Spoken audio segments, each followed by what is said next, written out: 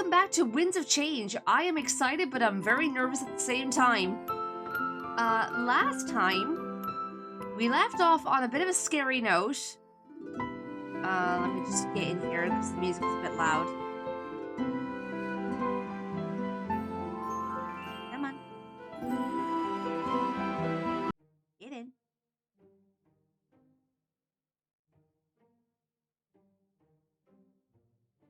No. There we go. Alrighty. So, let's do a recap. So, last time, we arrived in, Alarinthia, which is Ulrich's, place of origin. That's where he was from. And we also found out that Ulrich is a legend. He was lying for a while saying that, oh, he was named after a legend, but no, turns out he is the legend. So that was a bit of a shocker. So the guy is clearly like hundreds, if not thousands of years old. Which is insane. I wonder how that happened. Oh, cool chips. And then, what else? We ran into the, Draconic King. I forgot his name now. And Pro ended up trying to suck up to him to try and, get his army to join us, essentially. But the problem with that is that it means now it's now Pro versus Ulrich, along with, oh, I forgot to get the guy's name. Like, Ulrich is basically the champion of, I wish I remembered his name. God damn it. Pro is basically the king's champion, and Ulrich is the other guy's champion, is essentially what's going on. So they're going to be fighting in the Colosseum. And, of course, I was crapping bricks, because I don't want my boy Pro to die. And we had a little heart-to-heart last time, which really tugged at my heartstrings. I didn't cry, thankfully, but I was pretty close. Like, our relationship is still intact, which is great. So, yeah. But yeah, let's find out what happens. So, we've done everything we can do in here as far as I can tell. Let me just double check. The Grand Library. Oh, no, we already read this. Located in... Yeah, we already read that. Okay. Yep. All right. Oh boy. Okay, let's go to the arena. Draku and Vivian are the names you're thinking. Thank you, Bryce. And welcome on in. Hope we're doing well. Yeah. So Draku is the king, and Vivian is the one that's competing against the king, essentially. Hi, Marta. Welcome on in. Hope we're doing well. Yeah, so Pro is Draku's champion, and Ulrich is Vivian's champion. So whoever wins will decide our fate with the war. So let's get into it. Visiting the Colosseum. Oh, I spelled Colosseum wrong. Whoops. Like during the post. Visiting the Colosseum will cause a long series of cutscenes to play. Doing so will also conclude your visit to the region of Alarinthia. Knowing this, would you like to continue to the Act 4 finale? Yes. I can't remember how many acts there are in total. I think I want to say there's 7 acts in total. I could be wrong.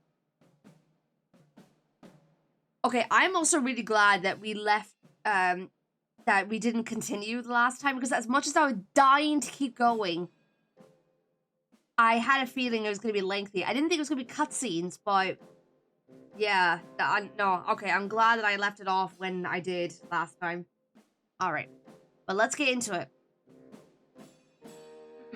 I enter the lobby with Ulrich and Pro behind me. Our comrades are there, and they immediately turn and stare. An odd aura fills the air, but this definitely is an odd situation. Vivian stands on one side of the room, and Draku stands on another. Ulrich follows me as I take slow steps toward Vivian, my ally in this battle. If I wanted to win, I'd have to ensure that him and Oryx stayed alive. So it's finally going to happen. I've been dreaming about this day for a long time. Do your best out there, Monarch. I've got your back. The fact that I've had to go against Crow is really devastating, honestly. But considering he's a swindler, I feel like he would figure out a way out of this without being harmed, or at least not getting killed anyway. Of course, I have heard rumors about that blade you're carrying. So if you don't mind, I might choose to lean on you for support too. Oh, thanks. If we all take care of each other, then we'll be unstoppable for sure. If you want me to be the carry? Okay, then. I nod, since he's right. We need to make our way to the other side of the Colosseum. Both groups start on opposite ends and meet in the middle. That's where all the chaos ensues. It'll be pretty hectic. I'm counting on it. It's been ages since I've seen a real battle. Do your best to stay out of danger, Monarch. Leave this to us. There's no need for you to risk your life unless you need to. Our targets are Draco and Pro. We should do our best to avoid senseless casualties. Vivian's reign should begin with as little bloodshed as possible. I nod and watch as Vivian and Ulrich shake hands. It's a bit of a walk, so let's get started. The battle will start in a few minutes, so we need to be there. Some leader I'd be if I showed up late to my home fight. He smiles and we break our huddle. I follow him as we make our way to the gates. The weight on my shoulders is immense and frightening. I notice Dracor make his way to my side. It was Drakior, right? Drakior.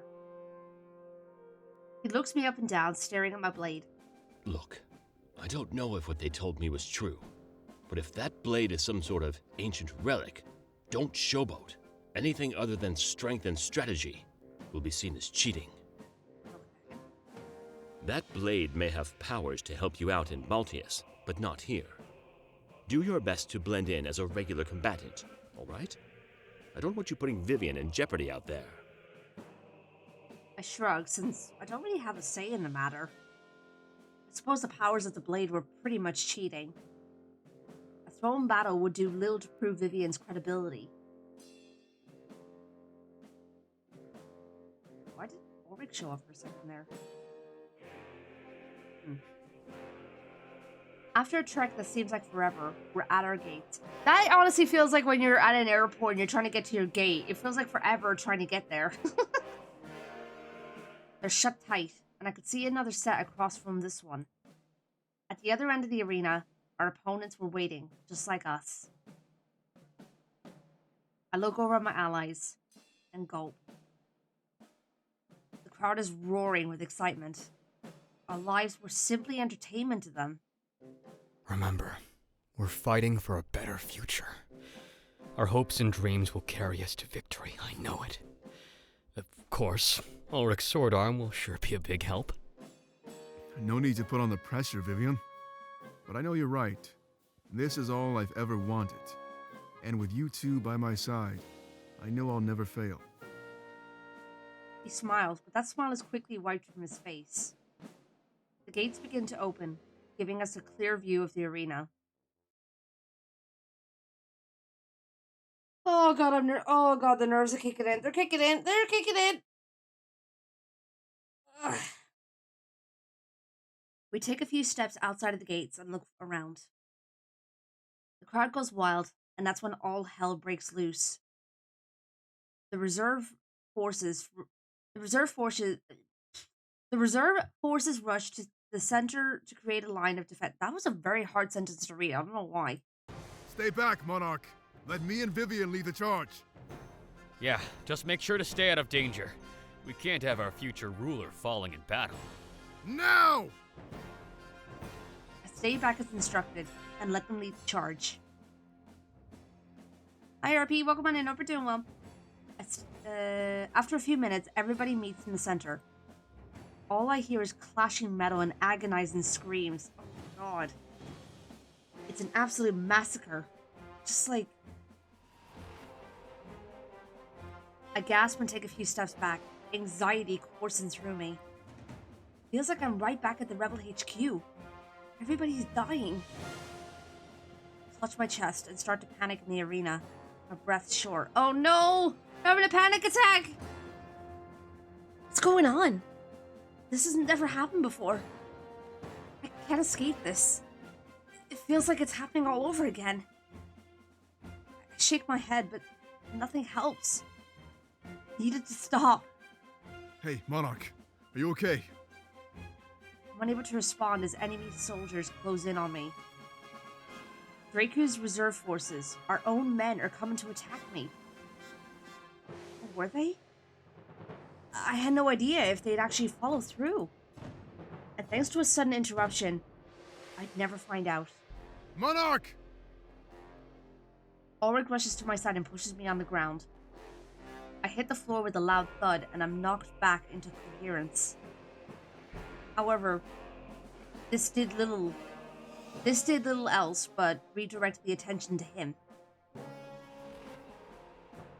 With almost a dozen men charging toward him, he stands his ground. Unsheathing his sword, he sizes up the oncoming attackers. One single swing later, they're all knocked to the ground. Seems he's shown them mercy as they squirm on the ground injured. I'm not sure what he was calculating, but that was impressive. It's almost like he knew exactly when to swing for maximum effect. It hurts me to see him harm our own. There was no other choice. Forgive me, Monarch. It was either them or you. I had to make a decision. Give me your hand. We need to keep things moving. I nod and grab his hand. He helps me back on my feet. I have no idea what just happened. Was that a vision or something else? No. There was no time to think about that. We had a battle to focus on. And it was a battle that we were winning. We pushed the opposing forces back toward their side. After a few minutes of battle, they are almost backed into a corner. Think of a stream streak, RP. We had them right where we wanted them. Or did we? Oh no. I thought it was too good to be true. No! Just when we think we had the upper hand, Draku plays his trump card. Oh no. His forces spread out and quickly run around our flank, surrounding us. We weren't quick enough to react. We were all too close together. Stay close, Monarch! This must be what Draco was counting on. If we can break free, then victory is surely ours. They take slow, synchronized steps toward us. We all look for a weakness, but can't find any. In a few minutes, they close in on us. The strategy, it seems desperate. That means he doesn't have anything else up his sleeve. Get us out of this, Monarch. Use that blade if you have to. They raise their blades and ready themselves to attack. They're still far away, but it's enough to intimidate us. I reach for my own weapon in response and unsheath it. I take slow steps forward, matching their synchronization. They stare at me, confused, and some of them even scoff at me. This was my chance to shine. I had to save us all from this trap. Gripping the blade tightly, I try to figure out how to activate it. As if sensing my instinct, the gear on the base starts to spin fervently. I raise it up in the air and demand that the blade assist us in battle. Immediately after that, a flash of white light overtakes the arena. Just like every other time the blade has been used, as if that's its call. However, this flash of white light subsides almost as soon as it began. It seems to leave everybody in the arena blinded. They stagger back, waving their hands over their eyes, unable to see. In their confusion, they step back, revealing a gap in their formation. And that gap is exactly where Draku now stands. With my comrades also blinded, it might just be up to me. I grip the blade and watch Draku panic in his sight-robbed state. The crowd grows silent, almost in awe of what's going on. All eyes are on me. They know I use my blade to do this. I gulp. unsure if I should attack or wait for their sight to return.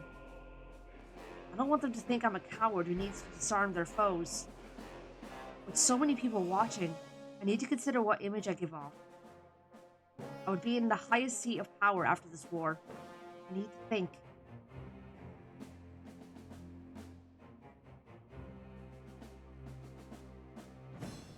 Ooh, that's a tough one. I'm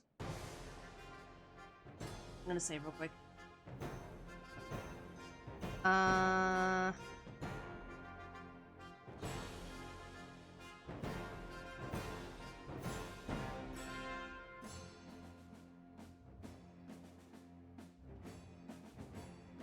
On the one hand, I'm thinking attacking them while they're blinded. I feel like that's a good tactic.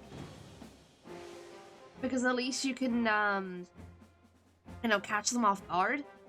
But on the other hand, because I'm a monarch, it might... And I guess, like, to not be outnumbered as well, going in as a team could be a good idea, but... No.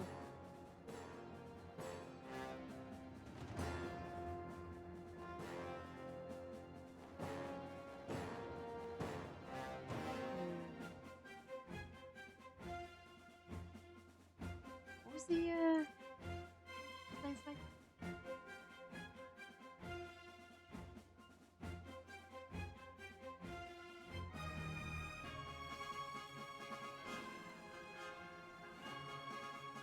I don't want them to think I'm a coward who needs to disarm their foes. No hints, please.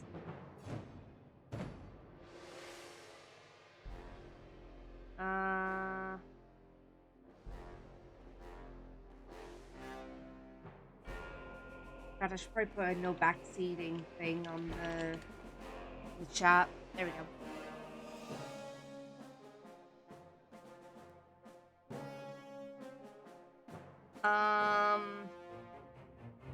I want them to think I'm a coward who needs to disarm their foes. With so many people watching, I need to consider what image I give off.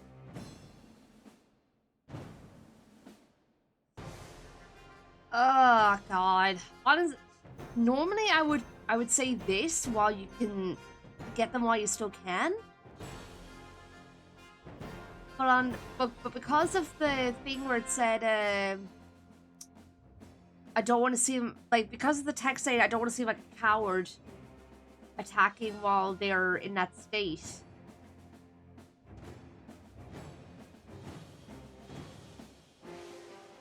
Cece, hi, welcome on in. Hope you're doing well. Good to see you.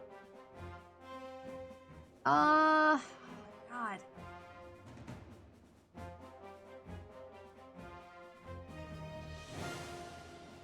This is gonna go against what I would think, but I'm gonna go with this. Yeah, there we go. No, I couldn't rely on the blade to win this battle. It was cheating. Breaking through this attack was enough to put us back on equal ground. That's all we needed to win. We wouldn't get caught off guard again. I prepared to sheath my blade, but then everything changes. Feel a grip on my shoulder prevented me from moving at all. Uh-oh. Turning to face the source of the intrusion, I tremble in fright. It was Ulrich. Sorry. I can't have you getting in the way. I have to do this, Monarch. Please forgive me. Oh God. The grip on my shoulder tightens into something more crushing. His aggression is clear. For the first time, I'm frightened by him. He holds up his blade and repositions his hand. He used the base as a weapon. And he smashes it against my face repeatedly. What? Ulrich? I scream and fall to my knees. Blood pours from my nose. Ulrich, what are you doing? My vision gets hazy, and soon I fall to the ground completely. Looking at the gap in the enemy forces, I see Pro step through. Pro, help me! He holds a dagger out at Ulrich, who holds out his blade in turn. The light still blinds most of the other fighters, making this a one-on-one battle. Oh God. I reach out and try to stop them, but it's no use. They immediately charge at one another. Pain radiates through my entire body, and I'm almost unable to focus. The weapons clash again and again, and I finally see Pro fight. He dodges with grace, almost like watching the moves of a dancer. That's my boy. Give it up, Pro. This is what I was meant to do. Changing Alarinthia means everything to me. I can't let you win, Ulrich! We need Dracu's strength to take down the Triumvirate! You can always come back and change things after the war! Never! They continue to fight, ignoring each other's pleas. But they'd have to do something quick. The other soldiers are shaking things off. I keep trying to crawl toward them. Their battle was with Vivian and Dracu, not each other. Are you really willing to die for this? Think about what Dracu can help us accomplish! If the choice is between fighting alongside Dracu and death, then yeah, I'm willing to die for this, Pro. But I have to ask, are you willing to kill me in the name of my enemy? Yes, of course!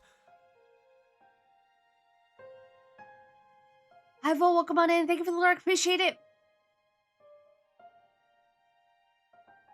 He looks nervous, like Ulrich is calling out a bluff.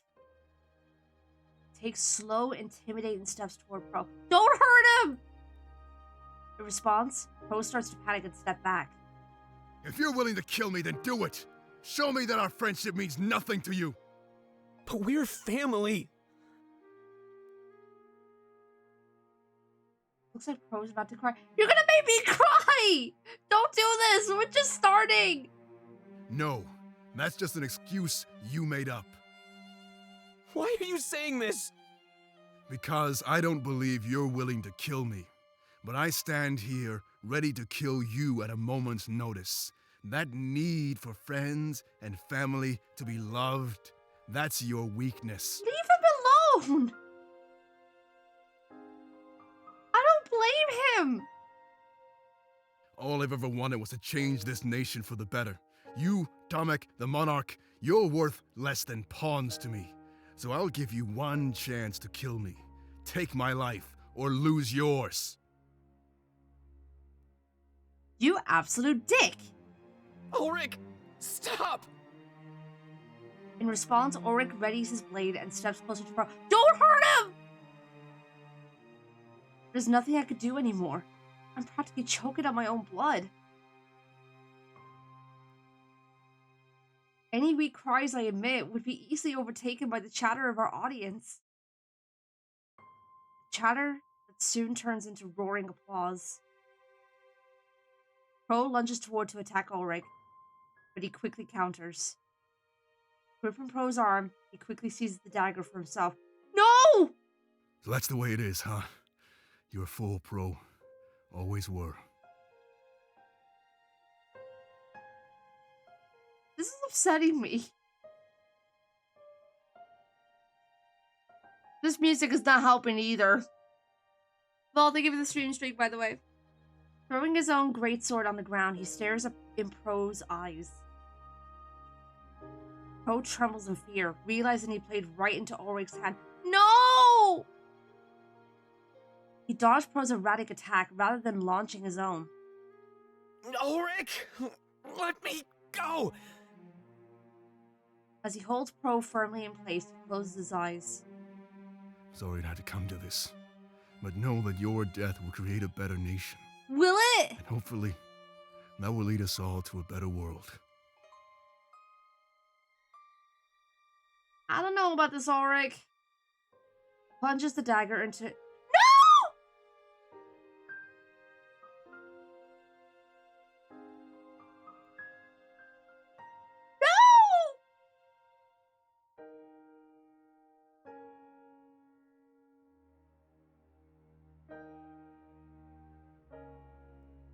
No! Plunges the dagger into Pro's gut multiple times. The look on their faces reminds me of Shane and Dominic. Ugh. Something tells me that Pro wouldn't be as lucky. No! Don't say that! I can hear him cry and whimper as he falls. No! Looks like you were finally good for something. Ulrich? You! Just you! How dare you!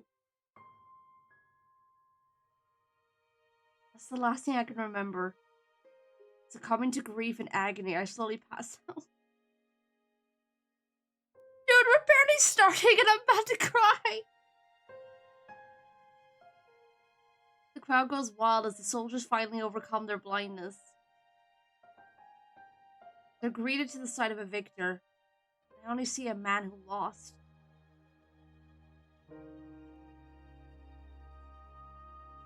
An empty victory. And one we would surely never fully recover from.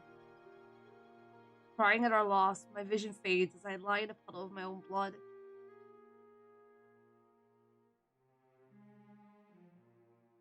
Ugh.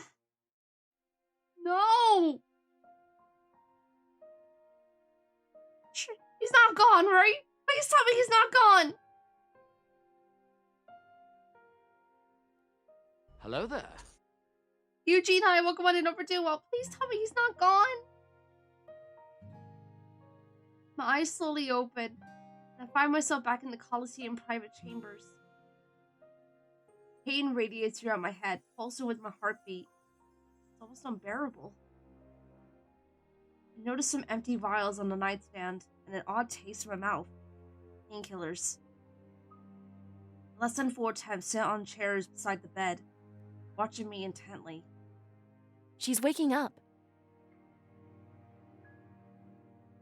Fortem immediately rises from his chair and runs over to me.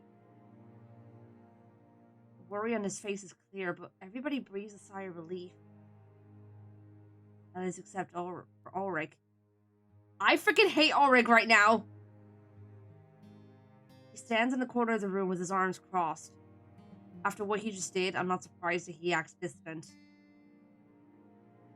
Yeah, you freaking asshole. We were so worried, Monarch. We didn't know if you'd recover. Ulrich did some damage. Your nose is broken, but if you give it time, you'll be totally fine. Upon hearing this, Ulrich rolls his eyes. I can't believe it. I was dead. No! No! No! Ulrich killed him. Our alliance with Vivian was secured. But was it worth it? Not a question I could possibly answer.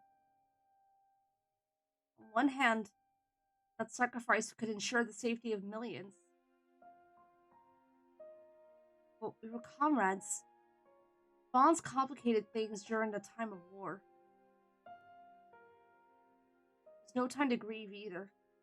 We need to prepare for Balteus. I let my legs dangle off the bed and find their place on the warm stone floor. I sensed the denial in the air. Nobody wanted to talk about what just happened. So, what's the next step? Dominic enters the conversation. With our alliance finalized, we need to head back to Museo. After some swift preparation, we'll launch the assault on Balteus. This is it. We've come away from this with more soldiers than ever. I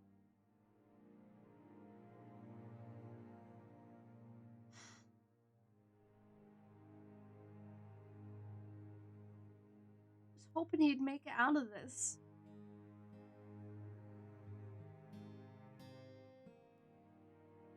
I was really hoping he'd make it out of this.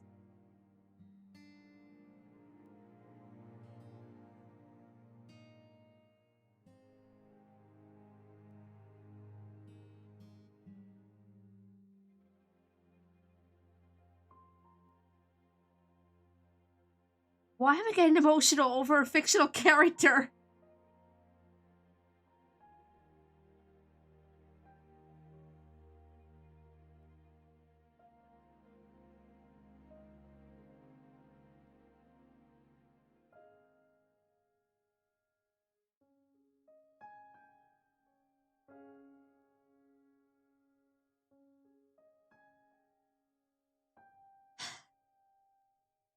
Hal steps forward, and enter the conversation as well. The Triumvirate would not expect us to recover this quickly, but here we stand, stronger than ever before. We can win this war. We would advise not mulling over this sacrifice. It secured us victory. Yeah, Pro may have not sided with Vivian, but he sided with us. We're still going to secure the future he was fighting for. Alestia's future. He was a dear friend, and this loss will give me more power, more resolve. A good outlook. Wasting time to mourn could cost us this entire war. We must make our way to the docks and meet with Vivian. Focus on the things that are within our control, Monarch.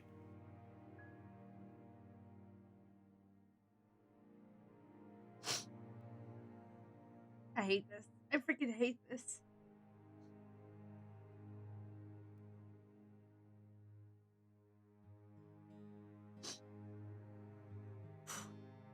I nod. Suggestion born from denial, but no doubt. However, despite its origins, it was a good idea.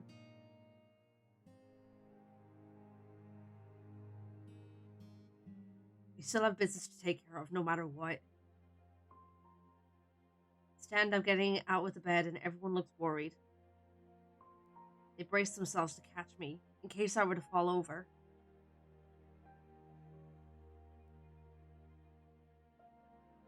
Stumble slightly. Oh, I'm fine. I'm not fine. I think I was ready to get things moving. So, should we just start walking to the docks? Let's make sure to stock up on lots of water. The journey back isn't going to be any easier. Gets ready to leave before Tim interjects. Whoa, hold on a second here. Before we go, I have a question to ask. He looks over at Ulrich, who exchanges an awkward glance. Ulrich, why did you do this? Yeah! You could have waited and went after Draku! Everyone looks shocked, but I know it's something we're all thinking. Without a single word, Ulrich shakes his head and walks out of the room. You freaking dick! Hey! I asked you a question, you coward! It's no use. He's already long gone. Likely to the dogs, as I know he wouldn't abandon us. As bad as his actions were, he still seems to serve our cause.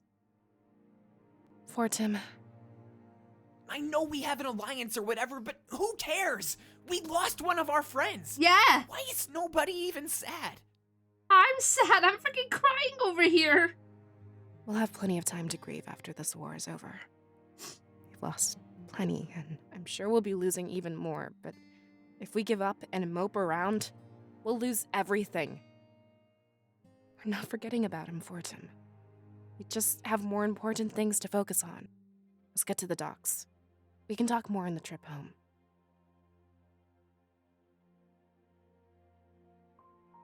I'm not gonna lie, I almost want to go back on one of the saves and redo this whole thing. I'm not even joking. I almost want to do it. 'Cause I freaking hate this.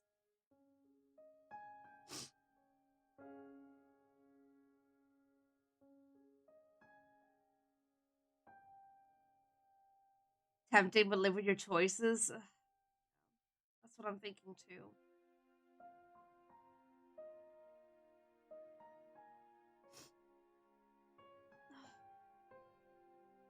I might have to do another.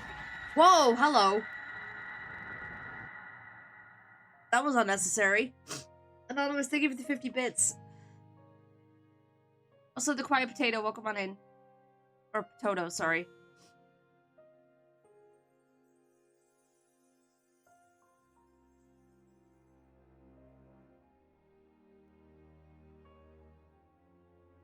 Give it until you get back to Museo, at least. Okay. I'll take your word for it, Bryce. That's part of the problem, Valessa. I don't even know what home is anymore. It was Valenorth and then Museo, but everything around us is getting destroyed. And I thought home was being with our friends. But now they're dying, Valessa. Nobody knows how to respond to Fortem's words. An awkward silence fills the room, but gets the idea. Fine. Forget I even said anything. But we were betrayed, plain and simple, by one of our own. It may have gotten us an alliance, but it's still a betrayal. And in my books, people like that deserve to be punished. So you can push this aside or whatever, but I won't. This is a crime that needs to be answered for. I'm with Fortem on this one.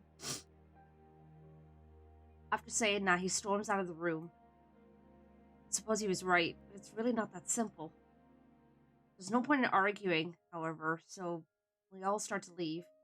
Well, I guess maybe venting like that could help. Let's just get it out of the way while we're walking, alright? Every moment we waste makes our enemy more prepared. Everybody seems to agree, and we all shuffle out of the room. So begins the long and arduous journey back to the docks. However, instead of hope, this trek would be filled with a feeling of despair.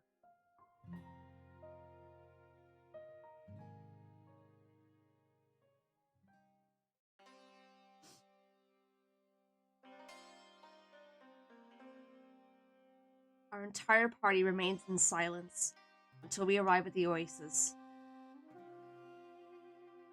Having gone through all of our water, we needed to fill up immediately. We're all sweating, clearly exerted by our journey through the desert. Well, it's time for a brief break. Let's get some water and then head back to the docks. If I remember correctly, this means we're halfway there. We all nod and start filling up our canteens with water. While I do, I pay attention to what's going on around me. Ulrich makes sure he's standing beside Fortem while he fills up on water. Fortem notices this and seems visibly angry. Totally understandable, though. Yeah, I'd be pissed. What do you want? I just wanted to apologize, Fortin. You'll understand soon. I had no other choice. Really? You had no other choice? You sure about that, Ulrich? There's no way you're sorry, Ulrich. I saw no hint of remorse on your face when you killed him. And even now that you're apologizing, you don't look sad at all. That's not true. I'm being serious here. Well, so am I. Just leave me alone, Ulrich. We'd all be better off without you. Oof. Ulrich takes a step back, hurt by Fortem's words. He wasn't sad before, then he definitely is now. Fine. He walks away from Fortem, considering the conversation over. As harsh as Fortem was, I think he's saying what's on a lot of our minds. Almost everybody has been treating him with disdain since the battle ended. After we're all done gathering water, Fortem approaches me. He looks so conflicted. After all, he's the only one being vocal about the situation. Especially after his outburst just now. Starting to wonder if he's being too emotional. Come on, Monarch. You have my back in this, right? What happened was way out of line. I know that everybody is focusing on the war right now, but I can't do that. This is just too much to take in. What should I do? Are you going to forgive this? Usually I'm up for second chances, but honestly, I don't think I could forgive this one. Good. Then that means we're on the same page. It's just so hard because of how close we are. But why should a friend get a free pass to commit murder? Everyone else seems so lenient. Are they just going to forgive this? He should be punished. Oh, sorry, didn't mean to do that. This way. He should be punished just like any other criminal, shouldn't he? Shrug, unsure on how to respond to that last part. He did kill a comrade. It secured us a powerful alliance. We have to wonder if such actions cancel each other out. One life gave us all the power we need to win this war.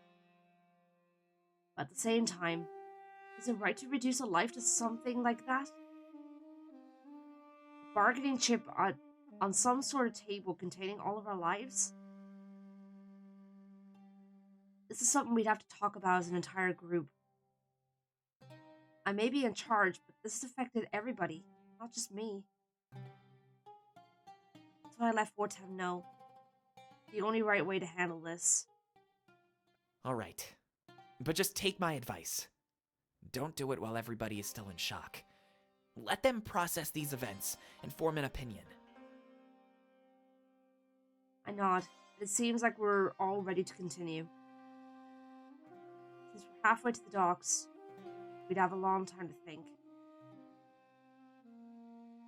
Something tells me no time in the world would let us sort this out.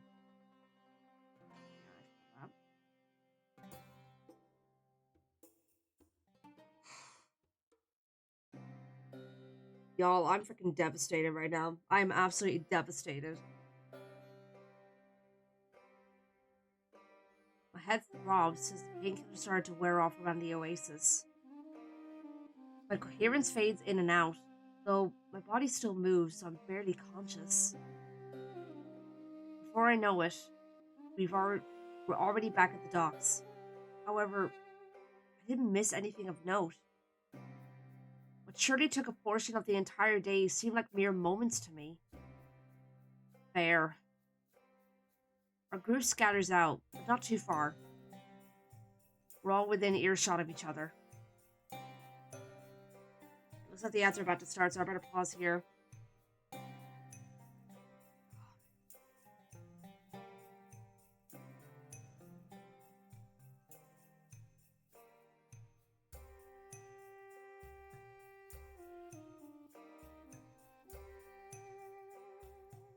Loving your reactions to this because this is an intense part of the game and I knew you wouldn't like it since I reacted the same way. Oh, God.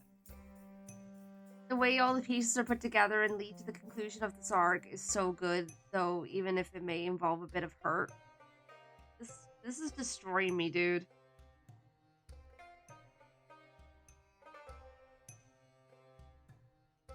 I really thought Pro would be able to get out of this unscathed. Or maybe not unscathed, but I was hoping that he'd get out of it somehow without getting hurt. And then freaking Ulrich! I can't believe this. I freaking can't believe this.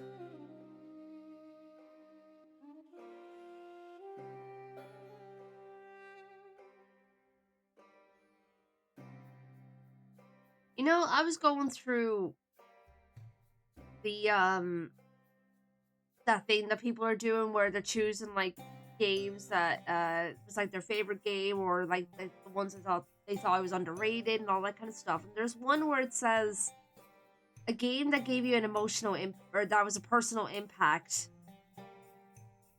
I think this game is in that category for me now. That I thought about it yesterday. I was like, but then I was like, I haven't played the game enough to really say that it has an impact on me or that I could say that it fits a certain category. But bro, this game is destroying me.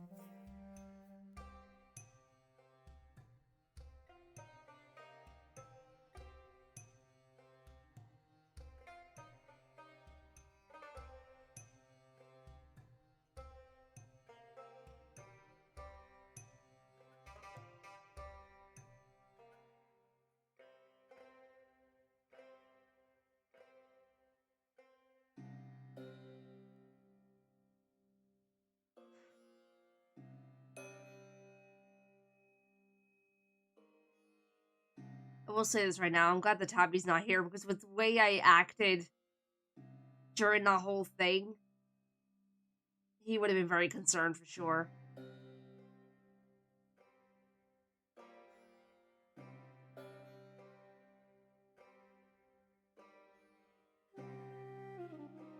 That's the final piece, ain't it? Understanding why Auric did what he did. Why? Would any explanation be good enough? How will they handle Auric going forward? That's the part I really want you to see before you make any decisions about going back or not. Honestly, I don't think any explanation could redeem him at this point.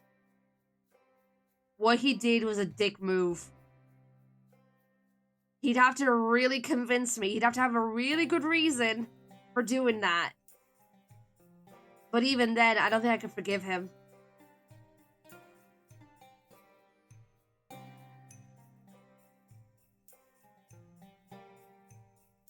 Oh, anyway, welcome back from ads, everyone. Sorry about that. Let's get back into it.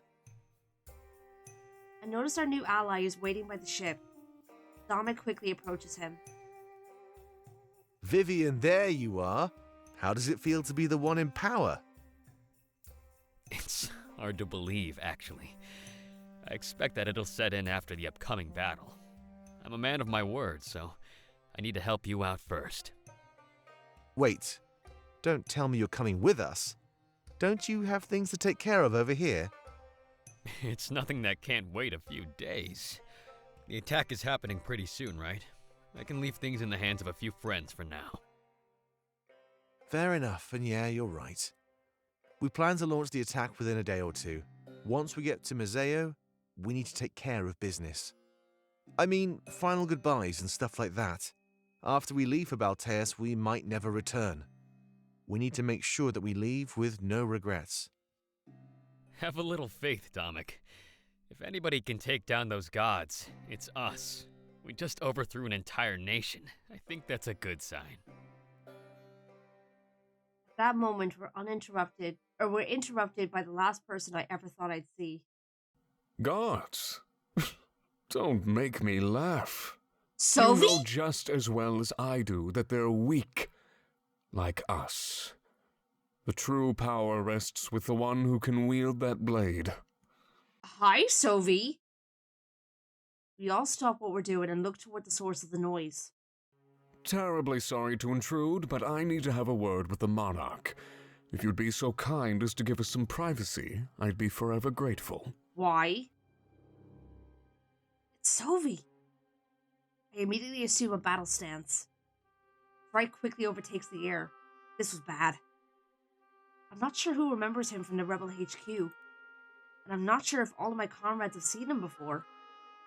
They heed my warning and assume stance is similar to mine. A hostile greeting. I don't blame you. You're only treating me the way I treated you.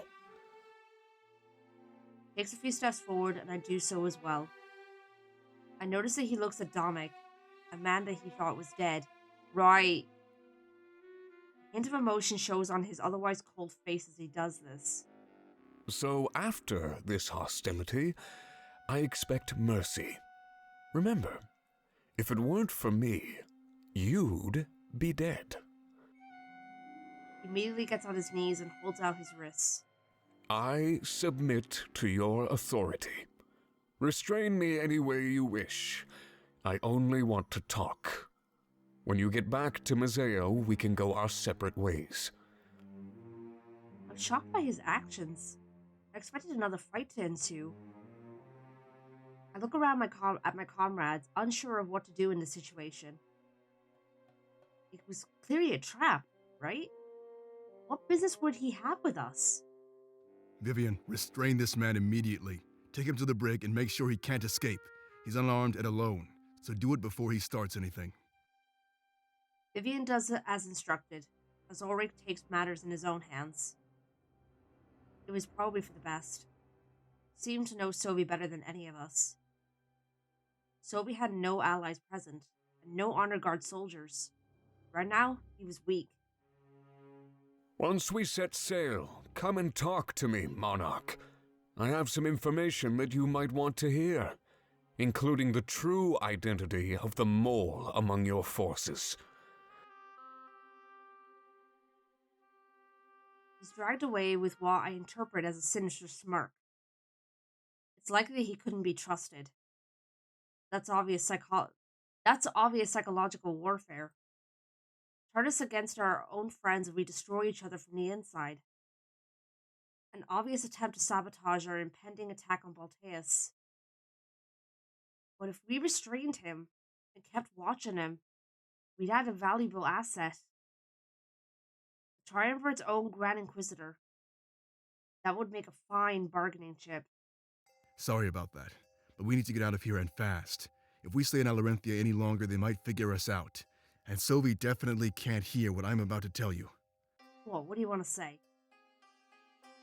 Figure us out? What does he mean?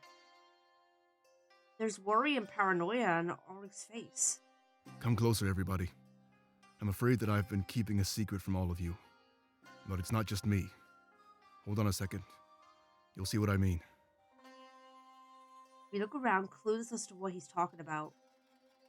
But following his instruction, we all inch our way toward him. He tilts his head to the side, looking behind one of the nearby trees. What happens next leaves all of us speechless in utter shock. You can come out now. And then from behind a group of trees steps out a man. They have a cloak covering their body, which they slowly drop to the ground. Oh man, it's about time. There's nothing I hate more than hiding. Sorry for worrying all of you, but we had to do it.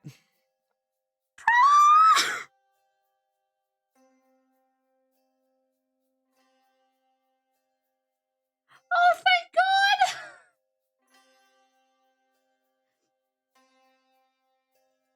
He's back! This is what I was hoping for! Oh my God. Dude, you scared me half to death!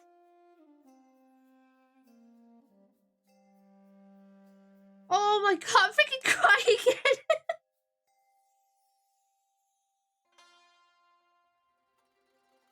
Why am I so emotional?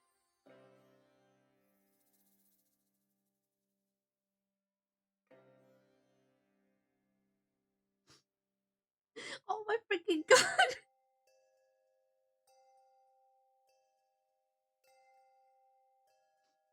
I must be a hormonal or something.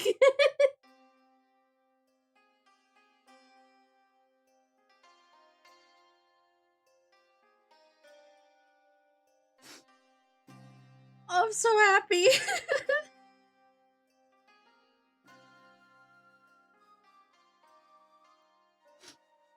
Oh my God.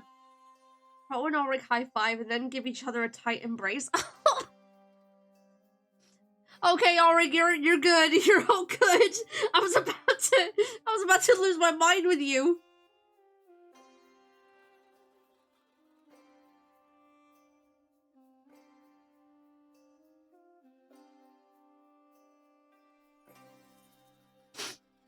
Oh my God.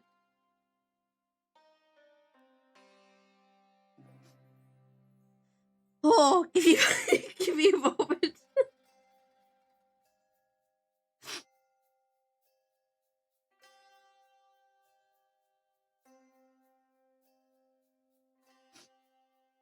I feel like I've never felt this strongly over a character before. Oh my God. At least not that I recall. Oops. Yeah, I'm not the best actor, you know. I didn't mean to do that. I think people were starting to see through our lies. I freaking knocked over my water bottle and it just pressed forward. I wasn't ready. Okay,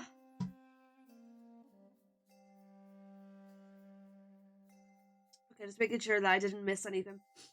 But yeah, I feel like I've never felt this strongly about a character before. At least not from what memory serves, anyway. If I did, it was a long time ago. But oh my freaking God.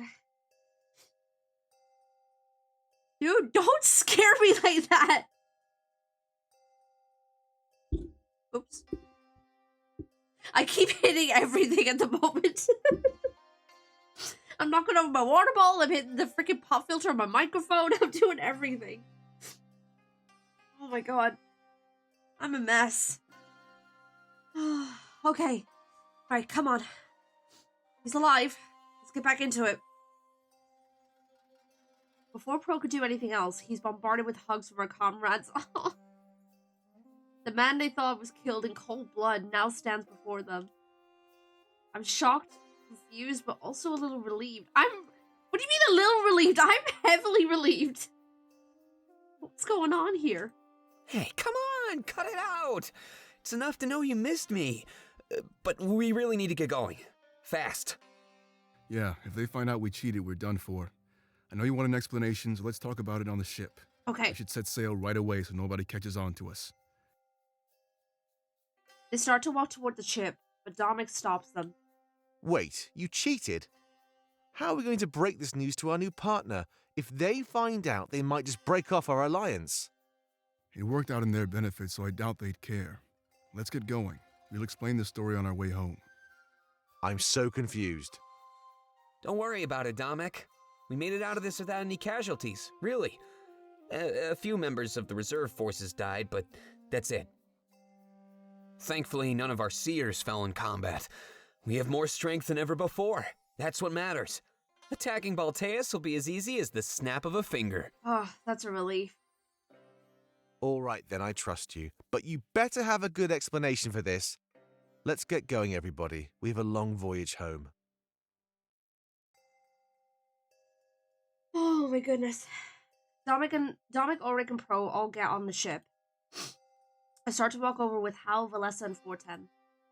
They seem happy, but just as confused as I am. Cheating is not something we agree with. Such tactics are what our current enemy employs. This journey seems to be changing all of your values. I don't give a damn what you say. But he's still alive. That's great news. I was really freaking out. I didn't know what to do. Don't tell me you think it would be better if he was dead. Maybe. Means to an end, we suppose. The enemy likely thinks the same way. With that, he walks away and gets on the ship. Valessa and Fortem both turn to me, happy. Let's go find out what they have to say. I'm also curious about that other man we restrained. There's so much going on right now, I can barely think. Yeah, I'm right there with you, Valessa. Yeah, I want to figure everything out. I was worried we'd be attacking Balteus without all of our friends. But to know he's still alive? I can't even begin to describe the relief. My question is, how the hell did they pull it off? That's what I want to know. Oh my god. We make our way to the deck of the ship, but Valessa's words stick with me. Everything was moving so fast, I almost didn't know what was going on. Are you romancing any of the characters? Pro.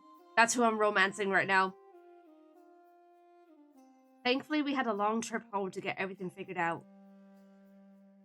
And that was my goal. We'd get back to Mazeo with no questions left unanswered. No matter how shocking the answers were, and whether or not I regretted learning them. We seemed to be running on everybody's agenda but my own. Everybody had their own plans. It was time for that to change.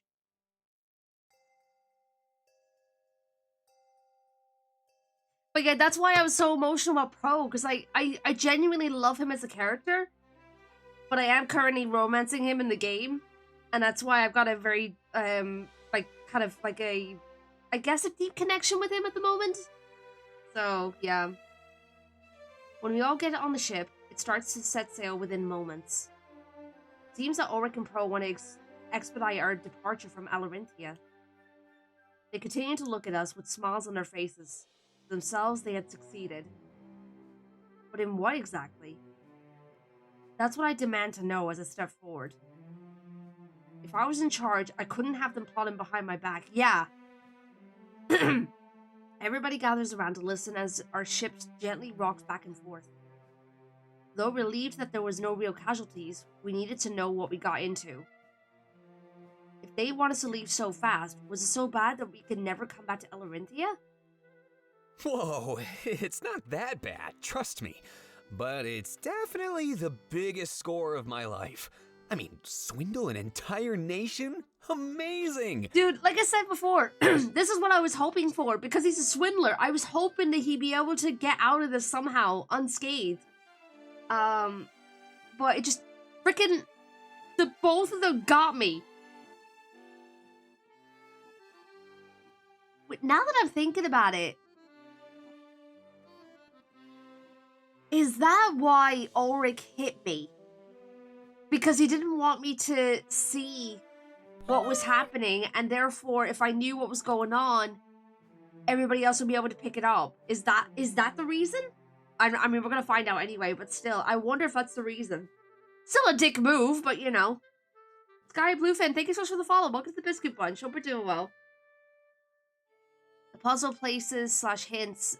What were Pro and Ulrich talking about on the way to the city? Why did Ulrich go after Pro instead of Draku? Why did Ulrich attack you and made sure you weren't able to do anything? It was all leading to this. To fool your enemies, you must first fool your friends. Oh, jeez. Alright, let's go. He continues talking, his pride apparent. It all started after the attack on our HQ. Domek cheated death, and we rose from the ashes. Then, we were going to Alarinthia, where I knew we'd be fighting. So I thought, what if we could cheat death again, but to our advantage? There was so much room for error that we stepped in to even the odds. I knew that Ulrich would side with Vivian regardless, so I went to him. I didn't want to work with Pro at first. It seemed like a plan doomed to failure. Could we really cheat an entire nation, right in front of their own eyes? Obviously, it sounds impossible, but Pro was pretty insistent. He came up with a solid plan. I'd fight with Vivian, and he'd fight with Draku. If we were both on opposing teams, we could throw the battle in any direction. So that's what we did. We ensured victory for the side the Monarch chose. It was easy enough to manipulate Draku. I mean, he thought he was the one manipulating us. But it was my plan all along to fight by his side. You sneaky little bugger. After that, all we needed was this. He holds up a dagger, the same one he used from the Colosseum. Stabbing it through his hand, that's when the true nature of the weapon was revealed. Rather than piercing his hand, the blade sunk into the handle of the dagger. It was a fake. Oh! That explains it! Along with some chaos and acting, they'd believe the battle was over. The chaos, of course, was the moment the Monarch used the blade. We pushed you toward using it so we could have our opportunity. Oh! That's really all there is to it. None of you could know until it was already over. If information was leaked, everything would be for nothing. You're free to come back to Alarinthia, but we might stay behind. It was just in our best interest to get away before they figured things out. So yeah, a new alliance, minimal casualties, and a great story. That's one way of putting it. I'd say this was an all-around success, wouldn't you? At first it wasn't, but you guys pulled a fast one on me.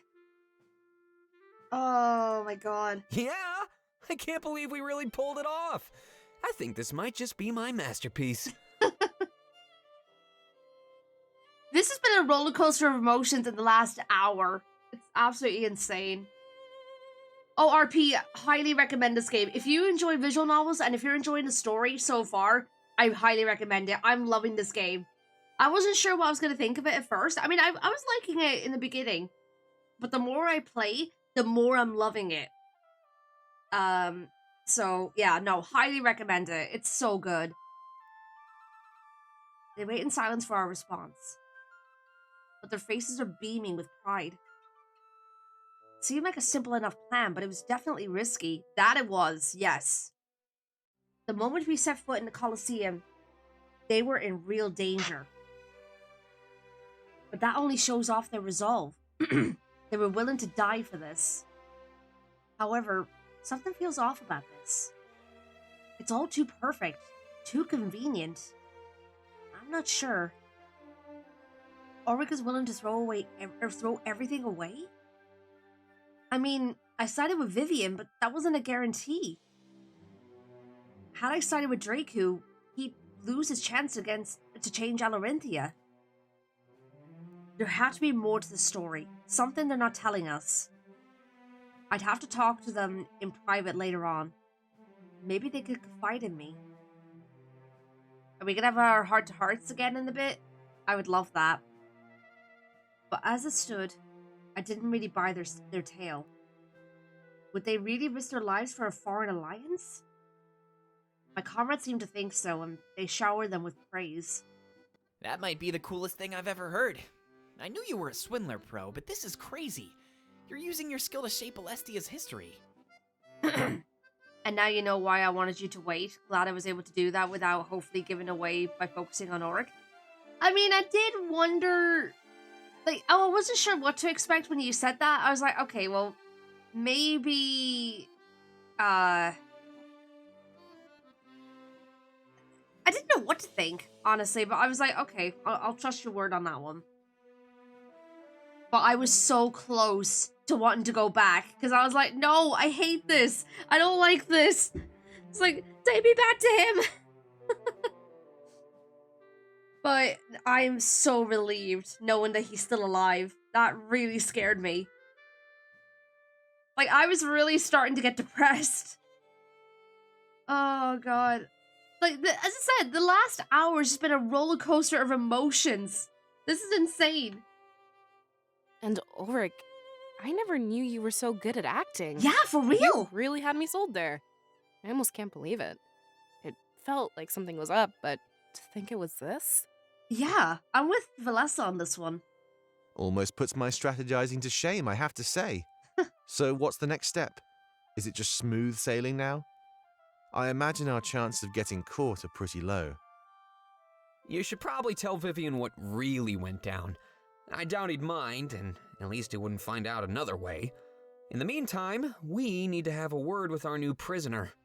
Right, Sovi. Right, I'll tell him while you do that then.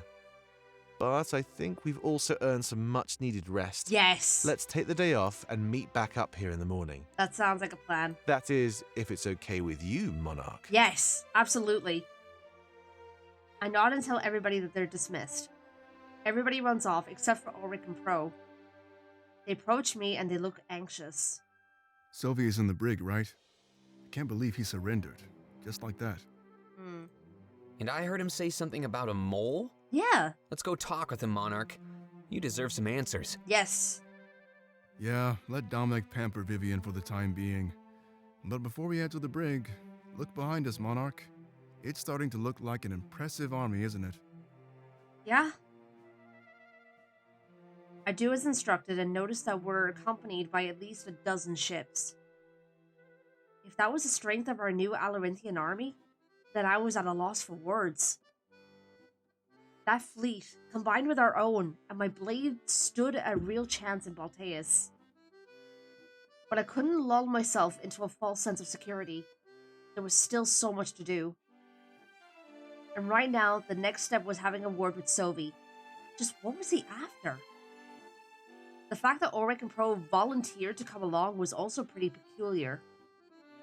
The pieces have started to fall into place, but there's still quite a few gaps.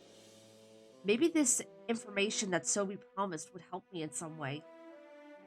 We all head down to the brig, and I'm hopeful that I could figure this all out. After all, I could leave no question unanswered before attacking Balteus. And resting in our brig was the one man who knew everything about our enemy. If we could use him for information, then that would be an incredible boon. As we enter the brig, one fact plays on repeat in my ever-running mind. With everything we just gained, we actually stand a chance of winning this war.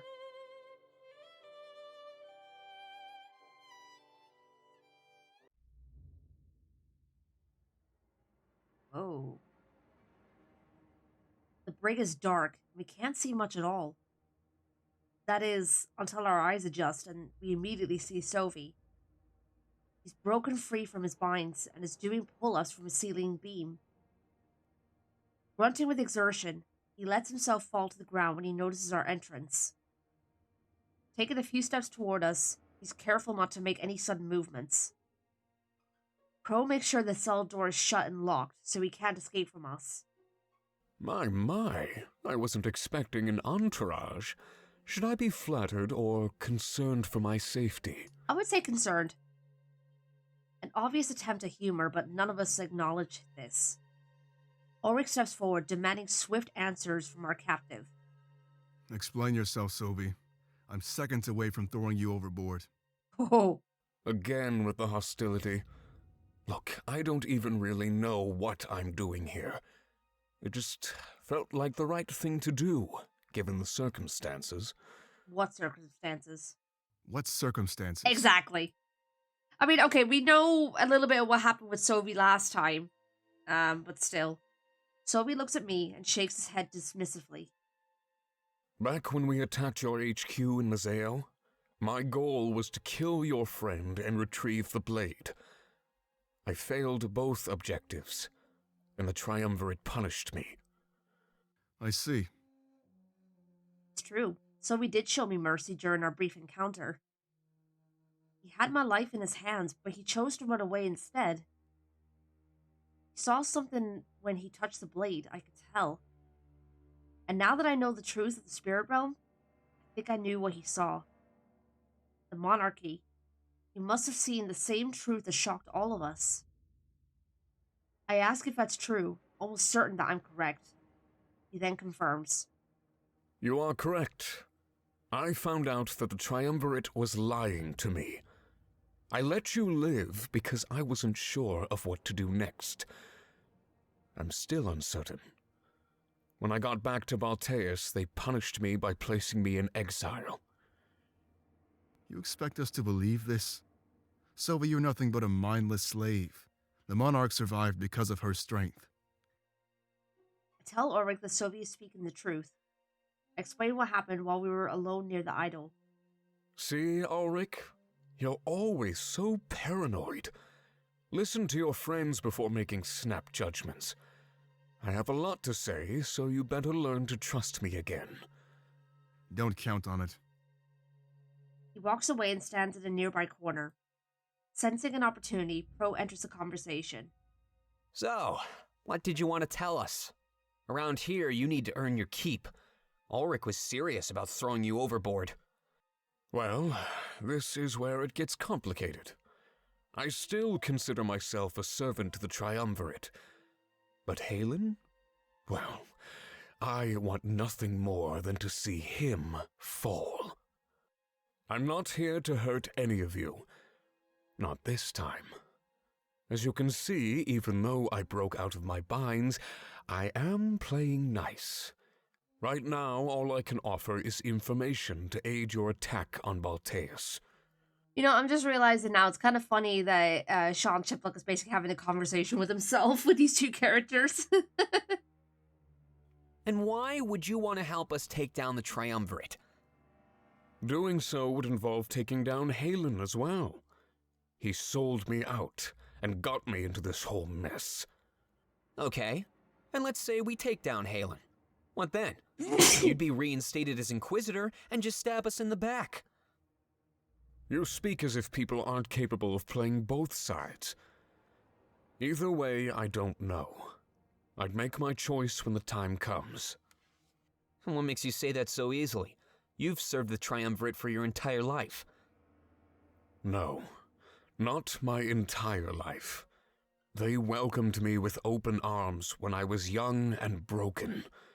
Now here they are, inflicting the same wounds they had promised to heal. Is that supposed to make sense to me? No, because it barely makes sense to me. Now, Pro, will you let me say what I have to say? Sure. Sobi sighs and crosses his arms. If you want to take down the Triumvirate, you'll have to enter their chambers. I've never seen them leave, and I don't expect that they ever will. I always thought they were hiding, but I don't think that's true. There's something at the back of their chambers. Something off. It's like a spirit idol, but the very sight of it fills me with fear. I'm not sure what it is, but I have a few theories about it. I'm shocked. He's actually telling the truth. I've seen this idol in my visions of the Triumvirate. Could it really be true? Is he doubting his masters? I think that maybe it's their source of power. But I'm probably wrong, as that seems to be the trend lately. Either way, its destruction should be your top priority. It lines up with what I was told in my visions. But I was unsure if those visions were tricks. in them, I was drawn toward the special idol. A spirit idol in their own chambers? But those are conduits for the monarchy. It makes no sense that they'd keep one close by. Their main goal was to destroy all of the idols. Nice try, but I'm not going to believe any of this. Let's go, Monarch. We'll ditch him in Mazeo. Crow and Ulrich start to leave, but I tell them to stop. I let them know that Sobi's telling the truth, as odd as it sounded. I saw the same idol in some visions I had of the Triumvirate's chambers. Visions of the Triumvirate's chambers. When were you going to tell us about this? Sobi scoffed, clearly amused at their reactions. I'm not finished yet. Our attention is directed back toward him. Sean Chiplock is super talented because he could be super serious like this or just be really funny like Kinger.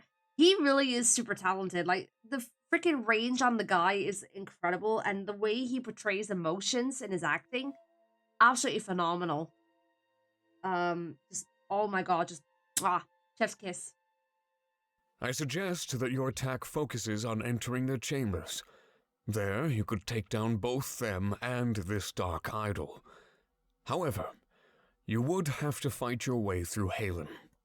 I have to say, I think Sean Chiplock is starting to become, like, one of my favorite voice actors. Like, maybe it's just because, like, he he guest starred in Fox's show in season 3. Like, that's definitely what started it. But the more I've seen of his talent, the more I appreciate him as an actor. Like, he's really, really good. And that's where my next piece of information comes in. Halen may seem just like you and I, but he's not.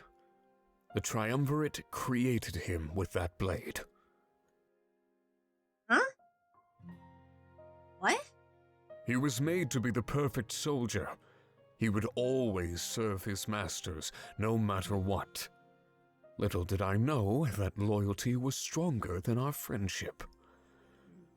He promised not to tell them what happened, but the moment we got home, he sold me out immediately. He lives under the Triumvirate's thrall, a true mindless slave. You must never let them get their hands on that blade again. They aren't limited to suits of armor. They've mastered it enough to create life. Of course, their first test was Halen. They needed someone trustworthy enough to serve them. I think they did it to ensure that nobody else ran away. My previous master, the former Grand Inquisitor, defected. I trusted Halen and the Triumvirate. They all betrayed me. But there's your information. I'm sure it will help you out. A possible weakness, and the true nature of Halen. With that blade, you could even give him freedom. It would release the spell that the Triumvirate has put on him. Of course, that's not how I'd like things to play out. I really like the voice actor for Gangle. I can't remember her name, but she is really good. Same with Zubal's VA. Ashley, yeah. No, Ashley is really good too. Part of that is because they're both my favorite characters in the show. Yeah, I mean, I think if you have a favorite character, then the actor that plays said character is bound to be like to become a favorite of yours for the most part anyway. It's not always the case, but yeah. But it does enhance the likeness or the fondness that you have for the character. He smirks at me, and I could sense what he's about to say. I would prefer it if you let me kill him, Monarch. That is all I ask for in return. I won't get in your way. If you grant me this, I would be further in your debt. Okay. We all look at each other, slightly confused. The Triumvirate created Halen to be a perfect slave? I guess it makes sense, especially if they dealt with defection. But just what was this idol at the back of their chambers? And was destroying it really the best course of action? I guess we wouldn't find out until the very end of things. So, do you trust me? We all nod reluctantly. These facts weren't revelations, but they helped. If I could free Halen, he might end up being a valuable asset. However, the idol remained a true wild card in all of this. If I ever got the chance to talk to the Triumvirate, I'd ask them. But something tells me, for face to face, it won't be civil. For all I know, it's just a trick. The idol could be a red herring. Does line up the other option Hal gave you was to create an army to fight for you. Makes sense that Triumvirate could do that, but better. I'm gonna hopefully see the last act in the cinema because it's officially in the UK. Yeah, was saying that when I was on Fox's stream last night, which I was shocked about. I need to, I tried to look and see if it was coming to my local cinema. I'm gonna have to keep an eye out because I really do want to go see it. I do want to support them. Good. Because there's 2 more things to talk about. And now that I've earned your trust, you have no reason to doubt them. I saved them for last because, well, it involves dishonesty among your ranks. Uh-oh. Must be about that moly man. Yeah, what was that about? I tell him to quit dancing around the subject and tell me. We had a lot of plans to do for our final attack, and very little time. Well then, do you 2 want to tell her? Or should I? They know? Poe and Ulrich shuffle in silence, clearly in a state of unease. What was Sylvie talking about? There's no way Ulrich and Poe were dishonest. They had served Dominic and Salas for decades. They were easily the most trustworthy. I guess it's time. I'll go first. Oh god, I'm nervous now. What have you guys been keeping secrets? Like, what is the secret that you're holding from me? Ulrich steps forward, taking a deep breath. Sylvie watches with his signature smirk. My allegiance is with the rebellion. I can promise you that. Okay. But that wasn't always the case. It's all in the past. Ages ago. Sylvie is trying to harm our trust with ancient information, Monarch. Okay. I knew this was going to happen. He'd earn your trust with a couple of interesting facts and then attack. This is subterfuge. My past has no bearing on my current loyalty. Okay. But I knew this secret would come out sooner or later. That's the real reason I sided with Pro to cheat the Colosseum. You'd know my loyalty was with you, no matter what. That much is true. He had no guarantee that I'd side with Vivian. He didn't have to in the end, but he was willing to abandon his dreams. That was proof enough of his loyalty, but I was still a bit concerned. Delaying, as always. He's scared of you, Monarch. He knows you might throw him away. No. The Monarch would never do that. Not after what I did for our cause in Alarenthia. So go ahead, Sylvie. Watch your plan crumble and fall. I notice a weight lift itself from my back. The blade disappears from my scabbard. Sylvie is doing it again. However, much to my surprise, that's not what happens next. Ulrich sighs in both relief and fright as the blade appears in his hands. I take a few steps back, shocked. How in the world was this possible?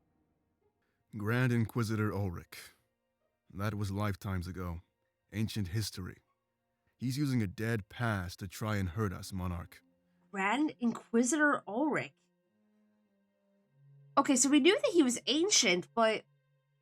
Wow. Okay. Ulrich was a Grand Inquisitor?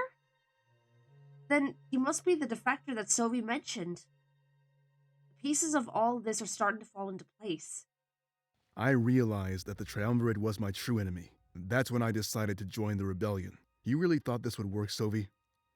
I never said I was intending to hurt you. This is merely information that might help you in Balteus.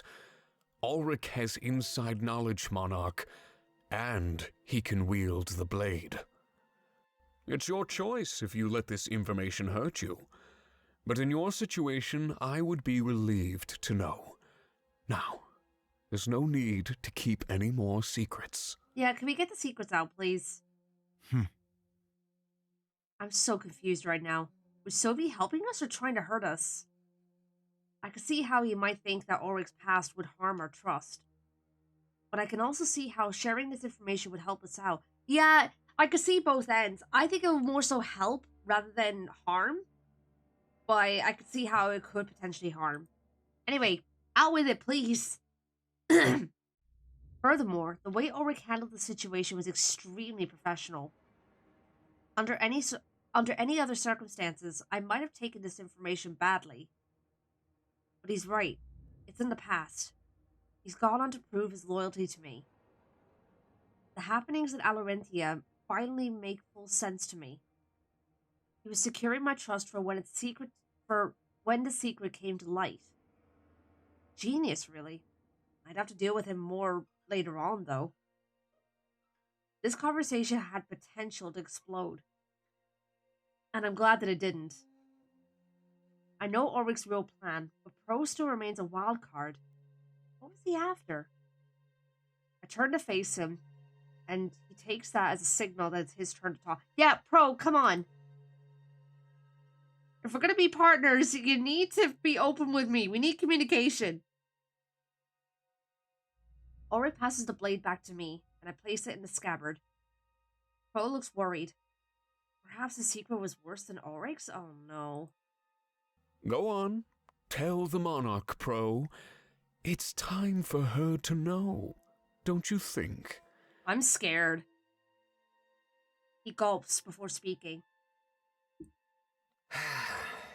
So, I guess I'll start from the beginning. My parents abandoned me. They didn't die in the occupation like I tell everybody. I've always wanted to know one thing. Why?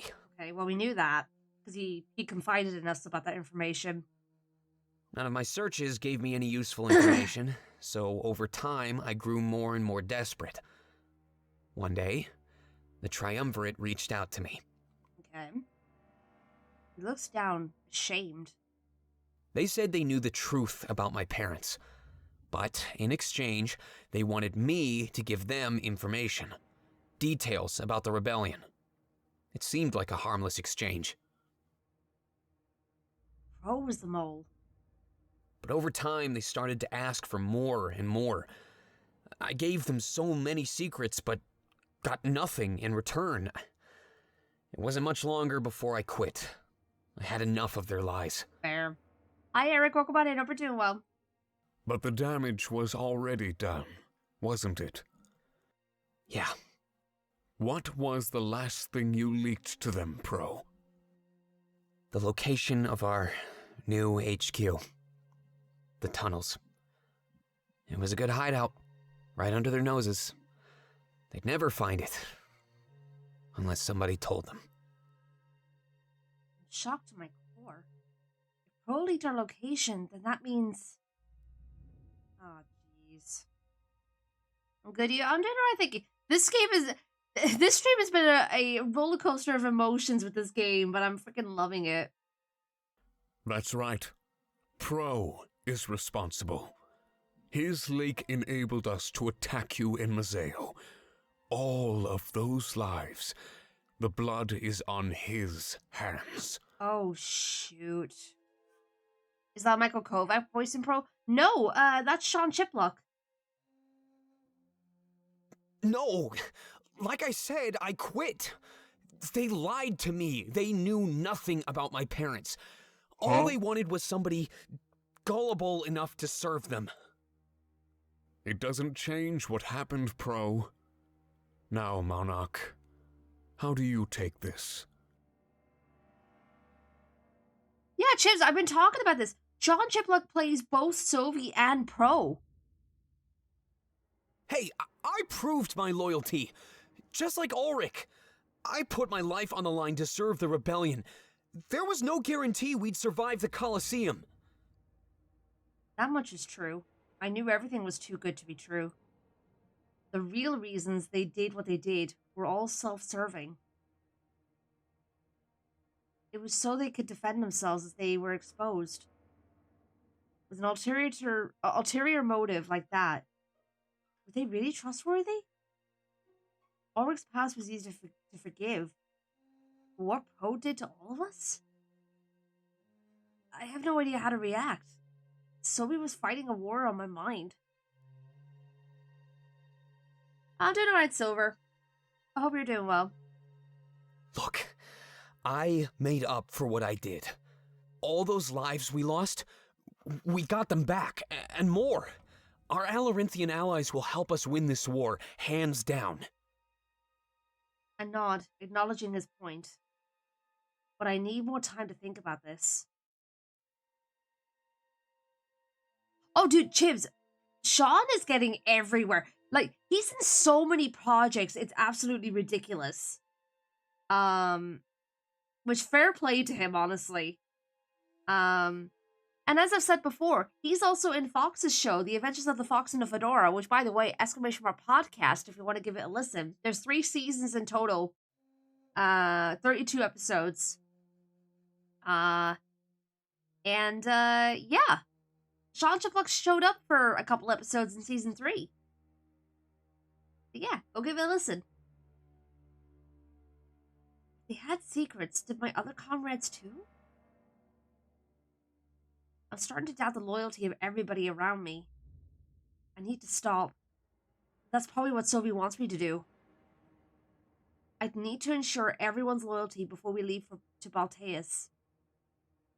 Ulrich was the previous Grand Inquisitor? Pro was a mole responsible for the attack in Mazeo?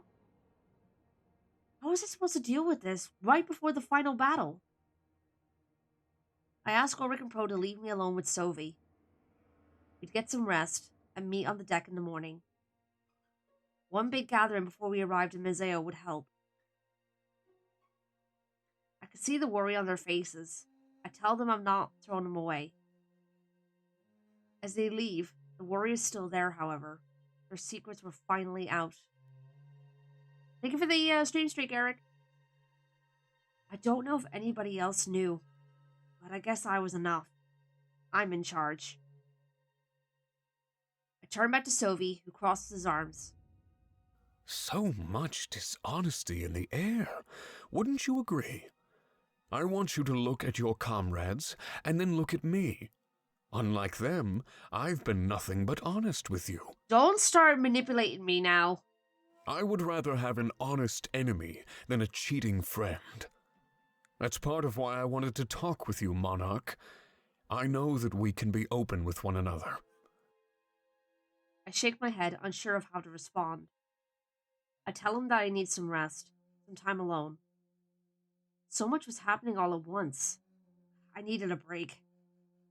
Very well. We're meeting on the deck come morning, then? I'll make sure to be on my best behavior. I respect you, Monarch. I always told myself that I'd serve the rightful rulers of this world. It just seemed like I was also lied to by the Triumvirate. Just like Ulrich. Just like Pro. We're victims here. All of us. I may have realized it late, but was it too late? I guess we'll see. His attitude seems to have changed now that we're alone. And for the first time, I could sympathize with him. He's hurt and lost. Just like all of us.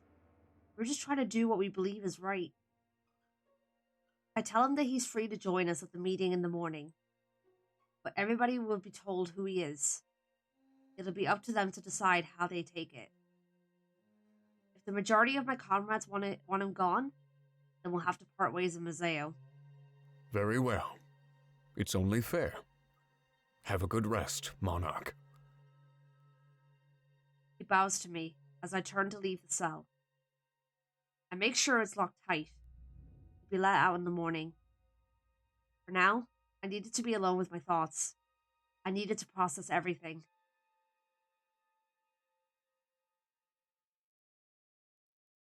Yeah, that was a lot to process. I make my way back to my bed and quickly collapse onto it. Mood. The weight of recent events weighs me down like a ton of bricks. Hey, so welcome on in. Hope we're doing well. At the end of the... Thank you for the hydrate. Actually, I do need to refill my water bottle. I'll be right back.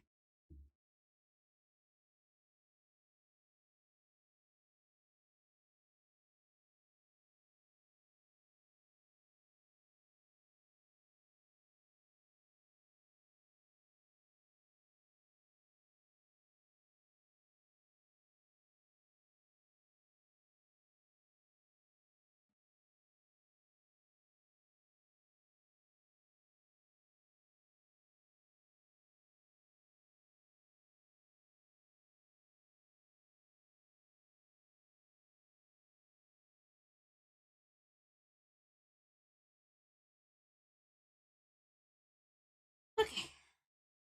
Doing good. I'm glad to hear it. Also, Gigster, welcome on in. Thank you for the hydrate, by the way.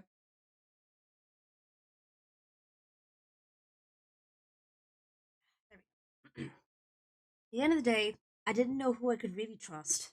It's awful. Ulrich and Pro, two of our most trusted comrades, had dark secrets. It makes me wonder just what everyone else was hiding. Even Valessa and Fortem. When we got back to Museo, I'd need to ensure their loyalty before we attacked Balteus. Is that where the loyalty scenes come into play? We couldn't embark on the biggest part of our journey with unresolved issues. Everybody needed to be in tip-top shape. Not held down by anything at all. As big as Ulrich and Pro's secrets were, it's information we didn't have before. Information we could use against our enemy and against Balteus. We were too close to our goal to fall apart due to internal politics. I drift off to sleep and make my way to the deck in the morning. It was time for everybody to know about Sovi. Then, we'd have a final discussion about what comes next. We were ready to launch our attack. But what should we do?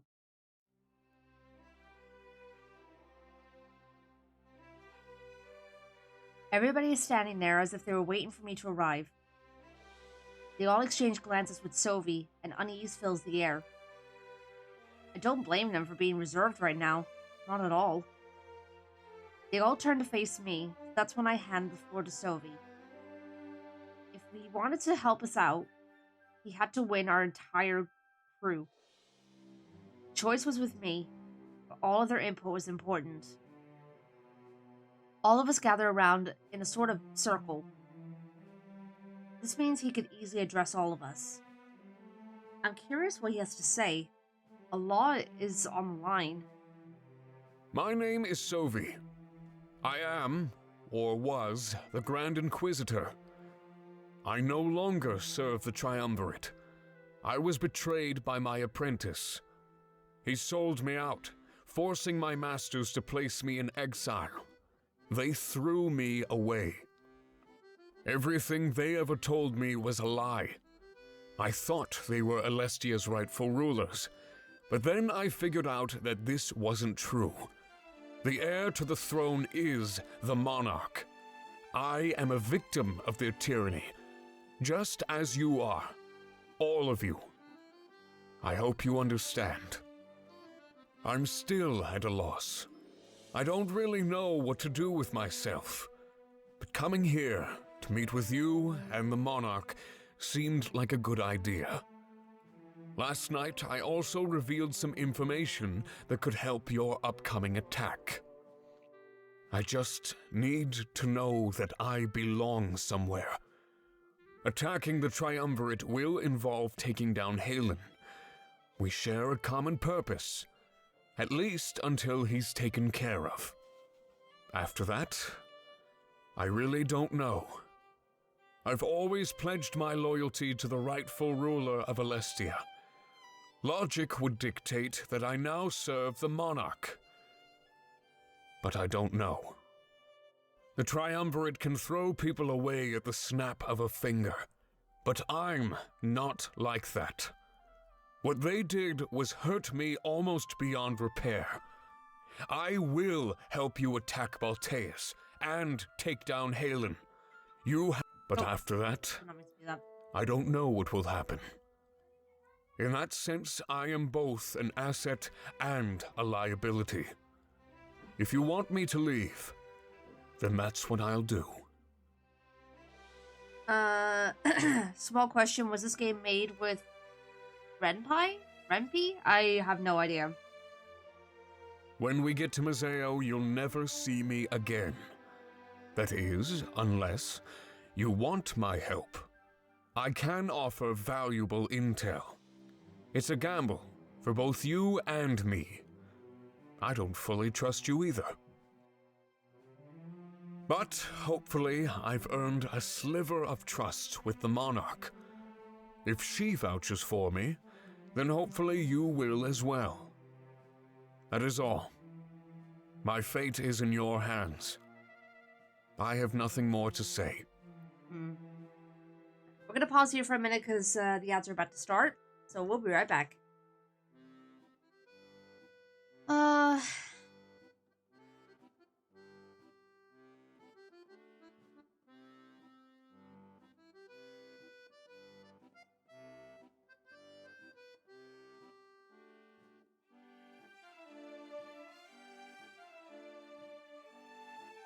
That's a visual novel engine. Oh, that's what you're talking about.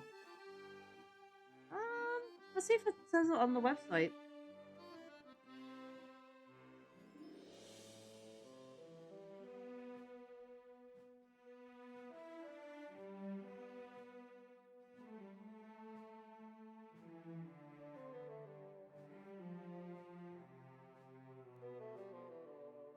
Games list. Here we go.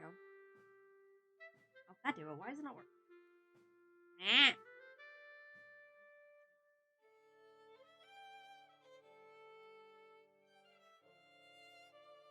No, I don't see it on there.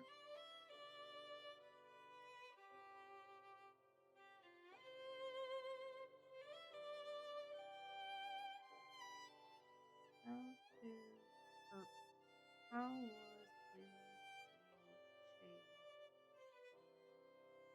the visual novel?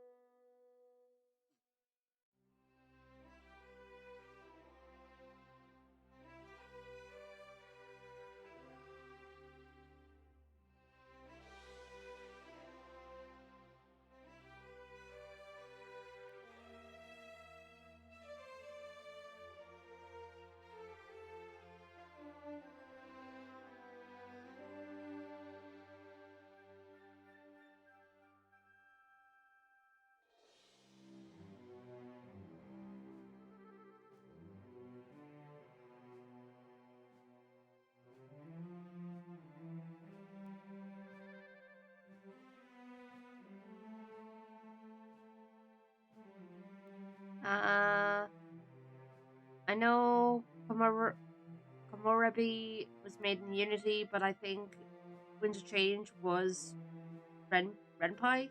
It has the menu layout typical of a Renpai game. Yeah, unfortunately, there isn't much behind the scenes in regards to the game, which is really unfortunate. I'd love to learn more about the behind the scenes.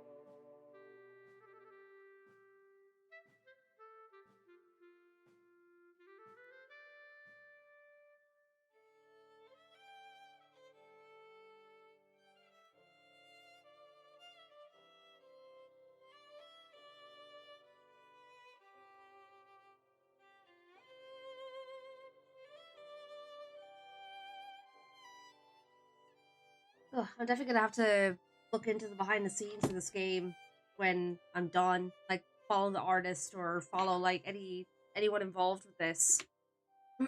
That's for sure. Alright, welcome back from ads, everyone. Sorry about that. Thank you for your patience. Let's continue. He crossed his arms, waiting for our reply. My comrades are all shocked and confused, save for Pro and Ulrich. I asked them to step forward, one by one, and offer their thoughts on this. For once, I have to grasp on an entire situation. This is how things should be. Like Sophie said, I was the rightful ruler. I couldn't have people being dishonest and plotting behind my back. I honestly didn't expect this, but nothing has been normal lately. I'm willing to give Sovi a chance. I did the same thing with Grizz. His defection marked a turning point for our cause, a big one. If he can help us out, then I think we need to accept it. And if he turns against us, then he's easily outnumbered. The potential benefits outweigh the potential risks. You know what? I agree with Dominic on that one. This is clearly a trap. We request that you deny his assistance. He's alone now, but he won't be when we arrive in Baltius. If we give him information, he'll turn on us once we get there. I see where Hal's coming from in that regard. Surely we aren't the only one who thinks this way. An alliance with our enemy mere days before our attack. It's too convenient. Sovi is playing us for a fool. I'm with Hal on this one. We can't work with the enemy. This is the man that killed you and burned down Valinor in your vision. I know it was a trick, but the man is the same. He's a trained killer. For that reason, I can't accept his offer. Fortum, you're with me, right? I don't know, Valessa. I think everybody deserves a second chance. We all had that moment when we turned against the Triumvirate. Why is it so hard to believe that Sovi might have that moment? He worked so closely with them. He's seen their true nature. He has more knowledge on them than anybody else in our army. It makes sense that he'd come to the same realization as us. I mean, sure, it took a while longer, but that's because he served them. When you remove the excuse of loyalty, it can become pretty clear. That's why he didn't fully realize things until they put him in exile. Yeah, I'm with Fortem. Everybody deserves a second chance. We've all been there before. We've all made a wrong decision or two. There's no better way to make up for it than doing the right thing. Sovi isn't concerned with doing the right thing. He's a liar, plain and simple. There's no way we can trust him. He'd turn on us the moment we arrived in Balteus. That's a guarantee. Letting him close to us now would only enable him to gather information. If he knows our strategy, he can counter us with the Inquisition when we arrive. It's a death sentence, Monarch. Don't be foolish. We've come too far to risk this. Seems like my comrades are divided, but with good reason. Yeah. Hi, Slushy. Welcome on in. Hope you're doing well. I was hoping for something more unanimous in any given direction. It was clear that now the pressure and final decision rested on my shoulders. Well, Monarch? Oh boy, okay, so do we allow Sobi to join us, or do we not? Probably should save.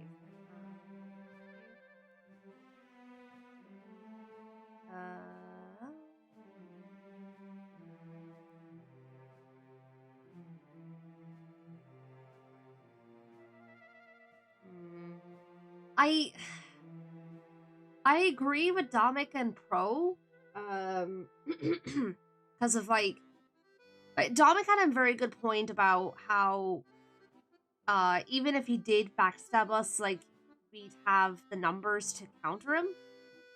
So he does have a good point there. But I also understand the concerns that everybody else has. Yeah, I'm kind of leaning with 410 Pro and Dominic right now, but I could totally see where Valessa, Howl, and Ulrich are thinking as well.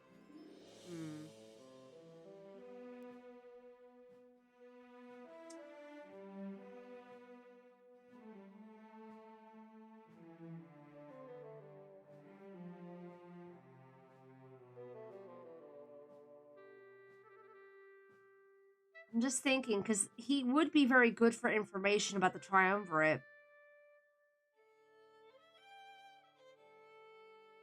So yeah, he'd be very good for that. But on the other hand, what if he backstabs? What if he backstabs us? There is that. Like, he was kind of trying to manipulate me earlier. But that wouldn't work.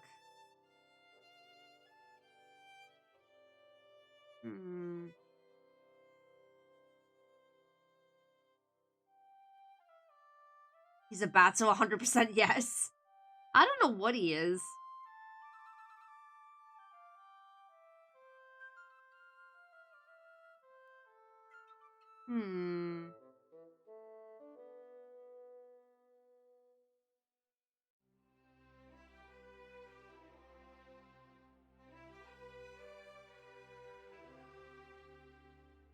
You know what?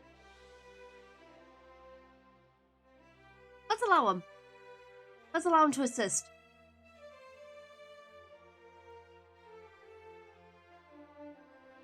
That I could fix him? Jesus Christ. It was a risk that I was willing to take for our cause. The information he could offer us would make us so much stronger. Yeah, that's what I was thinking as well. If we got suspicious of him before the attack, we could easily outnumber him. Very well.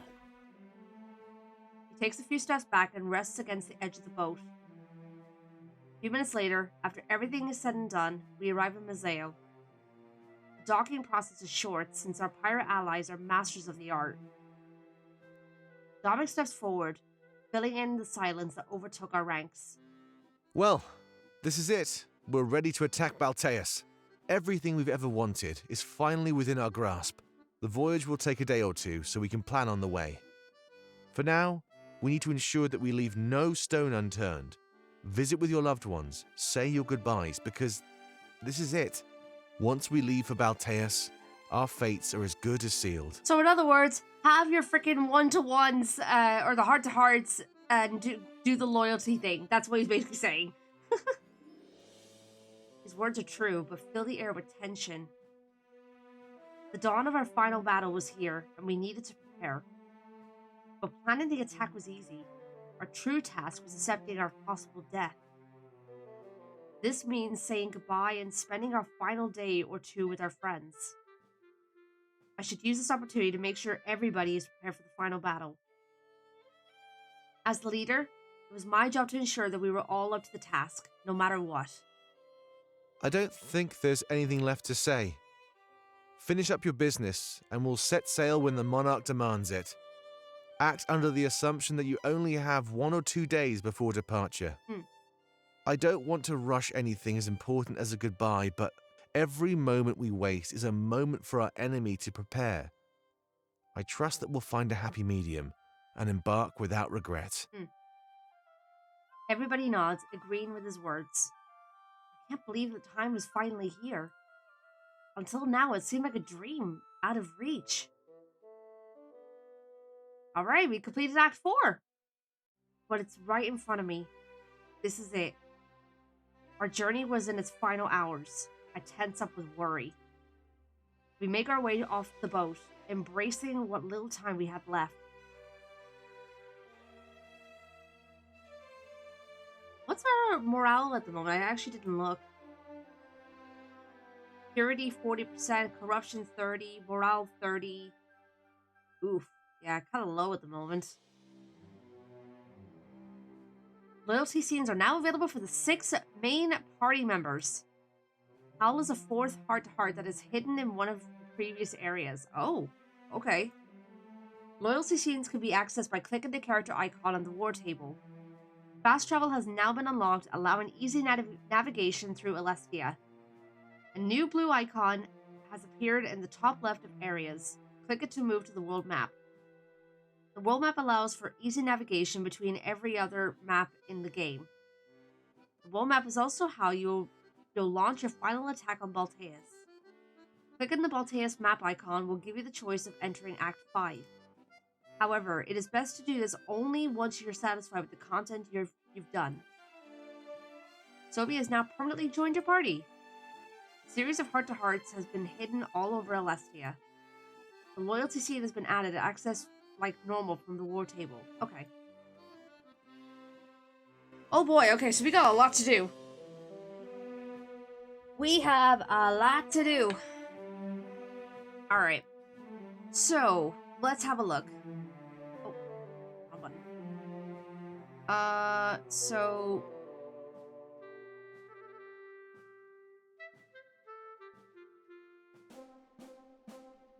Where do we want to go is the question. No.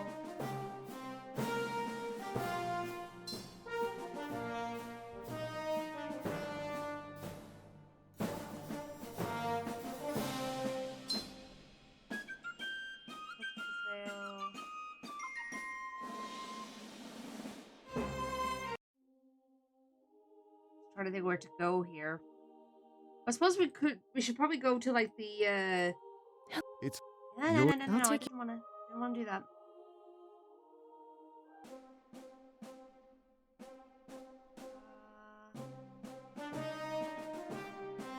Tavern, Town Square. No.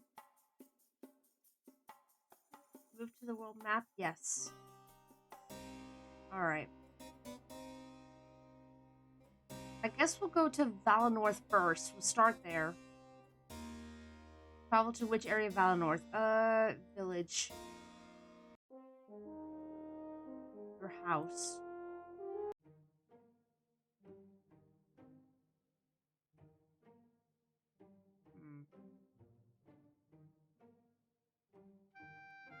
Does not help me much. Maybe I should just go to the war table and just take care of that. So yes. It was in Museo. Rebel HQ. There we go. War table. There we go. Okay. So yeah, right now we have 4 hearts for Valessa, 4 for Fortem, 4 for Pro, 4 for Ulrich, 4 for Dominic, and 3 for Howl. And of course we can't access Sovi's thing right now, so yeah. Alrighty then. So I think what we'll do is we'll do most of them in order with the exception of Pro. We'll leave Pro last. Cause I want to save the best for last. So let's start with Valessa first. Yes. Valessa leads me through Museo to some sort of hidden cove area. There's a large ship, and it looks like some sort of dock with no signs of life. Stashes of treasure lay about, and it's apparent that this place has been abandoned. After we returned, I got talking to the pirates. You know, to pick up any information on our parents.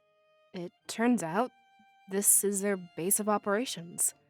Their HQ. Okay. Kind of funny, isn't it? We both ended up having HQs in Museo. But, to be honest, that's where I'd like the similarities to end. The more I learn about them, the more I hate them. They kept running off to Museo and left us in Saelus's hands. Now that I think about it, he raised us more than they ever did. Oof. I guess they were more interested in this life of piracy. It's awful. She looks around the cove, taking in the environment. I wanted to come here with you to face the truth. Our parents were bad people. There's no denying it. They wanted this to be their legacy, rather than us. She starts to walk around the area, and I follow behind her. Look at all this junk they valued more than us. Weapons, money, more money, and lame scrolls. Maps to some far-off treasure and riches, I'm sure. Picking up a handful of coins, she throws them into the nearby water. Sorry for going off like that. It just makes me really angry. We idolized them for so long, thinking the world lost good people. But to realize that maybe the world is better off without them? It's hard. Yeah. Anyway, thanks for coming along with me. I just thought it would be good to do this together. I don't know how Fortin would handle it, if I'm honest. She turns to face me with a hint of a smile on her face. You know, I realized I'm different from all of these rebels. They've been living oppressed in the shadow of the triumvirate. But it was never the triumvirate that held me back. It was always myself. I wanted to be a person who can make my parents proud. I wanted to do what society demanded of me. I wanted to be perfect. But this is a real wake-up call. Nobody is perfect. We're all flawed at heart. Yep, that we are. To realize that and embrace it, I think that's all I needed to do. I feel like now I can be who I want, and not who other people want me to be. It feels like such a small thing, but a different perspective can change a lot, you know? I totally understand where she's coming from. I nod. Well then, wanna take a look around? If we can find anything to help us in Balteus, then it's not a total loss. I'm sure there's something around here that we can take along with us. She starts rummaging through various crates and sacks. I do the same as her, but find nothing of note, except money. It could be help after the war, but right now we needed something more. Hey, look what I found! Pulls out a pair of daggers and starts inspecting them. I think I remember these. Back when I was a kid, I swear I saw them. That means they must have belonged to my parents. Or my mother, to be exact. Just an intuition, so I can't say for sure. But I'd be willing to bet that my hunch is correct. Did you find anything good, Monarch? Shook my head. There wasn't anything of note. Aside from those daggers, none of it was helpful. What do you say? Should I keep them? Might come in handy when we attack Balteus. Absolutely, yes. Well, that was a good question, actually. She came here to move on from her parents. Taking their stuff could just be a constant reminder. On the other hand, however, maybe she could make them her own. It was hard to tell whether or not this would help or hinder her in the future. But with our final battle almost upon us, I'm afraid that I couldn't afford a mistake.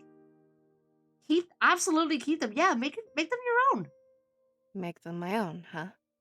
I think I like the sound of that. Yeah. She puts the daggers in the leather straps on her back. Returning with a smile, it seems like she's ready to head home. Well, I guess now I need to focus on the important stuff. What kind of person do I want to be after this war is over? I'm no longer held back by anything, so I guess my dreams are the limit. Yep. Surprise! The loyalty missions themselves all have decisions for you to make, with each of these choices mattering in some way. No pressure or anything. Yeah, no pressure. But yeah, no, I think she definitely should take those daggers. Like as I said in the game, make it her own. She takes a deep breath of relief, as if a massive weight was now gone. Alright, Vol, take care. The achievements popping up kind of give away if you made the right choice or not. Yeah, but I mean, I don't mind it. I totally understand. This was a big deal for her, and for me as well. Should we head back then? I guess you have other things to tend to. Truth be told, I needed this. Thank you. With that, we're on our way out of the cove. She faced her past in that moment and came out ever stronger. I have no doubt that she continued to grow into an amazing woman. Before we leave for good, I turn back and look around once more. This was where our parents conducted most of their business? That means this is the closest I've been to them in decades. Goodbye. Alright, well we earned Valessa's loyalty, which is great. let's do Fortem next. Fortem takes me back to Valinor and we look at the Grand Tree. It makes sense that he'd want to accomplish his lifelong dream before the final battle. Oh yeah! With those metallic claws he'd found in Mizeo, I think he could finally achieve what he wanted. And of course, he wanted me to achieve it with him. I'm grateful that he chose me, but I'm also a little worried. Is this really something I could pull off, even with those tools? Well, I guess this is it. I can't leave for Balteus with any regrets. So I'm finally going to do it. I'll climb the Grand Tree. And with someone like you, no less.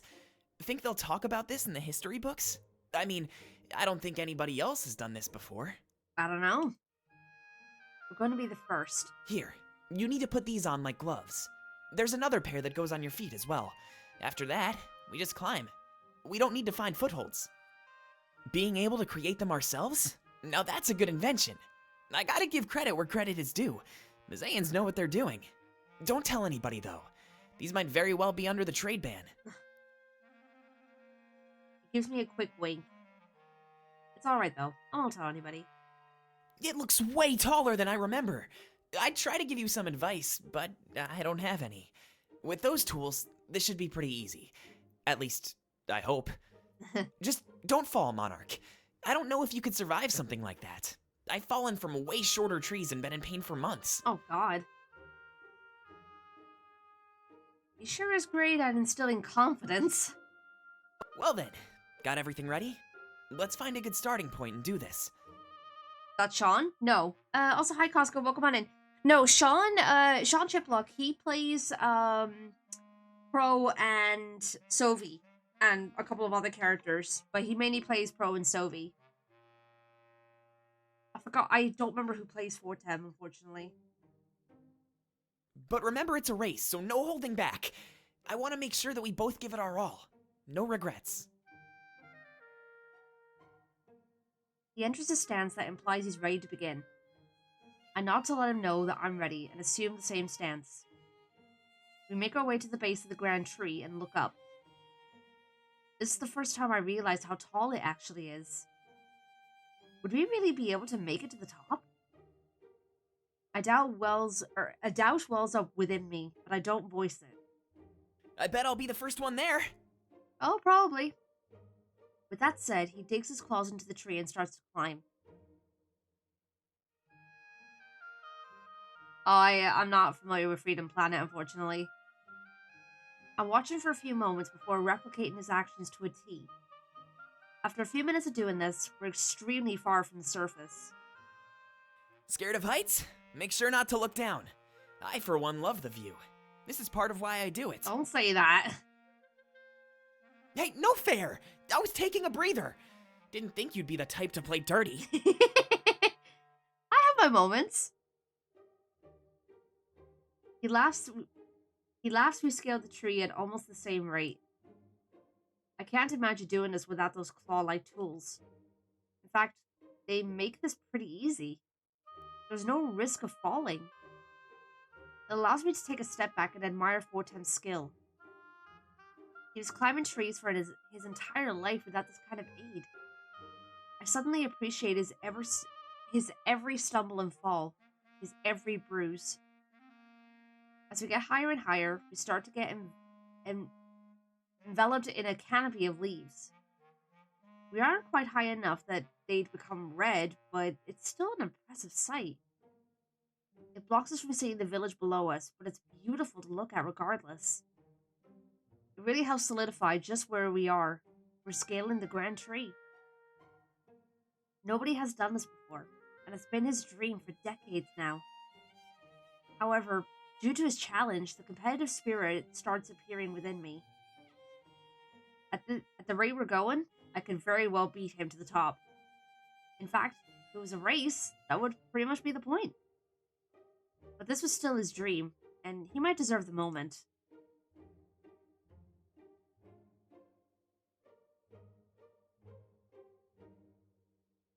I'd say let him win on this one, because it is his dream. Let him win. Yeah, there we go. I decide to intentionally throw my progress. Fortem deserves to win. I feel like it's only fair. Yeah, usually, like, if I get competitive, I will not really care too much. I'll just go right in. But because with the context that we know, knowing that it's his dream, I feel like he deserved to win. So, yeah. As we get higher, we reach the blood leaves on high. When we reach the final stretch, I fake a small stumble. Nothing to put myself in danger, just enough to cause a slight delay. After Fortem has gotten far enough up, I get myself back on track. It's not much longer before we reach the top, but he's clearly victorious. He laughs as he sits on a massive branch, big enough to support both our weight. I follow him up there and sit beside him, taking a huge sigh of relief. We did it! I can't believe we did it, Monarch! And of course, I had a feeling that I'd win. Never think you can rise above the master. He smiles and inches a bit closer toward me as we sit on the branch. Look at that view. I know we can't see the village, but these leaves? I never thought I'd get to see them up close like this before. I've only ever seen them when they wilt and fall off. But being up here and seeing them fresh? Wow. I wish I could take some with me, but I know I can't. He runs his hands through some of the blood leaves, clearly in awe. You know, this doesn't feel like I thought it would. I thought it'd feel amazing, like I'd become a different person. But I feel just like I did before. I guess that's how things go, huh? Yeah, it can be like that. Oh well, at least that's one more thing I can cross off my list. A bit anticlimactic, but I don't really know what I was expecting. Maybe it's like Eastcrown, just the allure of the unreachable. Maybe. He looks around the area one last time, admiring a view he may never see again. Well, should we get back down to the surface? I don't want to waste much time up here. We're busy and all that. It means a lot to me that we could share this moment. I'll never forget it. With that, he starts to climb back down. I follow after him and make our way to the surface. It feels weird to be down here after being so high up. So, what's next on the agenda? You know what? Never mind. You do you. I'll be around if you need me for any reason at all. He walks away with a big smile on his face. I guess a dream of his came true on that day. When we got to Balteus, he'd have no regrets. Alrighty then. As I said, we'll save Pro for last.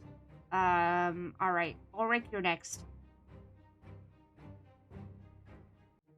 Dude, you freaking gave me a heart attack earlier, though. Oh boy. I stand alone in my room, swinging the blade from side to side. Everything feels different than it did back at the start of my journey.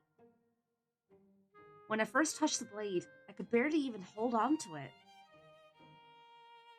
But now, I'm starting to master it. I'm able to make it my own. However, just as I think that, the blade disappears from my hand. Ulrich laughs and I turn around. I didn't even notice him come in. Sorry, it's just an old prank I used to pull on Sovi. I'd take the blade from him when he least expected it. I guess it has a time and place. Sorry if I startled you. You know what, I'll give him that. He swings the blade a few times before handing it back to me. I shake my head. He didn't startle me. It was actually kind of funny. Yeah, I agree. I came here because I assumed you wanted answers. Learning I was the Grand Inquisitor must have been a shock. Yeah, a little bit. I'm glad you have a clear head. You could tell that I've changed. I nod. I actually nodded IRL. You probably could see it on my VTuber model. But you deserve to know what I was like before I changed. In order to hide from my past, I haven't exactly been honest. But I wasn't lying to you. It was more like I was lying to myself. In a way, it sort of makes sense. I just decide to let him talk. He approaches me and sits down on the bed. I sit beside him. There was a man named Ulrich in Alarinthian legend. He pledged to change the nation, just like I always have. The barbaric way of running things was too much for him to bear. A lot of the specific details have been lost to time, but it goes like this. He was young, and his parents wanted the same thing, so they fought for it. They died in the arena, and Ulrich couldn't handle it. He ran away from the nation.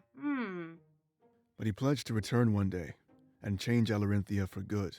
The ideals passed on to him by his parents still live on to this day. That's likely what inspired Vivian to launch his own insurrection. Of course, the story that's handed down is never really the truth. To put it bluntly, I'm the same Ulrich. It's been so long, it's hard to believe. I'm sure you had your suspicions, so I just came here to confirm them for you. It actually is a bit hard to believe, but I let him continue. My parents hated the way the nation was run. They passed that hatred down onto me as I grew up. But they got older. Before too long, they were decrepit. They could never change anything. So the burden was passed on to me, a rising star in the Colosseum. I never fought for leadership, just regular tournaments, but I never lost. One day, I guess the Triumvirate noticed how strong I was. They approached me. They told me that if I left Alarinthia behind, they'd train me. They'd give me the power to return one day and change everything. I was young and naive. I agreed without hesitation. I wanted to serve our gods. But before they accepted me, I had to prove that I was truly ready. Serving them would involve leaving everything behind. It'd be a fresh start. They devised a test for me, to make sure that I was truly ready to devote myself. They, Oh. Did I, Okay. I was afraid that maybe I skipped some dialogue there. He gulps, like he's afraid to tell me what happens next. They made me kill my parents. Oh! He looks down at the floor. In their eyes, it told them that I was truly ready to leave my old life behind. Because I was young and stupid, it made a twisted kind of sense in my head. I did what they told me to. But as they died, I told them I was making their dream a reality. I was caught and exiled into the desert. That's how I became a Sixer. I survived the trials, was branded with this tattoo, and showed my worth. Their test was over. They took me over to Balteus and made me their servant. I served them by weeding out insurrections and ensuring they remained in power. After what seemed like an eternity, they came up with the idea of giving me an apprentice. That's when I met Sobi. They preyed on his weakness and naivety much like they did mine. Okay. We worked together, traveling the world and killing the Triumvirate's enemies. Eventually, I realized that they weren't good people.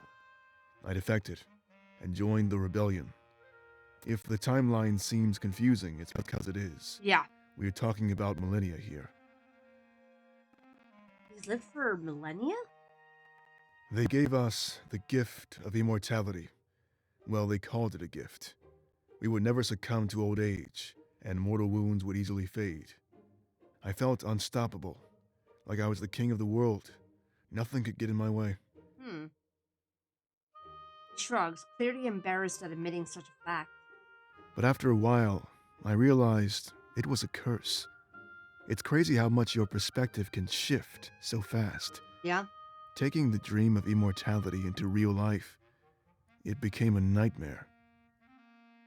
A slight scoff. He stands up and turns around to face me. They knew what they were doing. They were creating slaves. Using that blade, they gave us what they deemed eternal life. I know we can use the blade too, but we can't reverse it.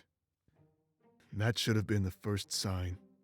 I thought we did this willingly, but we really had no choice. It was all or nothing, an ultimatum. The biggest red flag. I've had this curse for far too long.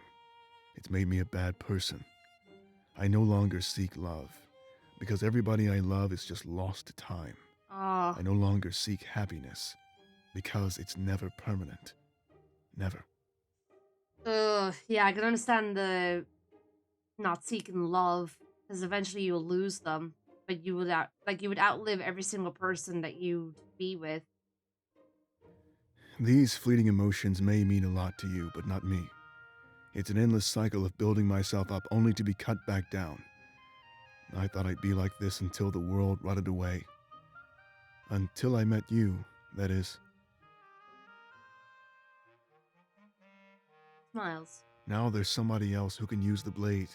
Somebody to lift this curse and give me my life back. My life belongs to your cause, Monarch, not theirs. So please, give me that life. Then, after that, I can give it to you. Would remove the curse the Triumvirate put on him? That would be good, but then he'd be weak and vulnerable. No doubt the source of his strength is partly due to his immortality. If I remove it, he could perish during our attack in Balteus, then easily. It would be removing his biggest advantage, and I'm not sure what to do. He looks at me, awaiting my response. I don't know what to say next.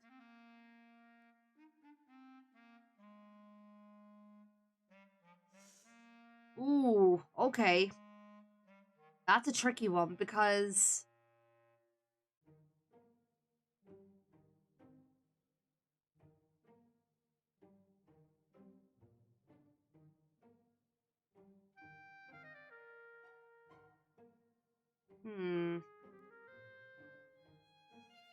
I'm gonna save real quick.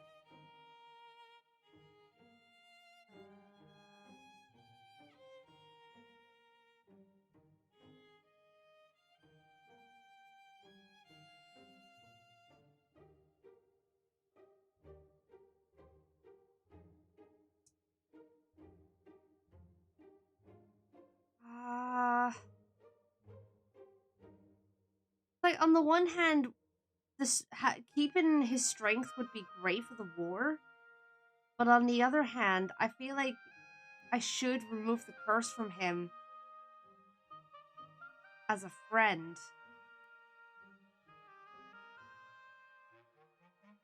Just make them permanently happy. Hey, look, so welcome in. Hope we're doing well.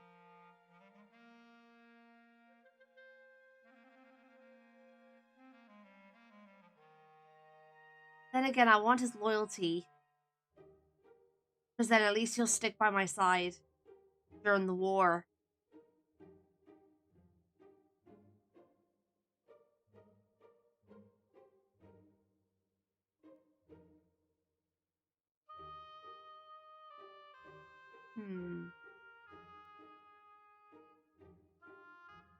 No, let's remove the curse.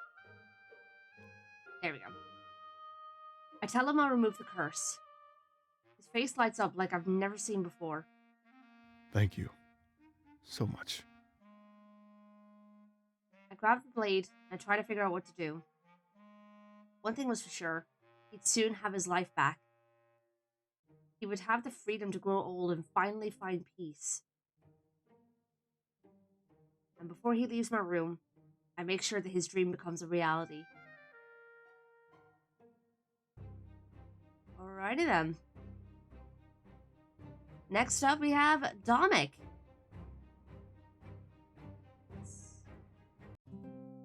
Dominic leads me to the town square of Mazeo. Because of our recent conversations, I know what's going on. Yeah, I know, right, RP? He's taking me to the spot where he lost his mother during the occupation. I didn't realize it was this spot in particular.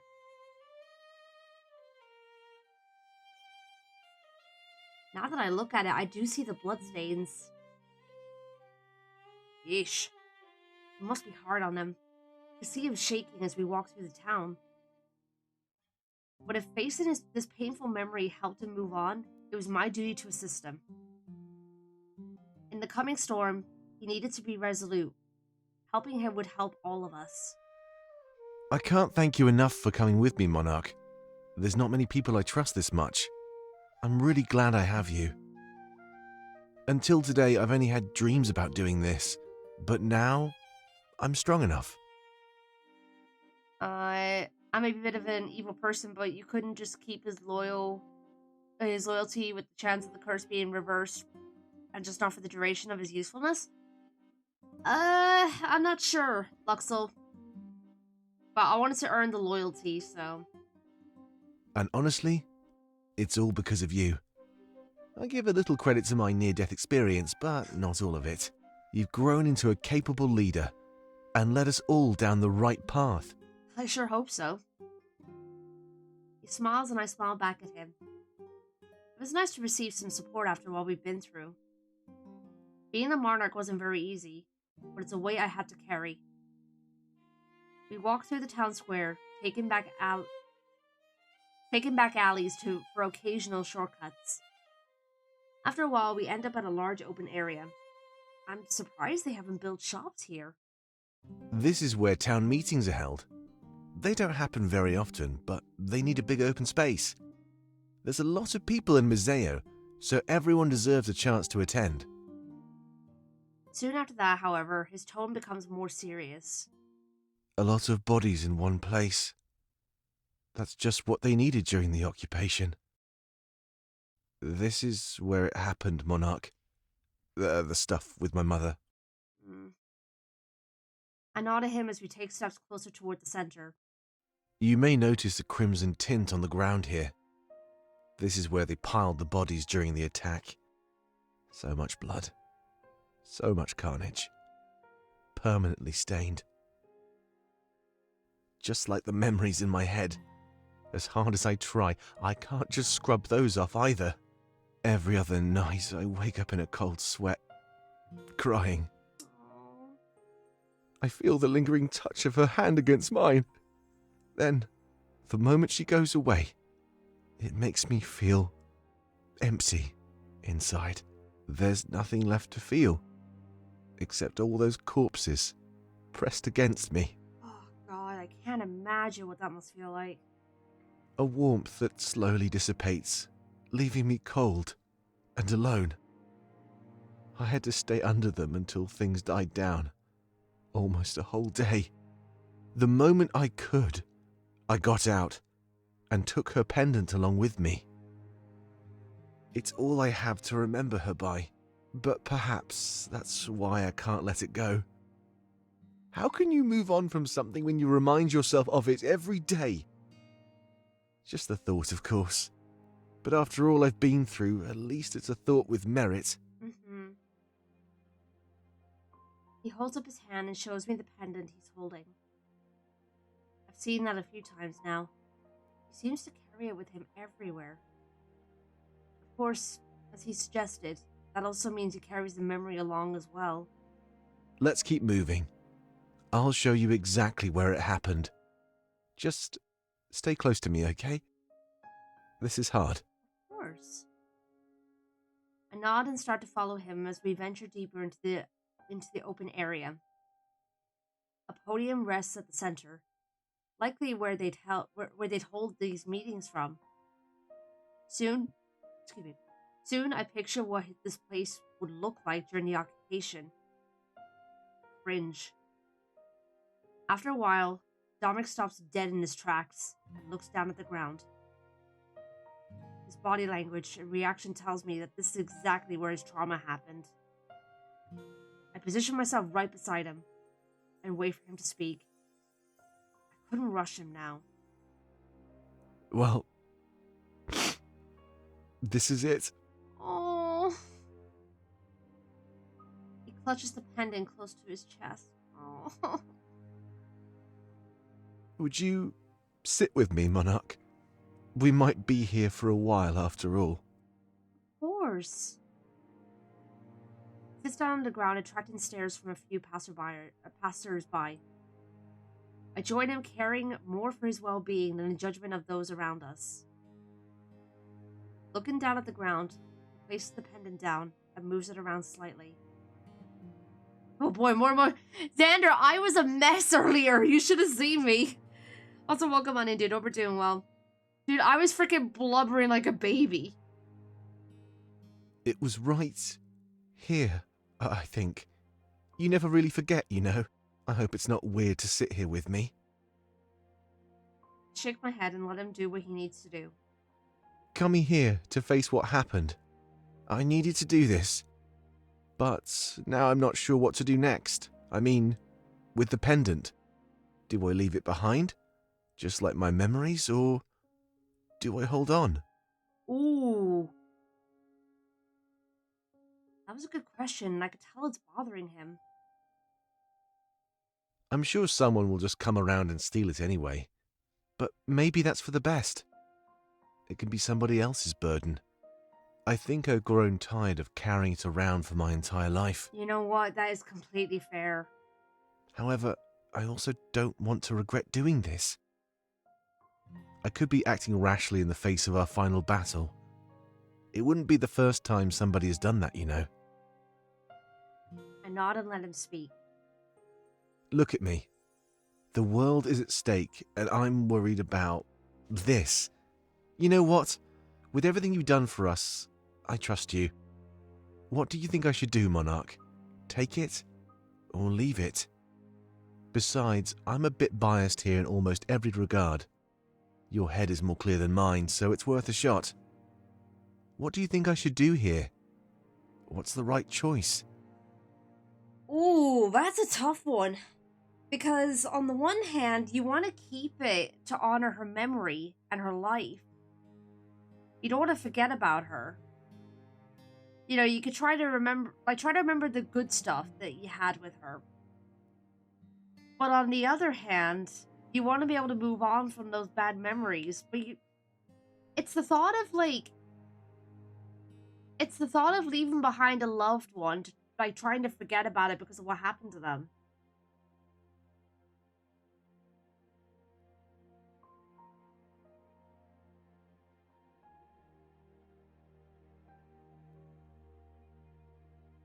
I'm going to say really quickly, but I think I know my answer.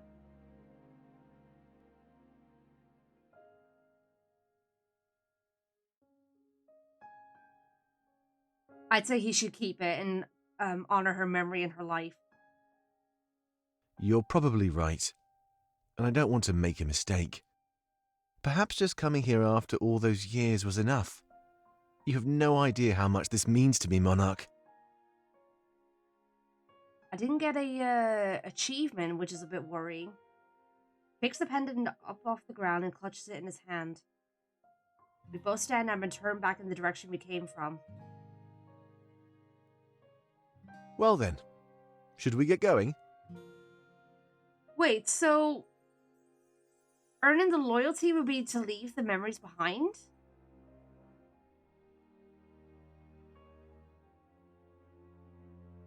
I guess that makes sense, but...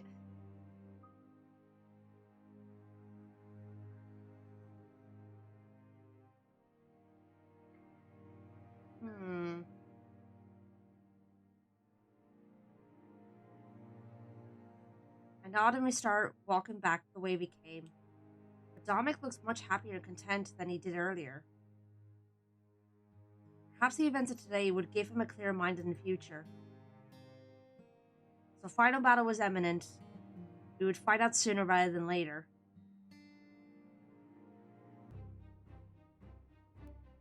Interesting. Okay, so I didn't earn his loyalty there.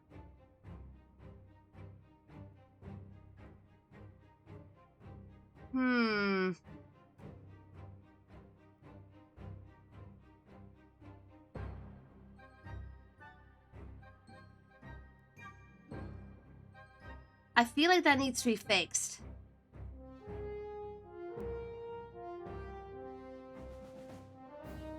Chat, should I go back and change my answer, or should I just stick with with the decision I made?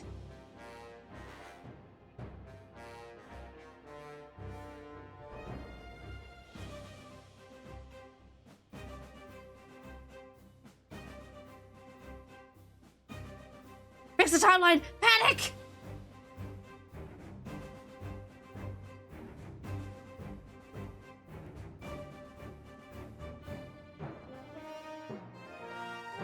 Yeah, what do you guys think?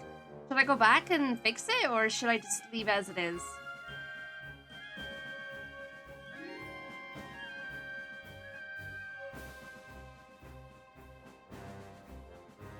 Change it. The game flat out gives you the right or wrong answers. No reason not to. With them dangling in front of you like that. Yeah, it's a bit of a tease, honestly. Alright, I'll go back. Yeah, let me go back. No. Load.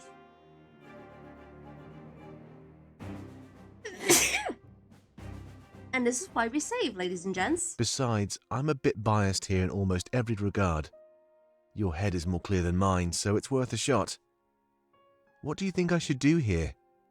It could What's tell. the right choice? It can tell that I clicked on it before. Right. Yeah, no. Leave it and move on from these painful memories. You're right. There we go. I think this is something I need to do.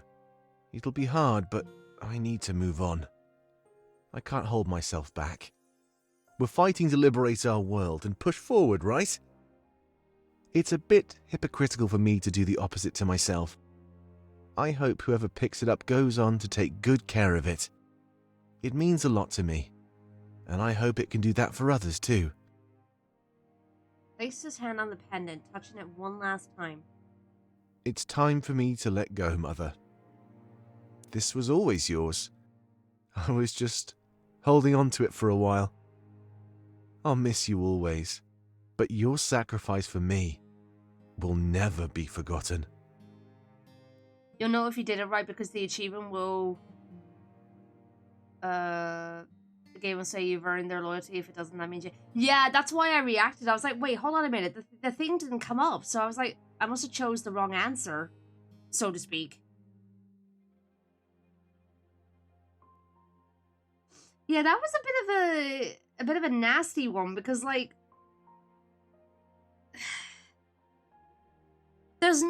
Honestly, there's no right or wrong answer for that one, so to speak. Because everyone is different, you know? He smiles and lets go of the pendant. It shimmers in the sun. We both stand up and turn back in the direction we came from. Well then, should we get going?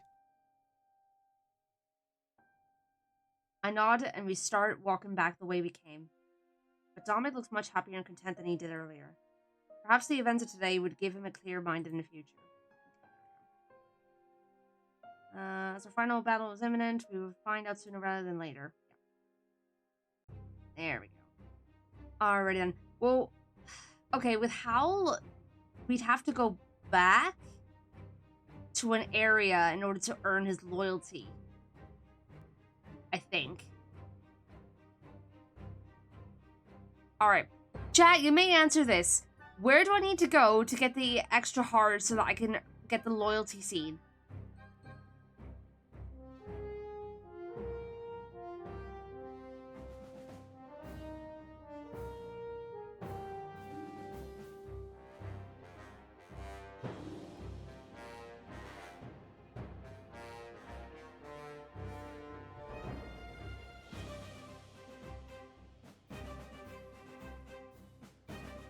Or is there even a way that we can get that heart there?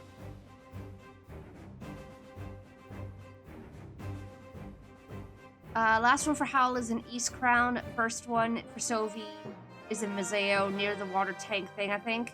Okay. Thank you.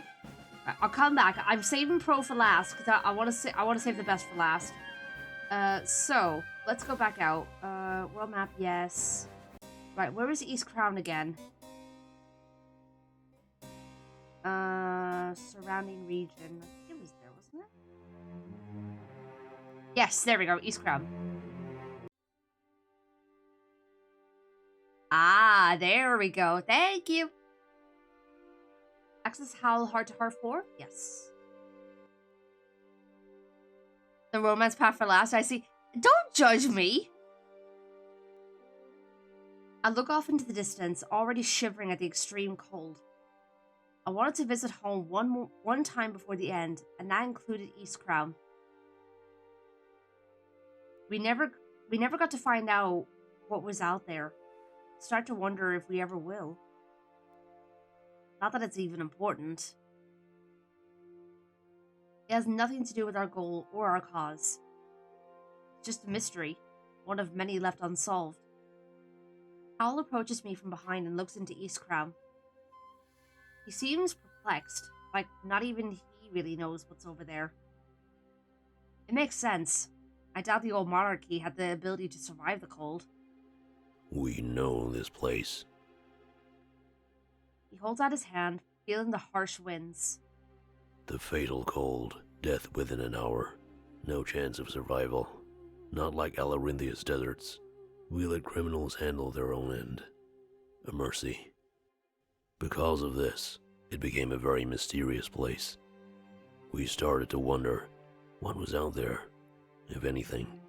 However, until now, we had no way of finding out. Until now? This cold, we feel nothing. It wouldn't harm us to venture forward. Perhaps now is the time to solve this mystery.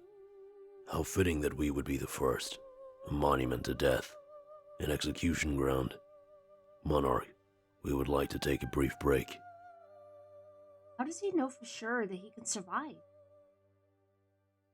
He may not feel anything, but the body could still freeze. Unlikely. We would be shielded by our spirits.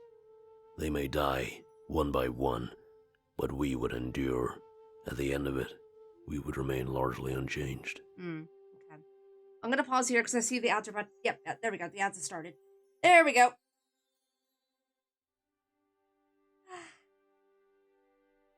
Yeah.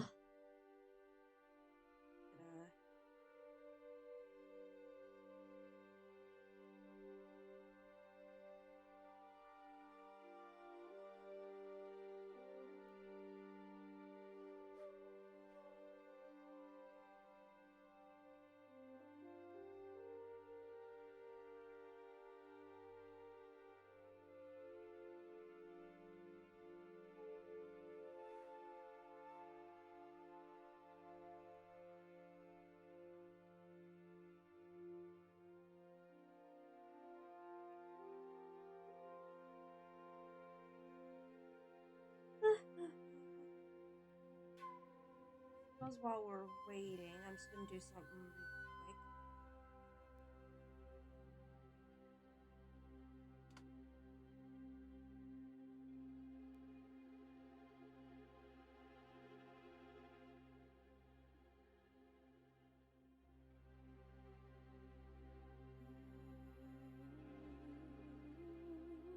Let's get a good stretch. 1 sec.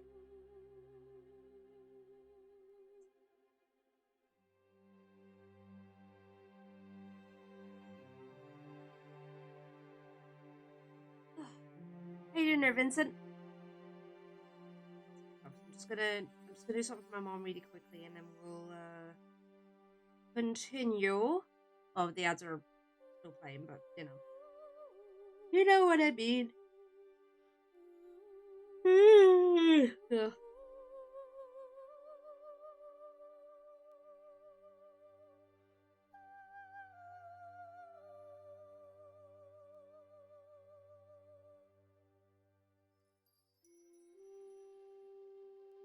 I'm slow today. I feel that.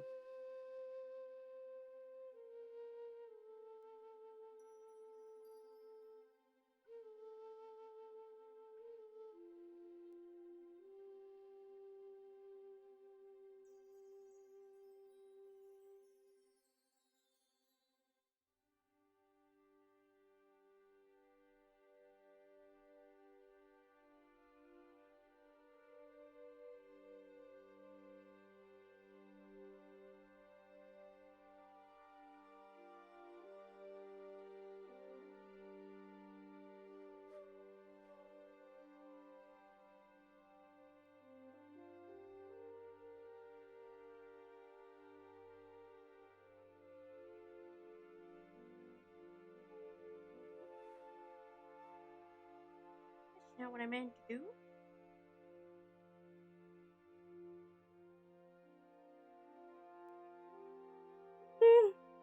Ugh.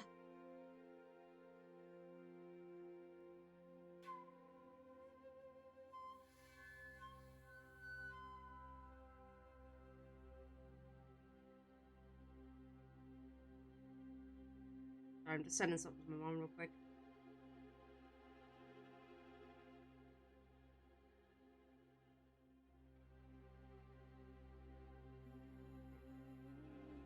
Alrighty then, and welcome back from ads, everyone. Sorry about that. Thank you for your patience. Let's continue. Besides, we were not asking for permission. Do you not share the same curiosity as us?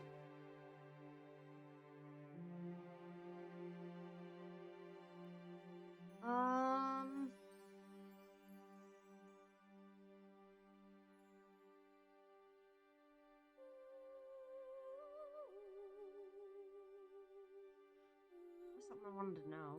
We thought so, too. Something about great minds. Perhaps there will be nothing, or perhaps not. It is something we will never know until we try. Takes a few steps forward and looks down at the ground. Already, we can feel our power dwindling.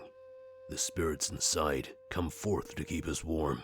We will hurry and return with minimal damage. Starts walking away, powered by his curiosity. I guess he couldn't resist solving a mystery of the world. I don't blame him. He was also uniquely qualified to do so. Just like how in the heir to the throne, or just like how I'm heir to the throne. I'm the only one. I guess he's just embracing his calling, much like I did. But East Crown? Would there even be anything there?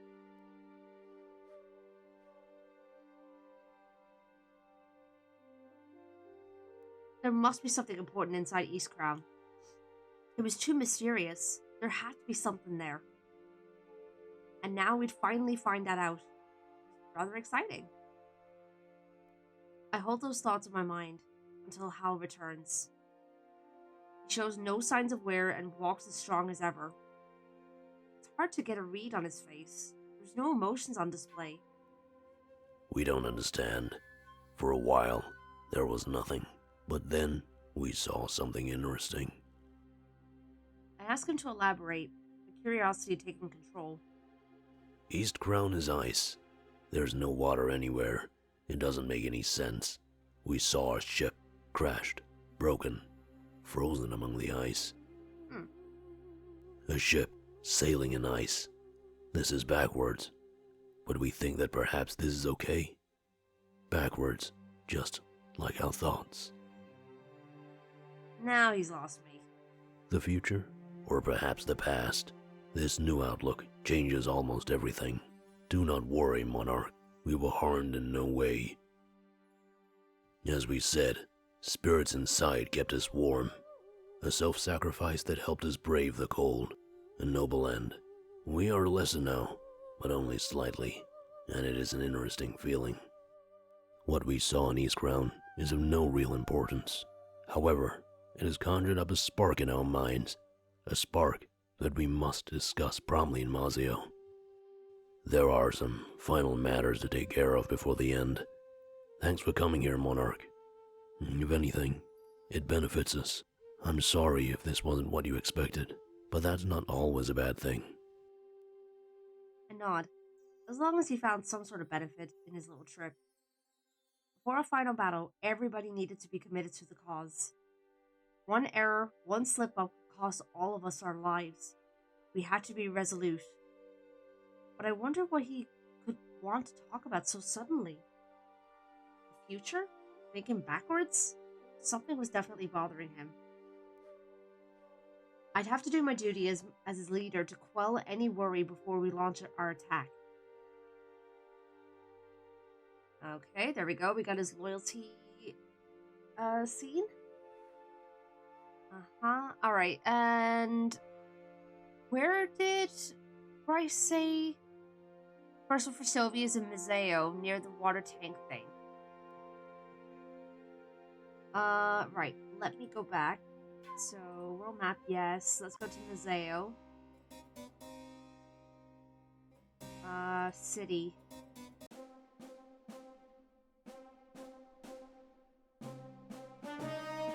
Oh, that. Oh, yeah, the water. Right. Gotcha. World map, yes. Yeah, that makes more sense. Valinor Village. Where is it?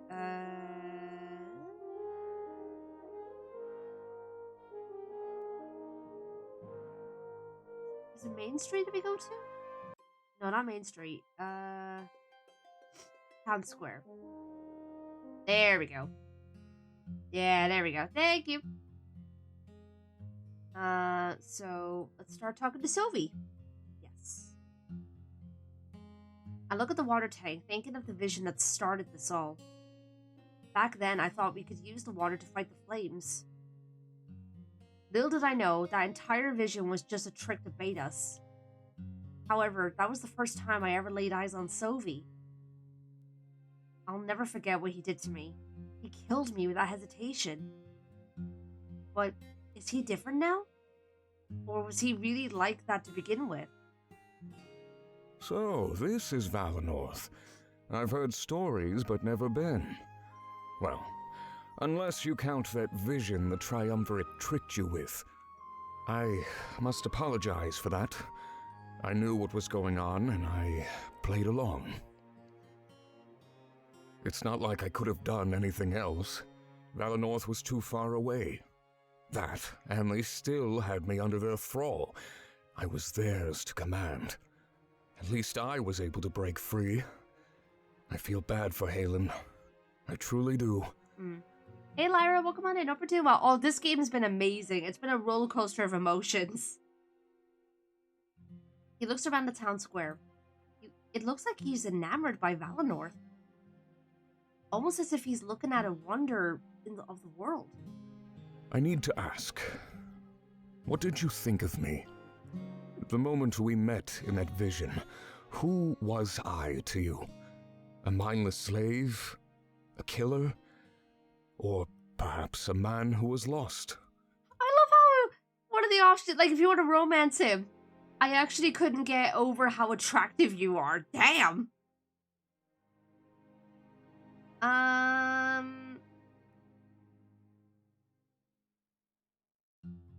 Honestly, I'm kind of neutral.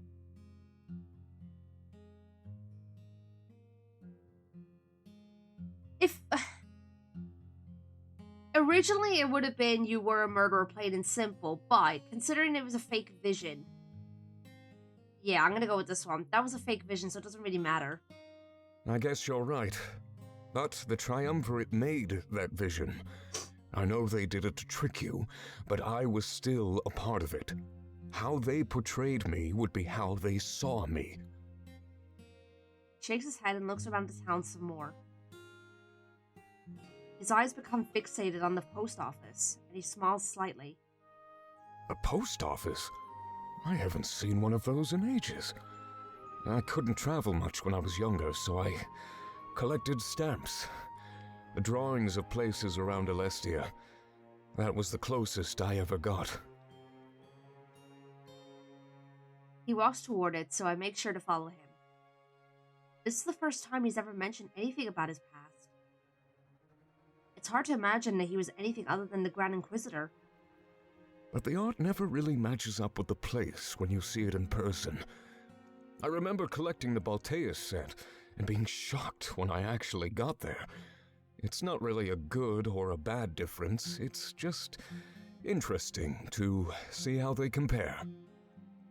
Sophie's romance is definitely one of the more awkward ones in the game. That doesn't surprise me in the slightest. I couldn't play this. I'd be romancing anything slightly interesting. You could romance every single character, apparently. You could romance every single one of them in one playthrough, if you wanted to. For what I've been told. I'm currently romancing this character called Pro. Which I freaking adore him. So this is a date. It's a heart-to-heart. It's you can start to. This is a way of how you could start like romancing characters, but you don't have to. You could stick with neutral, be platonic.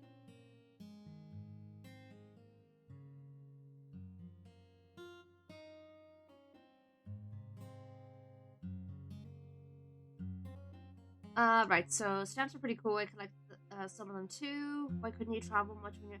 Yeah, I'm curious about that. Why couldn't you travel when you were younger? That's not really something I'd like to talk about right now. Do you mind if I go inside and buy some really quick? It won't take too long, I promise. Just wait for me. Okay. I nod and he smiles at me. He runs into the post office and buys some stamps. A look of childlike glee is worn on his face when he returns. Oh, that's adorable! Thank you, Monarch. You know what it's like. Sometimes you just need to do something. This is the first time I've truly been free, so I almost couldn't resist. Aww. I'll save these, and perhaps we can write each other after the war. You'll be incredibly busy, so I can't expect to earn a lot of your time. You could have as much of my time as you want. God damn, you're laying on thick. Let's be optimistic. That sounds great. I'd love to write each other. Perfect. We'll figure something out when the time comes. For now, I think we have to focus on more important things. First time I played, I accidentally romanced Sobi despite not picking the romance options. I was trying to just stick to Valessa, but the final heart-to-heart said otherwise. Oh, jeez. Wait, hold on. How did you accidentally romance Sovi if you didn't pick any of the romance options? How does that work?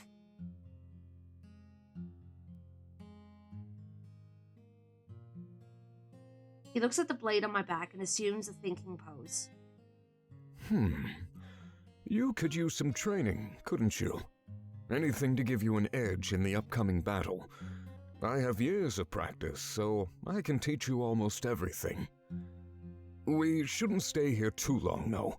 Schedules and all that. If we start training while we travel, it'll be more efficient in the end. We can't waste too much time before setting sail for Balteus. I nod. It's true. You could teach me a lot about this blade. I feel like I'd be needing that knowledge in the coming days. Perhaps having him join us wasn't a bad idea after all. Wonderful. Normally, I'd call you an apprentice at this point, but I'm past that. I need to drop the behavior that the Triumvirate taught me. So, you're not an apprentice to me. You're a friend, and I'll help you. I start walking away from the town square and he inspects the stamps. It's crazy how different he seems from how he was before. I'm taken aback. But if this was the new him and not some sort of facade, he'd be welcomed. Okay. Okay, so once again, chat, you may answer this. Because we need to, like, we're gonna be going into war. Wait, what?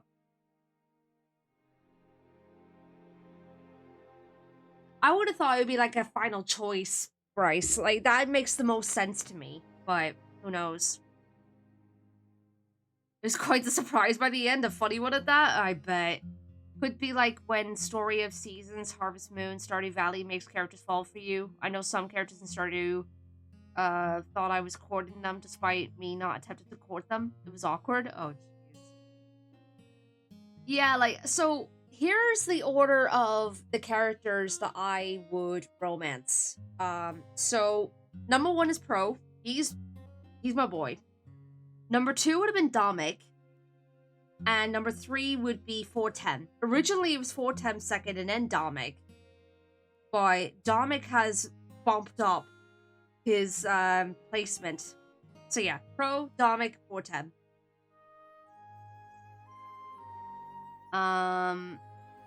So his next scene is in the marketplace of Museo, same spot as 410. Thank you. Yeah, I want to get all of this out of the way, and then we'll go straight into the next part.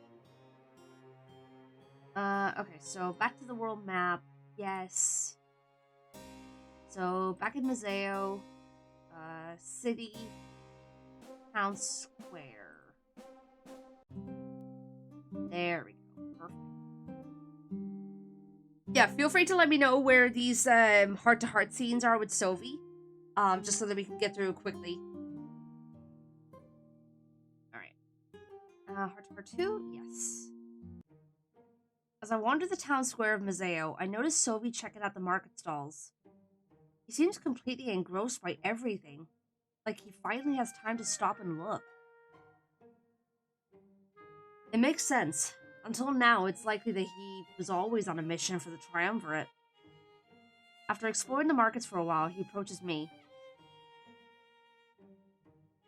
Oh, fair enough, Lyra, yeah. It doesn't look like he bought anything. He was just looking around. Ain't nothing wrong with doing some window shopping. So many useless items.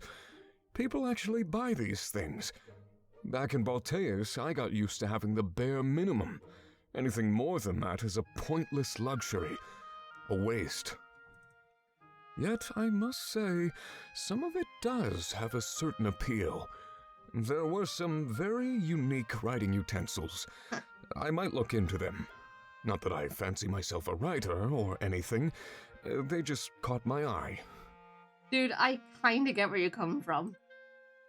Points to the nearby alleyway and tilts his head toward it. Would you follow me into that alley, Monarch? I think we need to get away from all of these people.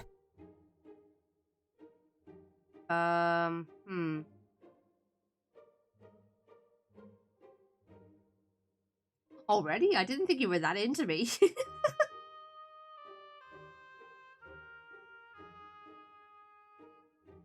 I kind of like this answer. Alone in an alley? You think I trust you that much already? I kind of like that. You know what? That's gonna be my answer. No, but you don't have any other choice. You'll be using that blade when you assault Balteus. If you don't know how to use it, you'll probably die. Without saying another word, he walks to the back alley. I follow after him, ready to learn more about the Blade of Exodus. When we arrive, I start to ask him questions, mainly about its origin. For me, number 1, 410, number 2, Domic, 3, Auric, Pro, 4, 5, Valessa, 6, Sovi, or Howl. Okay, I don't remember if you can, wait. Okay, you can't remember if you can romance Howl or not. Honestly, it'd be kind of weird if he could romance Howl, but I feel like it probably is a possibility. I'm not sure. I mean, I get the same thing. I literally just bought new colorful Sharpies, Posca paint pens, and Crayola crayons. Nice. Yeah, I mean, for me, sometimes it's the utensils, but for the most part, it's sketchbooks and notebooks. That's where I get, like, the urge to want to buy them half the time, and the adult coloring books. Although a lot of the time, I don't really like the patterns they have in them, which is kind of annoying. Yeah. Did you know Crayola unretired Dandelion Crayon? I don't really keep up with Crayola, but still, nice. Sophie's last 2 are in Rebel HQ, the barracks, then in your room. Alright, thank you. I couldn't tell you. It's a mystery, even to me. Perhaps they stole it from the monarchy before they took over. I've heard that they had visions too, much like the blade can supply.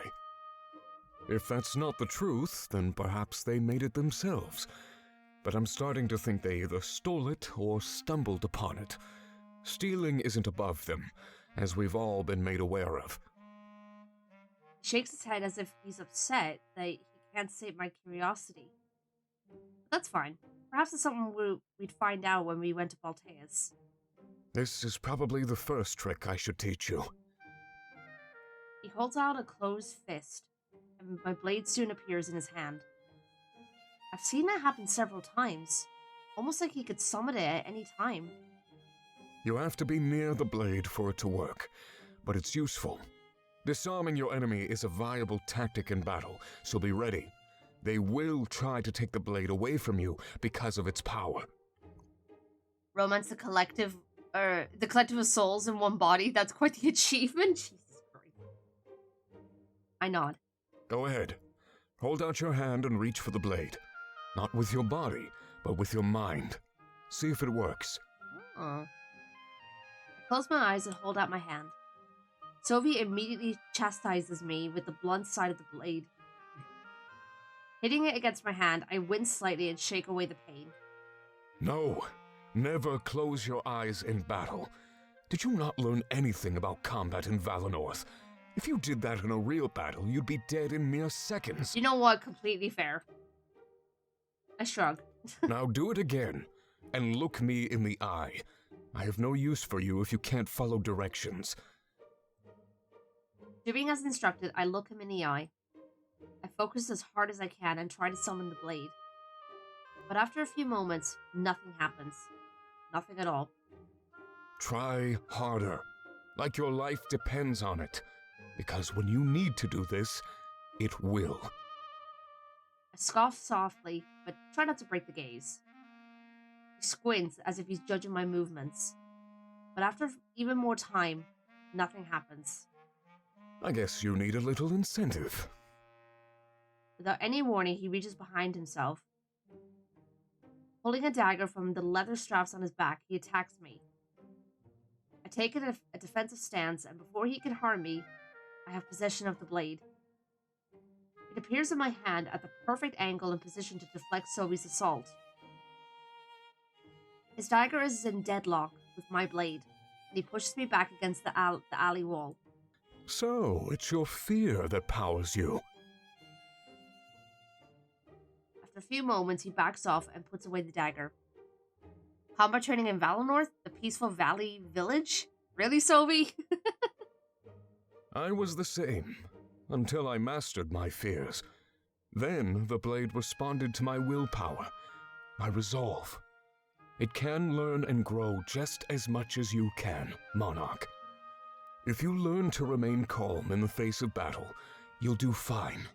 Without fear to rely on, the blade will find something else. What that is, however, is different from person to person. I'm eager to see what kind of person you become. For now, let's continue on our way. No more wasting time. When we have another moment together, I can teach you more. He smiles and leaves the alleyway. I remain there by myself. It was hard not to be scared given my situation and the upcoming battle. But if mastering those emotions may be a better wielder, then I have to try. I leave the alleyway and replay the recent events in my head. My eye trails over to the drawing utensils that Sobi pointed out earlier. I wonder for a moment if I can get him a gift. Thank you for the lessons. Hey, Tufo, come on in. Hope we're doing well. Yeah. But is this a good idea?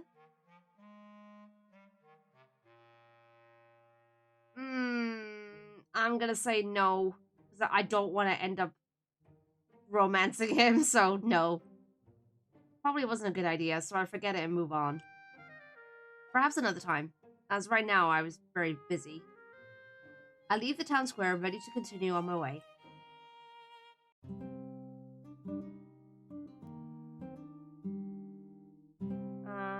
Alright, so next up it was Mazeo, Rebel HQ, the barracks, I think it said? Oh wait, hold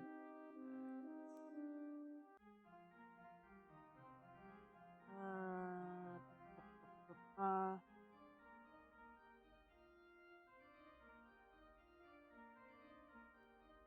Time to chat with Sobi a little. They're super chill. Certainly an interesting character.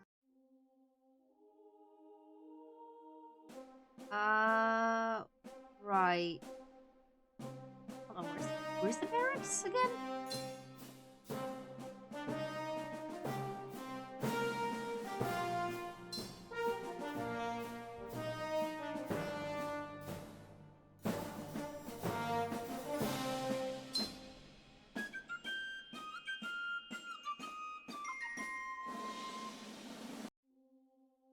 That's probably what triggered it. It's been years since the first playthrough, so in hindsight, that makes sense now. Yeah, that would explain it, actually. I bought him the gift. Ah, okay, yeah, that explains it. A lot of these characters were Kickstarter pledges for personas. I did hear about that, yes, which is pretty cool. Okay, so... Yes.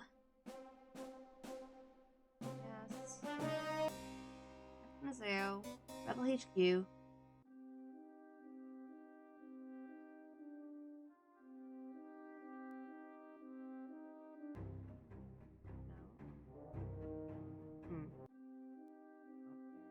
entrance? Ah, there we go. Okay, so Sobi, heart to heart, yes. I'll walk through the main atrium of the Rebel HQ. It's not fully clean. Blood still stains the floor. Armor is scattered about. I'm not sure what they plan to do with the pieces of the honor guard. Sobi is looking around and he appears sad. I don't blame him. This is where he launched his attack. Him and his men killed almost all of us. We almost lost that day. I already had my doubt when we launched this attack. If only we had our fight a little bit earlier, I could have prevented this. Touching that blade at the same time as you, that was the catalyst. I don't think you knew the truth of the monarchy at that point. It's almost as if they were calling out to me, trying to change my stance. Well, I suppose it worked. I stand here ready to repay you for my sins. His words seem so genuine. It's almost hard to think he could be lying. Yeah, I was trying to do some research on Winds of Change earlier, and I did hear about their first visual novel, Major Minor. At first he seemed unsure about whether or not he'd rejoin the Triumvirate. What started out as a revenge quest against Halen has certainly grown quickly. But we mustn't waste time on talk like that. Focusing on the past stops you from seeing the future. That's what is truly important, your assault on Balteus. I agree. Zoe doesn't seem like one to waste time with pleasantries. So, I guess I'll be teaching you 2 lessons this time. First of all, focus on the war. Don't waste time with being friendly. I've seen you and your comrades. That bond is dangerous during battle. Ugh. Hey. We can't have you taking a sword for a loved one. You are this world's future, Monarch. You need to be smart. Feelings? They cloud judgment. I know this all too well, and so should you. And in your situation, it is best to rely on things that serve you without hesitation. A friend with emotional stakes may not follow every order. That is a major flaw. Their blade, however, and the beings it can create, will cater to your desire. Points to the suits of armor scattered around the floor. That means the next lesson must be related to the honor guard. The Triumvirate could create a near infinite amount. Could I do that too? Normally, the blade requires a sacrifice and the energy within to power that armor. But there is so much energy within you. I wonder if you could do it by yourself. Imagine an entire force of honor guard soldiers serving you. Such power. Also, I just randomly realized I forgot to put on the freaking controller thing again. I'm such an idiot. Although I might as well leave it off at this point. The Triumvirate is right to want that blade back. In your hands, it is a threat. And it makes sense why they'd want you dead, too. You are the monarchy. Take out that blade for me, Monarch. Let's see if you can do what I think you can. You know what, so I'm just going to put it back on. There we go. I do as instructed and take out the blade. It responds to your will, your desire. Think of it as an extension of your body. A new muscle, ready to be trained. Hold it out toward those scattered pieces of armor. See if your resolve is strong enough to give them life. That's all it takes. A spark in your mind to ignite a flame. I hold out the blade, pointing it toward the suits of armor. I keep my eyes focused on them, trying to control them. Pieces start to move, rocking back and forth. I focus with all my strength, and they start to shake more. But as Sobi mentioned, it's like a new muscle. I can't flex it for long. The pieces stop shaking and remain still, just as soon as they began to move. Disappointing. I scoff at him and assume a neutral stance. It seems as if you can only use the blade while under duress. I suppose that's not too bad. We'll be in Balteus soon enough, after all. At least now you know what to do. Follow my directions and you'll be fine. He starts to walk away, but quickly turns around. There won't be enough time for you to master your fears. You might have to embrace these dangerous situations in order to prevail. But that blade is so powerful. I'd do whatever it takes to harness that power. I'll see you around, Monarch. Feel free to keep practicing if you feel the need. This is going better than I expected, to say the least. This time, he dismisses himself for real. Embrace the danger to become more powerful? That seemed like backwards logic, but a lot of things went backwards lately. If the blade responded to my fear and danger, then I guess I knew what to do. Because Sylvie was right, I could never restrain myself, or I could never retrain myself in time for our final attack. What an odd situation to be in. But I guess in my position, I couldn't... Eschew? Never seen that word before. I'm gonna say eschew risk. His implication was that if I were in danger, the suits of armor would have risen up. When the time comes, I can only hope that his prediction is correct. I wonder what other lessons there are to learn. What else could the blade do? Perhaps I'll learn more from Sobi the next time we meet, wherever that ended up being. His advice keeps playing on repeat in my mind. Emotional stakes could be a hindrance in battle? Would I truly let something like that endanger a cause? Would I sacrifice myself to save a comrade? Or in this case, I guess it works the other way around. I close my eyes and pray that we never have to find out. Yeesh.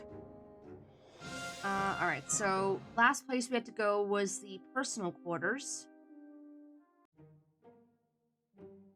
Alrighty then. I sat on my bed thinking about the blade and what I could do with it. As if on some sort of cue, I hear a knock on my door.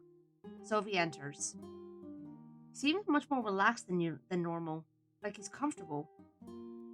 So, did you manage to get any more practice in? Or were you just going to improvise when we got to Balteus? Both are good options given the circumstances. I'm just curious. Didn't have any time to practice. Sorry, Sophie. It's alright. It's not like it would matter too much anyway. I've had lifetimes to train. You only got the blade a few days ago. Don't expect any substantial results. It's better to be more realistic. To think that it was only a few days is kind of crazy. He takes a few steps forward and sits beside me on the bed. Being down here has made my mind race almost non-stop. I mean, what I did to you and your family is unforgivable. Yet here we are, trying to move past it, letting me atone. The most important thing on my mind is why? Why did you welcome me with open arms after what I did? I feel like anybody with common sense would have put me to the blade.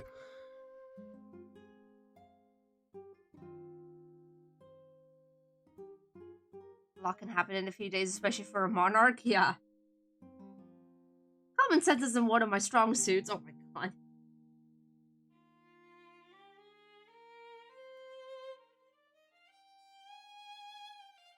I could tell that you were being genuine. I trusted you. I'm assuming you were the only one. The look I got from your comrades was definitely condemning. But then what makes you different? Why could you tell? He sighs and slumps down a little bit. Well, that's all I really wanted to talk about. If you'll excuse me, I'll be on my way. Good luck with everything, Monarch. He gets up and walks away, a weight clearly on his shoulders. I'm glad I could help him out by offering answers to his questions. But was it enough? Hopefully he wouldn't turn on us in Balteus. Something tells me we're very close to earning his full loyalty, however. Who once appeared to be a murderous villain was now showing a different side. I know that if we really did win him over, he'd be an indispensable asset in Balteus. And if that went well, he could even become a trusted soldier. Perhaps we'd be able to spend more time together before the final attack. I felt like we were incredibly close to ensuring he remained on our side no matter what. Toby's loyalty seed has been unlocked. Alright. So now we have all of the loyalty scenes available. So that means we can now go back. Actually, wait. What am I doing? What did I do? Now we can go back and do the rest of them. So, interesting. Okay. Let's do Howl first. Yes. Howl enters my quarters carrying an aura of purpose with him. After East Crown, I know that something has been on his mind. We were so close to the final battle, it was probably time for us to talk. Monarch, we must speak with you. It's about our upcoming attack on Balteus. At least we think it is. Things have become complicated. Complicated? What do you mean? We may be walking into a trap. This may be all part of the Triumvirate's plan. Plan? What plan? Take their blade, feed it power, and then bring it back. This may be what they've wanted all along. We've seen it. Everything we've done has only made their weapon stronger. Please tell me what you're thinking, Howl. They let us steal their blade. They wanted it to happen. They knew we'd bring it here, feed it death, and tap into the idol. But not only that, we're bringing it right back to them, stronger than ever. You may think we are wrong, that this is just a foolish theory, but we must only look into the visions to realize the truth. That, combined with some of your actions, like clockwork. What do you mean by clockwork? It's almost like sometimes you have no other choice. You say or do things that pushes down a certain path, but more often than not, that path leads us to death. How convenient then that the blade feeds off of death. In your hands, it has gotten more powerful than ever before. But what force, what invisible hand guides us down this path? It's quite simple, but we were always looking at it the wrong way. Venturing into East Crown and seeing that ship made us realize that when we approached things from a different angle, it all made sense. Perhaps you could start making sense to me then? We've been struggling with visions of these different pasts. They seem to come out of nowhere and complicate things. Until recently, we only had to process visions of the future. Crossed his arms. At least, that's what we thought. I take a step forward, interested to see where he's going with this. But now we realize we've never seen the future at all. It's impossible to see what has not yet been written, but it is easy to see what has already happened. Now he's lost me. Yeah, he has a habit of doing that. These visions of different pasts aren't as out of place as we thought. You were told you had visions of the future and chose to believe that fact. But they are not visions of the future. They, too, are simply different pasts. What? The key to all of this is the Blade of Exodus. It's a constant in every vision, but the power within it varies, even when it shouldn't. There are inconsistencies. Even if we have a vision of the same situation, the power inside the blade is different. The Triumvirate has some sort of dominion over time. That much is clear. They possess the ability to grant their subjects eternal life, like Ulrich and Sovi. We need to operate under the assumption that this ability can be used in other ways. He eyes the blade on my back. Mainly, in a way that could be used to strengthen the Blade of Exodus. They could create a cycle full of death and despair that we are unable to break. When the cycle reaches an end, they could revert time and gather that power all over again. The visions of the future you thought you were having, They aren't what you thought. We believe they are visions of cycles in the past. Perhaps cycles where we have perished. Did your visions of the future involve your death in any way? Think about this, Monarch. Now that he mentions it, they did. I was stabbed by Sophie in the vision that started all of this. And after touching the blade, my series of visions ended with me getting stabbed. It's odd. I tell him these stories and he smirks. It seems I'm only confirming his outlandish theories. Those were visions of past cycles, Monarch. Cycles where we failed. When we look at it like this, these different pasts make perfect sense. We've been looking at them all wrong, that is, until just recently. It seems that we retain some prior knowledge from these cycles. Perhaps that is why we act in certain ways, as if we have no options. In the back of our mind, we're pushing ourselves in the same direction. Alan Walker fan, thank you so much for the follow. Welcome to the Biscuit Bunch. Hope we're doing well today. Cycles? Directions? Please explain. We think the Triumvirate is manipulating time. They are doing this in order to make the blade even stronger. Huh? The occupation, the formation of the rebellion, and the attack in the tunnels. Manipulating time? What? All of those casualties simply serve to give the blade more power. We have no doubt that many will perish when we assault Baltius as well. But when the time comes, they can simply make it happen all over again. This is almost too much to comprehend. It makes sense when you think about it, especially with these tunnels. Those suits of armor knew exactly how to fortify this place for your army. They must have retained their knowledge and adapted each and every time. But only one question remains unanswered. Why? Why do they want to make this blade even stronger? What is their endgame? What do they desire? It is very possible that we are walking into a trap. That is, unless the blade has enough power to defeat them. Their plan, if it's as I expect, is a double-edged sword. What do you mean? An infinite cycle created specifically to power the blade. There must be a cycle, a prime cycle, where we have the power to defeat them. A point where the blade is strong enough for us to win, but not yet strong enough for them. Dude is freaking yapping over here. Jesus Christ. All we can do is hope that we've reached that cycle. The power in that blade is immense, but isn't enough. Hopefully you understand what we are trying to say. I'm struggling over here, but I'm trying.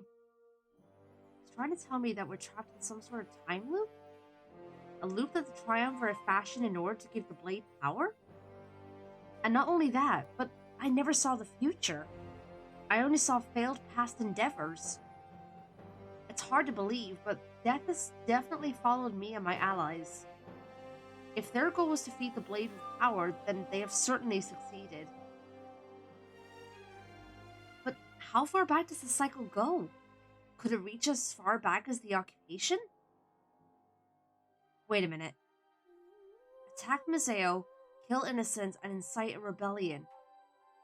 Attack the rebellion, provoke them into attacking our home, and then destroy them. With what Hal said, it almost does seem likely that we're walking into a trap. This can't be. The reason we see these things is because of the energy within us. It makes us sensitive in a way that others are not. We are both special, but I don't think visions are the only benefit of this power. There is more. Perhaps you see a flash of events that are happening elsewhere. Perhaps you can relive a conversation that has already happened. These echoes of past cycles manifest themselves in many ways. But when we look at it this way, everything makes sense. Everything has an explanation, and nothing is left up in the air. The only question is, do you believe us? Do you think we are correct? Hold on.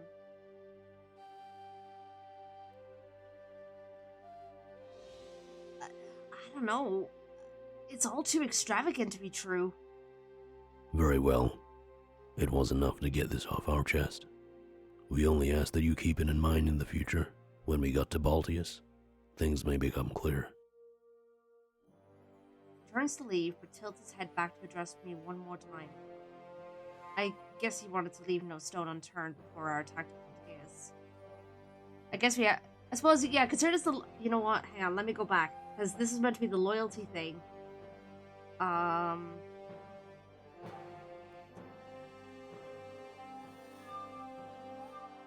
me go back. We need to earn his loyalty.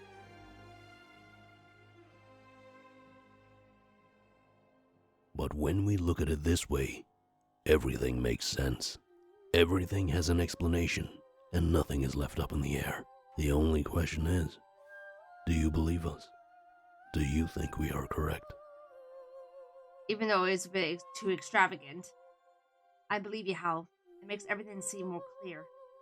Good. We knew you would see the truth of things. This was an impossible matter to discuss with anybody else. We are special. And now we finally understand the reason why. Turns to leave, but tilts his head back to address me one more time. I guess he wanted to leave no stone unturned before our attack on Balteus. The Triumvirate is up to something. That much is clear.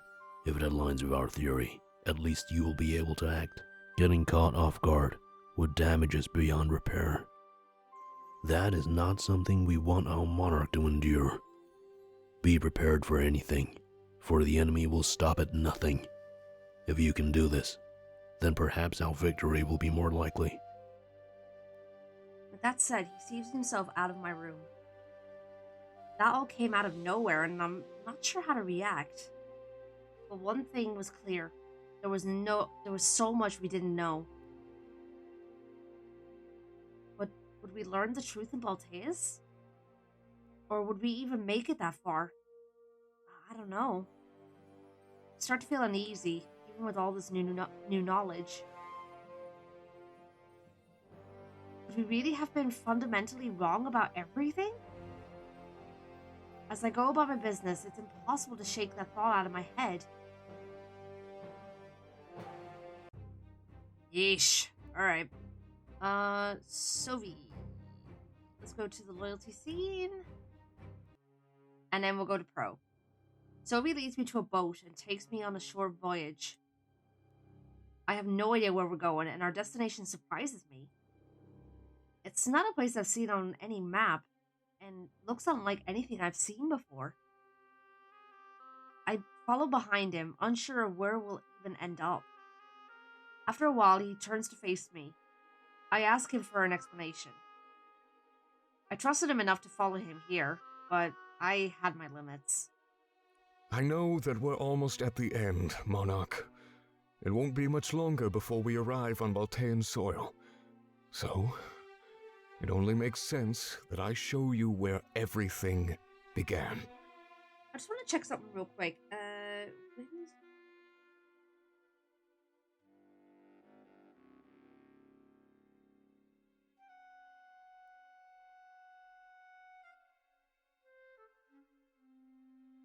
Just want to see how many acts there are, because no, game.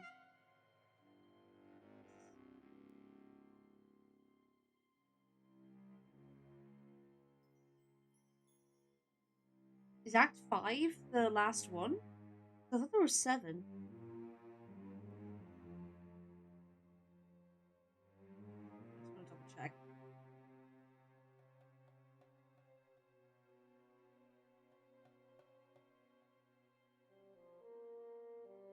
Yeah.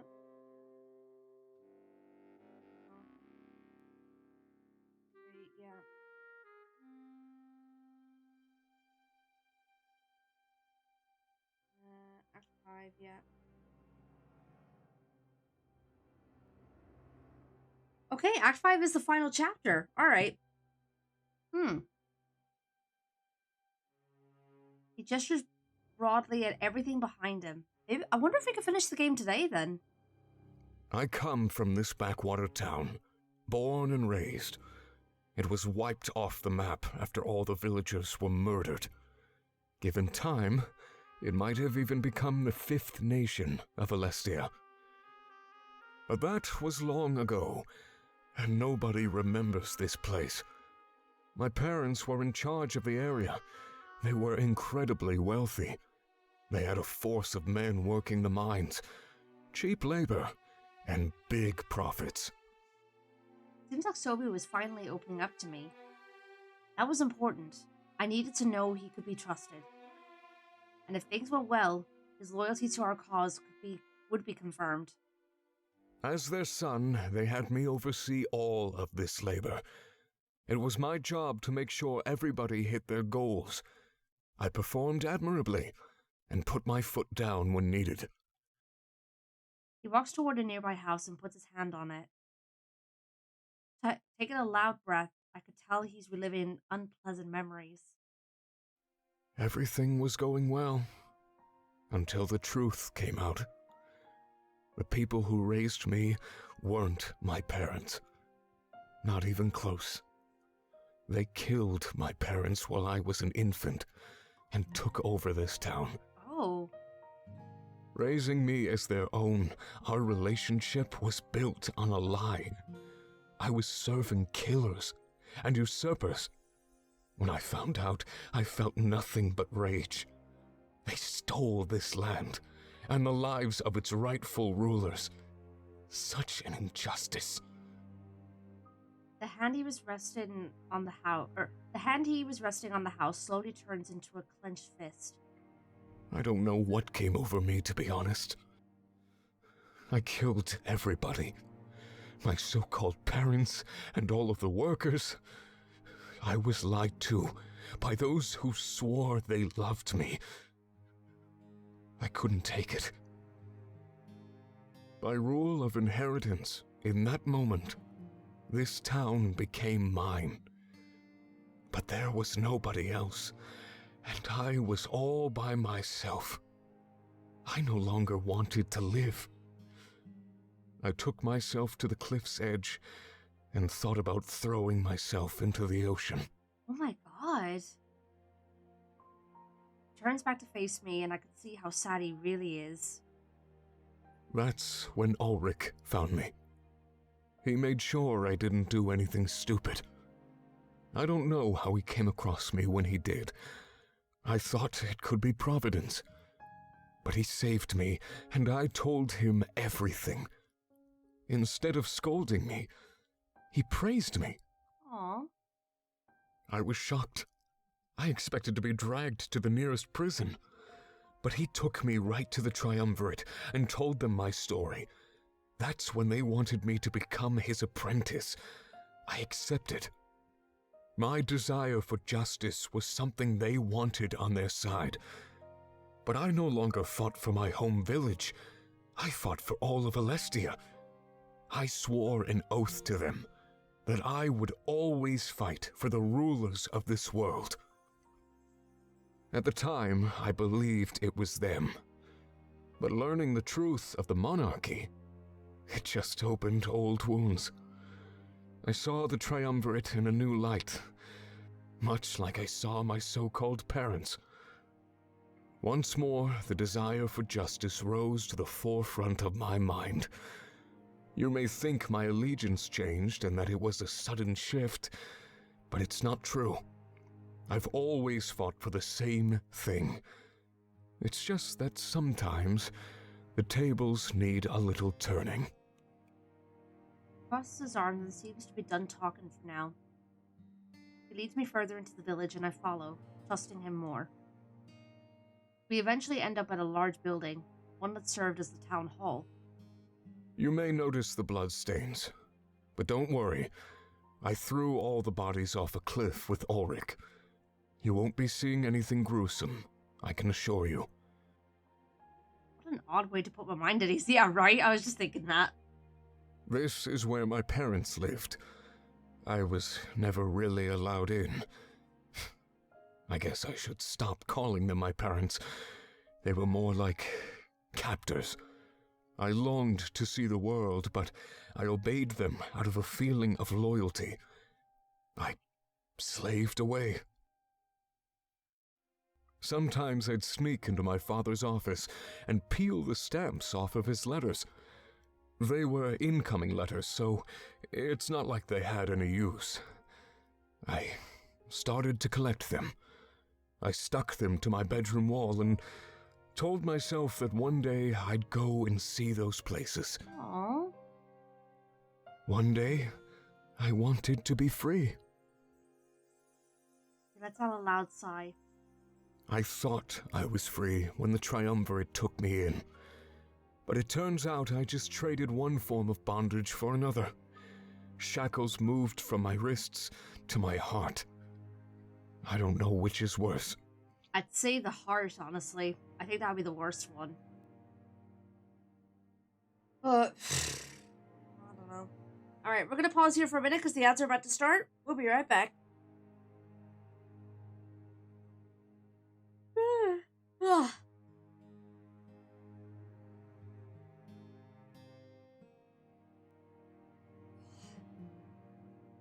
I wonder, I do wonder if we'll be able to finish the game today, although considering the time, maybe not. But I'm also wondering, is, with the, if I was to stop after talking with Crow, does that mean that the next stream will be relatively short with the ending?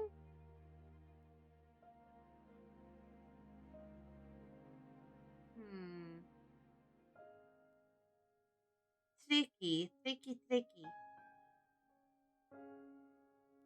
Because I only found out now that we're in the final act. I thought we still had a couple more acts to go, but no, this is the final one.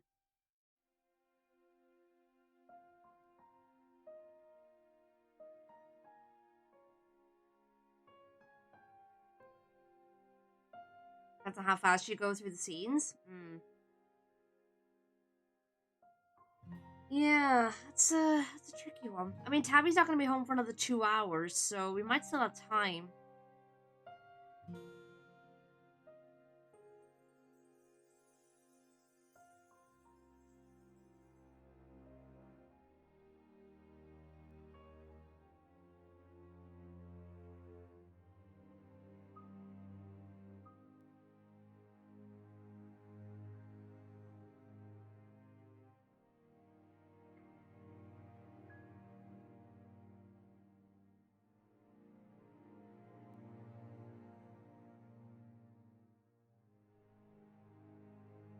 Oh.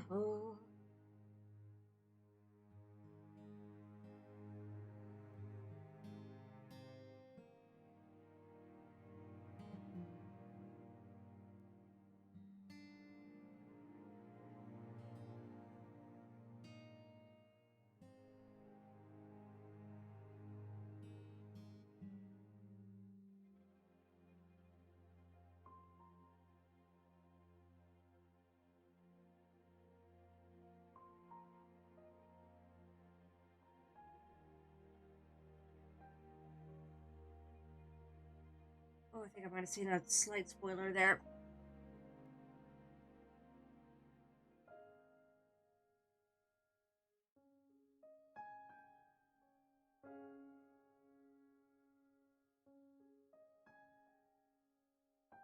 Hi, Jack. Welcome on in. Hope we're doing well. Wait for the ads.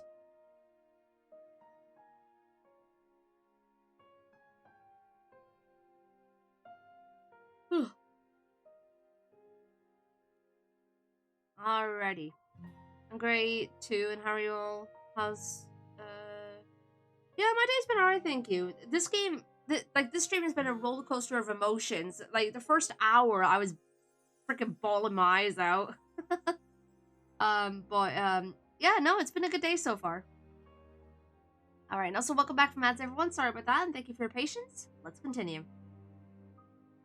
He holds a hand close to his heart. Altea's through to the ending will probably take about 2 to 3 hours, I'd say. I don't quite remember, but it's somewhere in that range. I had a feeling it'd be at least 2 hours, yeah.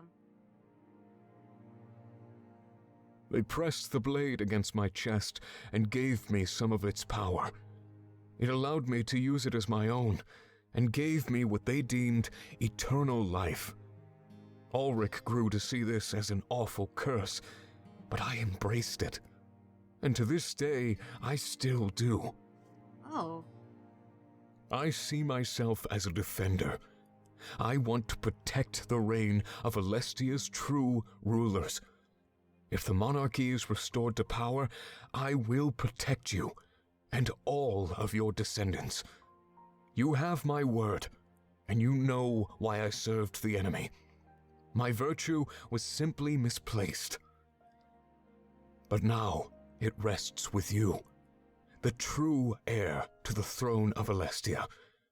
And that is where it shall remain, as long as I've proven my loyalty to you. Knowing everything that you do you trust me to protect you in battle? Yes, Sophie, I trust you now. You've earned it. Thank you very much, Monarch. I knew I picked the right way to tell you the truth. If we did this anywhere else, it might have fallen flat.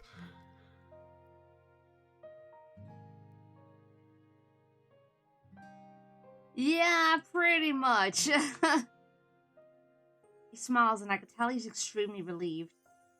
I needed to get this off my chest before our attack on Balteus. Not knowing whether I had your trust, it was too much. We're comrades now, though, and I'm no longer worried. With that, it seems like our business here is done. The choice to trust me with his past and confide in me meant a lot. None of my comrades had to carry their burdens alone. We were in this together. Let's get back to Mazeo, all right? I'm sure there's lots to do before the end. Thanks for joining me, but I think we need to leave. We started walking back the way we came and head to our boat. This place was wiped off the map. I had no idea that it existed. It makes me wonder just what else this world could be hiding. Before we got on the boat, I looked back at the town one last time. After the war was over, maybe we could rebuild this place and grow it.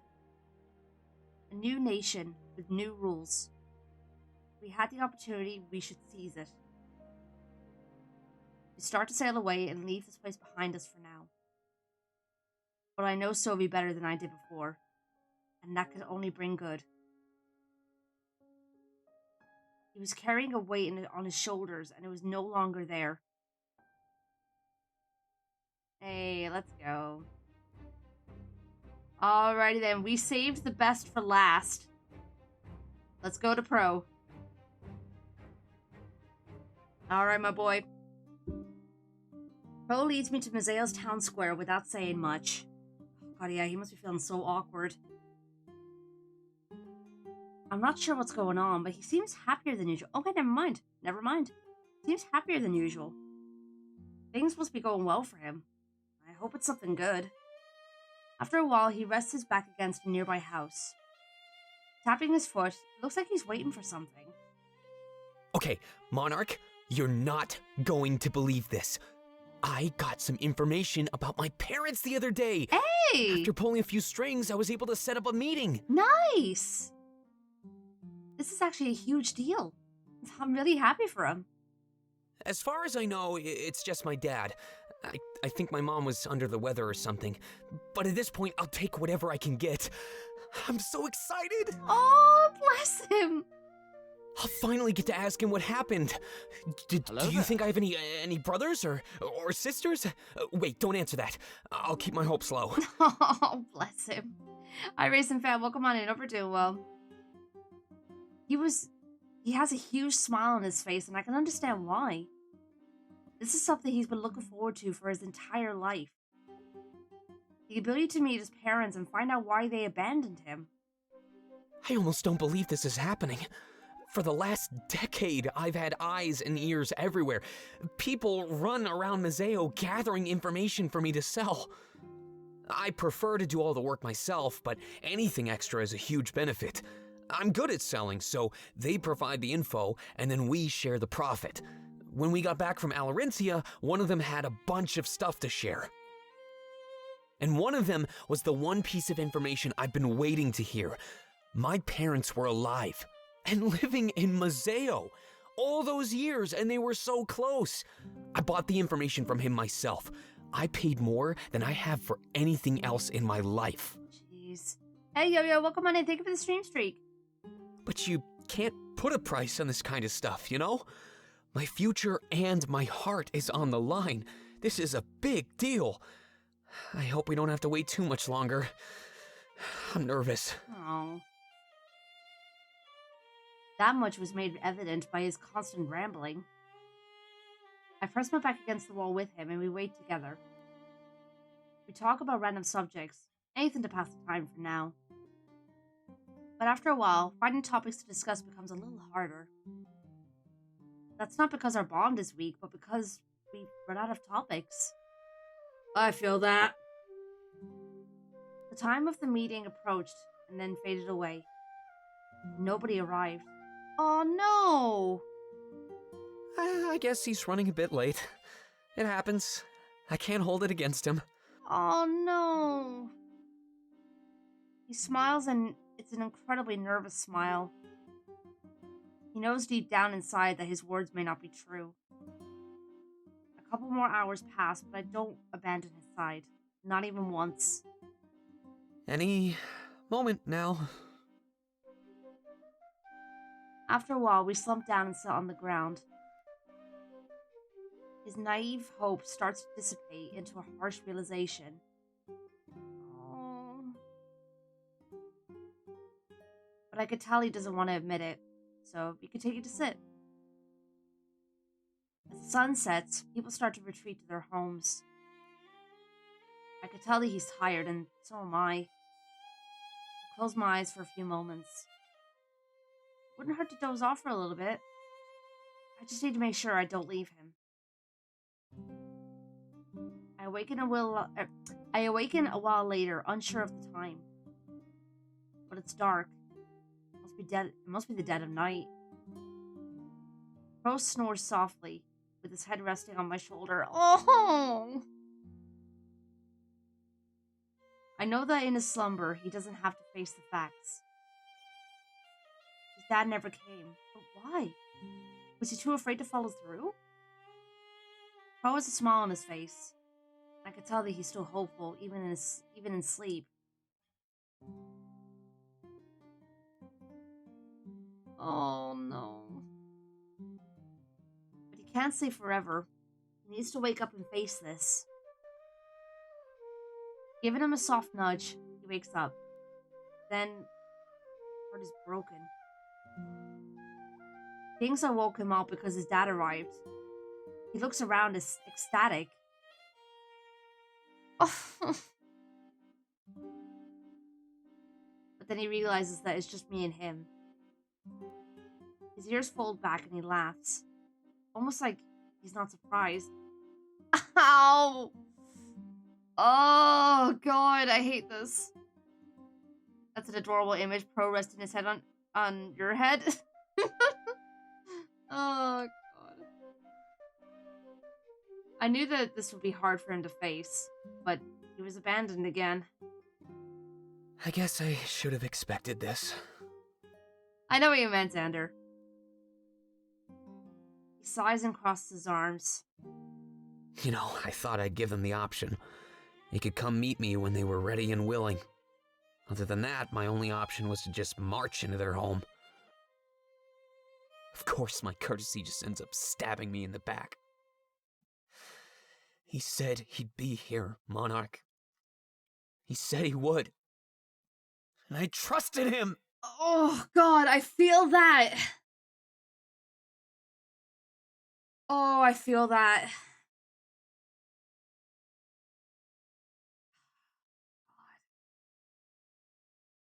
Also, that anger in his voice in the last bit, oof.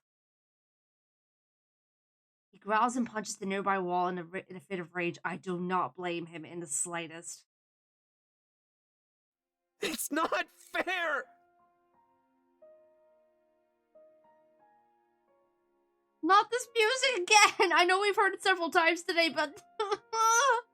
No! Don't start doing this to me again.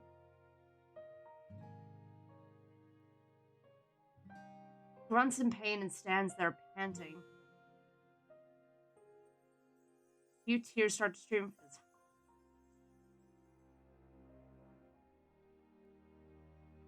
Why don't they love me? Stop it!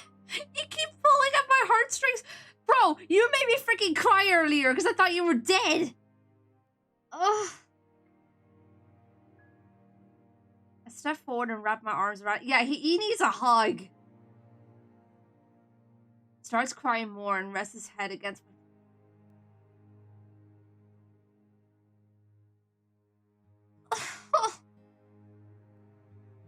I love him. Oh, my poor boy.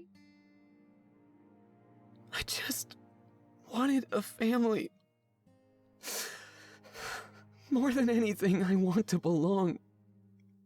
It hurts so much that they don't want me.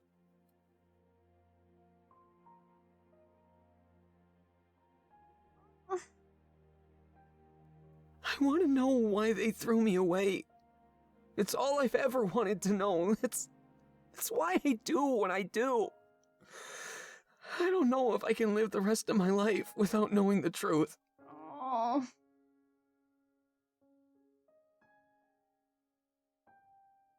He starts to calm down, and soon enough the tears fade.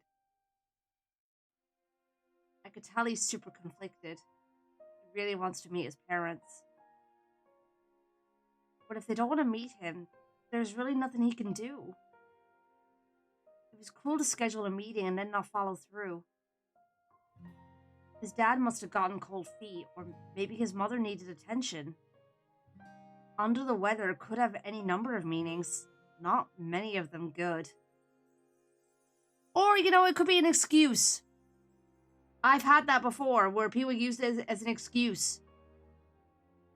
And then they were perfectly fine. They just didn't want to see me. Either way, it's evident that this pursuit of the truth is causing him more harm than not. If he wasn't meant to know the truth, then perhaps he should focus on moving forward. After all, he had a loving family in the rebellion. We would never abandon him like this. I just don't know what I should do. I think I know the answer to this, but just in case.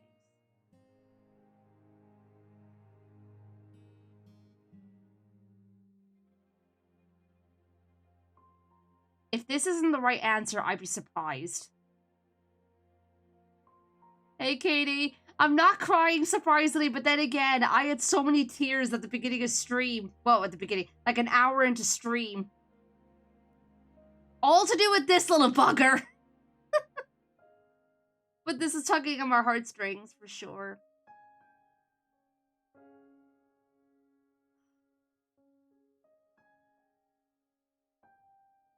If this was me... Give me the pets. If this was me, I'd say let them go. I know that it's harsh, but if they don't love him, then what's the point in clinging on, you know? If that doesn't earn the loyalty, I don't know what will.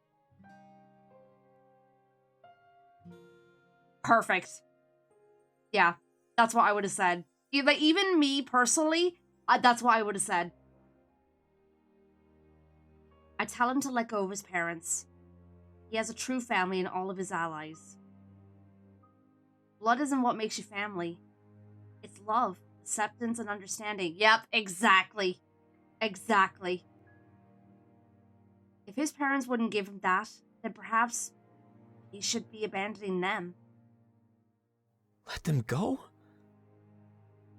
Bro, I know. It's hard. It's really hard. I totally get it. But there's no point in holding on to something that doesn't care about you. You know? He seems surprised that nobody has suggested this to him before. If your family can't respect you, you shouldn't have to respect them. Some people might beg to differ, but that's the bare minimum that a parent or family should do, is give you respect. And if they can't do that, let them go. You'll find other people that can respect you.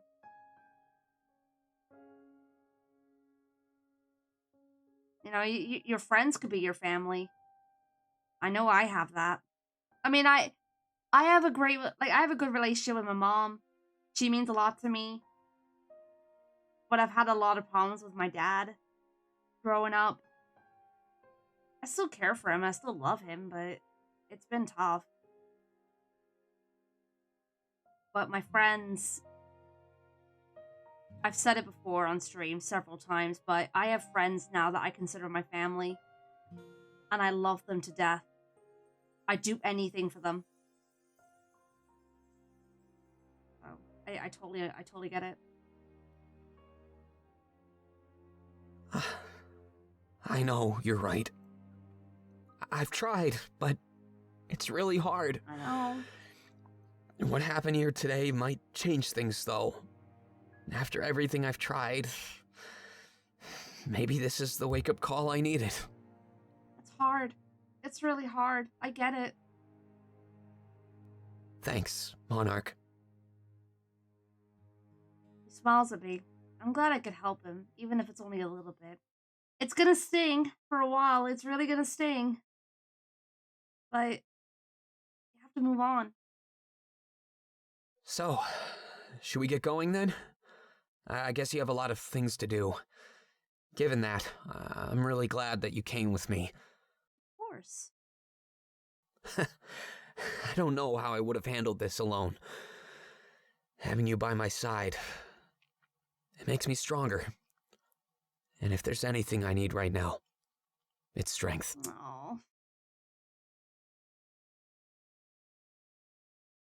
Hey, there we go. With that, we start to walk away from the town square. It pained me to see him go through this. Nobody should feel abandoned. But at the end of the day, he had people like me to stand by his side and help.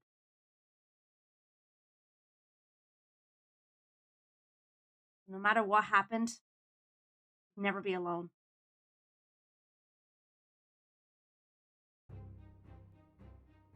Well, there we go. We've earned the loyalty of every single comrade. Oh my goodness. Okay, you guys are definitely needed after that. Puss in Boots couldn't compare. Oh, God. I think, honestly, if I didn't cry earlier, I would have cried in that scene, but I think all my tears are gone because I was an absolute wreck earlier. Because I thought Pro died. I was heartbroken. And then I cried in relief when I saw that he was alive. So, like, good grief. Alright then, let's save here. Alright. So, as far as I understand, there's another 2 hours left.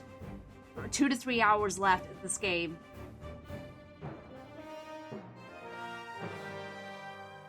I almost want to push forward.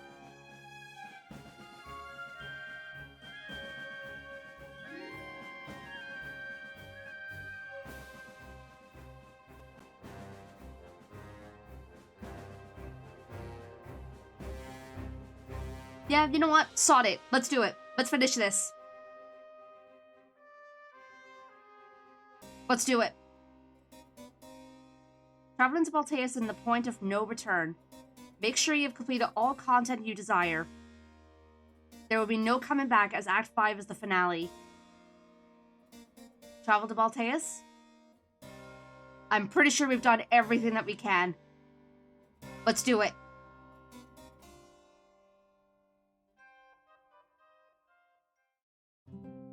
I did not think we were going to be finishing this game today. Holy crap. I make my way to the docks, happy to see that almost everybody else has done the same.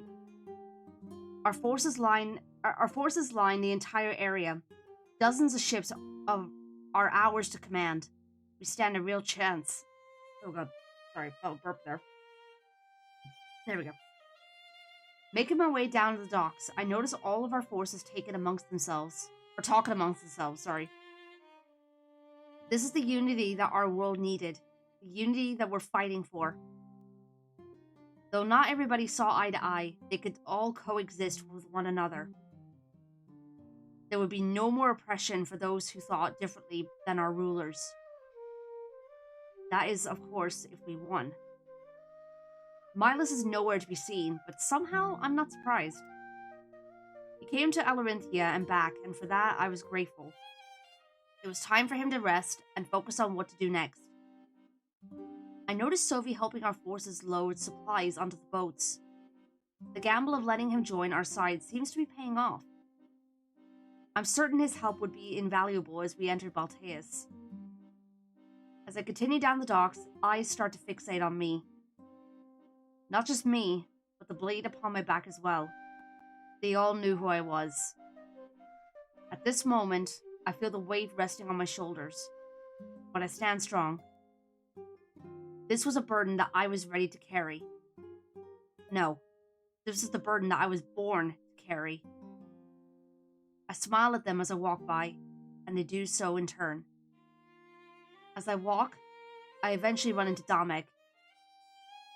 He's overseeing everybody's efforts, making sure it goes smoothly. There was a lot to transport. We'd all need weapons, food, and drink. Quite the army, isn't it? Salus would be proud. I know he would. Forgive me for taking charge, though. You deserve a break. No, you know what? I appreciate it. Or at least a chance to save your energy. You'll need most of it in Balteus, not here. We'll take care of everything until then. I nod, thankful that Domek has taken the initiative. I definitely need to use the voyage as time to prepare.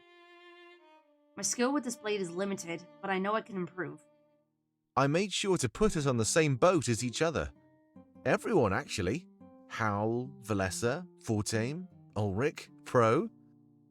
It's probably best if we're all together for the end of this journey. Agreed. That much was true. I'd need my friends by my side for this. We were about to change the entire world. We'd be slaying gods. Part of me wonders just who they are, and why they do what they've done. There's probably no point in concerning myself with that information. Nothing about them could excuse what they've done. They need to fall. I thank Domek for everything that he's done, and this makes him happy.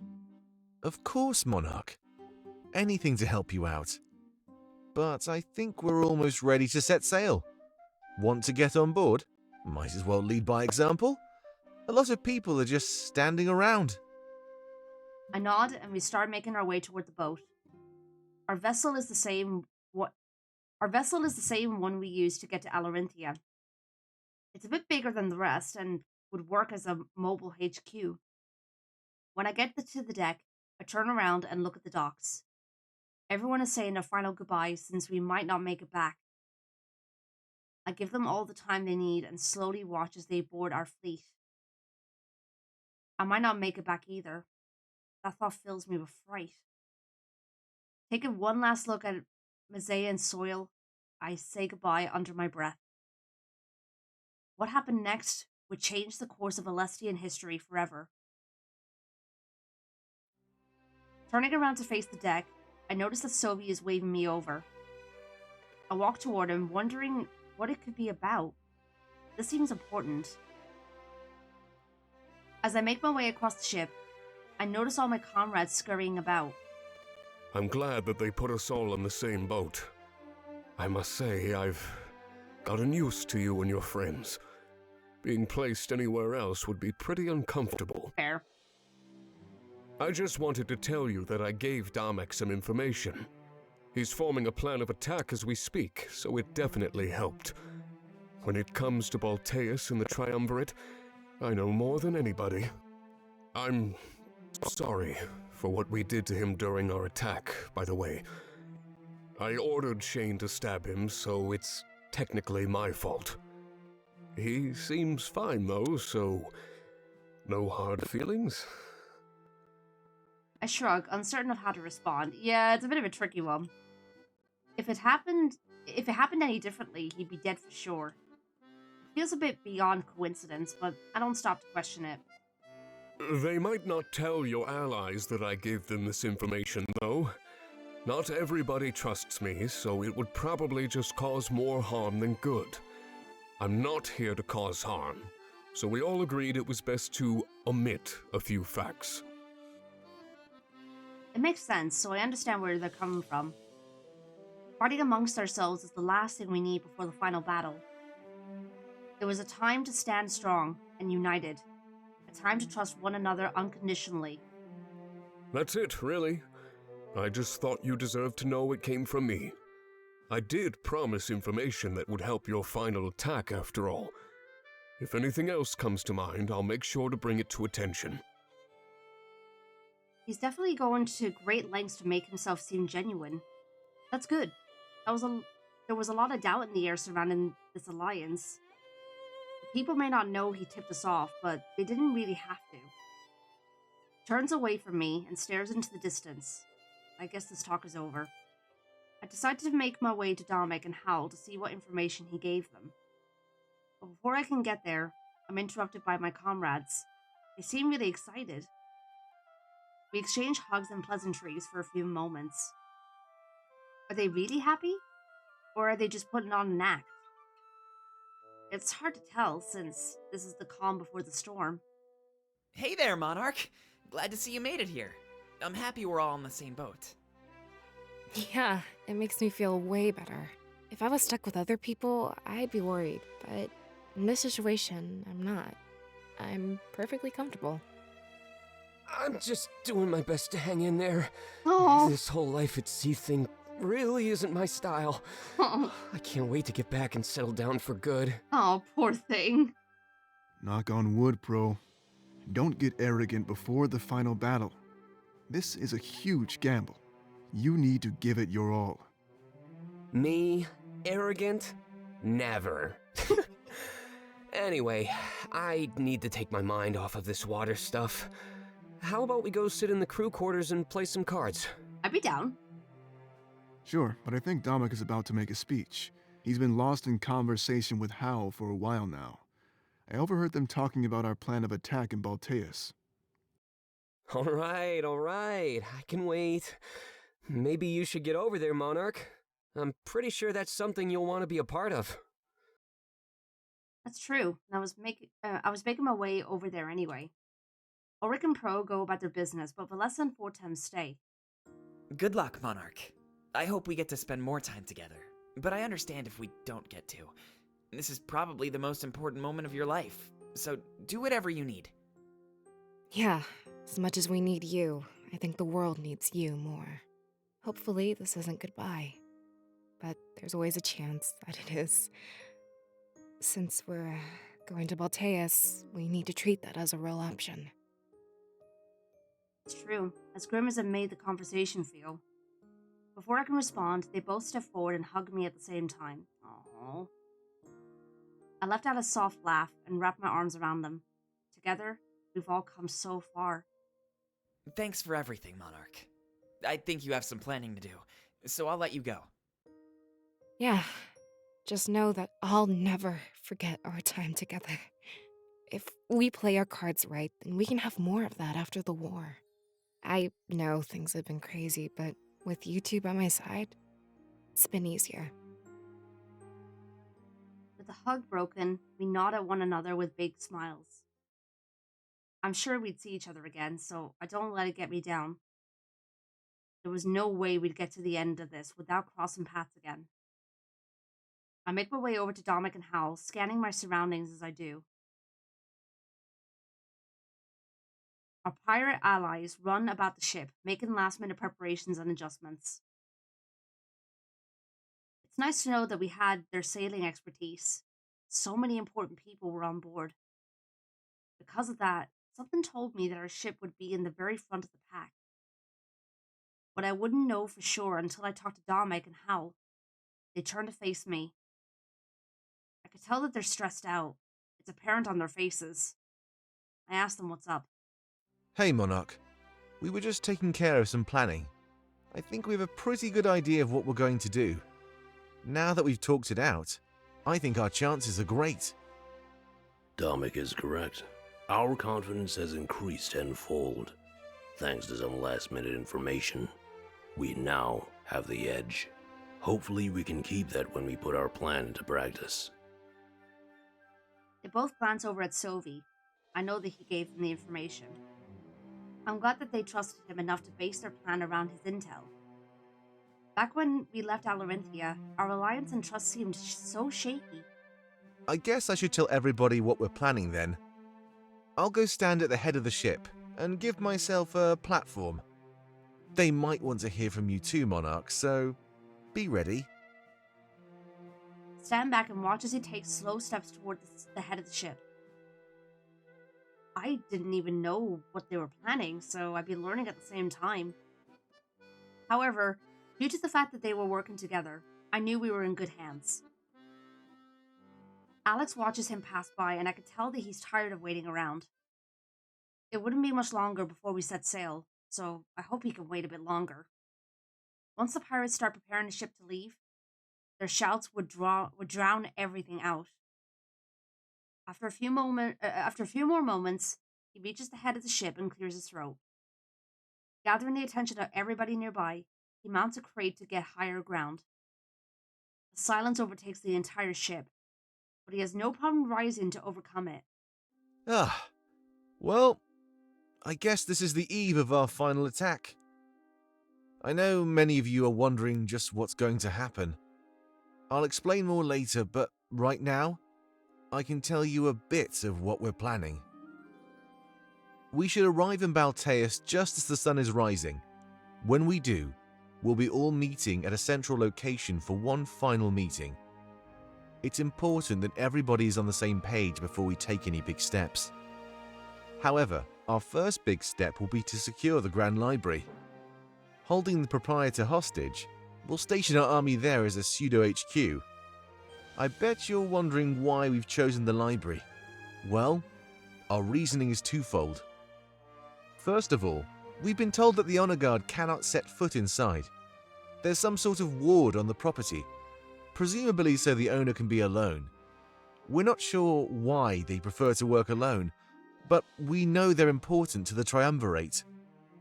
That is part of our second reason. Taking them hostage, we will extract information.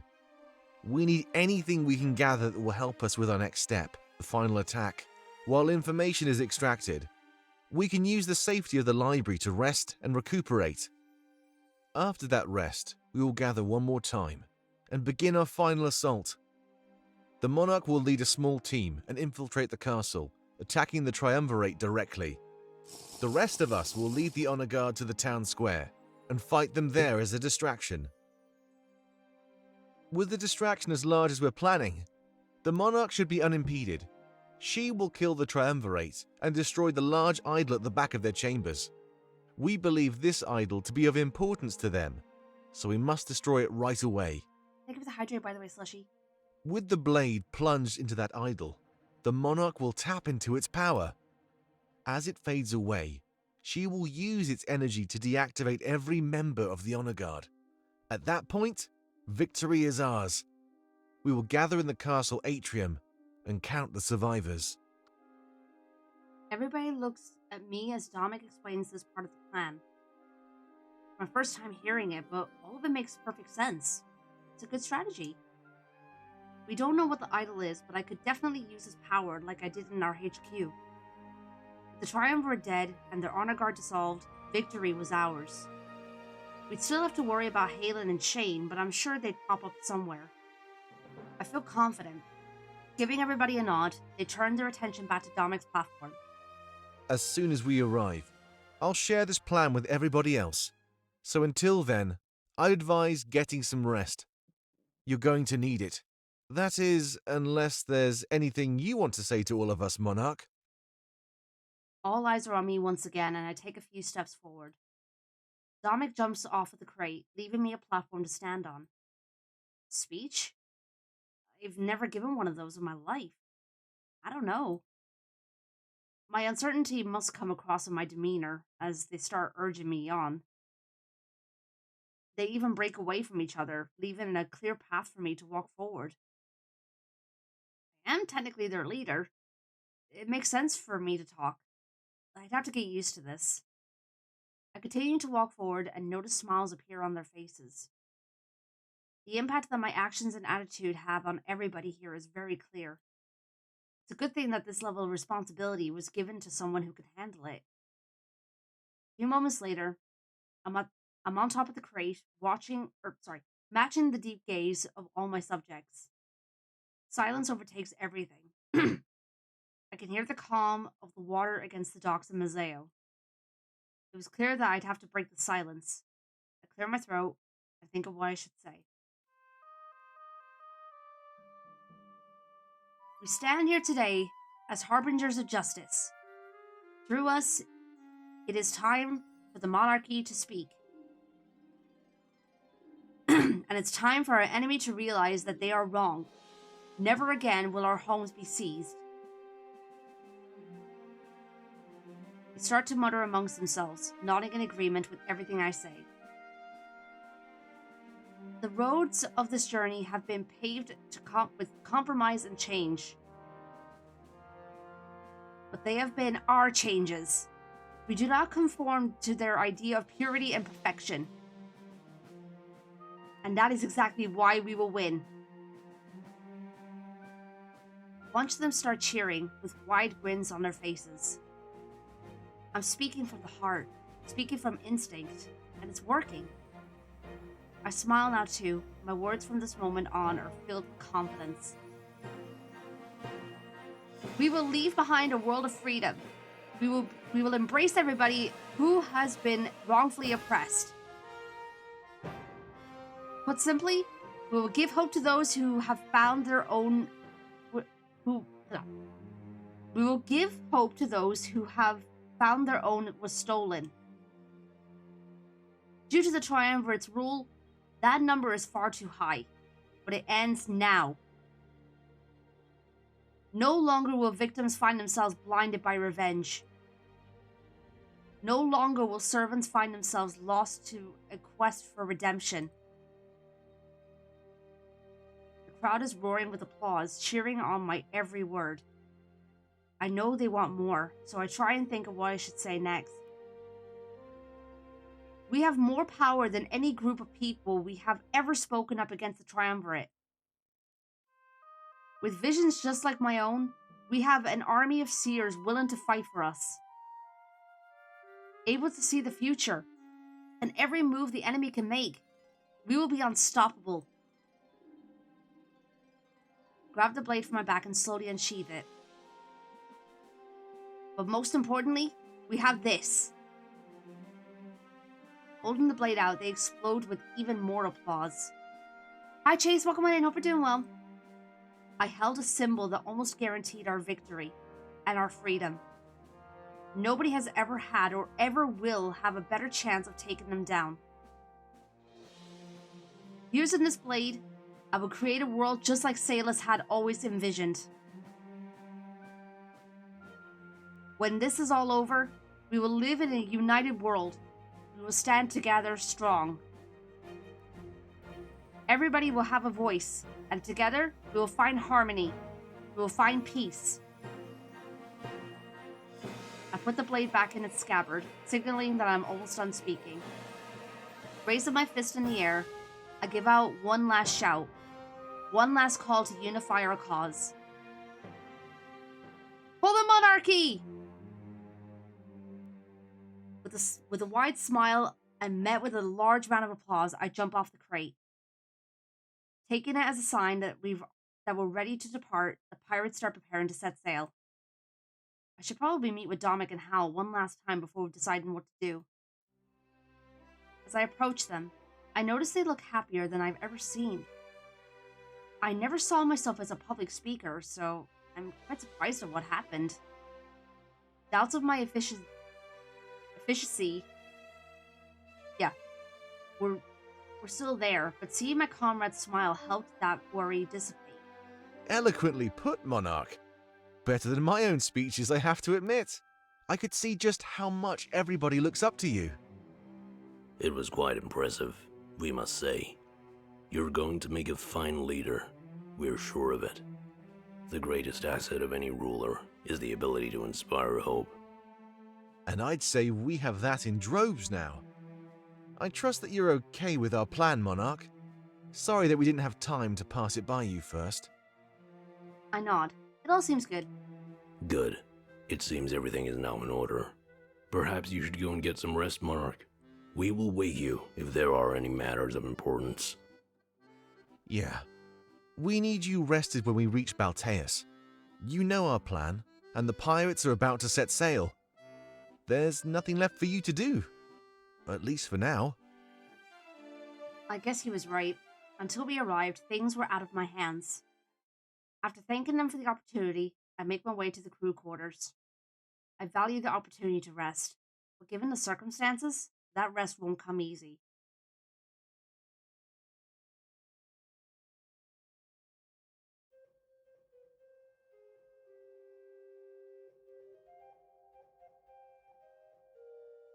Alright, yeah, I'll check it out later. Halen and Shane gather at the docks of Balteus. Surrounded by honor guard, they ordered them to prepare a small fleet. They knew the end was coming and they had to meet it head on. What was your reasoning behind this again? I'm surprised the Triumvirate decided to play along with your plan.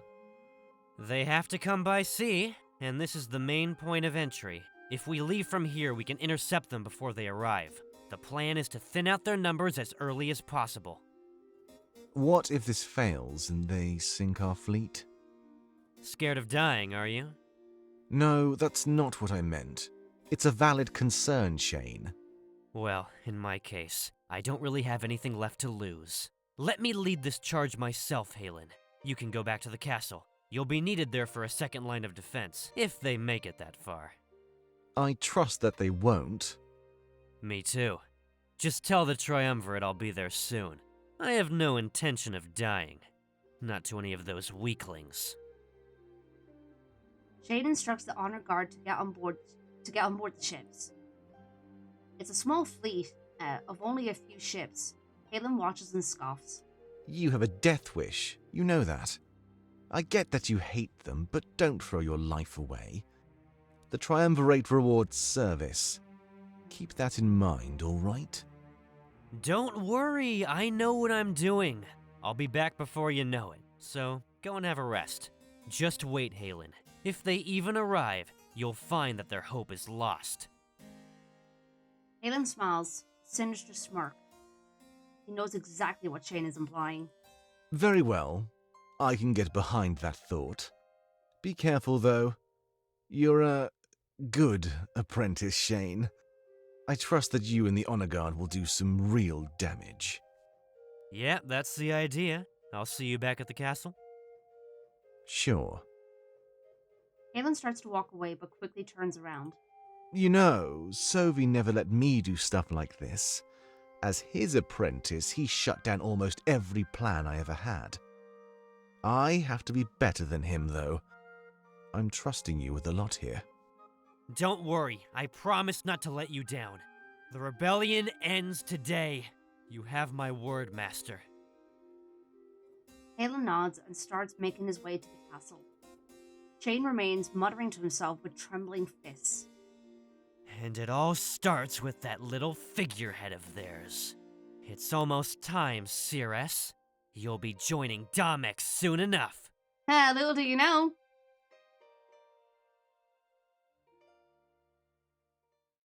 Little punk.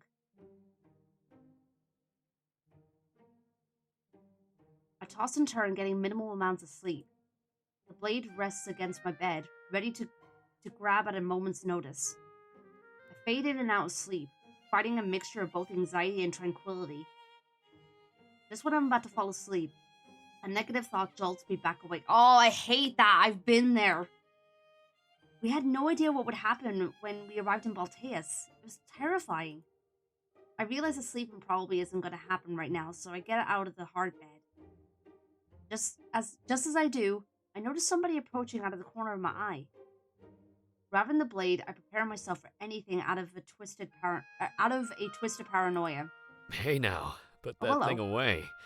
I didn't mean to startle you, Monarch. I haven't seen you in a little bit. It's just Vivian. It's a relief. It appears there's been some complications. Domek wanted me to tell you that you're needed on deck. You'll see what I mean when you get up there, alright? I don't like the sound of that. I nod. It must be important if he's interrupted my rest. As I start to walk away, Vivian puts a hand on my shoulder. And I just wanted to tell you that I know what happened in Alarinthia. I know that Pro and Ulrich teamed up in order to throw our fight.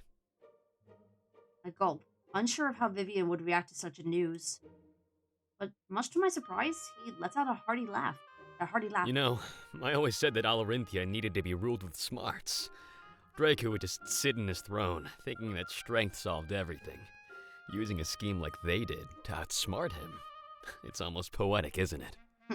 Besides, it also sent a message to every Alarinthian. Their old way of doing things was wrong. Individual strength doesn't matter. It's how strong we are when we team up, under shared ideals, that truly matters. And for sending them that message, I commend you. Good luck out there on the deck. I think you'll need it. He releases his grip on my shoulder. For a moment, I was scared things would go south. I'm glad that he's so accepting of what transpired. Dropping the issue from my mind, I head up to the deck. I had no idea why Domek needed me, but that thought was frightening. Slowly ascending the steps, my mind is plagued with unfortunate possibilities. As soon as I arrive on the deck, I see exactly why I was needed. Off in the distance, we're met by a fleet of ships belonging to the Triumvirate. Oh no. They're far, but not far enough away that the sheen of the honor guard is concealed. Domek and Howl immediately run over. I could see the panic on their faces. It was clear that battle would be imminent. I met them halfway to see what their plan is. We have no plan. Perhaps this is time for Domek to shine. A master strategist. Is that not what your people say? Hal, this is no time to be petty. We need to put our heads together and figure this out. Let's see. It's a small fleet, maybe only half the size of ours. Naval warfare was not something the monarchy practiced. We lived in peace, Domek. Our world was not discordant like this one. Oh, good for you. We exchange glances. Domek seems uncertain and a little worried. He strikes a pose of thought, and it's a while before he breaks the silence. Okay, I'll do it. We know this battle is lost if the Monarch doesn't make it ashore. So our goal should be securing the safety of this boat and the lives of those on board. This is when we need to rely on everyone's strengths. We need the pirates to take action. He waves over Alex. Alex, we need you to order your forces to charge. This is precisely why I wanted to form a treaty, for battle at sea. I need you to occupy the forces. Distract them while we slip by. Slip by? They'll notice you right away. Baltian ships are equipped with projectile weaponry. One or two good shots and you'll be underwater in minutes. That's what I'm counting on. Huh? We're going to let them sink this ship. What? Are you crazy? I have a plan, Alex. Everybody, listen up. We'll time it so we're close by when they hit us. As we sink, we can hop over to their ship and hijack it. Using their own projectile weapons, we'll start sinking them one by one. Their attention will be divided. They'll be getting attacked from multiple sides. We can use that to our advantage. They won't be able to retaliate through the chaos. Right, of course. Should I send the order right now? Yeah, we need to do this immediately. There's no room for error. This is the end. Yes, sir. Alex runs off and climbs the netting of the ship.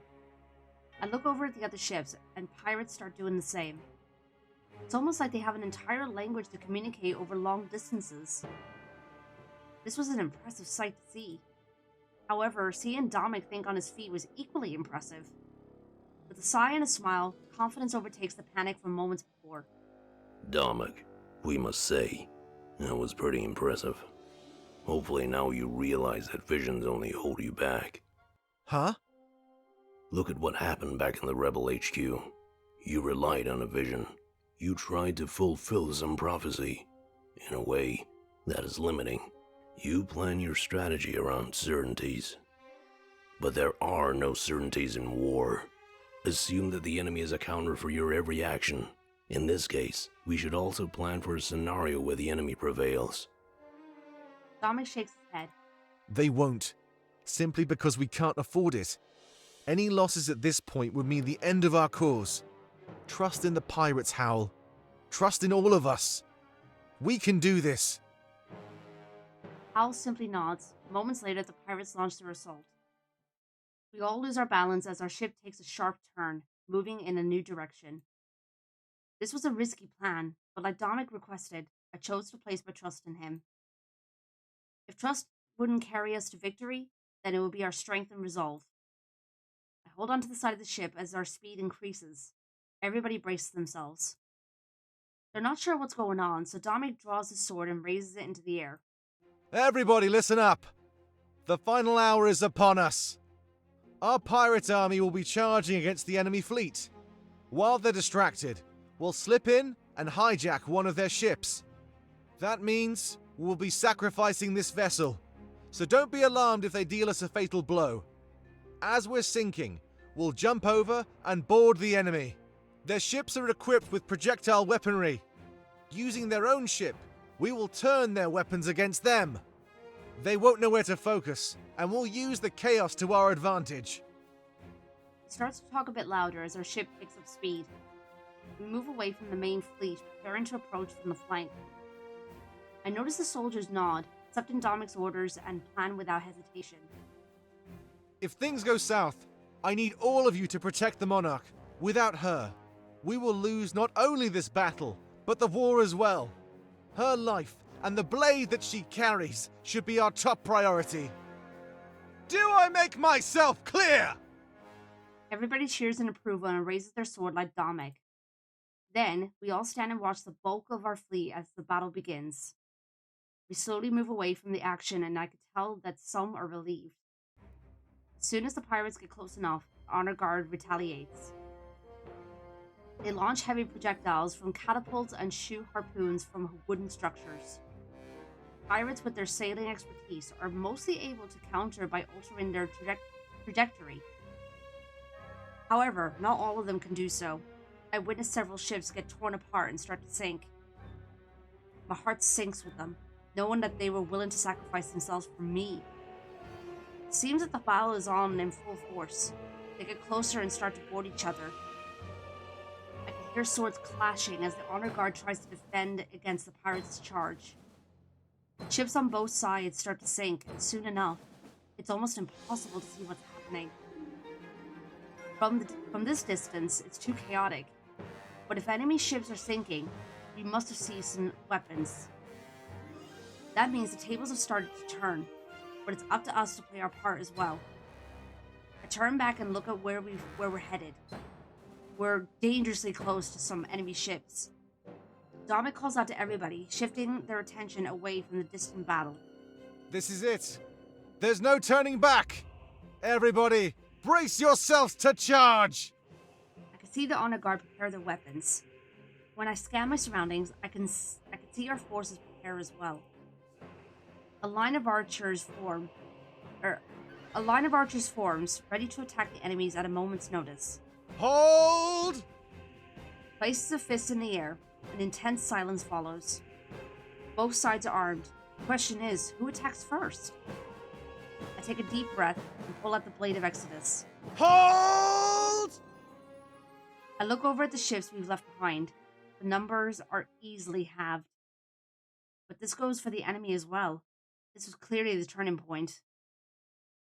What happened next would decide the fate of our entire cause. And it began with a barrage of projectile weaponry. The enemy attacked our ship with everything they had. I could feel the hull get torn apart, and everything started shaking. Fire! The archers return fire, knocking out the suits of armor manning the weapons.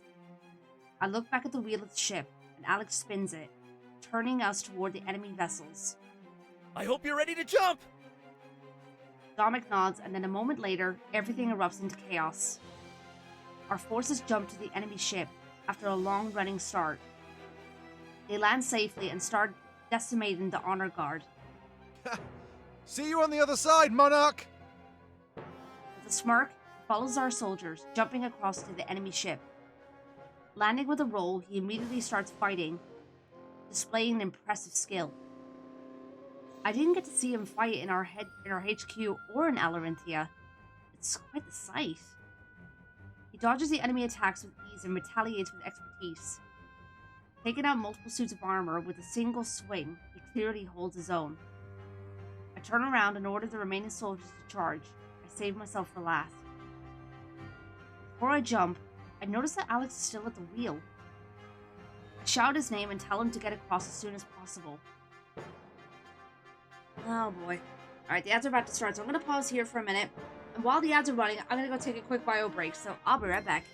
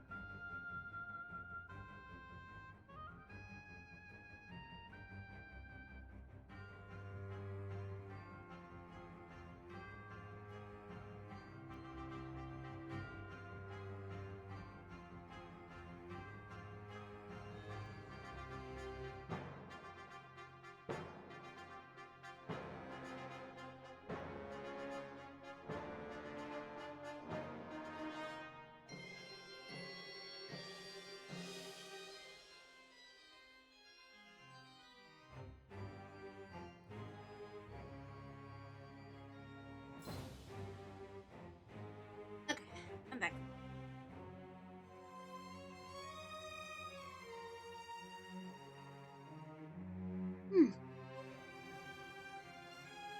Gotta wait for the ads, and we'll continue.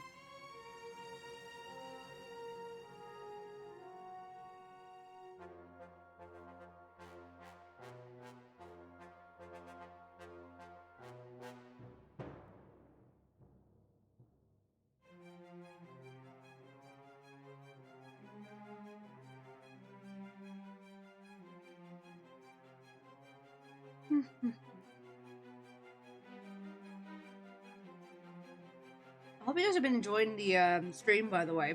Like, I hope you guys have been enjoying this game. I've been loving it.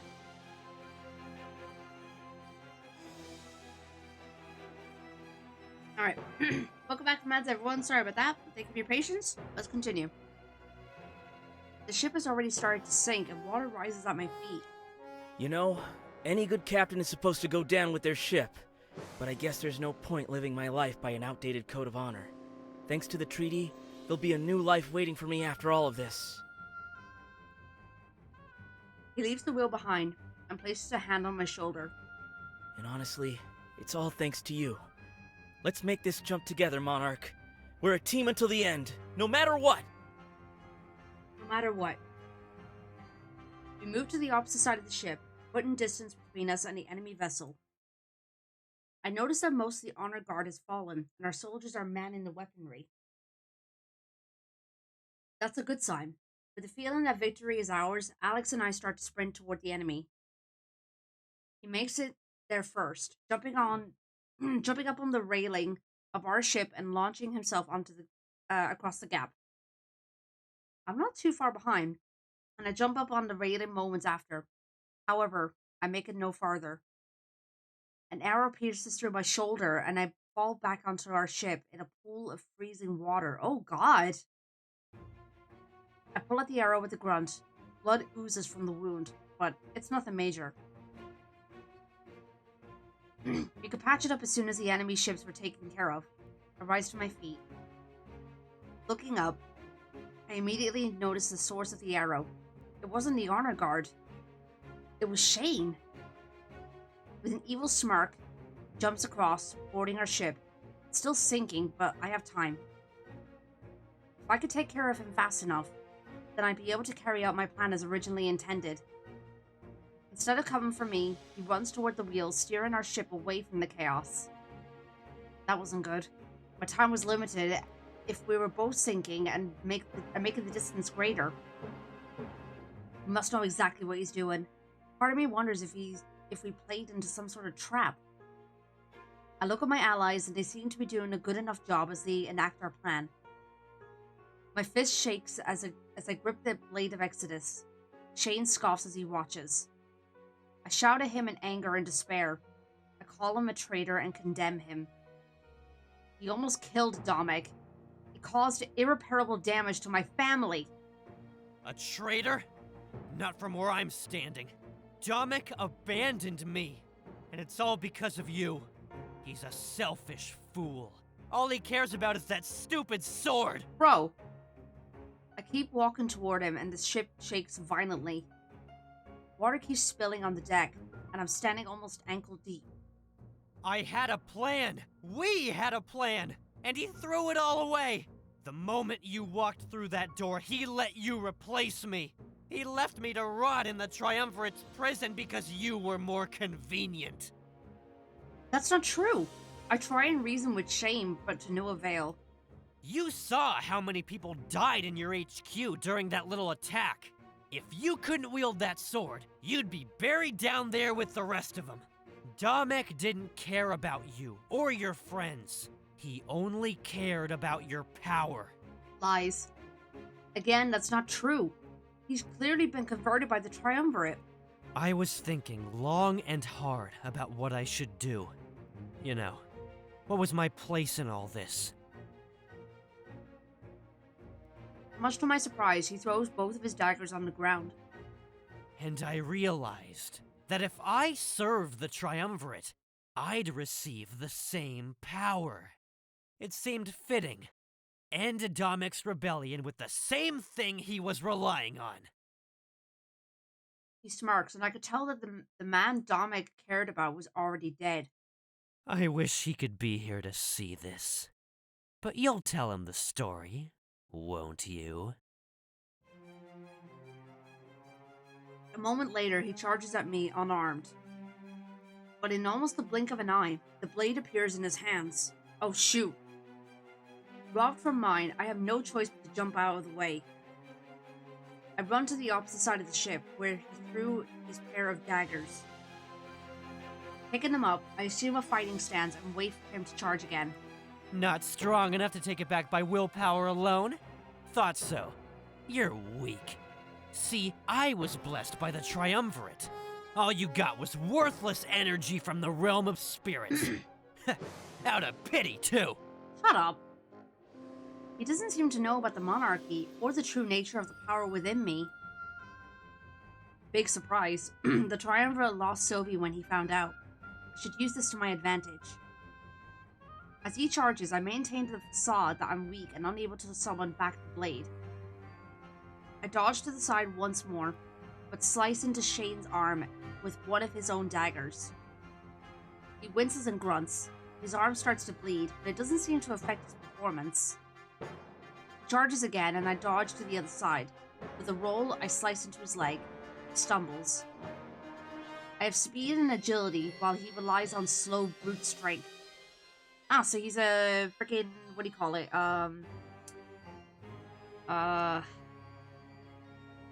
What's the class in D&D? I forgot what it's called. It's easy to tell that he's never fought with such a weapon before. From what I've seen, he could really only use arrows and daggers. Oh, I see. Okay, never mind. So he's using heavy weapons that he's not used to. Is that all you got? I mean, he's using the sword, which is a heavy weapon, but yeah. You know what I mean. I won't be able to keep up the same strategy forever. I'd need to change it up while I think of how to end this. He charges once more, but this time I meet him head on. Holding out the daggers in a cross formation, I stop the blade from going any further. We struggle, both at almost equal strength, trembling as we try to overpower the other. I tell Shane that Dominic is still alive. The spirits willed it because his cause was righteous. Impossible! He'd never comply if I told him to look for himself, so there's no way I could prove it. However, he seems to let up a little bit, and I'm able to overpower him some more. I push him away and tell him that it's all true. He's on the wrong side of this war. No, you're the one on the wrong side! The rebellion is small and insignificant. Hundreds, standing in a world of millions. Even if you win, they won't respect your power. They're happy living under the Triumvirate's rule. Revenge won't solve anything. Just back down. No. We circle around each other, both holding out our weapons. I was hurt by the occupation and I wanted to fight, but I realized I was being greedy. And there was no point. It's not my happiness, my satisfaction that matters. It's the world's. It seems we reached a stalemate, both trying to talk each other down. But I wouldn't yield, and something told me that he wouldn't either. His views have been twisted, and he thinks mine have as well. We charge at each other and meet in the middle once more. The water rises, and I can tell that the time is minimal. We're sinking fast. Returning to the same deadlock as before, I'd need to do something. I'd need to summon the blade back when he least expects it. My time is limited, and it honestly seems like Shane is beyond saving. But the question is, what do I do when it's back in my grasp? Oh, okay, I could choose. Hold on a minute. I'm gonna save real quick.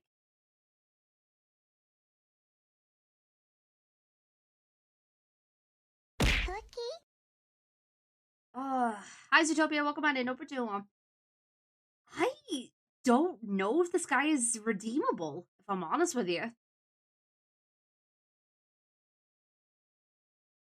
Seems to reach a stalemate. Both trying to talk each other down, but it wouldn't yield, or I wouldn't yield. Judge at each other and meet in the middle once more. The writer, I need to summon the blade back, but when he least expected. The time is limited, and it honestly seems like Shane is beyond saving. But the question is, what do I do when my...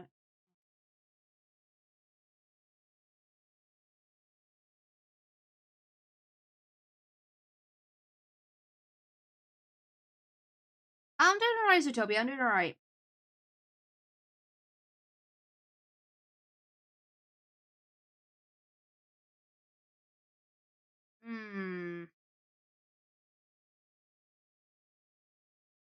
Someone gonna die today, and you got the final say. I don't think he's gonna be redeemed. Kill him. I have to kill him. It's the only way. Yeah, because I feel like if we try to incapacitate him, it's just gonna make things worse. Otherwise, he could continue to be a thorn in our side. We couldn't afford any potential disruptions. Not anymore. You took everything from me! As his anger and rage empowers him, I start to tremble even more. It takes a lot to resist the strength of a man wielding the blade of Exodus. You were born with everything I worked so hard to achieve! They were my family, my friends, and you took them all away! As he starts to get more desperate and angry, I decide to take action. I let him overpower me, and I step to the side, dodging his next swing. I hate you! Whoa. But immediately after, and much to his surprise, I phase the blade back into my hands. Turn him back toward him, I thrust the blade through his abdomen and push him back. He lets out a scream as I pull it back out, and he stumbles back, clutching the wound. He realizes I was lying and fooled him. He says nothing and drops to his knees. I watch as he seems to fade in and out of consciousness, wobbling back and forth. Muttering his final words as he slumps back, he lands in a pool of water that soon tints red. Tomek! I had to get moving and fast. This encounter was enough of a distraction. I give him a moment of silence before making my escape. Now I feel bad! God damn it. I jump in the water and immediately start swimming toward the ship my comrades are on. But soon after jumping in, the freezing water makes my limbs feel stiff and my chest heavy. Fighting it for as long as I can, swimming. I know I can do this. This is no time to give up. Teacher Edward, hi, welcome on in. Hope you're doing well.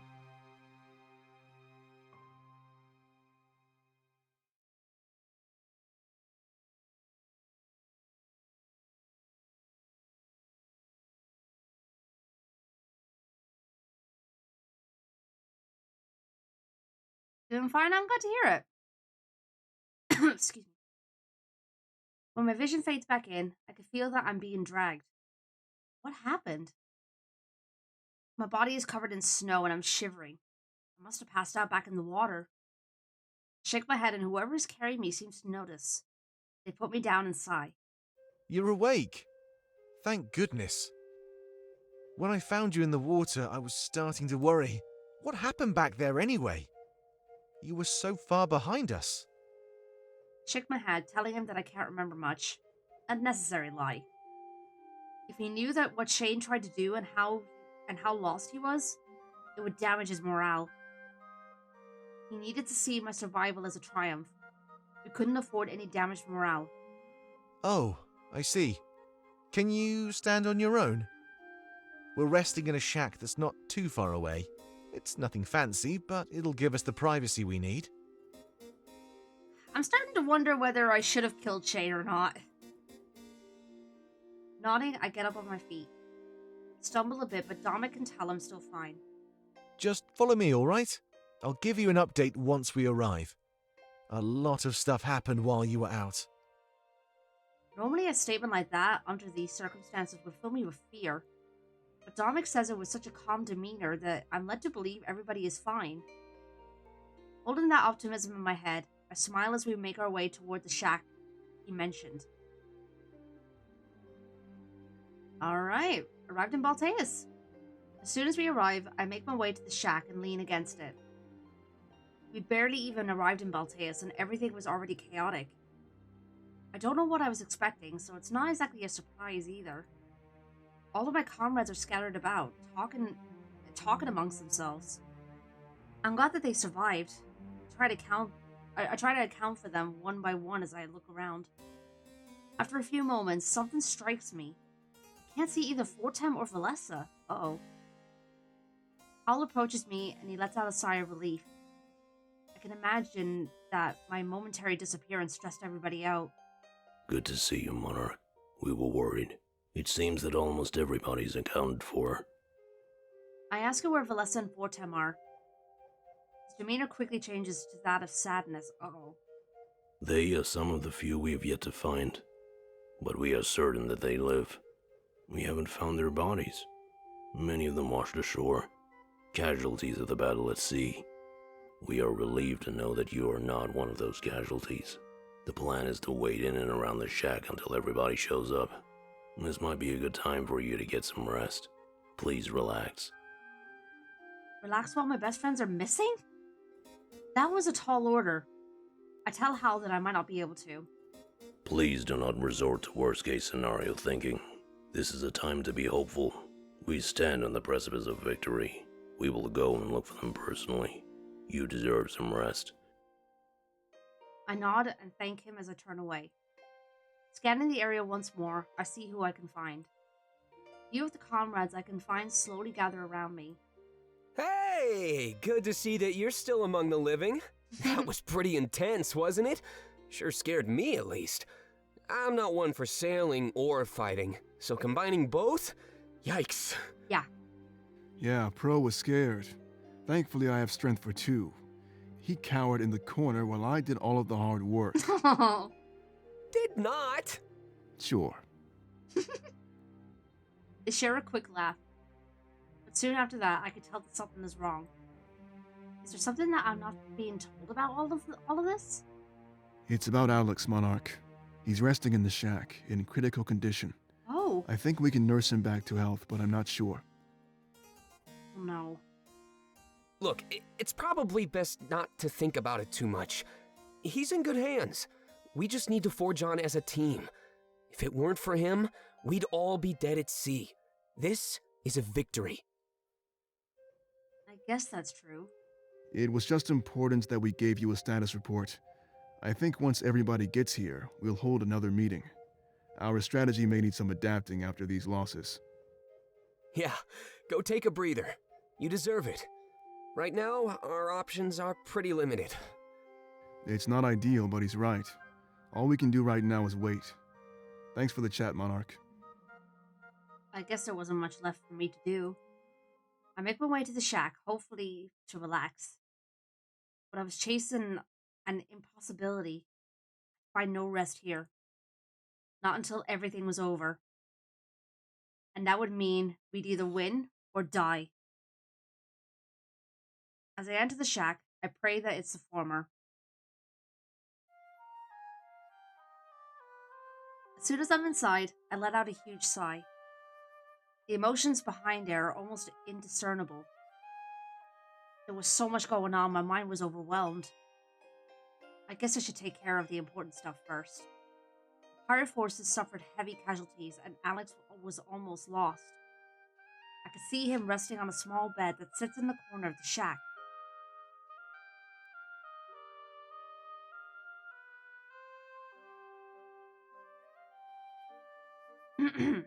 Yeah, I guess that's true, Bryce.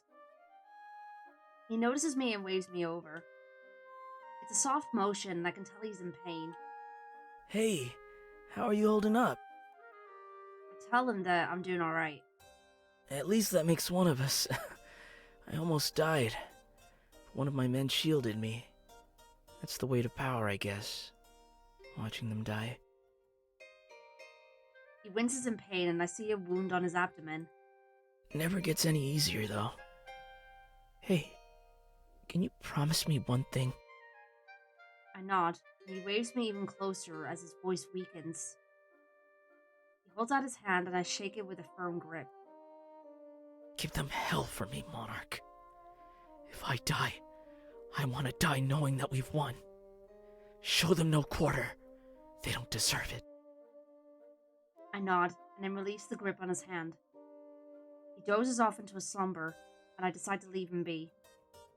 Rest should be important right now. He shouldn't force anything. After standing up, I look down at him. If it weren't for him, we wouldn't even be here right now. I smile and silently thank him for all that he's done. There isn't much left to do but rest, I suppose. I move to the corner and press my back against the wall once more. Hopefully they're all able to find Valessa and Fortem. I can't lose them now. I'll rest in here for a while and gather my bearings. This is not a time for freaking out. You can continue the story when you're ready by clicking the arrow in the top right corner. Okay. Huh.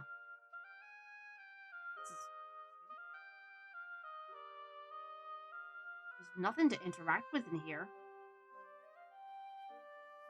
Okay.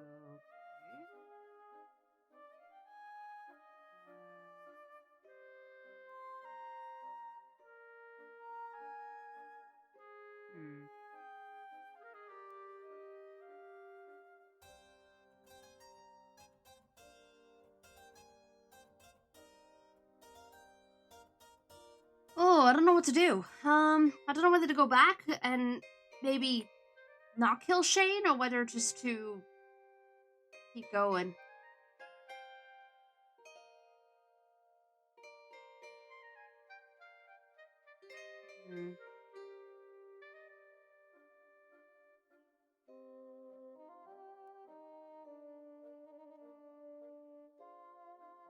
almost want to see what happens if I don't kill him.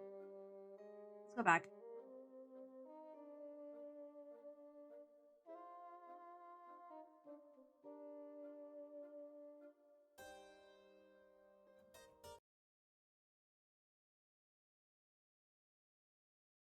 He didn't deserve to die. That much was clear. There had to be a chance that he'd see reason in the future. But went on to win this war. Maybe he'd see things differently. Pulled up a guide on which choices matter. Very interesting. Okay. You took everything from me! His anger and rage empowers him. Start to tremble even more. It takes a lot to resist the strength of a man wielding the blade of Exodus. Do my best to buy time until I find the right opportunity. I contest Shane's words. You were born with everything I worked so hard to achieve! They were my family, my friends, and you took them all away! I know it's the same dialogue as last time, but I might as well play it anyway. As he starts to get more desperate and angry, I decide to take action. For up to me, I'd say love with the consequences, or live with the consequences of your choices, but you do you. I mean, to some degree, yeah, I agree with that. I let him overpower me and I stepped to the side, dodging his next swing. I hate you! But immediately after, and much to his surprise, I phased the blade back into my hands. While he's caught off guard, I raised the blade in the air and smashed the base against his head. Oh, ow! He screams and stumbles back, knocked into a daze. Step forward and do the same thing. I'm careful not to go too far, and I stop the moment I find enough time to make my escape. He slumps down on the ground, almost knocked unconscious. I could hear him cry and whimper. There was no way to know if he'd make it There's no way to know if he'd make it out alive, but at least they had a chance. Tomek. Same as before. This was enough of a distraction. I had to get moving. Okay. It's crushing how far he seems to have fallen. I saw Dominic again. Yep. Okay. Yeah. Okay, so it's more or less the same. The only difference is that you just don't kill Shane. I'm gonna skim through this next bit. If it's gonna be the same. Yeah. You're awake. Thank goodness. Yeah. Uh-huh. Oh, I see. Can you... Okay. So it's not much different. Just follow me, alright? Okay.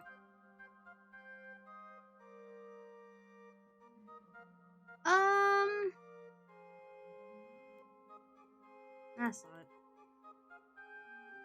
Good. Yep, we've been through Please. all this.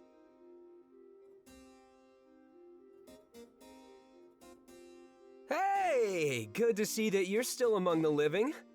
Skipping through this, because we've already been through it. Look. It was just... Yeah. It's Yep. Move.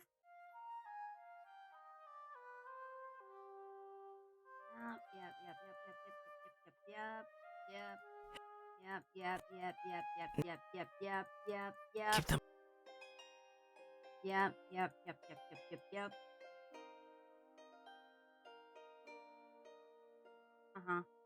Okay. Right, now we're back to where we were. Okay. I'm not sure which one I prefer, if I'm honest with you.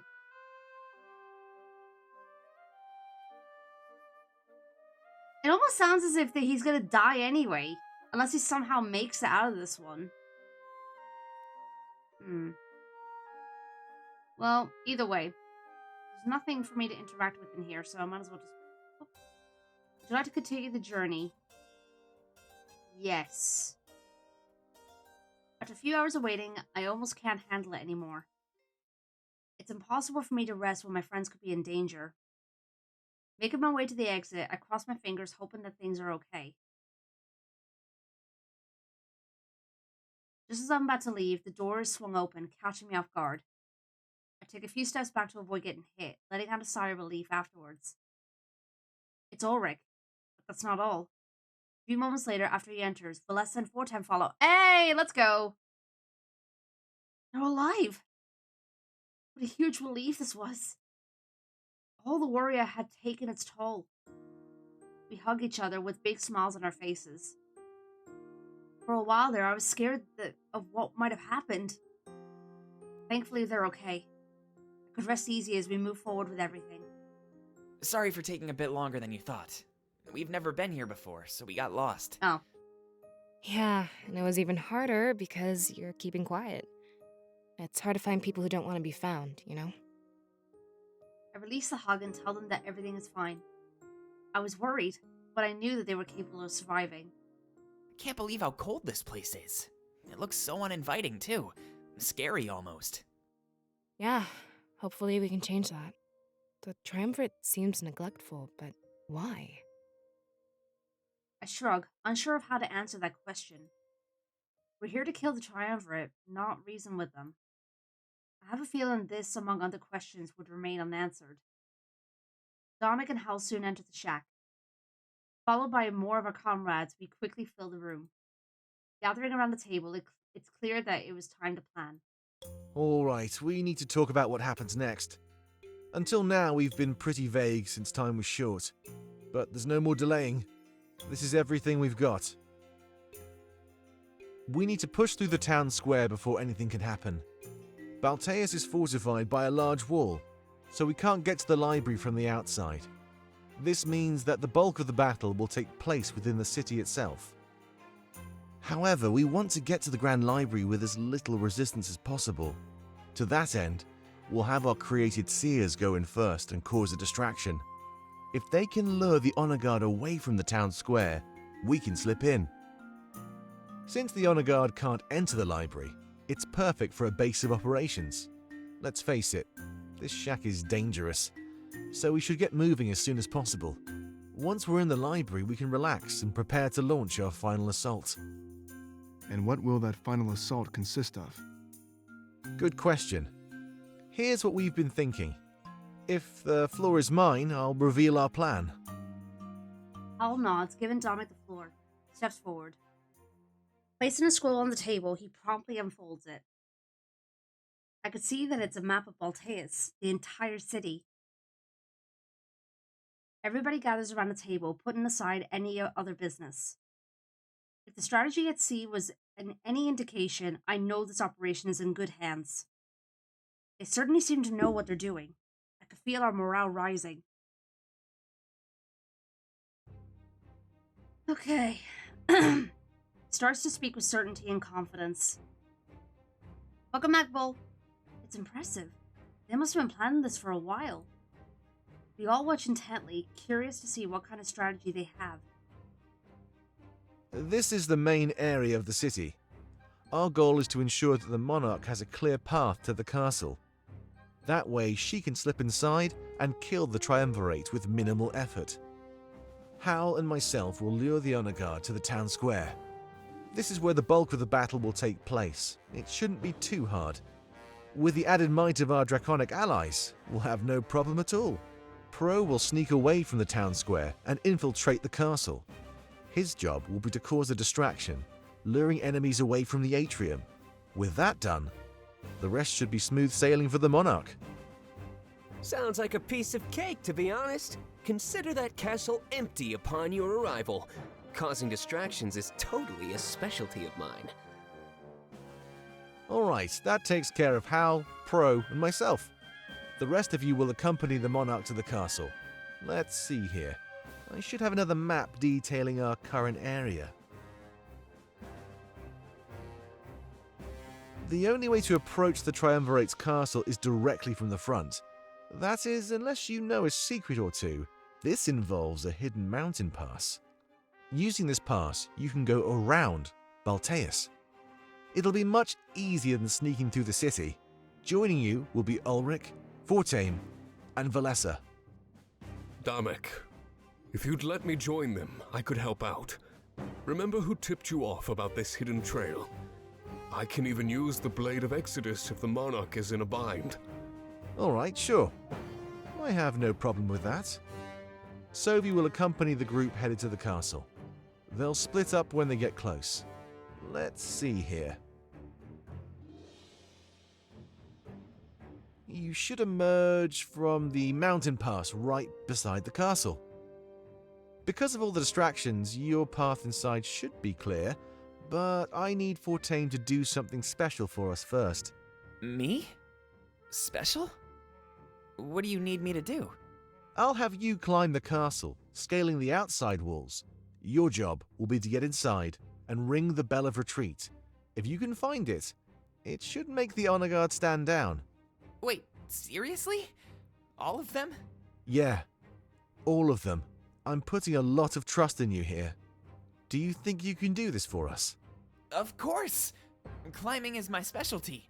I'll have that bell ringing in no time. Good. The rest of you will enter the castle from the front. Again, your path should be clear if all goes as planned.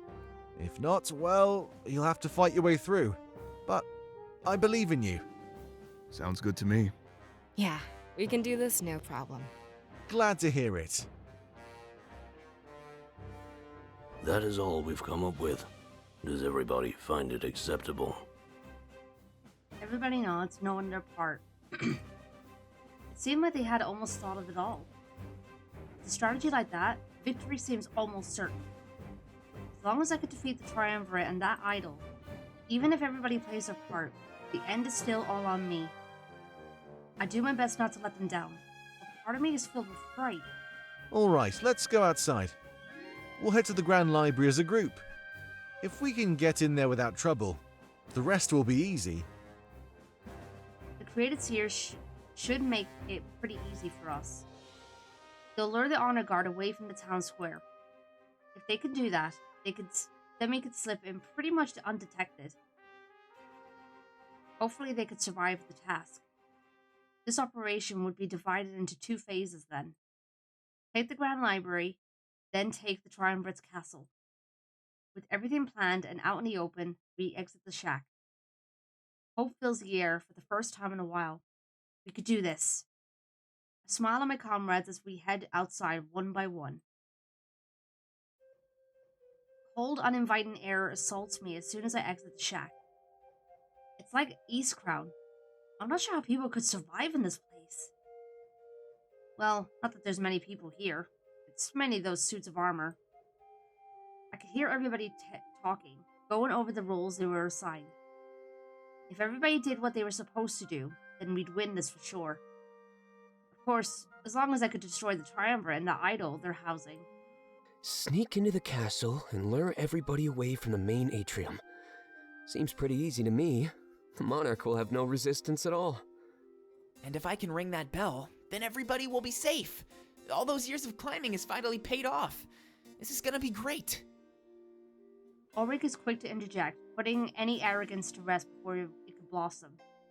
Look, none of that is going to happen if we can't take the Grand Library. We need to establish a foothold, a safe place to retreat to if things go south. They all nod and stop the discussion they were having.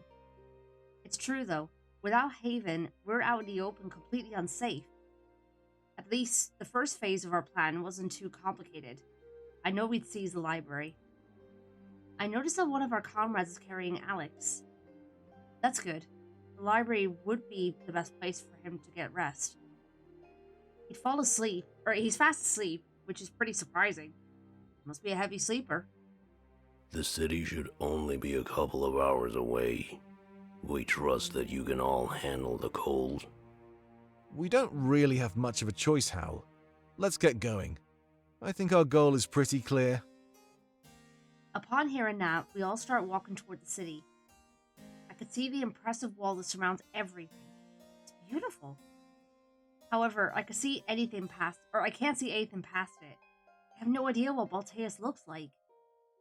We walk through thick layers of snow, and my legs start to tire out. But I'm not in a position where I have any choice. Pushing forward is mandatory. After what feels like a small eternity, we finally arrive at the gates leading into Balteus. The town gates on the wall are an amazing sight. Intricate details are carved into the stone. It's a work of art. Something told me the monarchy made this, not the triumvirate. This looks amazing. This must be a remnant of the monarchy, right? The triumvirate can't be this artistic. I know it. Correct. This looks just as we remember it. However, Baltius wasn't always this cold. Something bad has happened to the nation. Oh, I see. Like what? We're not sure. However, it is probably due to the triumvirate. It pains us to see how much they've defiled our former home. We used to live in Baltius. It housed the throne and our ruler. To see it reduced to a frozen wasteland, it is almost too much to bear. Let us head inside. We need to see what else has changed over the years. It reminds me of what we thought about, or what we thought would happen to Valinor. Without the spirit idol, it'd wither away and freeze over like Eastcrown. We have since learned that was false. But what's happened to Balteus then? As we all start to make our way inside the city, Dominic stops us. He looks a bit worried, and I can tell that he's lost in deep thought. Seers, please come forth. A few moments later, a group of our seers step forward. We don't have much time to waste. As soon as we get inside, you need to get to work. Lure the honor guard away from our path. Understood? Of course. Your path to the library will be clear. After the fighting dies down, we will come and join you. It should be easy, so don't expect us to be too far behind. Yes, of course. Thank you very much. Let's see, is there anything else to cover? He turns back to face the rest of the group. Gulping, it's clear that he's fraught with anxiety. Look, we're about to do something that's never been done before. We're seizing territory from the Triumvirate, right under their noses. Much like they did to Mazeo. We're about to occupy Balteus. But that does not mean we are like them. We do what we do in order to gain our freedom. They occupied Mazeo, wanting to oppress us even further. We all exchange glances and nod at one another. I want you to all remember that as we press forward, war can blur the lines between good and evil. But I know where we stand. If you know that too, then there's nothing that can stop you. You are heroes. With nothing left to say, we slowly make our way into the city. I could tell that due to Dominic's encouraging words, everybody is happy. However, as we enter, nothing prepares us for the sight that awaits us. Uh-oh. Owl immediately steps forward, taking in the sight before him. Balteus looks almost uninhabitable. It's in a state of decay and death. I know the honor guard doesn't need a paradise, but this is crazy. What have they done? It's clear that Hal is hurt. This used to be the monarchy's home after all. Hopefully there will be a way to reverse all of this. It isn't right. This is, well, I certainly didn't expect this. I'm guessing it didn't look like this in your time? No. Baltius was a paradise. This is unacceptable, Dominic. We must find a way to fix it. Of course. There's no way I'll let this stand. It's a bit of a shock, but our plan remains unchanged. Secure the Grand Library, then kill the Triumvirate. After he's done talking, we see a horde of honor guard suits walk by. We quickly run off to the side and hide behind a nearby building. I've never seen anything like this. The building is pitch black. Pieces of it crumble off, almost like it's been burnt or charred. But it hasn't. I know a building can't die, but there's no other way to put it. Like its source of life has been cut off, it appears to be living on borrowed time. What's going on here? This is disgusting. Look. He looks down and we all look at his feet. We're no longer standing in snow, but ash and soot. I start to wonder if it was ever really snowing at all. Ugh! This is Alestia's fate if we leave it in their hands. They don't care about the land. They only care about themselves. This is proof enough that we're on the right side of history. Al turns to me and places a hand on my shoulder. We suspect that this may be related to their dark idol, Monarch. Above all else, please prioritize its destruction. I nod as previous visions start to repeat themselves in my mind. I was facing that idol with the blade. Everything is coming to pass. After our short talk, our attention is directed back toward the honor guard. Seers, come here. I think this is our best chance to take action. With that group gone, our path to the library is clear. Upon hearing this, they quickly group up in front of Domic. Our goal of seizing the Grand Library seems pretty attainable. Yes, sir. Should be easy enough to take them down. After they're dealt with, we'll meet you all in the library. Good. Go around this building and attack from the other side. They'll be focusing on you, so we'll head in the opposite direction. Perfect. Then we'll meet up at the library. If we don't make it, though, it's been an honor. After exchanging a nod, both groups part ways. The created seers prepare to distract the honor guard. Domic points to a nearby road, signaling where we should run. The Grand Library is right over there. We'll run on my mark, so just hold on. After speaking, he immediately places a finger against his mouth. It's clear that we need to remain silent while the seers carry out their goal. We wait there in intense silence, waiting to hear the clashing of swords. We all stare at each other in unease. We know that when they start to fight, some of them may die. It pains me that sacrifice was necessary in order to attain our goal. But I know their sacrifice would never be forgotten. My heart sinks as soon as I hear them start to fight. I hear screaming and steel against steel. My instinct tells me to run immediately, but Domic has yet to move. I can see him wince every time the skirmish gets a little louder. But soon enough, he makes the call and we're all running. Now, go! In our haste, we still make sure to be as silent as possible. The Grand Library isn't too far away. In fact, I can see it now. It stands tall and seems to be the one building that's not falling apart. As soon as we arrive there, we all let out a big sigh of relief. We could still hear the fighting, but it's more distant than before. Through the screams, it's impossible to tell which side is winning. What's going on back there? I don't know. Let's just hope it's going well. Doesn't sound that way. For the honor guard, maybe. Hurry up. We need to get inside. Shouldn't we wait for the seers? At this rate, it might not be much longer. No, they can meet us inside. We can't risk running into more suits. That was just one group. I'm sure there's more. Right. They start to ascend the stairs, but Hal stops them. Wait. The library seems fine. Why does it not decay like the rest? Everybody turns to face him, but nobody knows. Domic takes the stairs back down and faces Hal.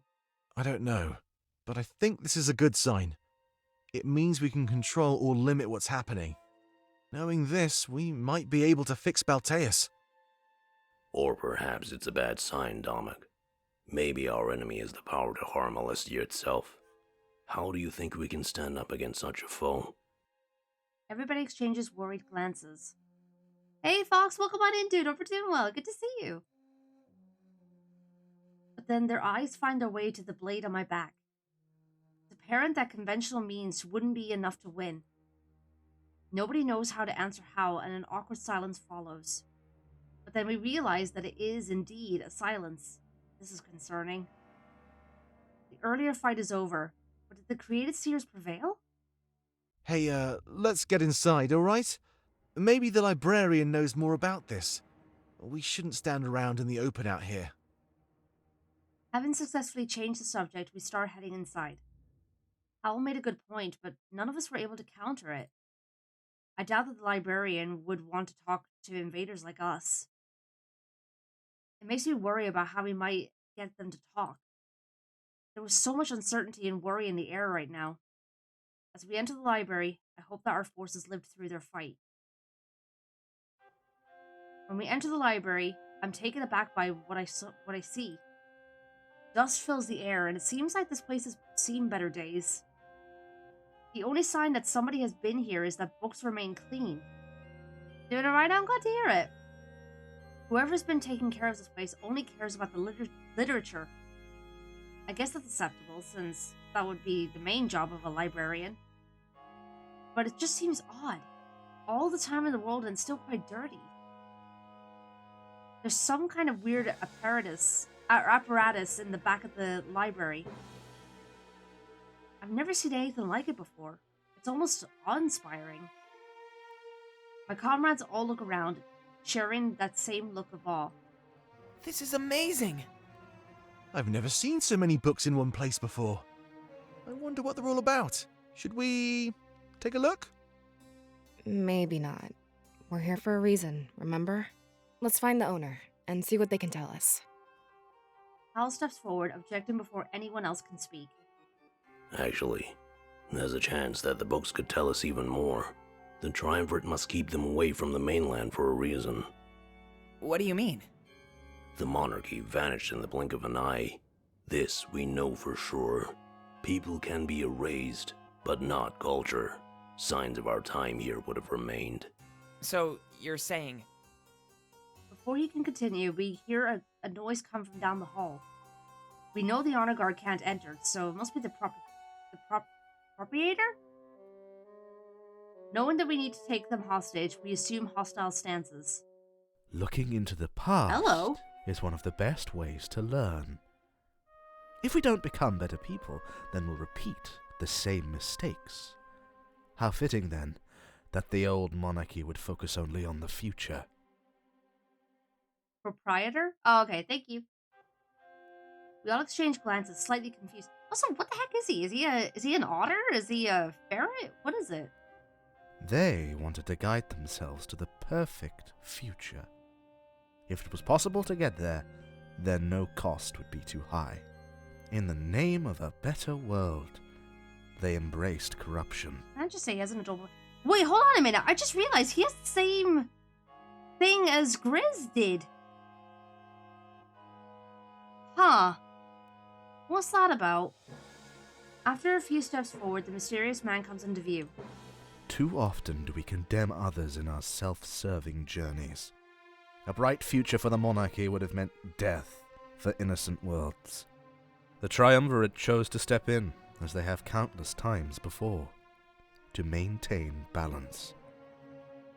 Might be a badger? Oh yeah, it could be a badger, you're right.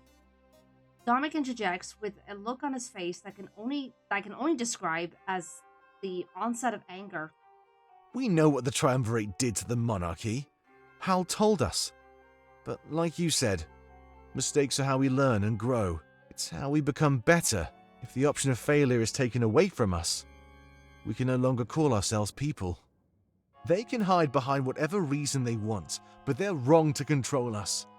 The ability to make these mistakes is our right, and I will not stand by while it's taken away. Corruption? Death? Nobody wants these, but without them, we might as well not exist at all.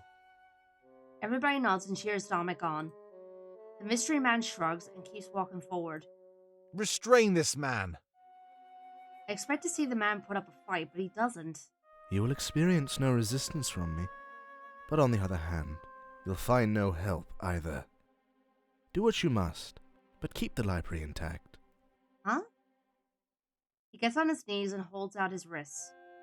Hal makes quick work of restraining him. Who are you? You know far more than most. The man shakes his head. Just a hoarder of knowledge. A man who preserves the past rather than erasing it. In exchange, the Triumvirate gives me life and shelter. Another one of their victims, you mean? Eternal life in exchange for servitude? Despicable. What atrocities did you commit in their name? I created this library, a simple glimpse into the past. Everything the monarchy ever wrote is on these shelves. That was my job. Preserve the old history while creating a new one. And what new history did you create? I wrote about the Triumvirate and spread it everywhere. I made them seem like gods, like they were the creators of this world. As new life began on Alestia, they found my writing and believed every word. Hal scoffs as anger boils within him. Before he could do anything, Crow interrupts. Algus Fayer. Wait, you know him? The man's ears perk up in a way that reveals he was reacting to his name. That is the moniker I assumed, yes. I'm happy to know that the name is still remembered. August Velor, I think that's how you pronounce it. The man revered as the greatest historian. I can't believe that he too was a tool of the Triumvirate. So everything the people Triumvirate. believe is a lie that you created. Why would you need to go to such extremes? This is insane. Look at how you and your friends reacted to learning the truth. It brought you here, prepared to kill those who gave you life. The people must never know the true cost of their creation. I don't believe this. Hal, get him out of our sight. Hal drags August away as the rest of us group together. Well, at least he didn't put up much of a fight. I'd like to say that I'm shocked, but I don't feel surprised at all. This journey has been full of revelations. This is just another for the pile. Yeah. It doesn't really change much at all. We still have a plan. But it'd be stupid to attack the enemy in the middle of the night. Let's rest until the break of dawn and meet in the front of the library. Remember that we're safe as long as we stay in here. Hopefully the rest of our forces aren't too far behind. You're all dismissed. See you in the morning, okay? Where are we supposed to rest? I'm sure there's private quarters around here somewhere. And if you can't sleep, at least there's a lot of books to read. After the war, we should give this knowledge back to the people. Yeah, I agree. The Triumvirate can't hide this stuff forever. We finally have proof that nobody can deny. This is amazing. If we show them this, they'll accept our rule without question. Dominic smiles, his spirits seemingly lifted. Yeah. Let's hope you're right. Have a good night, everybody. That was interesting how, the voiceover was different compared to the text. With that, we're all left on our own. People scatter about, reading books and exploring the library. I decide to look for a private room so I can relax and gather my bearings.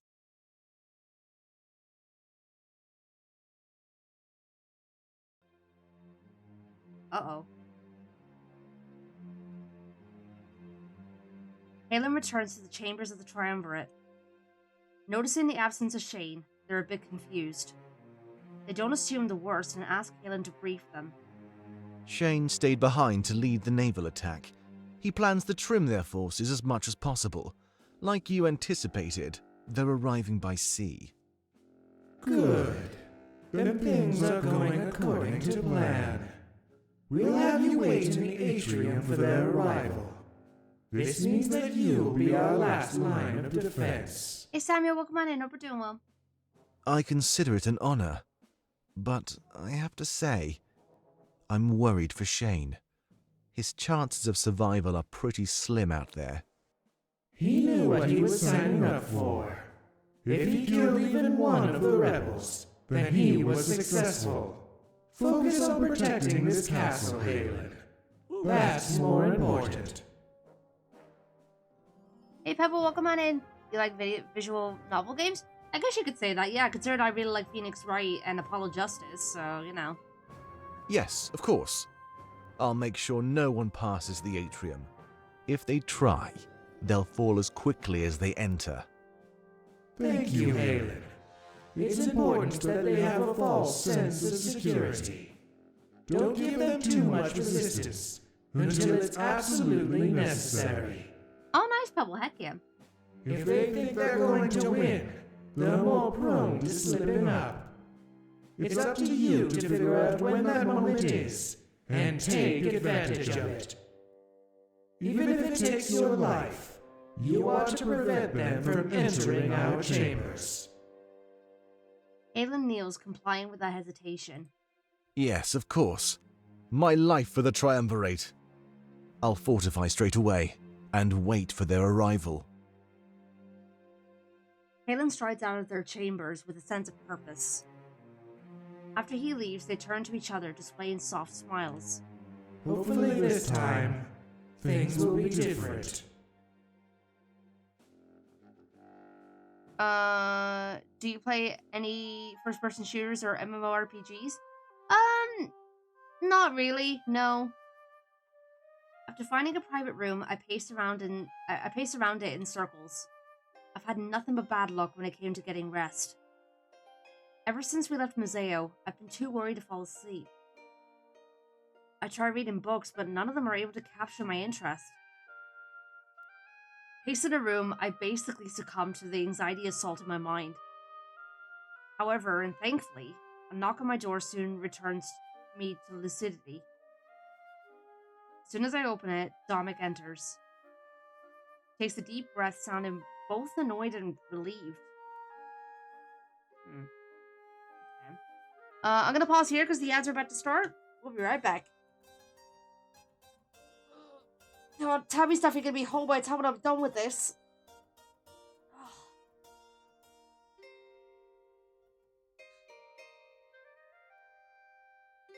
I don't even know what to do for dinner.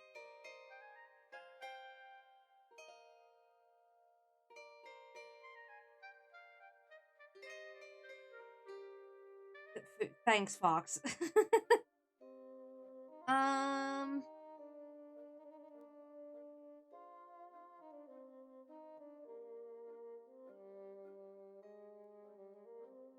Homo Rebi is another game made by the same creator. I might not play it straight away, if anything. I need to have a look into it and see what I think. I suppose I can look into it now while we're waiting.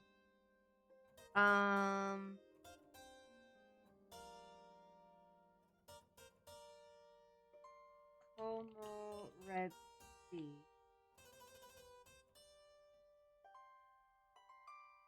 Okay, so it's another furry visual novel. Okay. It came out 3 years ago. In a society plagued by visions of the future, a group of friends attempt to find a way into a predestined life. This isn't easy, however, when they live under the Argus Corporation, superpower dedicated to maintaining social order. Fully voice-acted dystopic story/dating sim. Okay. It's definitely more modern from what I can tell. Interesting. Okay. Well, maybe I'll keep it in mind.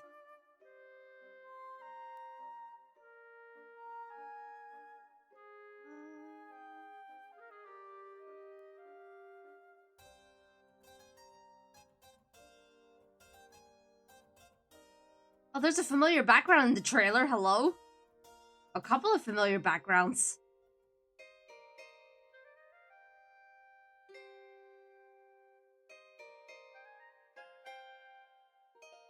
Huh.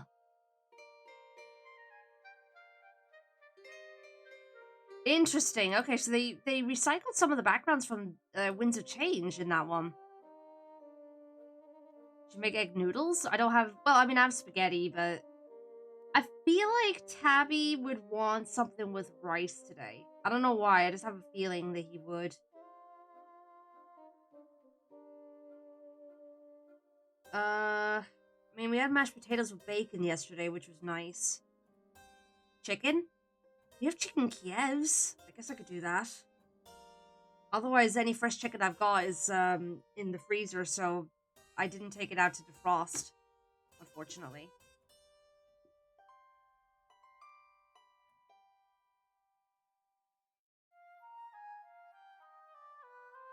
You've heard of Ice Baby? Well, here comes Rice Tabby. Oh my god, I swear. Alright. Welcome back from ads, everyone. Sorry about that, and thank you for your patience. Let's continue. I don't blame him. He's gone through so much in such a short time. We finally put the librarian to rest. He sure likes to talk a lot, and about nothing at all. Yeah. Lots of answers in the form of riddles. Boring stuff. It's pretty interesting that he didn't resist, though. Yeah. He said he won't help us, but he won't stop us either. His true allegiance is to history. That's what he kept saying. Doesn't make much sense since he faked so much history in the past. But no matter what happens next, he'll have a lot to write about. If we win, he'll record it. If we lose, then he'll record that too. Yeah. Regardless, history's gonna be made. I guess his stance makes more sense if you look at it that way. No matter what happens next, somebody would need to write about it. His main condition was that we don't harm the library. Pretty good terms, especially in exchange for a foothold. We may not have won yet, but we've seized Baltean soil. That was a bit of a weird cut between that first sentence and the beginning of the second one. That's true. Nobody else has ever gotten this far. I could tell that we stand a chance of winning, and it feels amazing. But I have to ask, how do we know that this Algus can be trusted? We don't. But he can't do much if he's locked up. Any chance he had at intervening is long gone by now. He can try when we leave, but we'll be prepared to fight by then. I nod, thanking Dominic for the update on what's going on. Of course. I just wanted to make sure you were all right. It must be hard to sleep right now, given all the weight on your shoulders. Mm-hmm. The others aren't sleeping either. Maybe you should spend some time with them. Sounds like a plan. He's right. If I can't sleep, then that's probably the next best idea. But I wonder if our bonds are strong enough to warrant some time together. This could be our last night alive, after all. They might be more protective of their time. Oh, is this where we get the... Is this where the romancing thing comes in? I guess there was no harm in checking. I see him out of my room with a new goal in mind. Turning back to face the vast emptiness of this private room, I wonder who I can invite over. Yeah, because so when I've looked up for thumbnails for the VOD channel, I've been seeing this room, or at least something similar. So yeah, that would explain it. Oh boy. This would be a good night to make some final memories, just in case the worst came to pass. Oh god. Ah! You can spend final one-on-one time with every loyal comrade. Click the arrow in the top right corner when you're ready to proceed with the story. Note that doing so will begin the final battle and lead to the ending of the game. Oh, wait, so I could do all of them? Okay, I thought I had to pick one. But I guess not? Huh. Okay.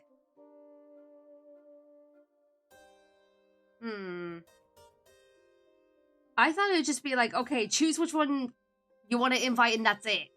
But no, turns out I can interact with every single one of them. Okay, well, I guess we'll go in order with the exception of Pro. Again, we'll leave him last. So, let's start off with Sovi. Kept Sovi? Yeah. Spend some final time with Sovi? Yes. There's a knock on my door, more urgent sounding than anticipated. If it couldn't possibly be time to launch the attack, it must be something else. Based on loyalty, I believe? Oh. As soon as I open it, Sovi steps into the room, a look of anxiety on his face. Sorry, I just needed to get away from that atrium, Monarch. Everybody keeps telling me what to do, and it's getting on my nerves. I have no problem helping out your cause, but it's my choice to do so. If you didn't get their loyalty, you are locked out of this heart-to-heart. Oh. I hope it doesn't end up romantic with every single one of them. I can't imagine it being the case, because I've only done that with Pro, so... I followed enough orders while I was under the Triumvirate's control. Joining you and your army, I thought I'd finally be a free man. I mean, I guess I am. Ignore me. I'm just complaining. He shrugs and starts wandering around the room. I tell him that it's okay. He shouldn't have to follow orders here. No, I don't, Silver! I give him free rein to do whatever he sees as the most useful. You know, that's why I like you. You're the only person who lets me do what I want. Everybody else keeps me at arm's length, commanding me. I mean, After all I've been through, I think I want to be the commander. I always thought I've been meant for more than what I was given. When I met you, and you accepted my offer, I knew I was right. I mean, I did the poly route. I don't want to do the poly route, though. At first, I only planned to help you until we took down Halen. But we've grown so close, and your comrades are so accepting. I've never felt such a sense of belonging. A sense, perhaps, of family. Turns around, sees Serena has started a harem. What did I miss? I didn't start a harem. What do you mean? What do you mean? I think it does take consideration if you picked more romantic dialogue options. I think. I'd imagine it would. So I'd imagine for the most part it'd be platonic for the majority of them, with the exception of Pro. With a smile, he takes a book from the shelf and opens it up. You know, I've been reading about the monarchy. They seem to be more similar to the triumvirate than we thought. The triumvirate demands perfection. The monarchy sought the perfect future. And it seems like neither group cared about what costs they paid. But it's impossible to pinpoint the moment the monarchy was imprisoned. Many of these books are dated with a system I'm unable to decipher. So how advanced was the monarchy when the triumvirate took action? Were they silencing a real threat? Or perhaps a potential threat? One is more acceptable than the other, but neither are just. I find myself wondering what would happen if someone opposed the monarchy. What if somebody got in the way of them in their perfect future? Would they be killed, just like enemies of the triumvirate?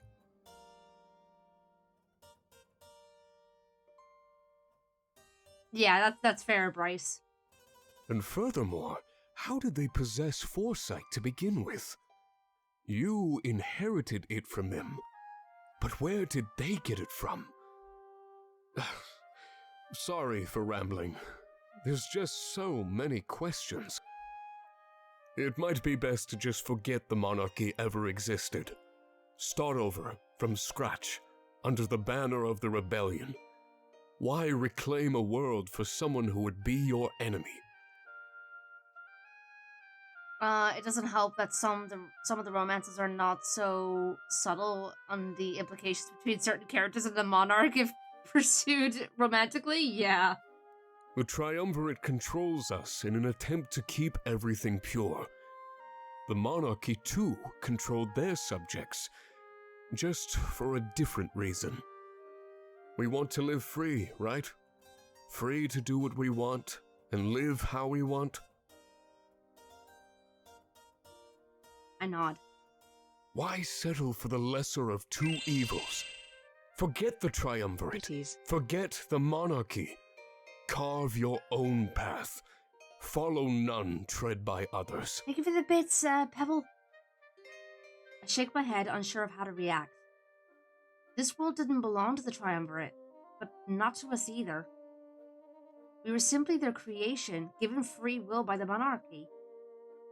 This seems to have been a conquest meant to reclaim their world. I don't know where I got between from, but anyway. They may not be alive to see it happen, but we should rule it like they did. I have the blade too, and I was from Valinor. I always looked toward the future. All of these things considered, I was uniquely qualified to rule in their stead. I couldn't just use everything they gave me and then throw away their ideals. You don't understand. Throws the book aside and pins me against the... Excuse me? I did not give consent to this?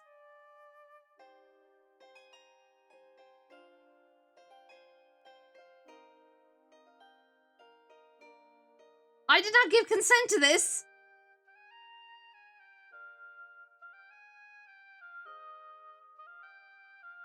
No, I didn't. I didn't give him anything. Bro, what? I was hoping this would be platonic. Huh? What the hell? I didn't give him anything. I didn't click any romantic options at all.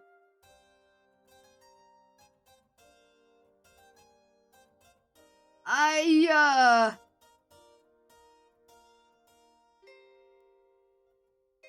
uncomfortable. Shut up, Fox.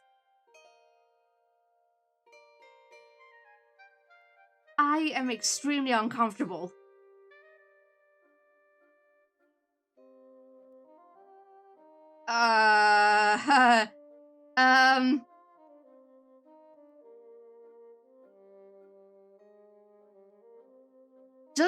That doesn't mean that I'm happy, Also, welcome on in. Hope we're doing well.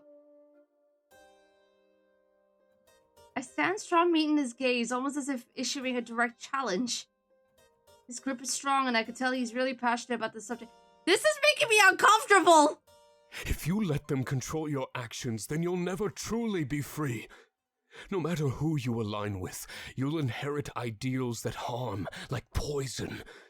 You need to look to the past, not the future. Avoid the mistakes they made. After a few moments of silence, he released his grip of my... Yeah, thank you! If I want Pro to do it, I said it! Turns around and looks away as if he's ashamed of his actions. I apologize, Monarch. I let my emotions get the better of me. Around you, I feel almost free to express them. This is out of anger and frustration, not romance. It will not go to romance. Well, this is the moment it shifts to romance if you met all the requirements, but you didn't, so... Oh, okay.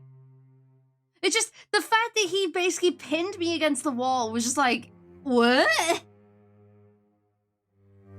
I tell him not to worry and I accept his apology. His allegiance at its core has always been to the world. He just wanted me to take care of it when it was in my hands. It's probably best if we forget this ever happened. Yeah, please do. I'll get back to what I was doing and see you in the atrium. After all, we don't have much time left. We've come to the end. Before he leaves, I make sure to tell him that he made a good point. In the future, if his views ever differ, I request that he feel free to speak up. A ruler needs some people to help them walk the right path, myself included. Very well. With a nod, he leaves the room. I pick up the book he threw and put it back on the shelf. As time goes by, I feel the weight of the world rest upon my shoulders. After we won, if we won, the real work would begin. We had to win the people over and figure out how we'd handle Alestia.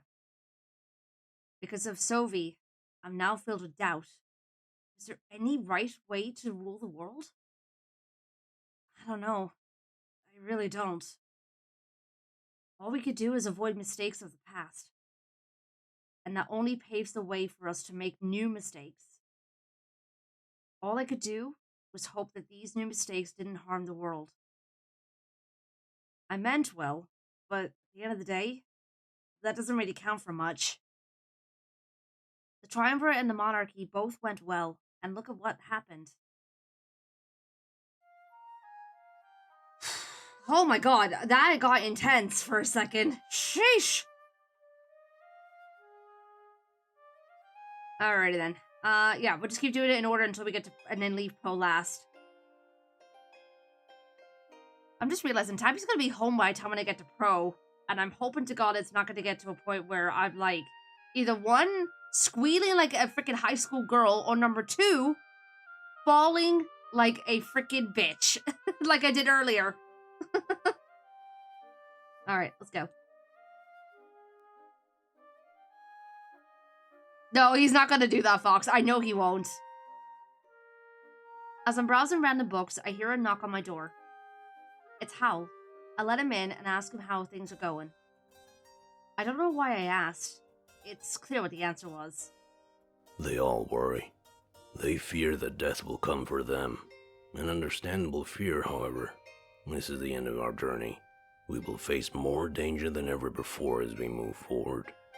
Algus, however, isn't making things any easier. He plants seeds of doubt in many of our soldiers, Monarch. Words are a writer's greatest weapon. A gag would be effective. Breaking news, Serena fell in love with Blue Dog. In other news, the grass is green. What's that supposed to mean? Are you saying I'm predictable? It's unclear if this is a joke, but it gets a smile from me regardless. He says that we are the true enemy, the monarchy. He says that if you knew the truth of our people, you would run.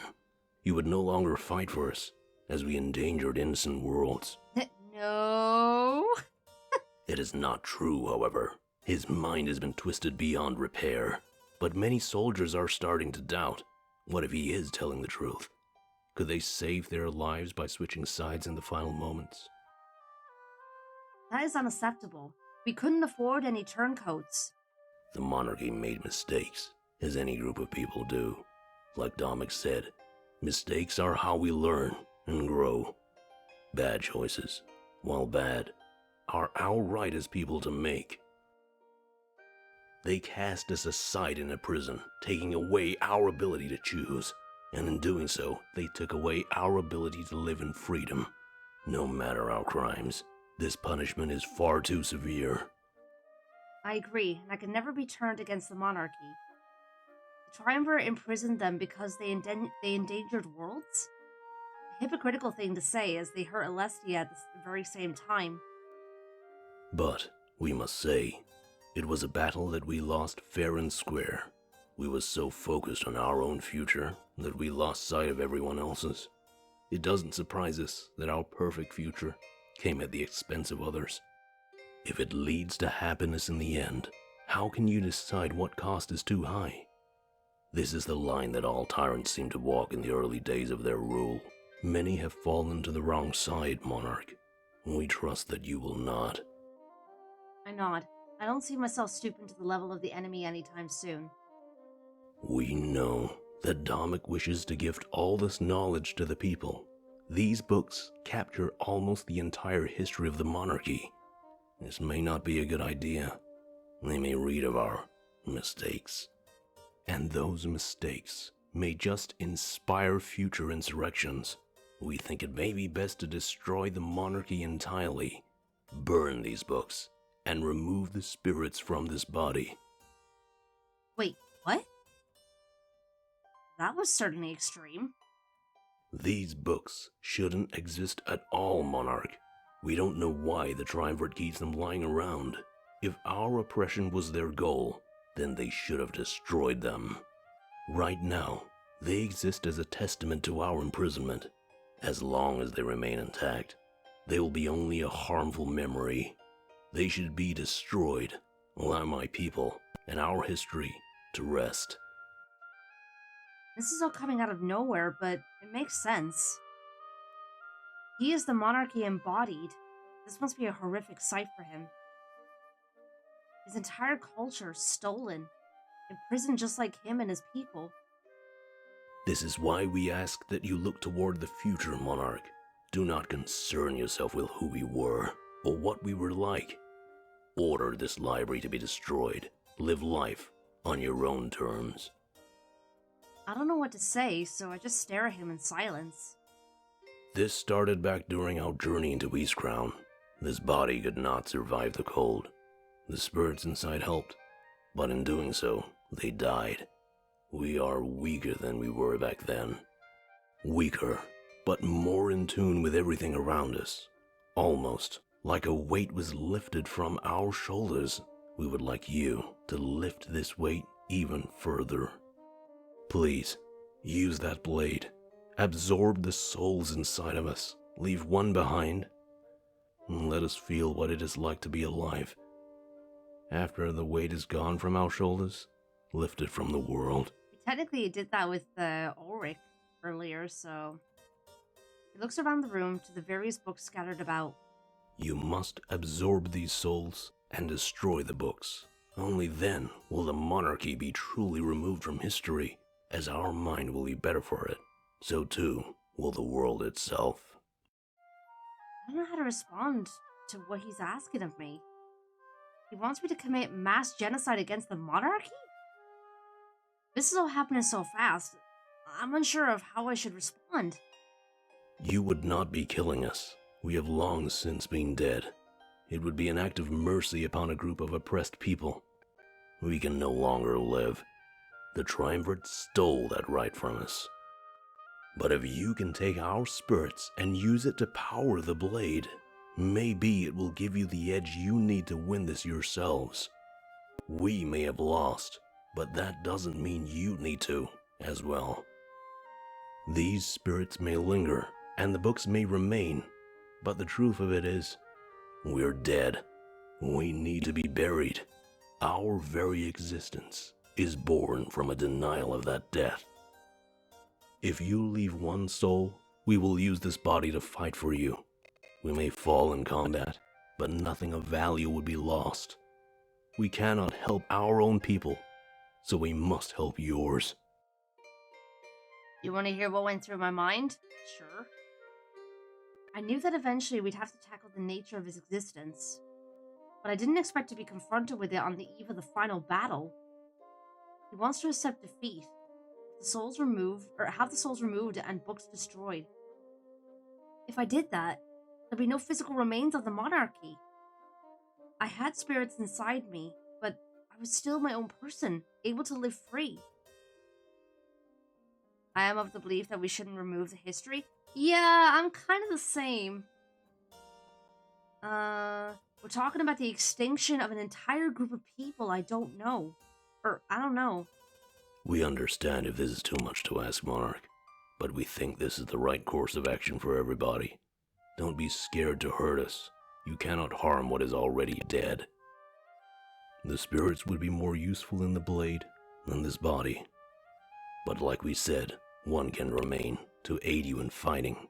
What do you say, Monarch? What will you do?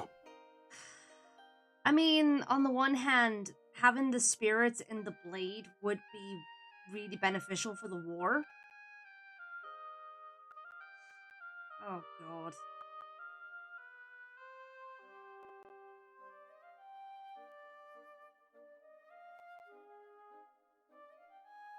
You know what? I'm gonna take his offer. I agreed to grant him his request. I need this blade as strong as possible for the coming battle.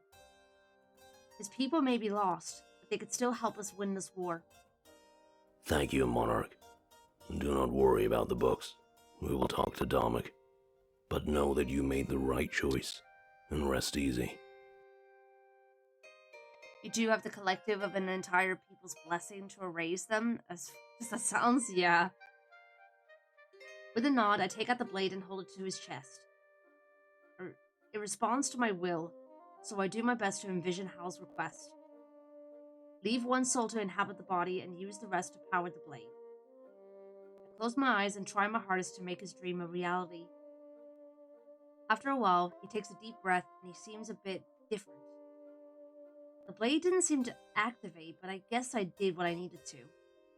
Thank you. You did the right thing. If you'll excuse us, we have more to take care of. The final battle looms. There is much for all of us to do. I nod and see him out of my room. I didn't expect to settle this one-on-one. Maybe part of me wanted the input of others? However, I think things turned out for the best. If we maintained the secrecy, nobody would ever know.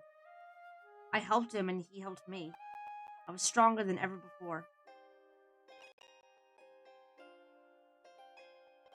Alright, next up we have Dominic. I invite Dominic over to my private room and he looks around astonished. Even though he's seen it before, he acts as if it's the first time. I don't blame him. This room surely is a sight to behold. What a sight, Monarch. I assume this is where Algis would normally sleep, but he's not going anywhere in his current state. I talked to him for a while and he seems unstable. Years of serving the Triumvirate will do that to you, I guess. Even after I told him what Hal was, he still lives in ignorance. Well, maybe ignorance isn't the right word. He knows what the Triumvirate is and still chooses to serve them. You know, I wonder how the people will react when they find out. Algus knows and chose not to rebel or fight back. Maybe our victory here will be just the start of another battle. Not literally, of course, but we'll fight to show everyone the truth. He shifts, almost like he's feeling a bit uncomfortable. I have to ask you something, though. If the people don't respect your rule, what will you do? Will you work hard to earn it? Or will you demand it through fear?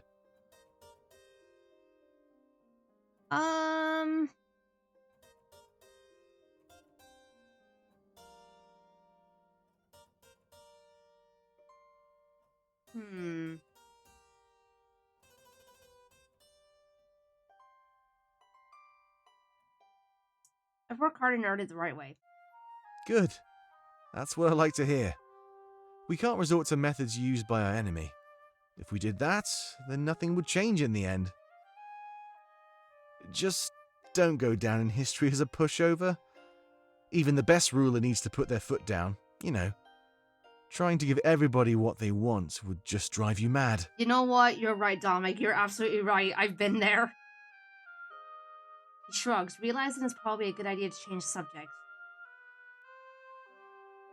We need to secure victory before deciding what we do with it.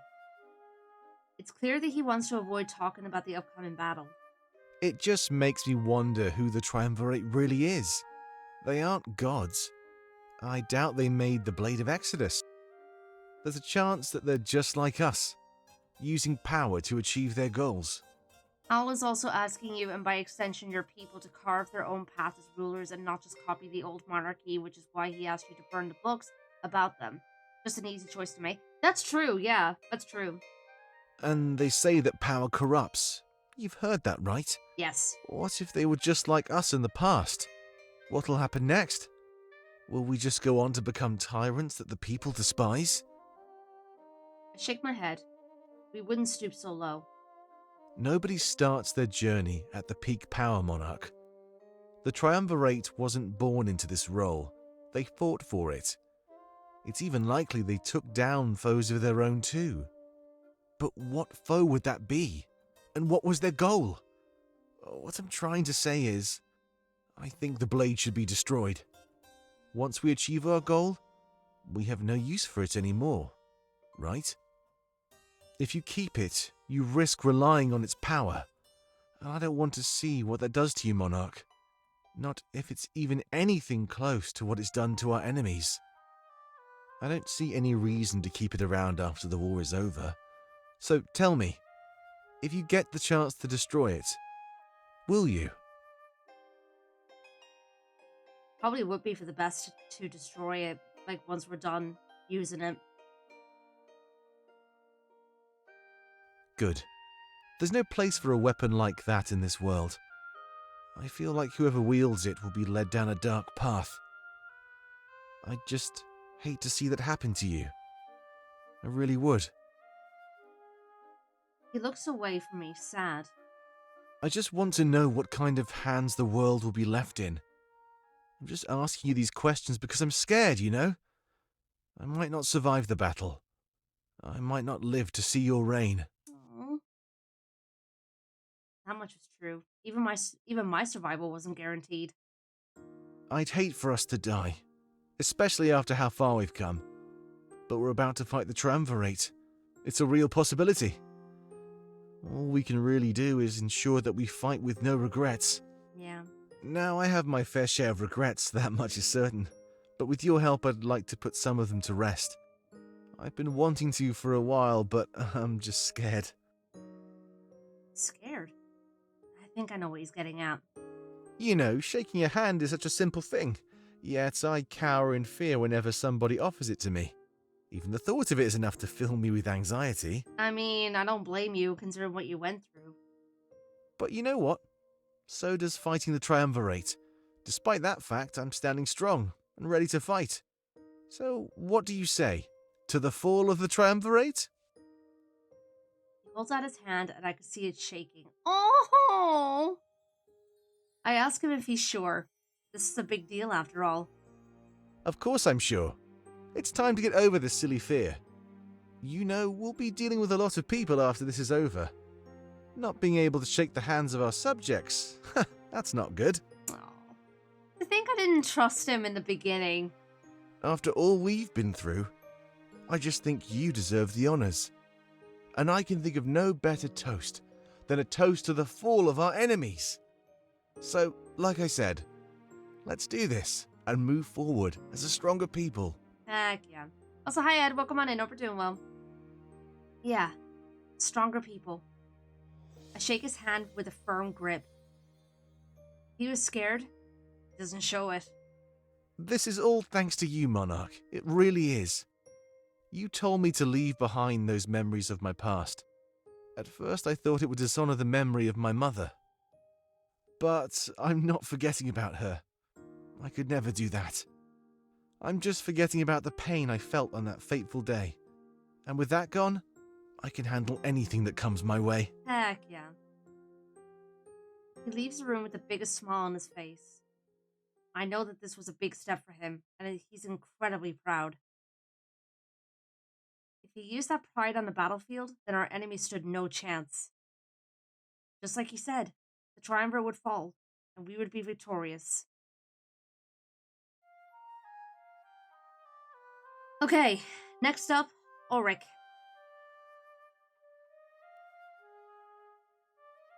As I'm lost in thought, a knock at the door jolts me awake. Without hesitation, I open up and Ulrich steps inside. He seems calm. He's seen tons of battle in his lifetime. Hey, Monarch. I just wanted to come see you. We won't be getting much sleep tonight after all. Yeah. It's true, and I don't blame anybody for it. Especially Ulrich. We were fighting his former masters. This would be harder on him than it would be for us. I can't stop thinking about our visit to Alarinthia. You know, I broke your nose and I feel awful about that. But I couldn't let you get in the way and compromise our plan. I mean, it was a dick move, but, you know, at least you didn't actually kill Pro, so it's okay. It needed to come down to just Pro and myself. It was the only way that we could guarantee our victory. I guess I came here seeking forgiveness. I feel foolish, though. You shouldn't feel foolish about it. Your forgiveness was implied when you removed that curse from me. I mean, you wouldn't do something like that if you resented me, right? Yeah. But still, having it implied, it's not the same as hearing you say it. I totally understand where you're coming from.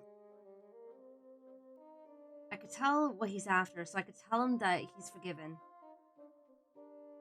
To be honest, it's the last thing on my mind right now. If it's secured as our draconic alliance, it was worth it. And that's the thing, though. Forgiveness shouldn't come so easy. When you're on the throne, you'll need to learn how to punish. I lied to you. I hurt you. I shouldn't deserve your forgiveness. Yeah, well, you're lucky that I give people second chances, sometimes to a fault. Then why did he come here asking for it? I tell him that he deserves forgiveness because he meant no ill will. He did what he did out of necessity to help further our cause and win.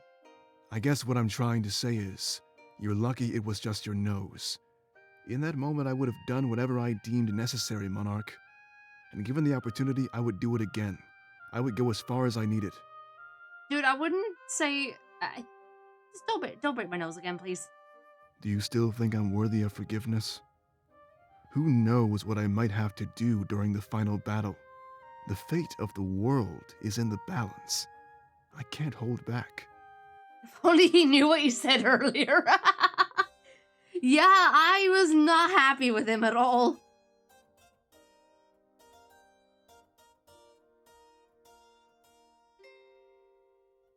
What's gotten into him all of a sudden?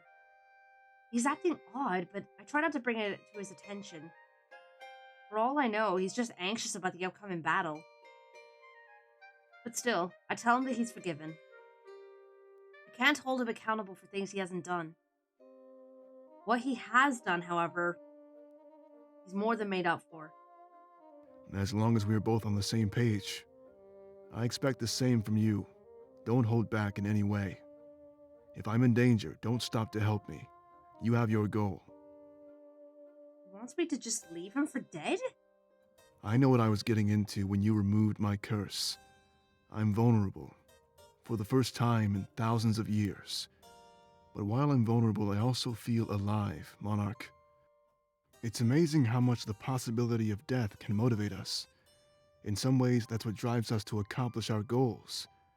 Without some sort of end, there's no time for us to seize. Fair. He would know better than me. I don't think even he knows how old he is. At that point, the years would start to blur together. His demeanor makes sense now that he's facing his mortality. His actions have consequences that could affect the rest of his life. Hey. No, I'm still streaming at the minute.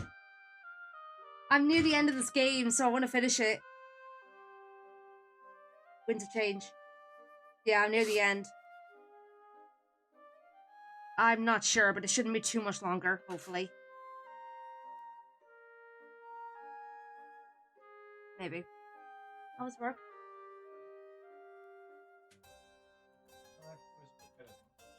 That's good.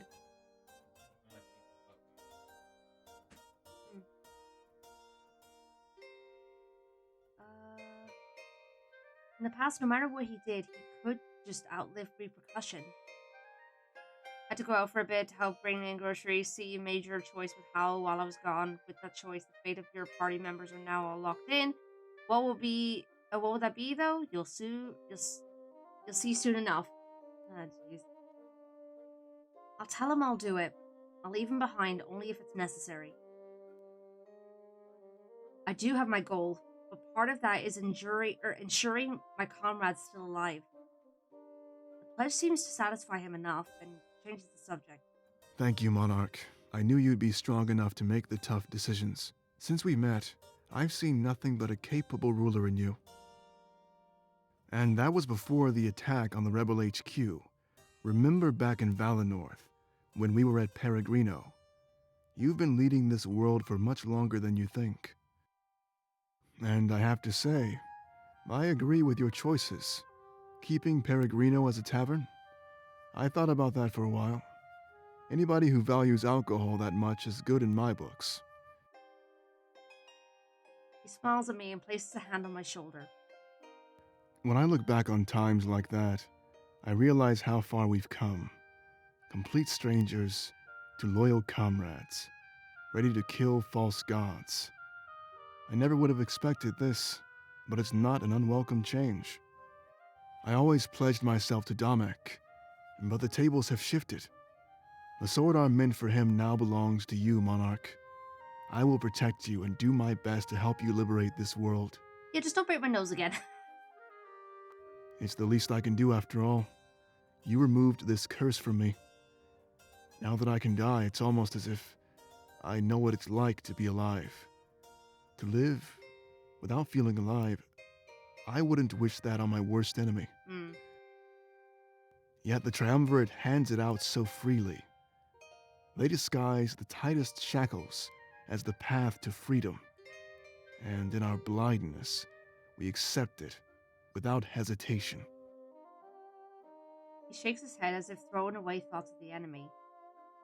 A moment later, the hand on my shoulder is removed. The rebellion, however, strives for true freedom. Salus and Damek, we have them to thank for everything. Even you wouldn't have realized your full potential without them. That's true. It was Salus who broke Valenor's non-partisan stance. He helped seize the blade and deliver it to me. He knew about my power. He may not have known about the monarchy, but he knew enough. It feels weird saying this, but you might be my first real friend. Those are hard to come by when you're serving the Triumvirate, and harder still to come by when you close yourself off to the world. I'm not used to friends. I'm used to people who take advantage of me. Whether it's my strength or my sense of honor, they've all been used.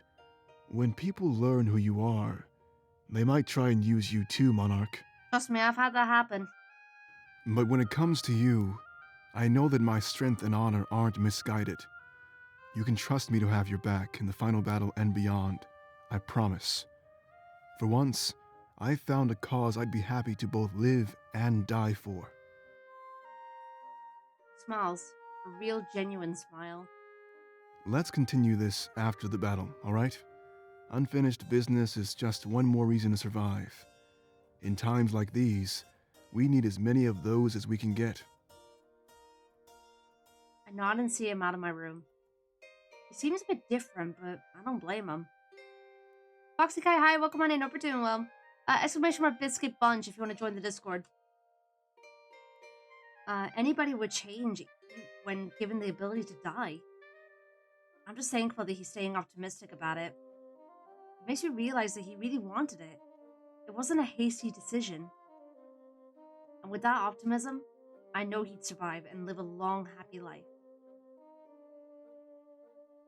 Okay. We're leaving Pro for last, so let's go to 410. A knock sounds at my door, and I open it without hesitation. 410 is there. He looks a bit upset, so I invite him inside. Oh no, what's wrong with him? Looking around the room, he lets out a loud and anxious sigh. I'm gonna be honest, Monarch. I'm scared. Terrified. Fair. I don't know what's gonna happen. I mean, climbing the Triumvirate's castle? That's insane. Not to mention that the entire battle hinges on my success. I have those metallic claws, but I don't know how much that'll help. Their castle is probably made of stone, like this library is. He starts pacing around the room with extreme worry. What if I fall? What if I get shot by an arrow? If anything gets in the way, I might not be able to do this. I require extreme focus, you know. This is too much. And I can imagine that climbing during a battle is hard. Normally, the only danger he'd have to worry about is falling off. But during this, he'd be a huge target for any archers nearby. Sorry to come here in panic like this. It could end up being our last night together after all. There are probably way better ways to spend it than this. I mean, I don't blame him for being the way he is right now. He stops pacing around and stops right in front of me. Taking slow breaths, I could tell he's trying to calm down. I let him have his time. He's back to normal pretty fast. Okay, 14. You got this. You're gonna climb that tower and ring the bell of retreat. You'll help win the battle and return to Valinor as a hero. Trust me, I never forgot that you appointed me as the Elder. I'll do my best to lead Valinor in the right direction, I promise. But if I don't make it, you'll have to find someone else to lead. You better survive. I know you're gonna tell me not to worry. I know you're going to say that everything will be fine. But that's not true. We all need to be realistic here.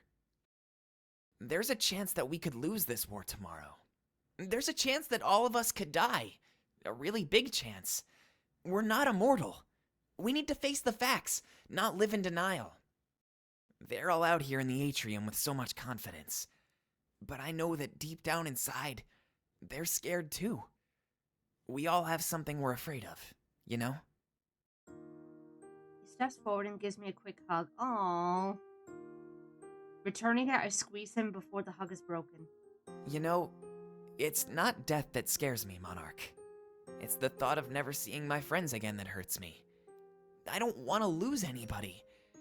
I've never been this scared in my life.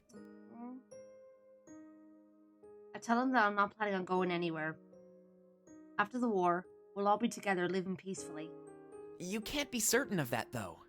Just like I can't be certain that I'll survive. All we can do is try, and hope for the best. So promise me one thing. No heroics, okay? No grand acts of sacrifice. No trading your life. This world needs you after the war. We all need you. I agree, and tell him that I'll try my best to comply. We're almost at the end. It feels surreal to me. I guess we'll find all of this out in a few hours anyway, right? It's almost sunrise, and the battle shouldn't be too long. Let's change the subject. I've worried enough. He strikes a thinking pose and remains silent for a few moments. Oh, here we go! If we win, we'll have a huge party. A party that the world will talk about forever. We can give everybody Mazayan apples. I smile, being happy that he's happy. I tell him that we will have the biggest party the world has ever seen. And if we try our best and work together, we'll win this battle with ease. Sweet! Then I can't wait. I'll let you get back to what you were doing, Monarch. This isn't goodbye after all. We'll be seeing each other again for sure. He leaves my room with a smile, a direct counterpoint to how he entered. That brings me a sense of ease. We needed to have a clear head right now. It's almost time for the attack. I should make wise use of the time I have left. Alright, got Valessa, and then we have Pro. I invite Valessa into my room, since she seems unable to get to sleep. That seems to be the case with almost everybody. We were too worried to sleep. She scans the room, taking in all the sights. Sorry, my nose. It was really an impressive place to behold. This room is pretty cool, Monarch. Makes sense that you'd get it too. Must feel good, being royalty and all. I'm pretty confident. After hearing Domic's plan, I get to follow you to the castle too, so that makes me happy. You can trust me to have your back if anything bad happens. Let's hope it doesn't come to that. I've been practicing with those daggers I got from Mazeo, actually. They took some getting used to, but I think I can hold my own. Not that those suits of armor require much to take down. It's true, they were pretty weak. The Triumvirate focused on quantity and not quality. Hopefully that would be their downfall as we proceeded. To be honest, I'm really scared that we might not survive. I mean, victory usually comes at a cost, but what will we pay? If I make it out of this without my friends, I'll just feel so hollow. I want to help fix Mazeo, but I don't want to do it alone. It's up to us to help undo the damage inflicted by our parents. With you on this throne, I think we could do it pretty easily. Seems really fixated on helping Mazeo, almost obligated even. It makes sense since she feels that our families are responsible for a lot. When I took the throne, I'm sure I'd be able to help her out. It's a good cause. Hi, Static. Welcome on in. Hope you're doing well. I really need to stop thinking so far ahead. This is the eve of our final battle. I should focus on that. Getting lost in thought on the battlefield would be the death of me. So, let's just enjoy this moment, shall we? This might be the last time we're able to hang out. I hate to tarnish it by freaking out and acting stupid. I tell her that it's fine. I enjoy her company regardless. Besides, I'm sharing a lot of the same worry. We're in this together. When we met up to launch the attack, we'd have no idea what came next. Sorry. Well, at least I don't feel so alone anymore. Fortum is always so carefree, no matter what happens. Talking to him, you'd never guess that we could all die here. You'd be surprised. Before I stop being so gloomy, can you promise me one thing? It'll make me feel a lot better, and morale is what we need right now. Oh. I nod, but it's really dependent on what the favor entails. If I do end up dying out there, can you help repair Mazeo? I just want to see a happy nation. It's gone through so much. Our parents heard it, so we should be the ones who mend it. I nod. That's definitely something I could do for her. That is, if I survive. But I don't display such doubt right now. It's best that I try to look strong and resolute for all of my allies. Good. Then we can move on to better things. You know, I've been thinking about how far we've come. I've seen so much, and I feel like a totally different person. I wonder what would have happened if things were different.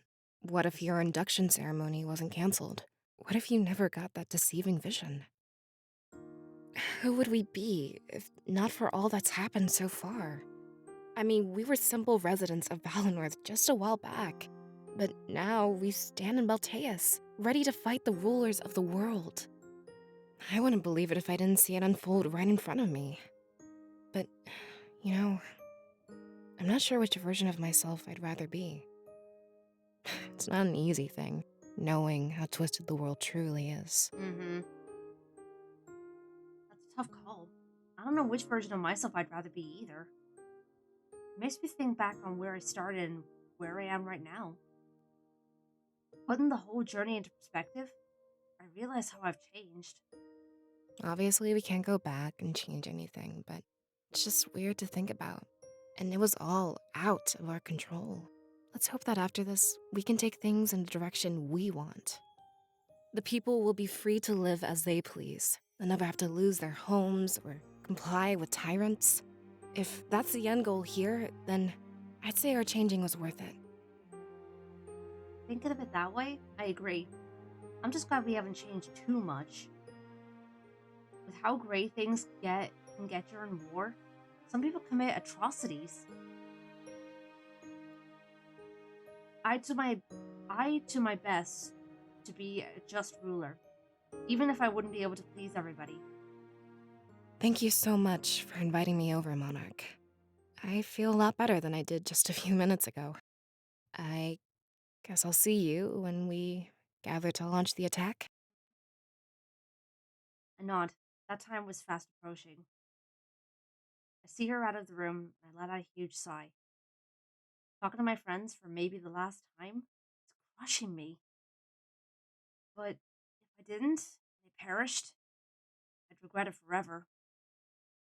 That's the excuse I give myself for enduring this pain. Turning to face the big open room, I wonder what's next. Oh boy, okay.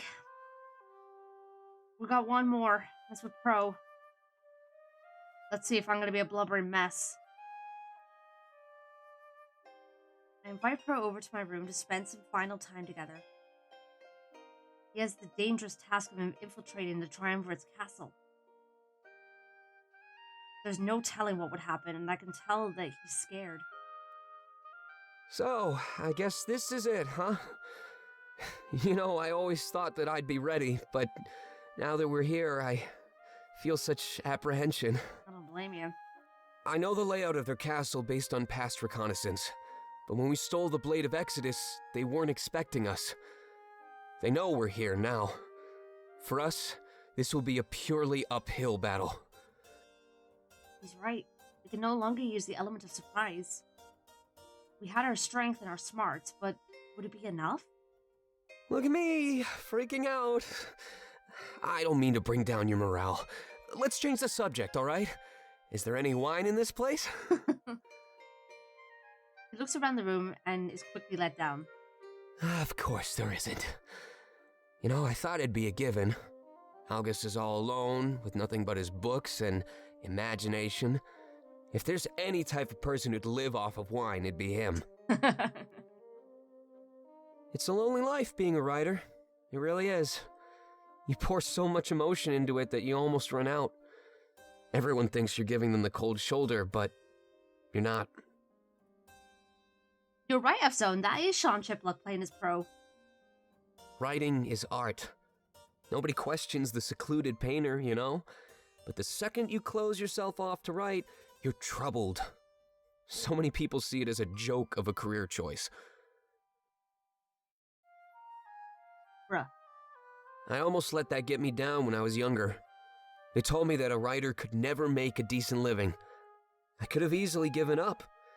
But instead, I created a legacy. It's the same as being an artist. Like, people say, oh, it's not a, it's not a great job to make a living out of. And it's just like, I don't care. That's all loud sigh. That's what scares me. Even when I give up the swindling life, that won't be enough. Everyone will remember me for who I was, not who I am. I think I heard Ray Chase earlier too, voice of Noctis from Final Fantasy 15, and Nuvalette from Genshin Impact. Ray Chase, it does sound familiar. I think he is in this. I can't remember the full cast though. And let's be honest, I'm not one of the good guys. I stole secrets, sold them, and ruined people's lives. Look what I did to the rebellion. That's unforgivable. He looks away from me and shakes his head. I think I might die during the attack, Monarch. There's There's no place for me in your new peaceful world. No! Even if I change, the harm I did will always haunt me. No! Don't say that. He steps forward and wraps his arms around me. I know we want to be together, but it's difficult. You don't understand how many people I've wronged in the past. If they seek revenge, they might just target the people I love. And I don't want you to get hurt just because I was a bad person. I could turn a new leaf, but that doesn't mean my enemies will too. If we're together, you might always be a target. It makes me scared. Aww. Nubilash or something like that? Oh, okay, thank you. A smile and return the hug. So what if Pro's enemies would give us hell? If the rulers of the world can't take us down, how could anyone else? Also, the freaking ads are starting. God damn it. No!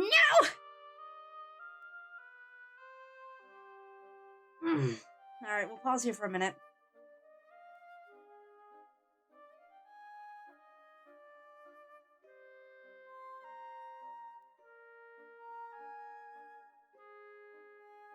You know, for some reason, I thought this whole thing would happen after the war, not before the war. So, I'm kind of shocked about that. Kind of makes me wonder how well, I did get spoiled about one thing at the end, but I'm not going to say it for anyone that hasn't seen this before.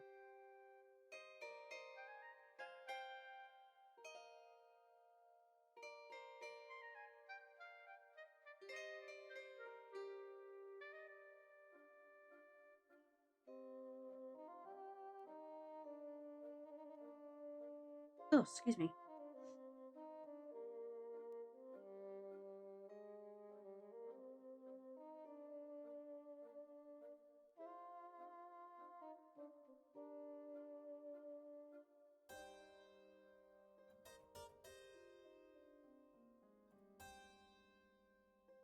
In case you all die, spend time for those close to you when you can. There's no guarantee you have it when the ash clears.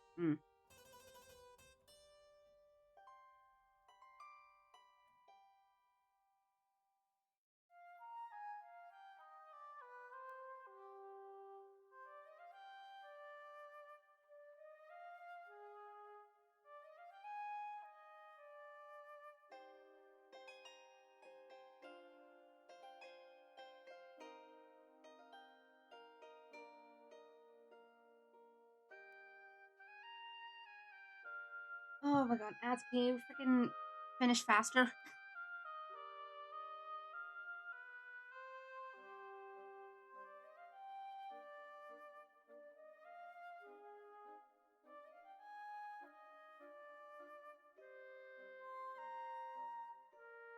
So you have to see now and not later, because later may not come for some.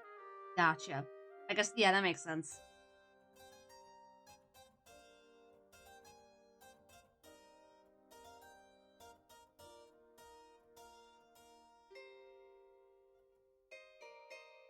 Oh, yeah, I might have to look at other playthroughs for this game, to see, like, what would happen, if you chose, like, certain, if you chose other, dialogue options. Why do I always come in during intense or heavy parts? I don't know, Static. I have no idea. I couldn't tell you. Like when Fume comes in, apparently comes in whenever there's a sussy moment happening. You know.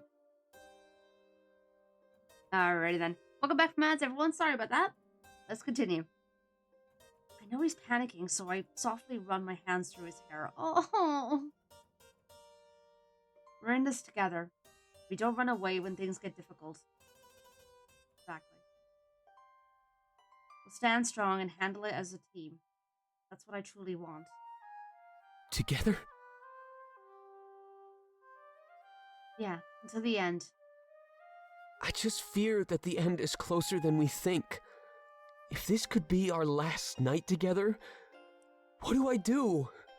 How do I press forward knowing that we might lose each other? Oh.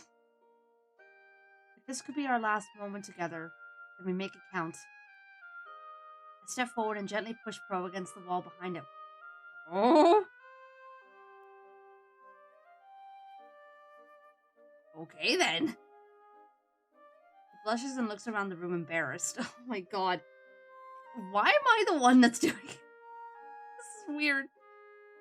Are you sure? I mean, I don't want to rush anything. I've never really done this with anyone before. Wait.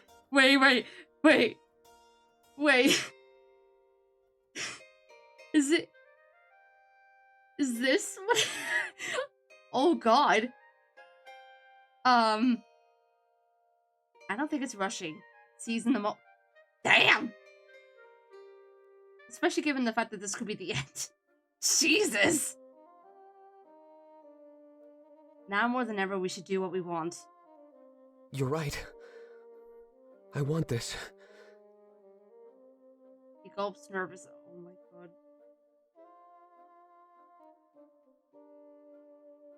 I expected a passionate moment. This is not what I was expecting. And if we both survive, you'll still want me? We can put the past behind us and tackle the future? I've done a lot, you know, so your forgiveness means... After a quick nod, I press my lips against it. Even impressed against the wall, we continue to get...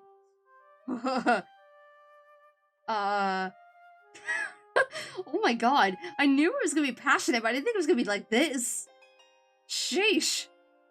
As I should have expected. You know what? I probably should put some blush, because that's my face right now. Although I don't know about the hearts. Well, no. No, the hearts are appropriate, I guess. After pledging myself to him, we gave each other a night to remember. Hey, yo!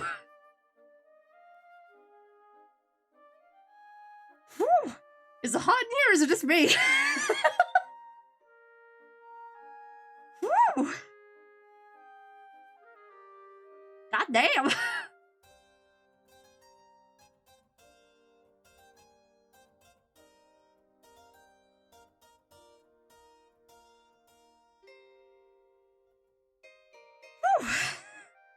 Alright. Let's move on. We've done all the heart-to-hearts. Got to end the journey. Yes.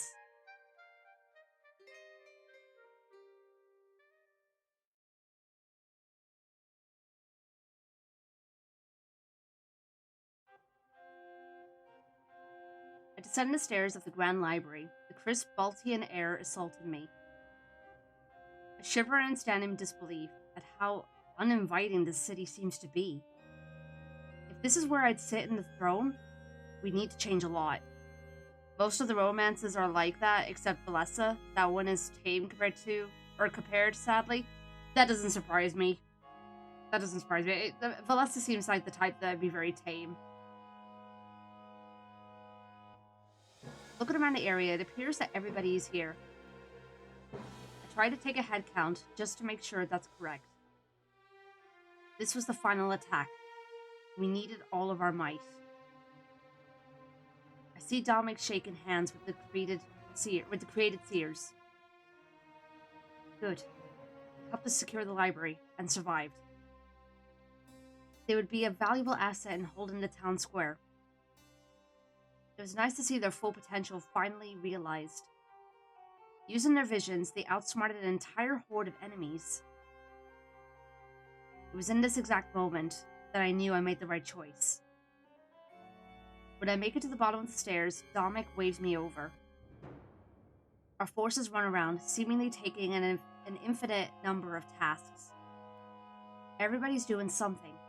It made everything seem more final. I could tell that this was the last time I'd see a lot of these people. There was no way we'd make it through this without any casualties. Trying to tune out the final preparations, I make my way to Dominic. Good to see you, Monarch. I'm afraid there isn't much time to talk. We can't deny it. The attack has begun. The Honor Guard should realize that we're here momentarily. After that, this area and the town square will be a war zone. Anybody who has an objective elsewhere should be leaving. Yeah, the Seers have made it. Just as he says that, Pro walks by. Dominic calls out his name and he quickly runs over. That's right. He was tasked with causing a distraction at the castle. Hey, Dominic, I was just about to leave. And you have everything you need? Yes, of course. You know me. I'd never forget anything. You're in for the distraction of a lifetime, Monarch. He smirks at me, a confident, cocky smirk. If he followed through, then I'd find no resistance. It should be smooth sailing when we get to the castle. Hey, Pro. Before you go. Holds out his hand and trembles softly. It's been an honor serving with you. I hope I see you again after this is over. Aww.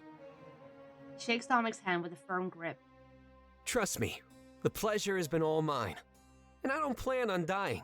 Too much riding to do. The handshake is broken and they give each other uneasy smiles. The kind of smile that acknowledges they may never see each other again.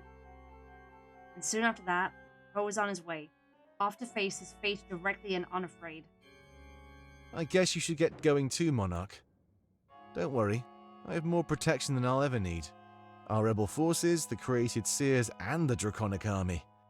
No matter what they throw at us, we'll be able to handle it. The true deciding factor in all of this is you and that blade. Be careful, rely on your comrades, and you'll win this for sure. He places a hand on my shoulder. I know you can do this. Now we just need to cause a distraction. All those suits should be focusing on me. If all goes as planned, you should find minimal resistance. Save your strength for the triumvirate. I think you'll need it. Anyway, don't worry about me. I'll have Hal by my side. He looks around, confusion born on his face. Speaking of which, where is he? He should have been out here ages ago. Before I could even respond, I hear a loud cracking noise. Turn to see the source, I see the door to the library smashed open. August is shoved through, landing face first on the stone, still tied up. Smoke billows out of the open door as Hal exits the library. August struggles on the ground, squirming like some sort of insect. A blaze as bright as the sun itself makes Hal look like a silhouette. Hal, what are you doing? Yo, what? Upon hearing Dominic, he steps forward and grips August by the hair. Raising him to his knees, he looks down in horror at our massive army. It was almost as if, in that moment, he knew he was on the wrong side. We've come here to destroy the Triumvirate and all that they stand for. Don't tell us you're backing down now that the moment is upon us. We all stare in awe as Hal pulls out a dagger, holding it in his free hand. Smoke and the bright illumination reveal to us one frightening fact. Hal had torched the inside, burning the books and his culture. No, of course not. I would never give up when we're so close. Come down here, Hal. Explain yourself. Hal shakes his head, disobeying Dominic's order. Running the dagger along Augustus' throat, he then kicks him down the stairs. A trail of blood follows him all the way down, streaming against the cold snow. God damn! The monarchy is dead, Dominic. Do not cling to memories like us. He slowly descends the stairs, the crimson dagger dripping blood. As the flames shoot out of the front door, Hal's face is finally lit up. It appears devoid of all feeling, even after what he had done. Howl, stand down. Dominic immediately draws a sword, holding it toward Hal. Stand down? All we've done is carry out our orders. Kill the Triumvirate and their supporters, correct? As their servant, Algus deserves the same fate. Dominic's arm trembles, realizing Hal was right. And we needed a beacon to lure the honor guard to the square. A beacon that no matter how hard they try, they cannot put out. Burning the library made sense. They are not permitted inside. Do not mourn for what has already been lost, Dominic. The honor guard will be here in just a few moments. Preparing your army would be a much better action. Hal throws the dagger onto the ground. The battle for Alestia has begun. Dominic lowers his sword, letting out a loud sigh. Hal was right. August served the enemy, making him an enemy. And the beacon was paramount to our success. It could not be put out. I don't believe this. Hal finally makes it to our location and stands beside us. He shrugs, almost like this isn't a big deal at all. Drastic measures must be taken in order to ensure our victory. The righting of a long-dead culture is a small price to pay. You should be on your way, Monarch. The time is now. He's right. I had to make my way to the castle. If I use the mountain pass, I should find little resistance. Every suit of armor would soon be on their way to the library. Do not forget Sovi, either. He volunteered to accompany your group. Make use of the knowledge he has on Baltius. I nod. This was happening so fast, but I could waste no time. We knew this was coming. We knew we'd have to take action. I start to walk away, but Dominic calls out to me a moment later. Hey, be careful, okay? I want to see you there when we regroup in the atrium. If all goes as planned, you'll be seeing me there too. I smile and nod. That would have to suffice as a goodbye. After I gather up Valessa, Ulrich, Bortem, and Sovi, we head out. If we hurried, we could get through the town square before the suits came. In our haste, we say almost no words to one another.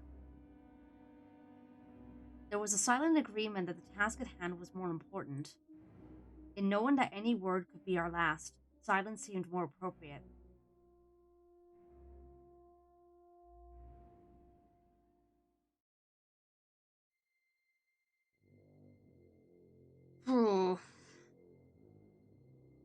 Halen knelt before his masters, more eager to serve than he had ever been before. He looked up at them, awaiting their orders, perhaps the final orders they'd give. It would be up to him to lead the honor guard and ensure their victory today. Right, Halen. It seems they seek to deceive us. But it's nothing we haven't seen before. Deception? That seems to be their strength. What will you have me do, masters? Man the atrium. Stay in the castle. We shall let them exhaust their forces for now. When they come here, you can finish them off. You mean to fall into their trap? Doing so would make it our trap, Halen. Besides, their deaths will feed the blade even more. We need it as strong as possible when it is brought back to us. For what reason? Do you doubt us? No, of course not. I was merely curious, that's all. Then your curiosity will have to linger.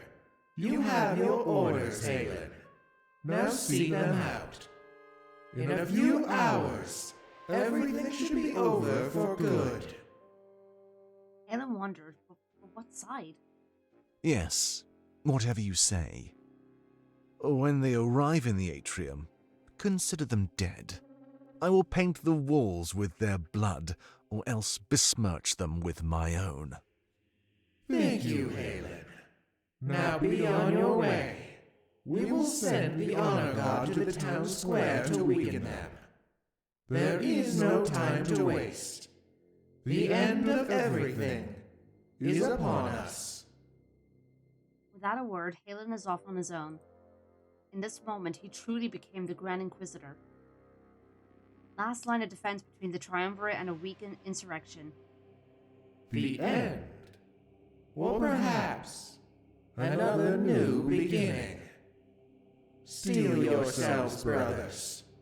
You know what's coming. They all look at each other and nod. For the first time in ages, doubt fills their chambers. Thankfully, nobody was there to witness such a fault.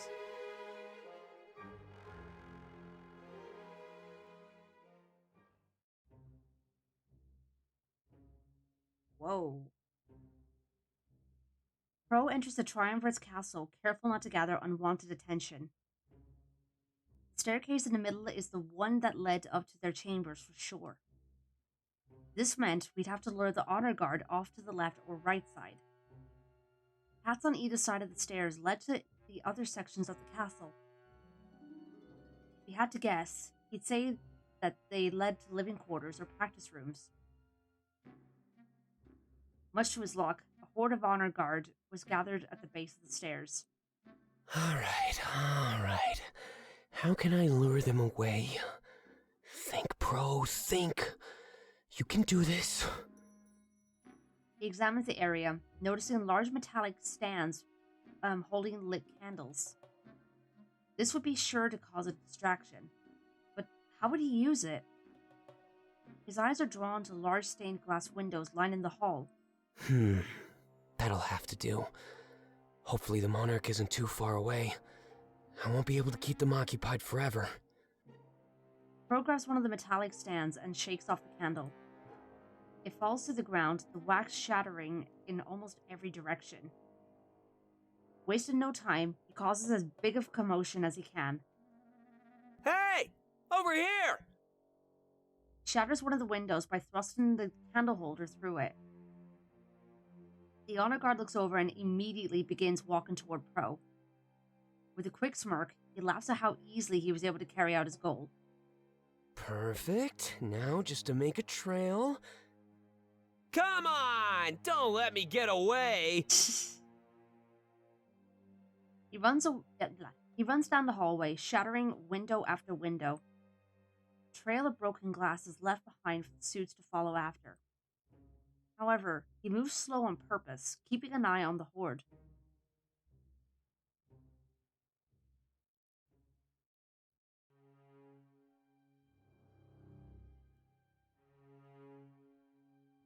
Hal and Dominic stand side by side in the town square of Balteus.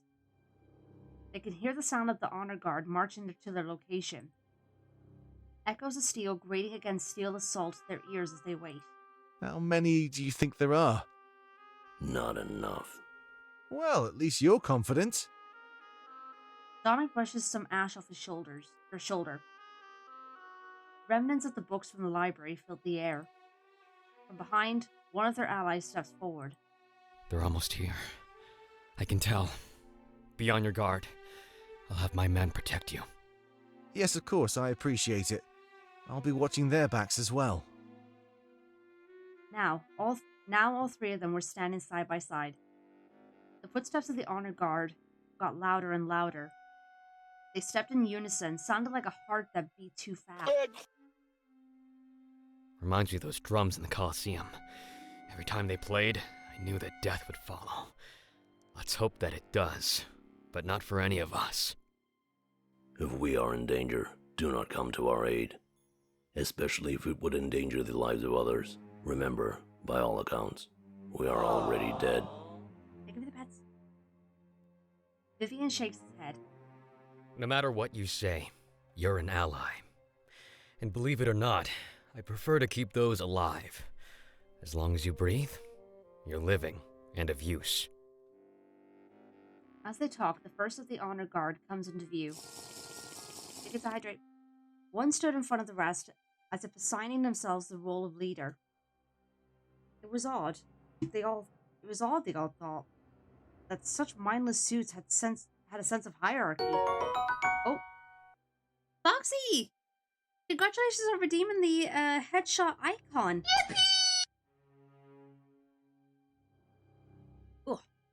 Send me a DM on Discord with a ref of your character. Yeah, we'll take it from there. It might take a while for me to get around to it though, because I do have a bit of a backlog, but I will get around to it. However, there was no time to think about such trivial things. Mere moments later, the rest of the suits gather behind their leader. On the other side of the town square, on the other side of town square is seen by thousands had arrived. It appears that we may be outnumbered. But remember, those things aren't known for their smarts. Each one of us could easily take down 100 or more. Let's hope that you're correct. Dominic gulps and draws his sword. Everybody behind him does the same, and the sound fills the town square. Even from the opposing side, all they could hear is the unsheathing of blades. But when everybody is armed, nothing happens. They stand on opposite sides, both forces staring at each other. Dominic looks left and right to his allies before speaking out. It appears they want us to make the first move. Probably so they can counter. That makes it easier. Just anticipate it, and come up with a counter of your own. Even after his instruction, nobody makes a move. The ash in the air thickens, remnants of the monarchy showering over them. Dominic takes a few steps forward and holds a sword up in the air. We fight to liberate those stuck under the Triumvirate's thumb, in the name of all those who have fallen, and all those who will come. A new future will dawn here today, one of happiness and peace for all. The soldiers cheer, holding their swords up in the air as well. But soon after, they fall back down, resting in a fighting position. Dominic says nothing, simply holding his sword toward the enemy. And that was enough to spring the army into action. Charging toward the honor guard, steel soon clashes against steel. Screams fill the town square as both sides meet and clash in the middle. Dominic and Hal remain behind everybody, watching the initial charge. They'd wait for an ample opening and join the army at the right time. Hal places a hand on Dominic's shoulder and gives him a soft nod. Dominic, it is time. In response, he gulps and looks up at Hal. Yeah. This is it. He catches a bunch of falling ash on his hand. After looking at it for a moment, he crushes it in his in a fist. Charge! And mere seconds later, they were lost in the crowd. Oh boy.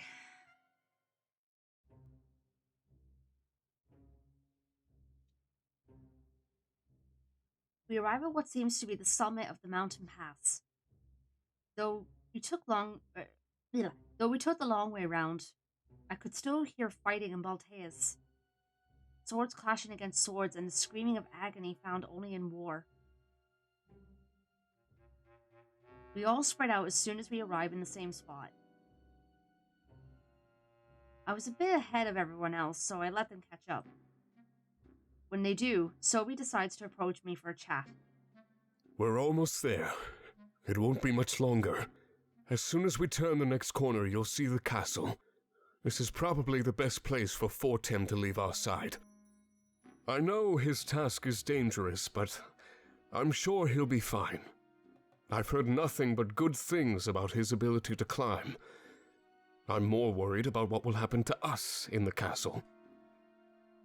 I shrug. There was really no way to know. Hopefully Pro was able to cause his distraction. I normally hate relying on others, you know. In a bind, I can only really count on my own skills. But you and your friends have started to change my mind. We're pressed for time, so I won't draw this out any longer. Just know that I'll have your back in there, as I'm sure you'll have mine. If we make it through this unscathed, I'll know it was a team effort. I nod as Sobi turns away and starts to look around the area. It appears like he's been here before, and finds great comfort in it. A few seconds later, my attention is diverted toward an ecstatic Fortem. Whoa! This is so cool! That statue! I've never seen anything like it! Ulrich, what is it? Do you have any idea? Ulrich turns to face the large, intimidating statue. Yeah, Alestia wasn't always fully mapped out. This is an artist's depiction of the Draconic people. At least, a depiction made in fright during First Contact. First Contact? Imagine being the first mainlander to arrive in Alarinthia. The people there reacted with hostility, attacking almost instantly. He was an unlucky man, and he fled almost as quickly as he got there. That sounds awful. Yeah. When he got back to Museo, he told everyone his story. But his account wasn't right. Fear can warp anything you see. Even when he was proven wrong, the design still stuck. They're often used to scare away potential visitors, so it makes perfect sense that there'd be one in a place like this. It's guarding a shortcut that leads right to the Triumvirate's home. Well, it's not gonna scare me away. I have the most important task of all. Ulrich nods as Fortem quickly walks over toward me. I tell that he's frightened, but he looks hopeful as well. I promise you, I'll make it through this. You better be in that atrium waiting for me. No way we're failing now. This is the end. We give each other a quick hug, perhaps our last hug. He looks around and shakes his head with a loud sigh. Well, I guess I should get going. I need to take a different path than the rest of you. I'm not used to being on my own, but I'll manage. Before he heads out, he hugs Valessa. They share a few words together and then he's off on his way. His path would lead to the tower, while ours would lead directly inside. I guess we should go too. The sound of all that fighting is really scaring me. One side has to be winning, but which one is it? It's best not to pay it any mind. We have our own task, Valessa. Right, of course. Wanna lead the way? He nods and then starts walking away from us. We gather together and follow him close behind. We're going to win this. I can feel it. I pray with every fiber of my being that she's right. After what seems like an eternity, the Triumvirate's castle comes into view. I've never been more terrified in my life. The end was finally within reach.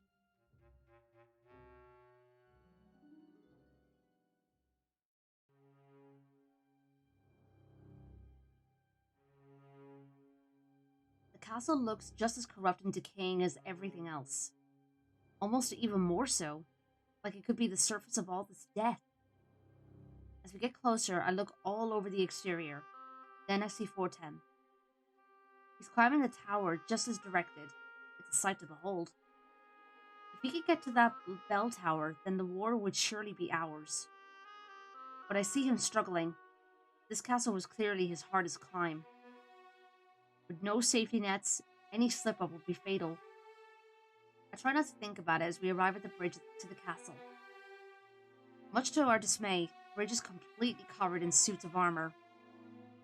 They turn to face us as soon as we approach. A few seconds later, they start to march toward us. They're slow. Our presence took some time to register. Normally I'd be confident. These things are easy to slay. But this was a veritable horde. Hundreds, maybe even 1,000. It must have been another group en route to the burning Grand Library. Stay behind me. We can use this bridge to our benefit. They can't get around us or sneak out from behind. It's almost like a funnel. This should be easy. Me and Valessa give Ulrich a firm nod. Sobi stands by his side. A moment later, in perfect unison, they both charge into the crowd. The honor guard stood no chance, not against two former Grand Inquisitors. The suits start to crumble and fall as they fight across the bridge. Ulrich's greatsword and Sobi's fist kill almost 10 or more each second. However, as I look to the back, I notice a bunch of suits have bows. I shout out to Ulrich and Sobi, letting them know of the danger. I know, but don't worry, these things have bad aim. Just grab one of those suits and use them as a shield. They'll wear out their numbers by killing their own. I suppose that's a good strategy. After I unsheath the Blade of Exodus, I step forward. My goal is to find a good opening so I can hop in and assist them. If no such opening comes, they slay with unmatched expertise. The two fight side by side as if they're one entity. Perfect synergy. Me and Valessa notice the archers at the back prepare to shoot. Quick! Grab one! We both rush forward and each disarm one of the enemies. With no means to fight us back, we hold them in place. Any arrows coming our way would hit them first. Perfect plan, if that's actually what the archers were planning. Much to our shock, as the chaos on the bridge unfolds, they turn around. They're no longer aiming in our direction. They're aiming straight for Fortem. Uh-oh. Fortem! Look out! Her calls fall upon deaf ears. She was too far away to hear. There was no way for any of us to prevent what happened next. They let their arrows fly. Some miss, but one pierces Fortem's side. No! He immediately starts to lose grip, and it appears that he may fall off. There's nothing we could do. We can't call out to him or get up there to help. I have to do something quickly. They're preparing to shoot at him again. Quick, run along the side of the bridge. It should be wide enough to use as a path. Get back there and take out those archers. I don't take her suggestion to heart. I have my own idea. Running forward, pushing Ulrich and Sophie out of the way, I ready my sword.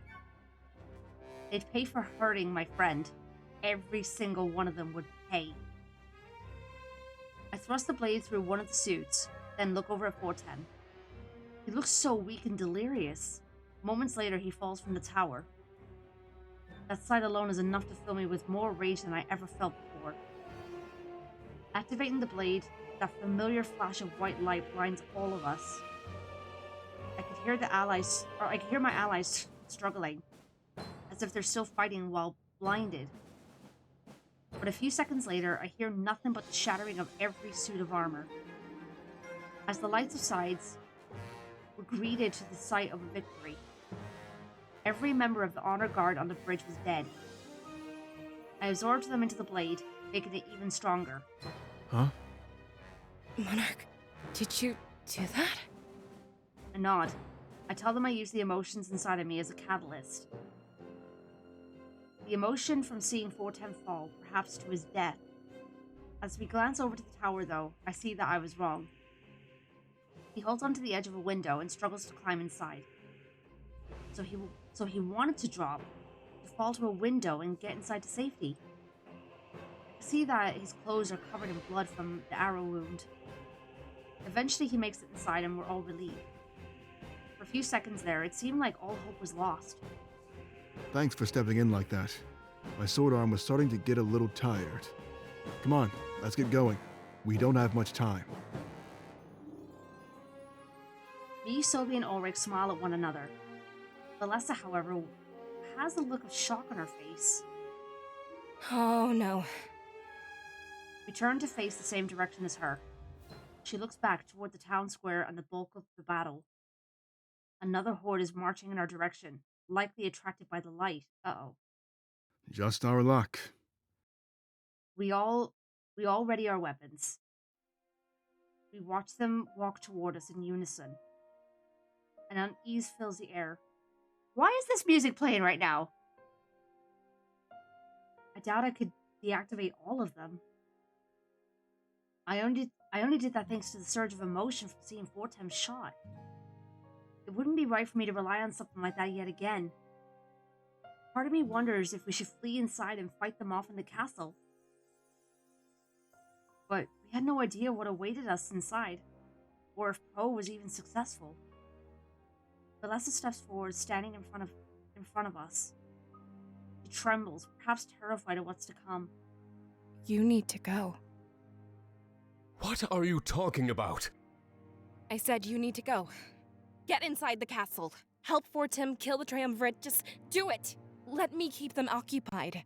I'll fight them off. Valessa, that's suicide. We don't have any other option. The Monarch needs you and Ulrich. No, I'll stay and fight. I know how those things work. This isn't up for debate. You need to go. Now. Sophie backs down, realizing there's no point. Each second needed to be filled with action. No, not inaction. If we wasted time, we just hand victory over to the enemy. Valessa pulls out her mother's daggers with a gulp. I guess taking them from Mazeo was a good idea after all. My mind tells me to talk her out of this, but I say nothing. If she fought hard enough, she'd be able to survive. Those suits are weak and mindless. I feel like she'd be okay. I justify her choice in my mind, perhaps because I know it's inevitable. She wraps her arms around me and gives me a tight hug. I know that this may be the last time we see each other, and it hurts. We've come so far since our time in Valinor, and changed so much. Thanks for everything you've done, Monarch. I tell her to stay safe and survive. A moment later, the tight hug is broken.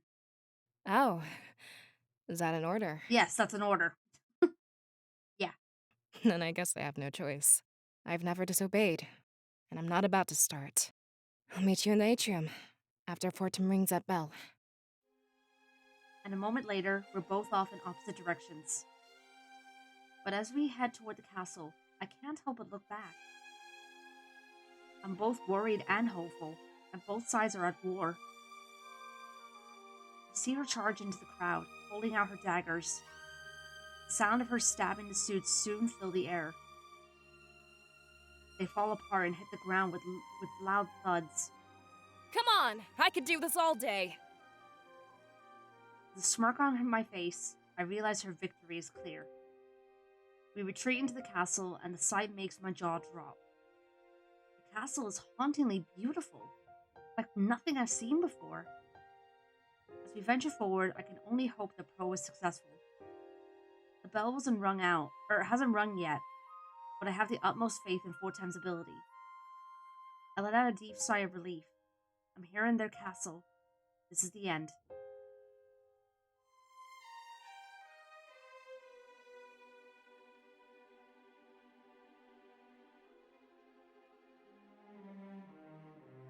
Eventually, Pro's path leads him to a massive dining hall. However, much to his surprise, it also doubles as a dead end. He examines his surroundings, looking for somewhere to escape. Damn it! There's nowhere to go.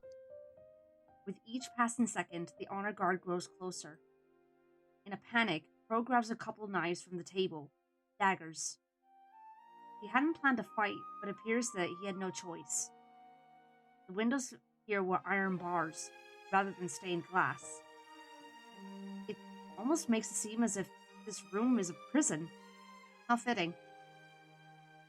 He takes a deep breath and waits for the suits to enter the room. But when they do, he's shocked. There's far more than before. As if they gathered of several hordes to follow him in pursuit. Both a bad sign and a good sign. His distraction really worked. Is that all you could bring? I thought you'd be giving me a challenge. He jumps on top of the table, giving him a height advantage. As the honor guard starts to climb up, he picks them off one by one. There's no problem. He just keep this up until all of them were dead. But they keep pouring into the room, and armor covers the table and floor. They're coming too fast. He can no longer fight them off one by one.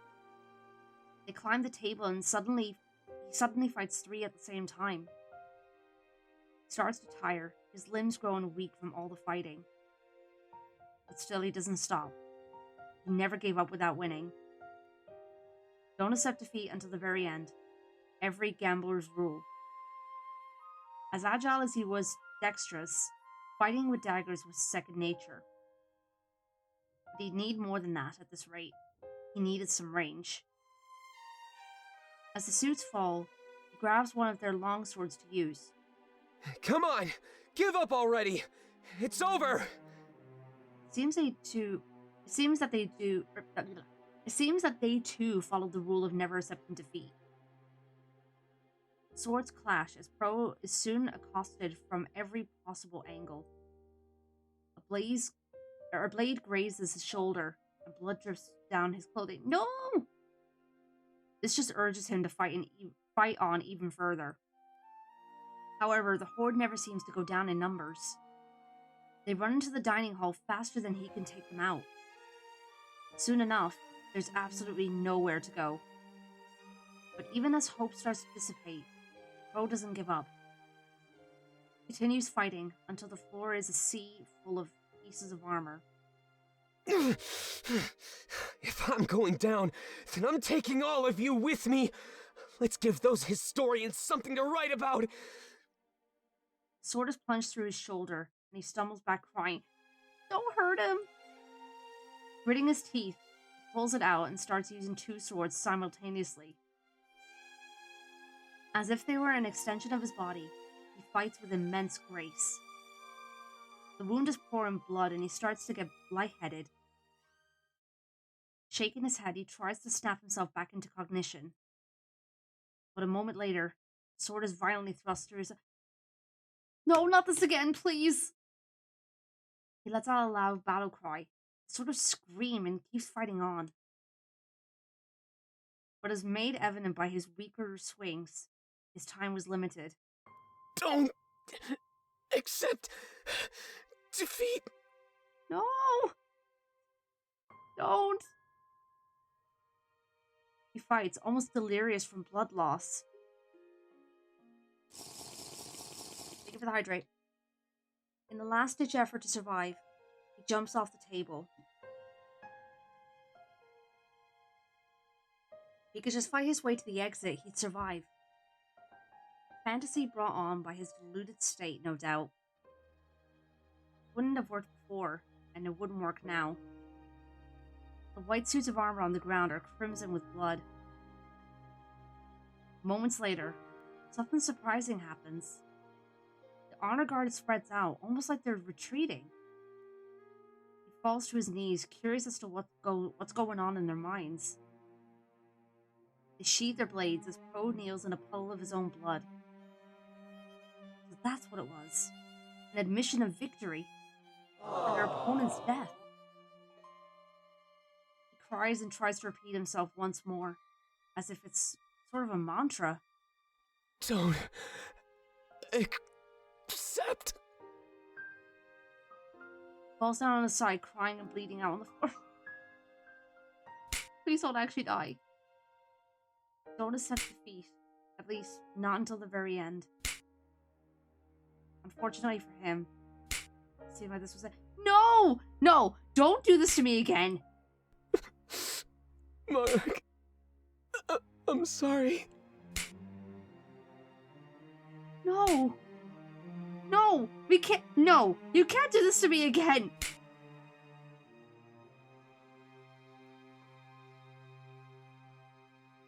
No! No, no, no, no, no! You can't do this to me again! In his final moments, he comforts himself with one. No!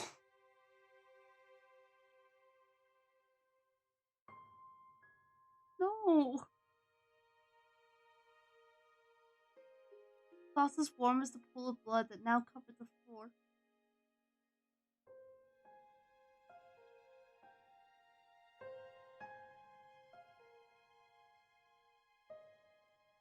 No! Passes on with a smile, finding happiness.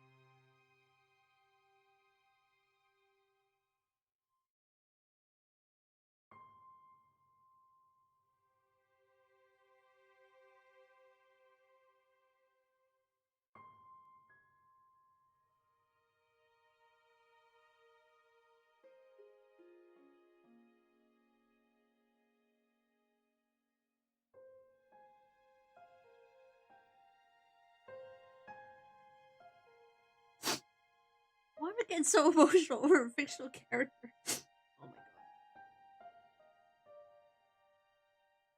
Oh my god.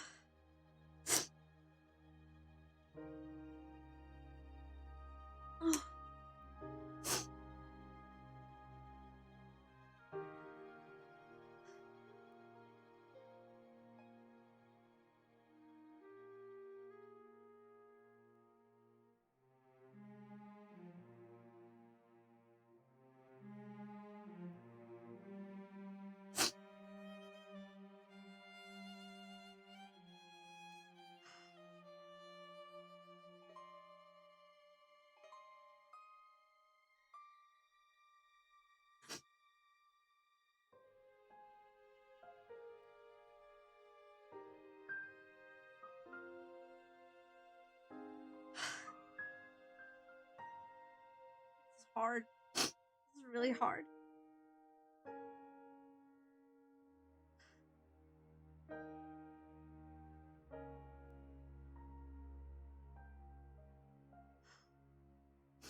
I need to push forward.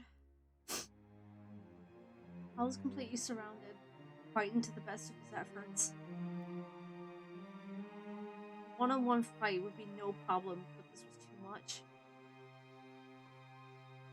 In total, there must be tens of thousands of honor guard here. Fighting with his fists, punches the suits of armor into pieces. He preferred to use his own body as a weapon rather than anything else.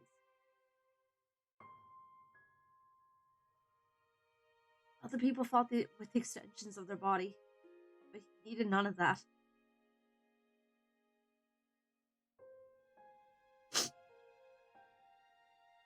One thing was for sure, he couldn't keep this up forever. With the power the monarch absorbed, he was mortal and vulnerable. However, he used the sense of dread in order to fight with more determination. Dominic was nowhere to be seen, but Hal hoped that he was still alive. There were so many suits of armor that it was impossible to keep track. One stray arrow, one thrown dagger, and one sneak attack, it was over.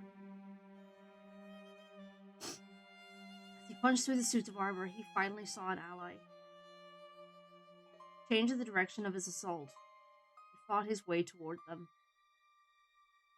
Greeting him with a smile, it was a relief to see a friendly face once again. Hal, watch out! Vivian jumps behind Hal, taking up the suit that was sneaking up on him. Thanking his ally, Hal responded by doing the same, but behind Vivian. No matter where they stood, there was always an enemy in pursuit. Arrows fly overhead every few seconds. The enemy archers were skilled.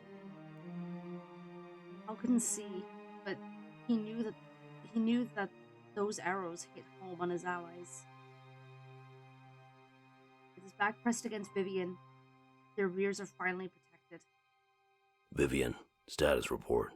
How are your men doing? Not good, last time I checked. There's just too many of them, Hal. All we can do is wait for that bell to ring. And if it doesn't? Vivian lunges forward, taking out several suits of armor. Then, a moment later, he presses his back against Hal again. Then this is it for us. The despair in his voice was clear. They could keep fighting, but things were looking bad. Even if each man killed 100 suits, they'd still be outnumbered. Hal shakes his head, freeing himself from the onslaught of ash. The library still ablaze, rained remnants of the monarchy upon them. The honor guard seemed unimpeded. Is it unimpeded? By this, but not the rebellion. It was almost as if, when the suits fought together, they shared one mind. This caused them to be weak on their own, but formidable as a group. However, it meant that the more they killed, the weaker their enemy became. Vivian, do not give up so easily. You are set to rule the strongest nation in the world. We cannot have you return home with stories of lost hope. As they talk, they keep fighting. The enemy never lets up for a second. Then we better find it again. And fast! Arrows fly through the air once more and screams fill the air. They knew their forces were dying. Their forces were dying. The suits had no need to scream. Hal wasn't even sure if they felt pain or fear of their own demise. And he wondered if those things would be a weakness or a strength. His knuckles become bloody and cracked as they fight for their lives. They continued to protect each other, fighting as if they were one body. We need to change up our strategy. If we don't, then they'll outsmart us. Vivian didn't respond. Vivian? Vivian shakes his head, panting heavily. Sorry. It's just taking a lot out of me. I think I need to get back to the library. Will you be okay on your own? Yeah, I'll be fine. Will you? Yeah, go now, while you have an opening. We will continue to fight them off. Vivian nods and then runs off toward the library. Soon enough, he disappears into the crowd of suits. Hal's back is vulnerable once more, but he still fights. All he could do is face the enemy and his fate head on. Charging into the crowd with a scream, rage wells up within him. There are no allies to be seen. Just target after target waiting to be killed. And that's what happens next. He shatters the enemies like weak glass. They fall to the ground, leaving a trail of carnage in his wake. He had killed more than his fair share and still went on. Eventually, a barrage of arrows assaults him. Piercing through his torso, it causes him to grunt in immense pain. He does his best to shake it off, but it's almost too much to bear. Now that the excess spirits were moved from his body, he was mortal. Because of that, he lets the arrows stay inside of his body. Pulling them out would be nothing short of a death sentence. But so too was rushing headfirst into a horde of those suits. All of a sudden, it's harder for him to keep track of everything happening. Confusion sets in, and he starts longing for his ally to return and help him. But even if they did come back, they would arrive a moment too late.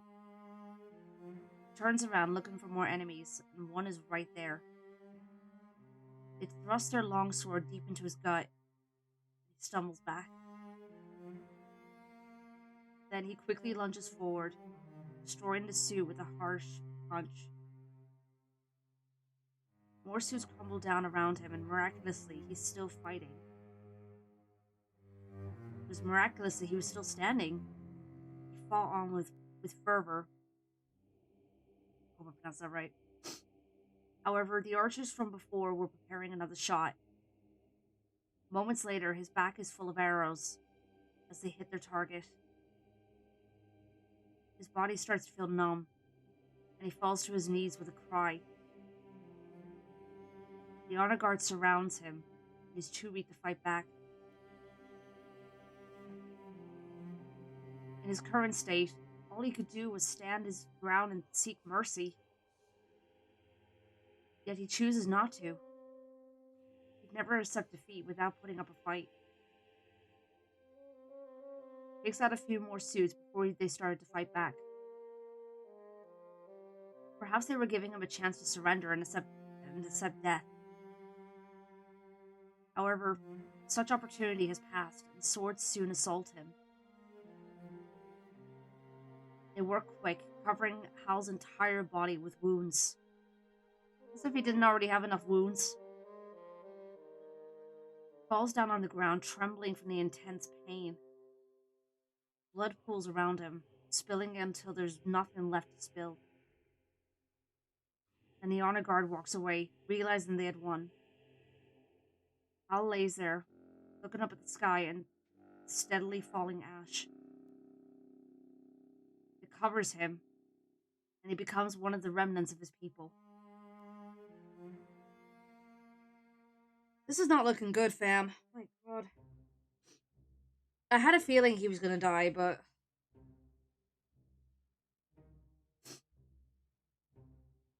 Ads now? Are you kidding me?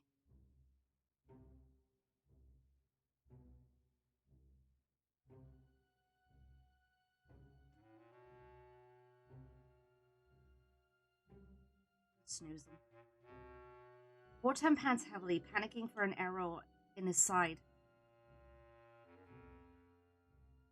He knew that if he pulled it out, things would only get worse. It would be best to keep it inside until he could find some help. It wouldn't be fatal, so that gave him great relief on his own. Thank you for the pets.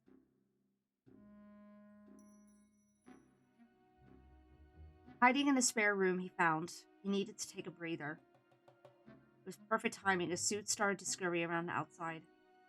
It can't be too far away. How high up does this castle even go? He shakes his head, realizing there was only one way to find out. But as he goes to sneak out of the room, he bumps into a table. A bottle of wine falls off the side and shatters with an echo. His entire body tenses up as he hears the honor guard stop moving. He runs to the other side of the room and hides behind a curtain. It would have been easy to sneak around them if not for the wine. Now every single suit of armor in that hallway would know he's here.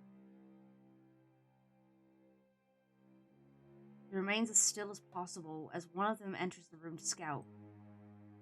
The suit kneels down to inspect the broken glass, then looks over to the curtain.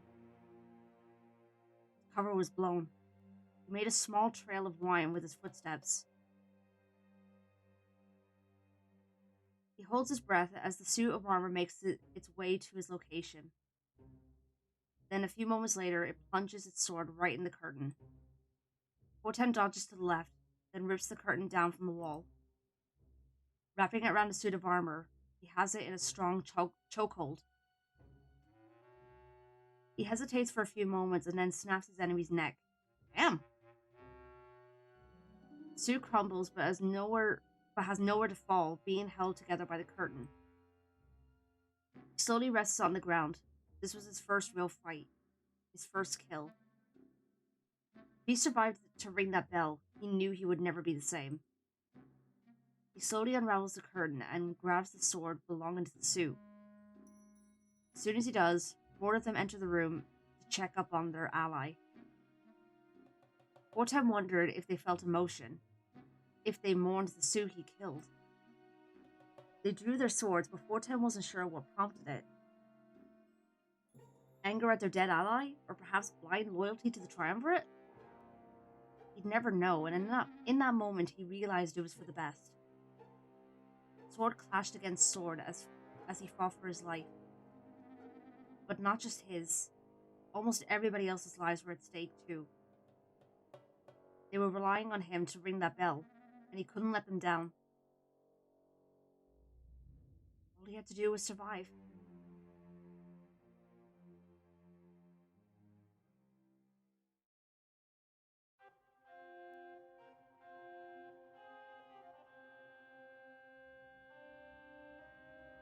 When we get inside the castle, I notice that it's completely empty. I'm filled with hope.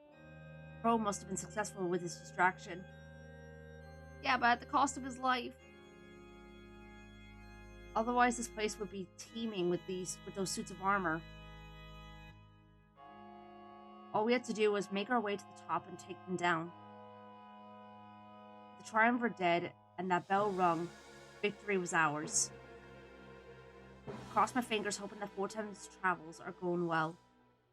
Wow. I haven't been to this place in ages. It doesn't look any different, though. Just as uninviting. We want to go right up those stairs, Monarch. This is it. I nod. He was right. This was the end of our journey. After everything I've been through, I was finally in their castle. Started walking toward the stairs. My next actions were clear. Hey, not so fast. You should let me take point. I know the layout of this castle and where to go. It gets a bit confusing up there. Trust me on that. Confusing? How so? Lots of stairs. I hope you're okay with that. And be careful. We don't want to fall into a trap. This place is massive. It would be easy to ambush us. Not a second later, somebody enters the room from the opposite side. It's that man from our HQ, the one with Sovi, clad in white and gold. He descends the stairs, laughing at us. A horde of suits follows. Ambush? No, I don't play cheap, not like Sovi. I'd merely like to call this a welcoming party of sorts. An ambush is unexpected. Surely you knew I'd be here. I unsheathe my blade and hold it out toward our enemy. There was no time to argue semantics with the likes of him. But, as if to guard me, Ulrich and Sophie stepped forward, getting in the way. Halen, don't you think it's time you gave up? You've been bound to their will, following orders for so long. Let us remove that curse. We can give you your freedom back. Clearly an act, Sophie wanted Halen dead. That and he could never agree. He was under their thrall. A moment later, Halen disappears into the crowd of suits. Freedom? Ha! I don't need freedom. I exist to serve the Triumvirate, and that is final. You did too, but you threw it away in your folly. The suits of armor reach the bottom of the stairs, but Halen is nowhere to be seen. We just hear his voice. He must have used the confusion of the crowd to escape. You stand in the realm of gods now. It is time you spoke with your resolve. If it is strong enough, then you will find me. The honor guard draws their swords as Halen's laughter fills the room. And if it is not, then you will perish. So do it. Show me the determination of your rebellion. Speak against your gods and see how they answer. At Halen's command, the honor guard charges in our direction. Sophie and Ulrich are the first to fight, making sure that I'm protected. But I make sure to play my part, take them down with similar ease. The suits of armor stand no chance against the Blade of Exodus. The same would be said, or could be said, of Ulrich's greatsword and Sophie's fists. I'm confident in our victory, but I try not to get too cocky. It seemed like there were almost 1,000 suits of armor here. Though we were doing good now, our bodies could easily weaken. A viable tactic: wear out our enemy with excessive numbers. As we fight, we find ourselves surrounded more and more. Our honor guard seems to have almost herded us to a specific location. Stand back to back with Sophie and Ulrich, and we're all panting heavily. Ulrich, put away your sword. Huh? Don't you remember? They both look at me. Yeah, of course. He sheathes his massive blade as the suits close in on us. Monarch, open your mind to us. Treat us as extensions of your body. I'm confused, but I nod. We need to take action, and now. I lunge forward and destroy one of the suits. Good. Now it's my turn. Then the blade moves from my hands to Sophie's. He does the same as me and destroys several suits. As if passing a baton. Ulrich is up next, swinging the blade. It's been too long, Sophie. Then almost instantaneously, it's back in my hands. Keep fighting. We're pressed back to back, exchanging the blade with our power. Phasing it from person to person as needed. We're almost one mind. Yes, really gets my blood boiling. As if it's an intricately choreographed dance, we continue to fight. In this moment, we really did command the blade. We were its owners. I feel unstoppable. Then I realized, could the Triumvirate do this as well? If they could, then we're in for a difficult fight. Over here! I let Ulrich take the blade and we continue passing it around. It isn't much longer until the horde is thinned out. We're winning!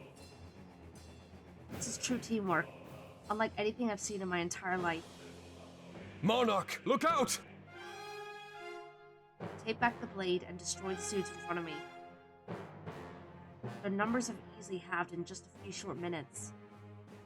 At this rate, we'd be free to take these stairs at any second. They mean to kill us with mindless slaves. I wish they had the courage to meet us face to face. The Triumvirate must have been scared. Feel it. In the end, all tyrants have left to do is cower in fright. Whatever game they were playing, it would soon be over. We continue our dance until the last suit of armor has fallen. Though we're reduced to exhausted messes, we had won. Take a deep breath, we try and regain our composure. So, up we go? Yeah. Place the blade back into my hands and sheath it. Looking toward the stairs, it seems our next goal is clear. Okay, I didn't want to keep pausing the ads, so we'll wait here for a minute. This is going a lot longer than I thought it would.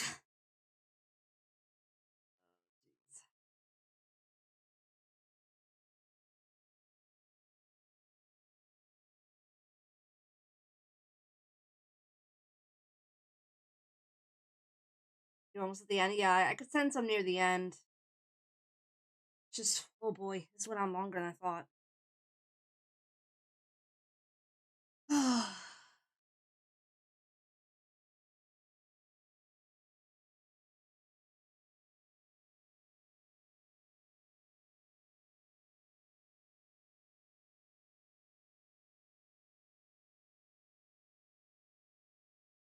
I definitely need to look through playthroughs or play through this game again, but with like a walkthrough.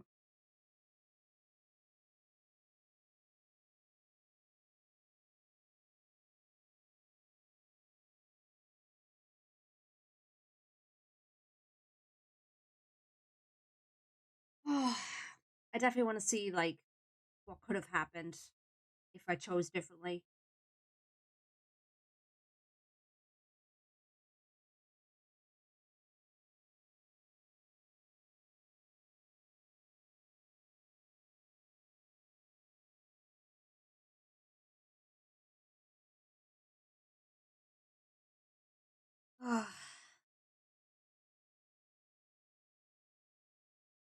I mean, I had a feeling that there was going to be sacrifices, but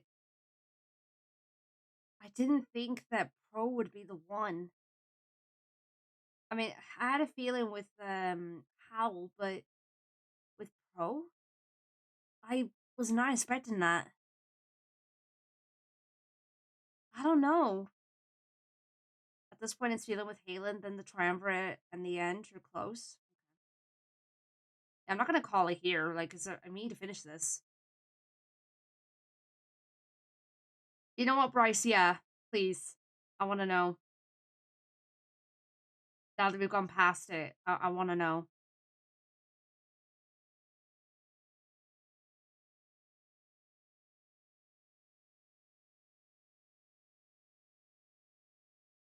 Griz's sacrifice? That's what led to Pro's outcome?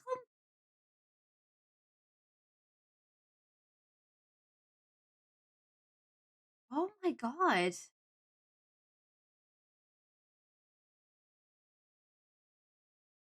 No. So that. Oh, okay. Wow. So his fate was sealed ages ago.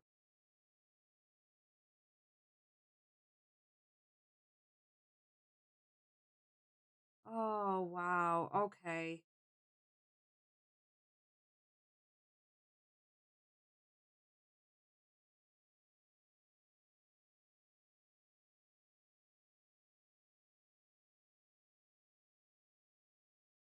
Wow. Wow, wow, wow. Okay. I did not think that that was going to affect it, but now I know.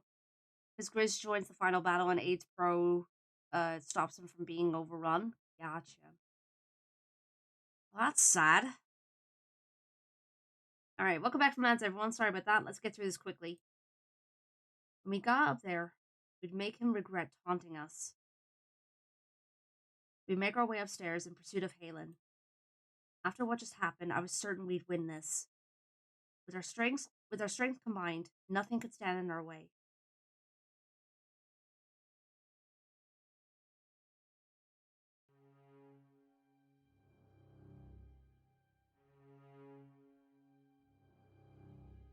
The first thing I see is stairs.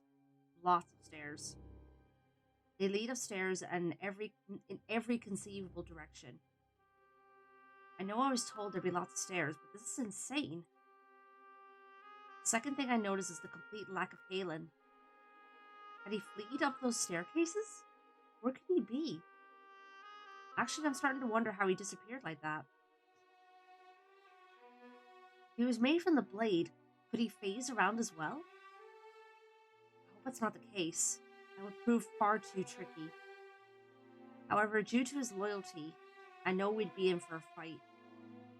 Destroyed suits of armor and their swords lined the floor. This must have been the remnant of a previous fight. Perhaps Fortem or Pro came here before us. Be careful, Monarch. Try not to let Halen steal the blade from you. Remember, we all possess the same ability. Yeah, make sure to be on your guard. We killed his suit, so he's probably scared. I wouldn't be surprised if he resorts to trickery. I nod. That was good advice. I take it to heart as we walk toward the stairs. We hear Halen's voice, but can't see him at all. Well then, perhaps you're stronger than I thought. No matter though.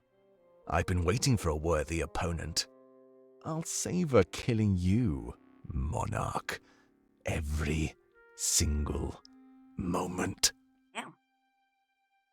That's when I finally see him, on one of the many flights of stairs. He's slowly making his way down, almost as if he's buying some time. I move to meet him halfway, but suddenly there's no need to move at all. Monarch, look out! Almost instinctively, I lower myself as close to the ground as possible. Far from behind, a massive sword is swung. It came close to removing my head. I turn around, greeted to the side of Halen. So he can move around like that. Saved by your friends, as always. I wonder how you'd handle things on your own. What do you say? Want to put that to the test? Ulrich steps forward, interrupting before I can respond. We don't have time for your games, Halen. We will give you one chance. Surrender or die. And who says you get to call the shots?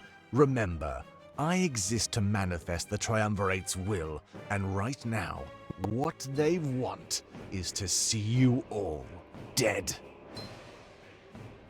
Halen draws another sword, holding out two large blades. I've never let them down, and I don't plan on starting. You think you're special? That you're here to seize your destiny? No, you're nothing more than another insect for me to crush. You may have made it farther than most, but it doesn't matter. Even atop the highest mountain, an insect is still an insect, a being that exists for one purpose: to be exterminated! He charges toward me, and I do the same. Holding out the blade of Exodus, our swords clash as we meet. They meet again and again, the echo filling the room as we fight. His strength is astounding, as well as his speed. I've never seen a man fight with two swords quite so gracefully. He tries to trick me with fake swings and sudden movements. But we'll have to try harder than that. I counter him with ease. This dance continues, and we show no signs of tiring out. At this rate, death would come to whoever slipped up first. But I can't slip up. I have to win and take down the Triumvirate. This world belonged to me. I was the rightful heir to the throne. Halen was just a lackey for some power-hungry group of three. If there was any justice in the world, then I would prevail. Perhaps I'd let that get to my head. This allows Halen to land a blow. Thrusting his blade into my shoulder, he twists it and pulls it out. Ow! It was a wound that would prove to be harmless in the long run. But the pain is so intense, all I could do is stand there, stiff and motionless. My blood drips to the floor, and I take a few steps back, losing balance. Monarch! Sobi lunges forward and pushes me to the ground. Phasing the blade into his hands, blocks Halen's next attack. I bleed on the floor as I watch Sobi right his former apprentice. There's something different about you, Sovi. Where was this passion when we worked together? Swords continue to clash, and Halen is right. I've never seen Sobi quite so determined. The Triumvirate doesn't allow passion, Halen. They take everything away. They bleed you dry and offer nothing in return, nothing but empty words. The rebellion gave me a place in this world. I belong to them now. You mean they seduced you with flights of fancy? You honestly believe that she is our rightful ruler? Sobi nods. Without a doubt, I'd give my life for the monarch. I know the truth of the spirit realm. The Triumvirate told me. This isn't some dream or fantasy. They told me themselves. Crafty, thank you so much for the raid. How was your stream? And what were you up to? Welcome on in, Raiders. For those that don't know who I am, my name is Sky Blue Arts, or you can call me Serena. I'm a 2D animator and artist, and I'm also a variety streamer. Welcome on in, guys. Hope you had a fantastic time over on Crafty's stream, and I hope you enjoy your stay here. We're currently leading to the end, or we're heading into the end of Winds of Change. I've been going a lot longer than I thought I would, but I've been very captivated by this game. So yeah, if you guys are planning on playing this game, now is the time to step away if you want to avoid spoilers. But if you want to stick around, then of course you're more than welcome to. Oh, nice, heck yeah. But yeah, do the potion self-care if you need to as well, Crafty. Aelin seems surprised, as if he still trusts Sovi. You mean? Yes, that's what they told me before we left from Azeo. It's why I didn't kill the monarch when I had the chance. I told myself I'd never harm those in charge of this world. Crafty, I've been an emotional wreck today. I've cried, what, like 2 or 3 times in this stream alone? Oh my freaking god, this game is incredible. I love it so much. That's what separates the both of us, Halen. My loyalty is to Alestia. Yours is to the Triumvirate. They made you a slave with no choice but to obey. No, I want to serve them. Your faith was challenged and you gave up. I'm not that weak. I stand tall and remain in line. You sure about that?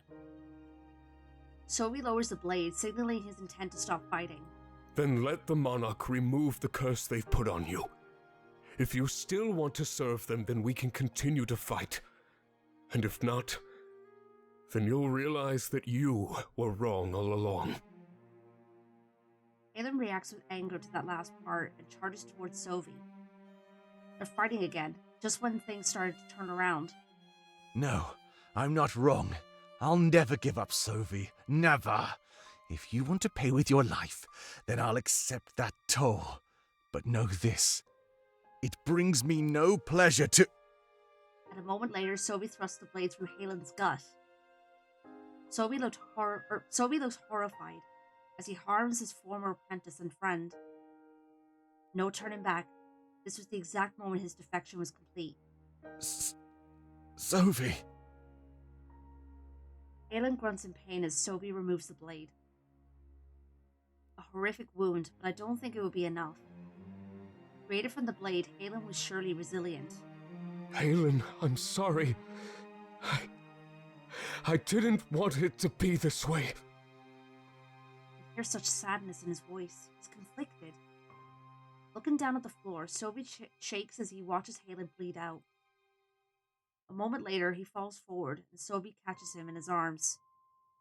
On the verge of tears, Sobi turns Halen around.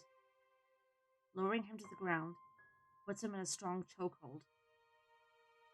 Halen struggles, trying to escape. The wound rendered him too weak. Monarch, do something! I don't care what it is, just do it! I look over at Ulrich and he watches in shock. I know that wound wouldn't kill Halen. Just temporarily incapacitate him. Sobi must have known. The sight and what he did was still too much for him. There's no way Halen could fight back right now. I could kill him with no difficulty at all, but I could also save him. If I removed the curse on his mind, maybe he'd serve our cause instead. Was that worth the risk? Something tells me I don't have much time to decide. If Sophie held him like that for too long, he'd be dead for sure. What should I do? Oh, God.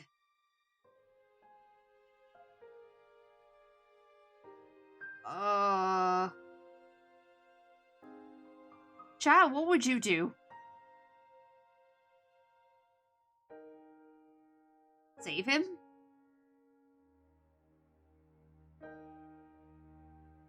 Save him?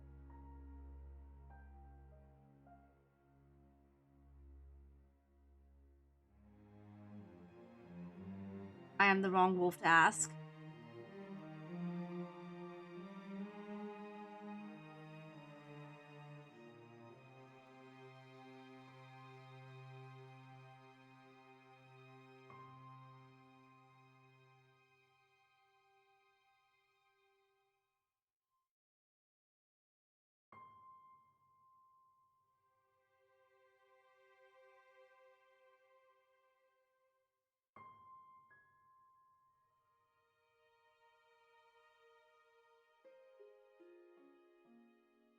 I had to liberate Halen.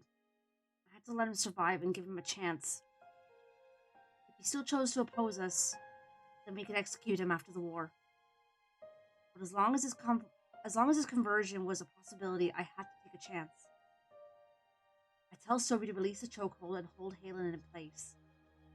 He obeys without hesitation and slowly make my way over to him. Pressing the blade against Halen's chest, I asked to give him his freedom. A few seconds later, Halen falls to the ground unconscious. I have him carried over to a safe spot where he could recover in silence. If and when he woke up, I hoped that it would be as a new, smarter man. With that out of the way, we had to make our way to those stairs. Within a few more minutes, I'd be face to face with our enemy. It's time to rise to the challenge and change this world. You know what? I'll stay behind. Pro and Fortum should be at the atrium any minute now. I want to make sure I'm there to greet them and fill them in.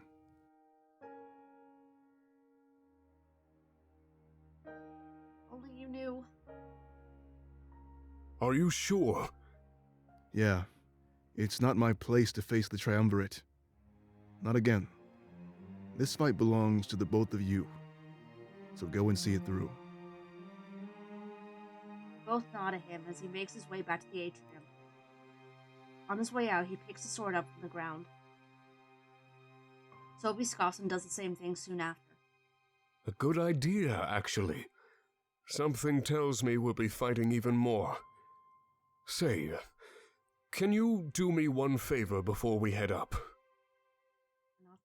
Sorry, I know I'm still going. This is taking longer than I thought it would. Here. Just trust me. He reaches behind me and adjusts my scabbard. I'm not sure why, but he switches it to the other side. I'm not left-handed, so that only made things awkward.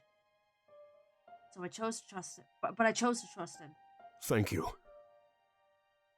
A second later, we're making our way up the stairs. All we had to do was dethrone the Triumvirate.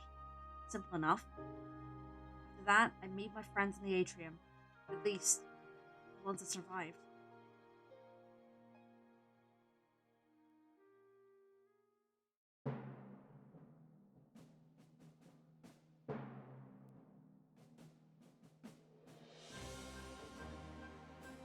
Dominic fights for his life in the town square, surrounded by suits of armor.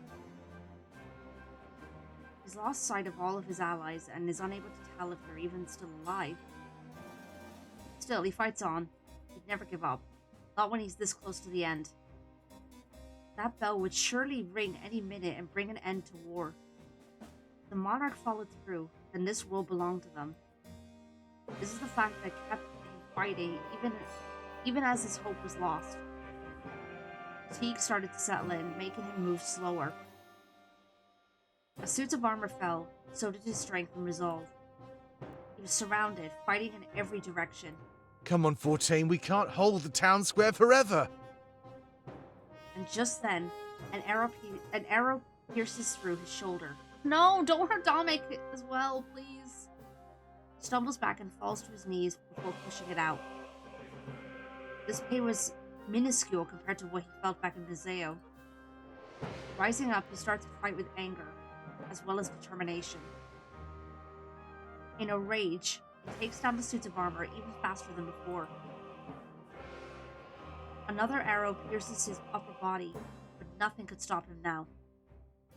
Keeping this arrow in, he grabs another sword that lay on the ground.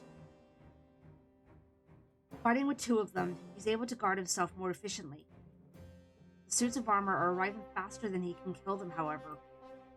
Soon enough, he was surrounded by more suits than he could hope to kill. Oh, don't kill him, please! With no allies around him to come to his aid, he knew that things were dire. If Wartem didn't ring that bell, then this could very well be his final stand. He throws the second sword to the ground and takes a deep breath. He was prepared to face his death. This somehow made him stronger.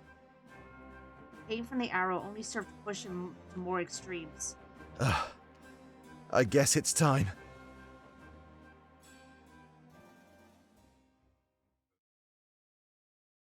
Sorry. Do you want me to order food or something?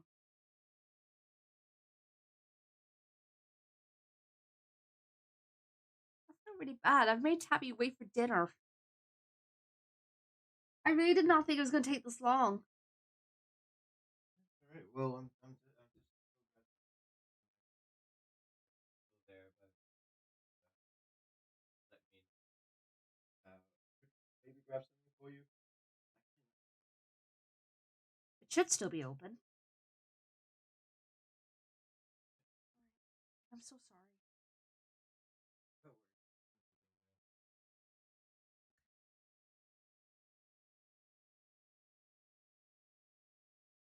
Fighting starts to become more desperate as tears blur his vision. The fact that he couldn't see any of his friends just hurt him even more. He had to assume that everybody around him had fallen during battle. Stay back! I'm warning you! He held out his sword as if to threaten. His hands trembles. The honor guard did not heed his warning, and they close in on him. Having no choice but to continue fighting, he lets out labored grunts. Through his blurred vision, he's almost unable to make out anything. His saving grace is the contrast of the white suits over Balteus' decay. Using that as a guide, he's able to keep taking down his enemies. He tries fighting his way in the direction of the archers. Those were more of a threat to him than the suits with swords. In fact, he was certain that those archers had killed quite a few men. And unfortunately, he may be the next one added to their count. An arrow shot through his gut, and he screams, falling back. Not a grievous wound, but he's immediately caught off guard. Something smashes into the back of his head and he collapses. No! Turning around, he sees a suit holding a rock covered in his blood. An open wound to the back of his head starts straining to the ground. What? He grits on the ground with pain and confusion. The suit kneels down and grabs a sword from the ground. No! It was the same one that Dominic had discarded moments earlier. He's surprised to see that the rest of the honored guard stands down. If they acknowledged this one had deserved to deal with the final blow, or it's as if they acknowledged this one had deserved to deal the final blow. Dominic cries, looking up in horror as the suit raises up the sword. Before they can follow through with their thrust, something happens. Wartem, please! An arrow pierces through the suit of armor and it crumbles to the ground. Dominic looks around in confusion.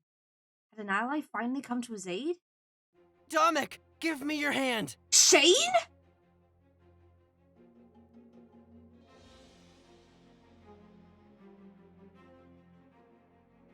Dominic cries out softly, not sure what's going on. Oh my god. So if I hadn't gone back,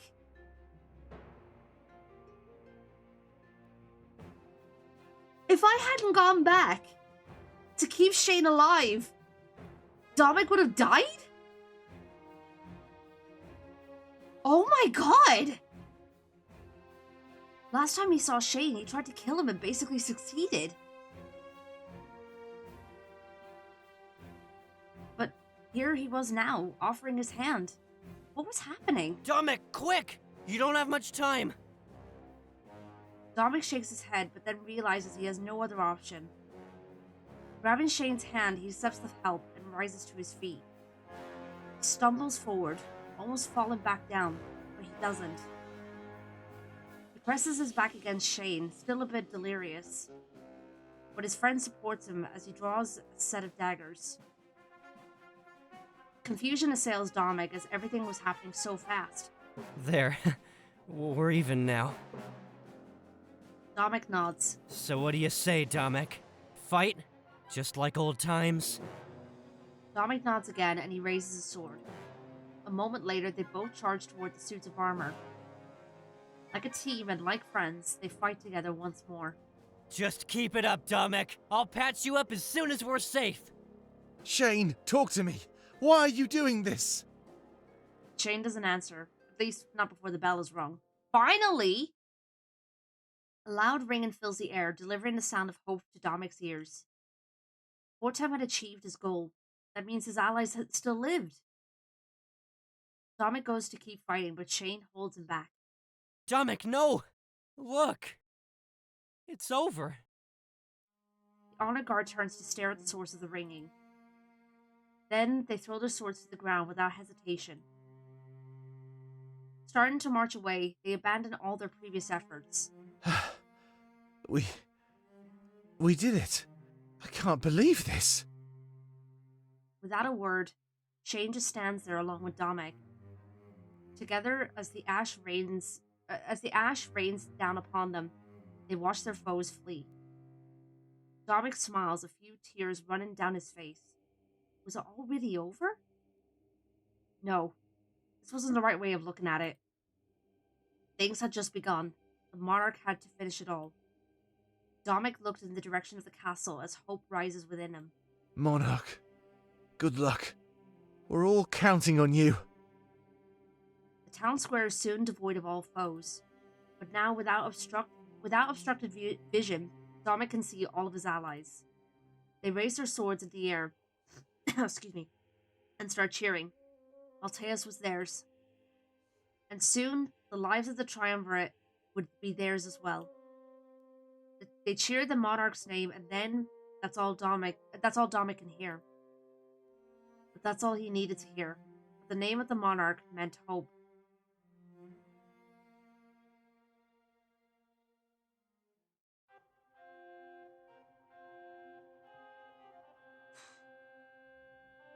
The ringing of the bell echoes in my ears. It's almost deafening.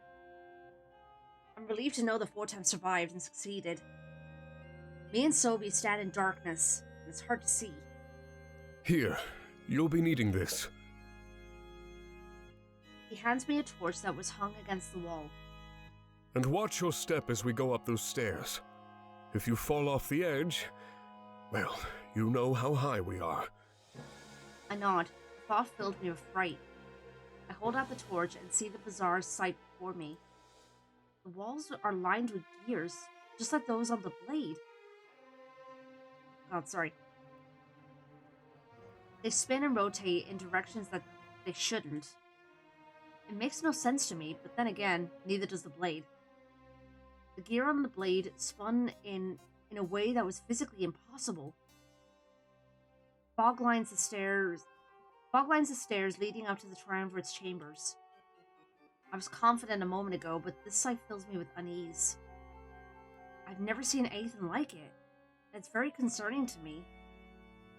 I couldn't see off the edges of the stairs, and there was no railing. The slightest stumble could send me back down to the atrium. I do need to go back there, but that's not the way I do it. I have one piece of advice for you, Monarch. Don't let them talk to you. Just kill them with no question. All they'll do is try to justify their actions and earn your sympathy. They prey on the minds of the weak, of those that they can mold. I know you're strong, but they just have this way of convincing you. I'd hate to see that happen to you. So remember, kill them all. I tell them that I don't care what they say to me. I'm here to kill them. They could speak to me all they wished. They'd accomplish nothing. An easy goal to have in mind, but in practice, I guess I had no idea. I'd have to find now, however. Someone steps out of the room ahead of us. As they move toward us, I could see the white and gold of their cloak. One of them left their chambers? I thought they didn't do that. Sylvie, you've returned. Were we not clear enough? A permanent exile is non-negotiable. But you said... Turns to them and motions as if he's pleading. You said I could come back if I brought the blade. Is this not what you wanted? Was it not a test? Triumvir looks down at both of us and sighs. You think that you can fool us so easily? We know where your allegiance lies, Sophie. There is nothing in this world we cannot see. Sophie gritted his teeth. I could tell that he was angry. I'm confused, but I trust him. I knew he was on my side. At least, that's what I thought. Everything changes in an instant. Everything I did for you. Were you really too foolish to realize that? My attempt to help the rebellion was only an act. What? I've brought the enemy and the blade to your doorstep.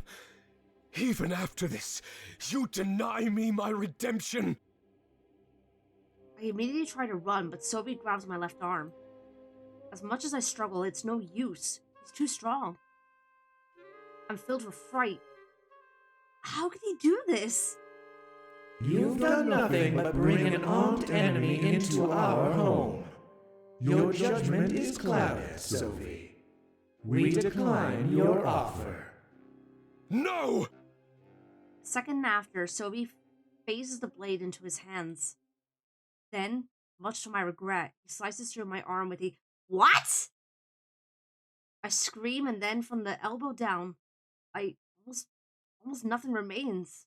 Then take this as an offering. That arm will never again be used against you. Before all of us, the monarch is defenseless. I don't feel anything. Almost as if my body numbs itself from the trauma. But the sight is all too real. My lower arm limp and dead on the floor. Blood spurts from the wound, and I look at Sophie in disbelief. He makes direct eye contact with me and then looks at the torch. I'm still gripping it tightly, and that's when things make sense. Was he trying to fool them? I still have use of my good arm. I slump against the wall and use the torch to burn the wound shut. Ah! Disgusting smell fills the air, and I could hear cracking and sizzling. Yeah, I was just wondering now. I was like, wait, was it not the... Did he cut the undominant arm? Or hand, whatever? This is all I can do while I watch Sophie ascend the stairs with the blade. You continue to surprise us, Sophie. Very well. Let us talk. Triumvir looks down at my scabbard. Why did I read cardboard? A little bit drastic, yeah, I agreed. They definitely believe Sophie removed my dominant arm. I don't know why any of this is happening, but I let it all unfold. I trust him. Thank you, Master. I am sorry for letting you down in the past. I can only hope that this offering is enough to please you. He continues to walk up the stairs slowly, as if somewhat scared. If I were him, I wouldn't want to make any sudden movements either. The Triumvirate has the advantage here. All we could do is try our best. Remove threats to ensure the continued reign of Alestia's leaders. Is that not what you wanted? Is that not the role of the Grand Inquisitor? He speaks, or as he speaks, he reaches the top of the stairs and faces his master. The Triumvir, I don't know how to pronounce it, lets out another loud sigh and proceeds to nod a few times. By now, I'm almost coherent again, and the wound bleeds no more. Burnt shut. You are right. Kneel, Sylvie, and pledge your loyalty. Then, turn that blade on the monarch and take her soul. That's all we need. The blade and the power inside her. Sylvie immediately drops the blade to his side and kneels down.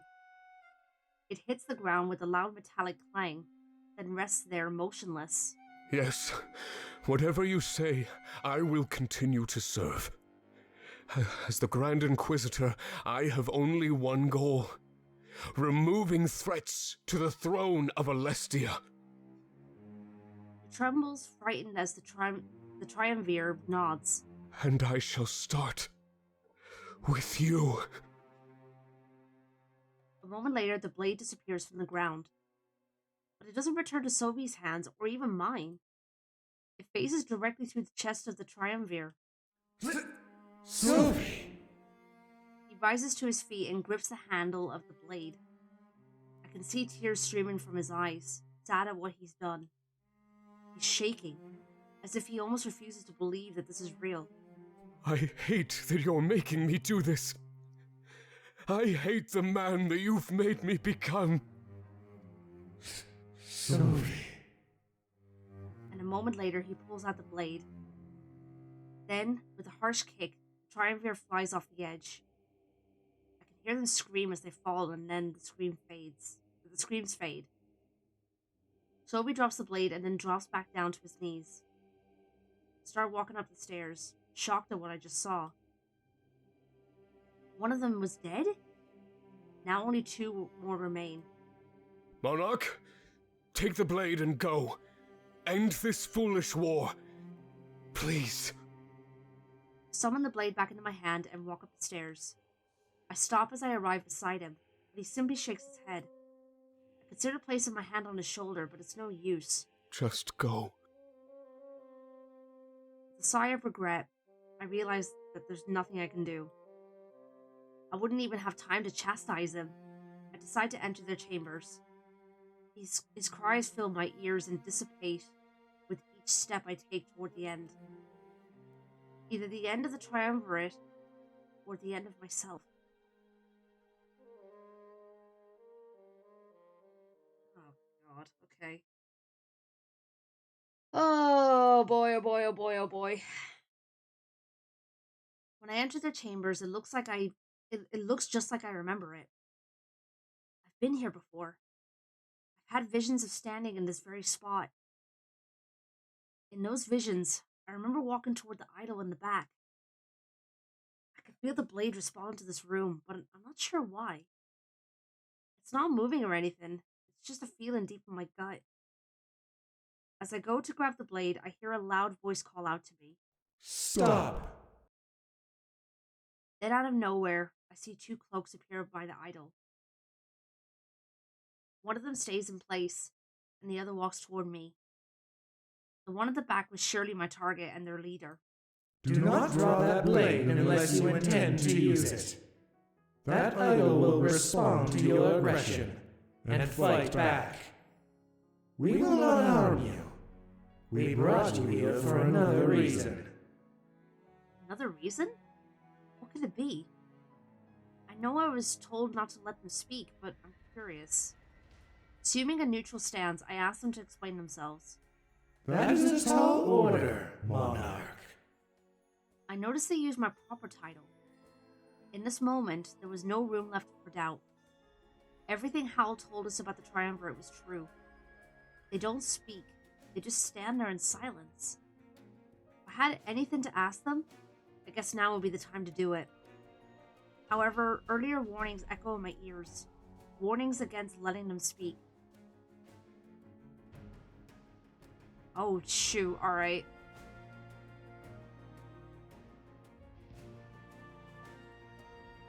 The song is playing from this song playing is from the dev's first game. Oh, okay. See, I never played the first game, so I have no idea.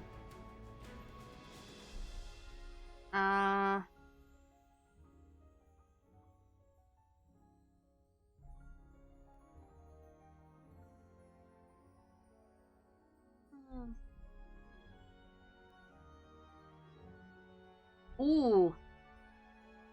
I don't know whether to ask a couple of questions or ask all of them, as a matter of fact, or if we should just go straight for it.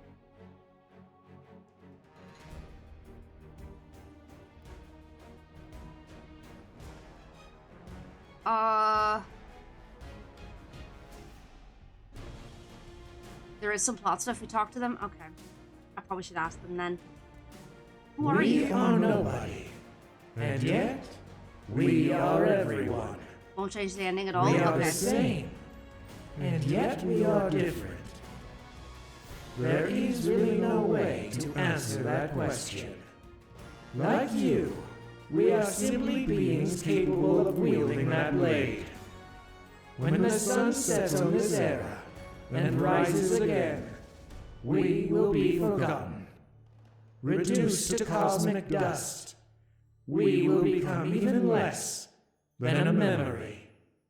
It matters not how the cycle ends, only how the cycle began. The ones who created that blade could never comprehend what they started. An endless war of life against death, of purity against corruption. As long as that blade exists, there will be beings capable of wielding it. And as long as those beings exist, they will inevitably meet, just like us. A catalyst for the clashing of ideals. It exists only to create disorder. Freaking monologuing over here.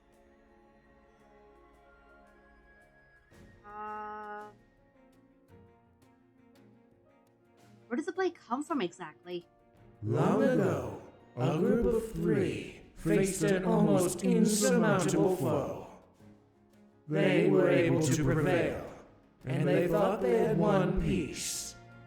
All of the worlds, once closed off, became united in one large universe. You see, that blade was created from the clashing of conflicting ideals. Life against death, purity against corruption. It feeds off of that imbalance.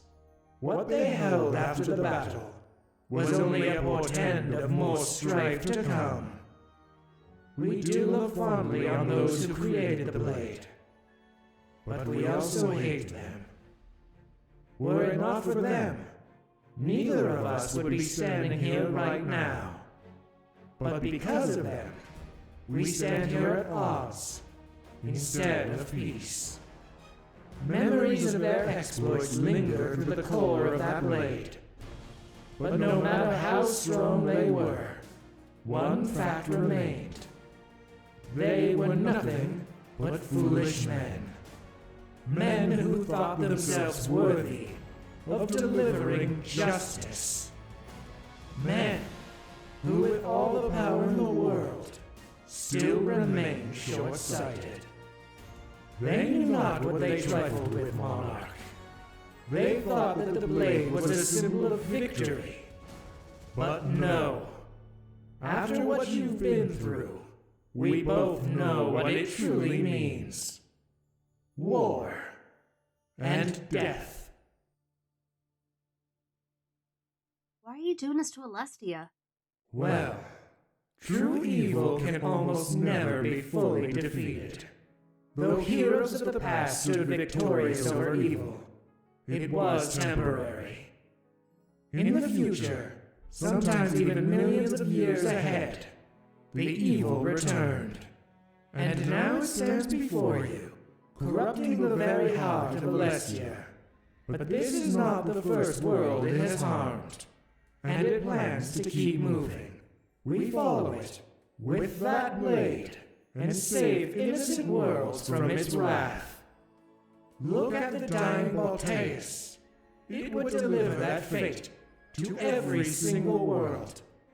Rather than temporarily cast the idol away, we decided to settle down on this planet. Our goal was to find a way to destroy both the idol and the blade, for good. Doing so would liberate the universe from this eternal war. But we did not hold the power required to destroy the idol. Not yet. If we could make the blade stronger, though, then we might stand a chance. If it could match the strength of the idol, then that could be it. The energy unleashed in such a moment would destroy both for sure. Since the blade fed on life, we would have to start relying on others. I'm not gonna lie, a lot of this is kind of going in one ear and out the other. I probably won't do all of them.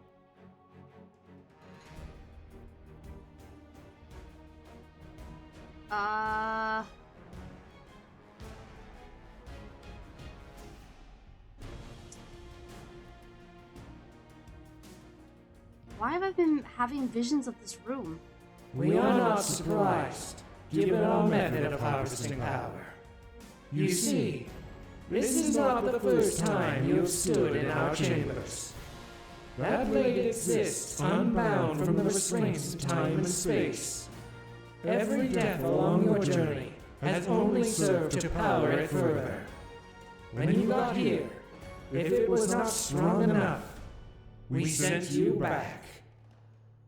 When we did so, the blade remained unchanged.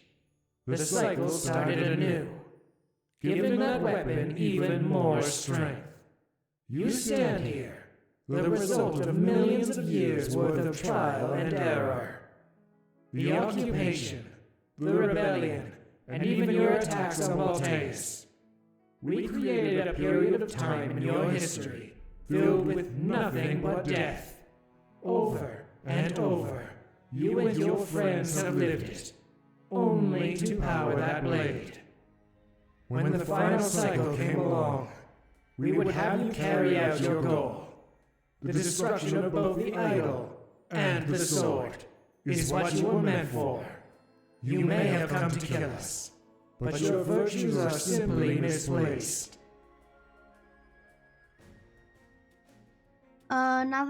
Now that's the twist in Revelation that Wind of Change is the sequel to the first game. Wait, it's a sequel?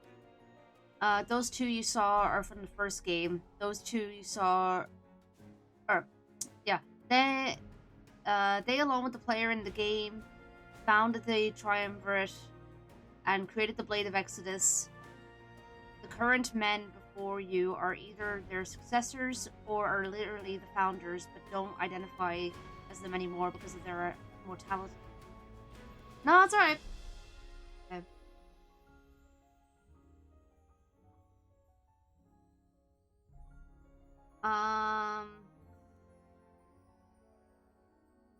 I'll do one or two more, and then we'll. They had planned to use this idol as a source of power, perhaps to aid in their conquest of other worlds.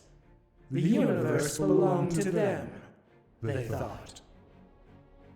But wielding the power of evil incarnate would only lead to ruin. We couldn't let them continue down a path as dangerous as that. So we cast them aside, in an astral prison using that blade. And as we did, we created new life on Alessia. A new, pure species that would keep on reproducing. A breeding ground of power for that blade to harvest. If we could make that blade strong enough, then we'd win. But even then, we couldn't gather power fast enough. The idol started corrupting and killing Balteus. We had to think of something, and fast. It led us down a path that we did not want to walk. But in order to create peace, it was necessary. Okay, you know what? Enough talk. Let's just finish this now. That was enough talk. I came here to kill them, and that's what I do. No matter what they had to say, they couldn't talk themselves free. They hurt my world and my friends. I would make them suffer. The mind can suffer when stuck in the same time and place. History repeating itself can be far more than maddening. We try to break free from the cycle, but only perish. Usually I would go through all of the talk options, but number one, I've been streaming for a long ass time. Number two, I'm starving, so I just want to get through this. This member of the Triumvirate is talking so differently. The one back in the previous room had almost a completely different story. If being caught in a cycle would drive them mad, I had to wonder which one was mad. This is why we will not stop you if you wish to kill us. That blade has kept us alive long enough to see things through. Our final rest would only be a sign that we have finally won. Yeah, no, Tabby ended up walking out to our local pub to get something to eat, and I feel horrible. So go ahead. Kill me, and kill my master. Turn that blade on the idol, and see what happens. See if you can free everybody from its wrath. Although, Faith, I'm surprised he didn't try to cook something, but... Not just us, or Alestia, but all worlds, and all people. If you are not strong enough, then the cycle will just start anew. Before you know it, you may be facing us here, once more. But know that we are not your enemy. All we've done to... I'm sick of hearing that. I'm sick of this weak justification. I phased the blade into my hand and thrust it through their chest. But like I was warned before, the idol responds to my aggression. The room is engulfed in a blinding darkness. It must be the idol. The blade usually causes a white light. I feel immense warmth around me and hear the crackling of flames. Whoa. The darkness fades and the entire room is engulfed in fire. The Triumvir stands before me, bleeding and crying. There were no gods, just weak, arrogant people. Very well. I turned left and faced the flames, forcefully taking them with me. I hold them there, with the blade, tempted to absorb their soul. But no, they don't deserve it. They don't deserve the satisfaction. I pull the blade out and watch as the wound oozes blood. Then, I grab them by the cloak and pull them close to me. In their final moments, I curse them and condemn them. And then I push them back into the idol's flames. I hear them scream and writhe as they're slowly burned alive. In my opinion, they deserved a punishment far worse than that. Now, one more to go. As I turn back to face the idol, the final Triumvir stands before me. I hold out the blade toward them, showing my intent to kill. That was my goal. Kill the Triumvirate. Destroy the idol. Stop! Think about what you're doing.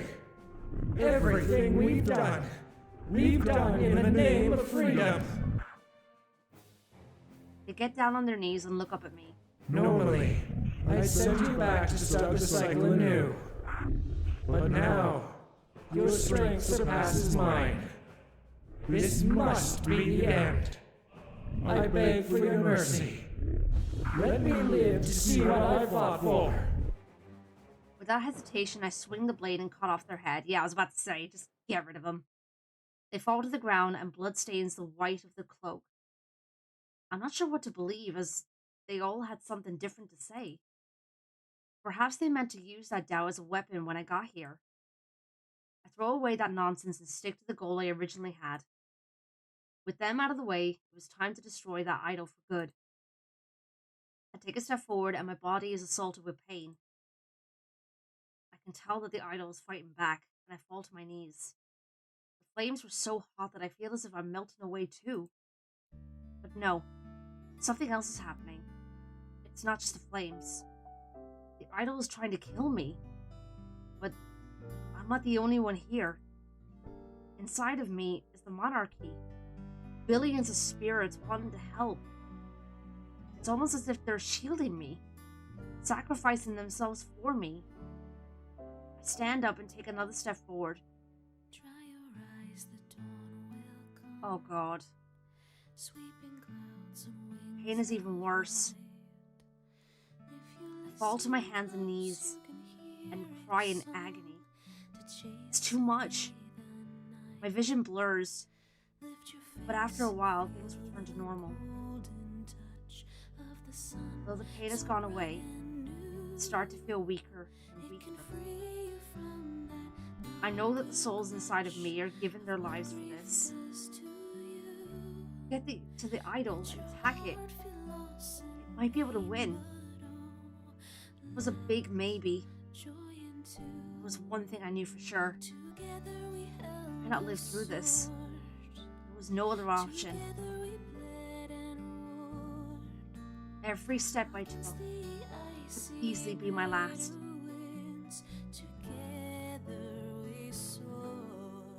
Determination rises within me. Take another step forward. My body is racked with pain. It's almost impossible to walk. I use the blade as a makeshift cane, as a voice sounds in my head. You can do this, Monarch. Don't give up.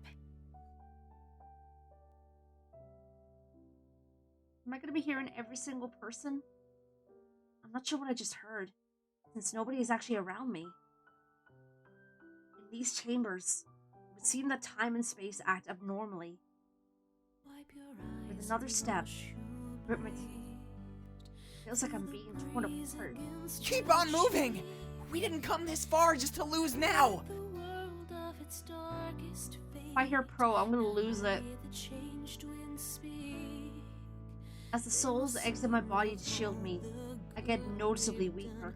I tremble with every step, trying as hard as I can to keep myself standing. My comrades call out to me and urge me to keep moving. I start to cry. I guess I'm no longer the strongest member of the rebellion. I'm proud of you, Monarch. You saw this through to the bitter end.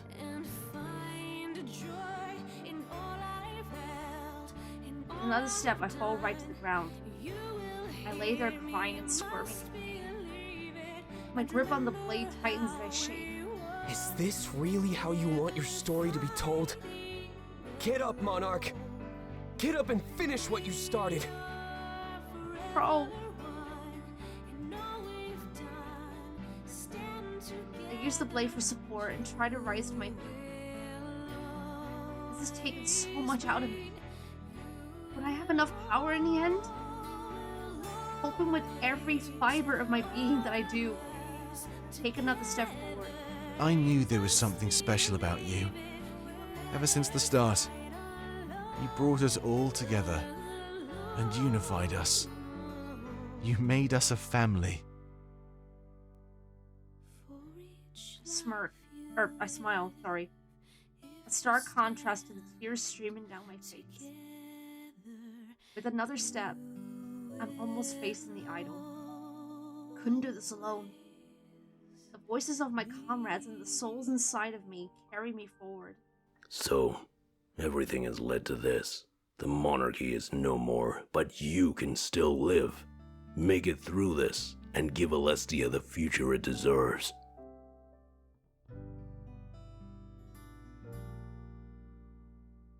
Take one more step and ready the blade.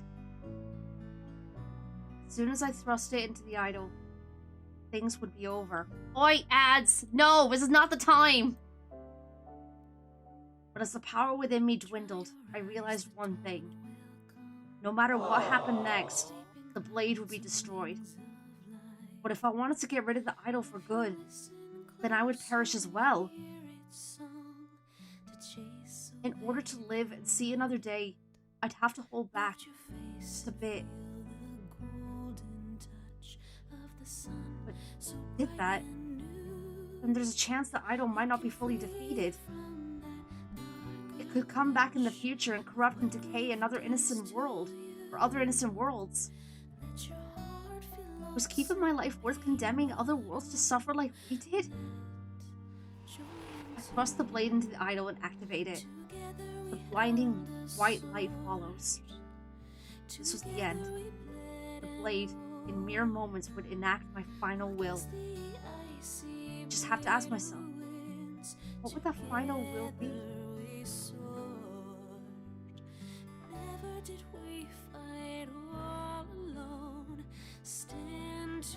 Oh God.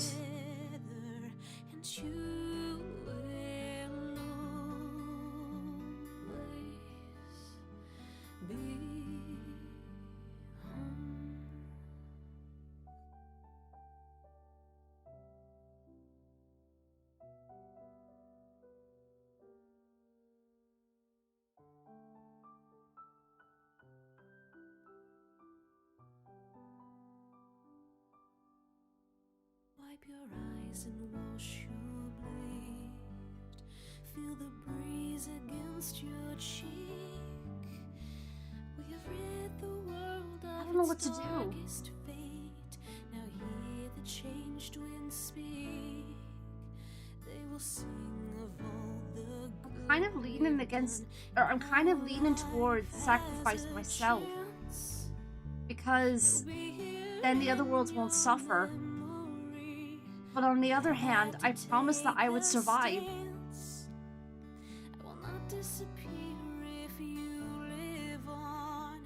I promised the others that I would live.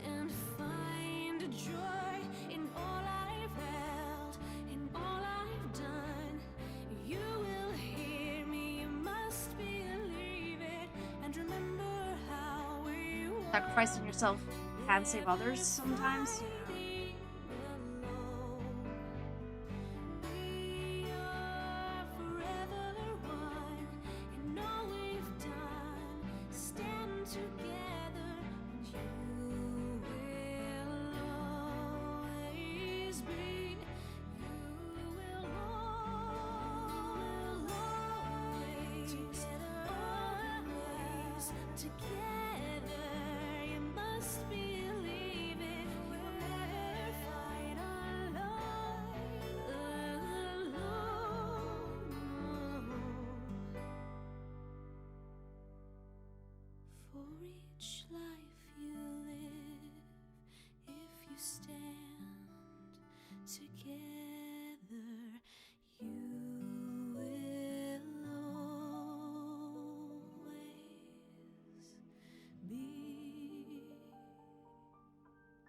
I want to set a good example for the rest of the world.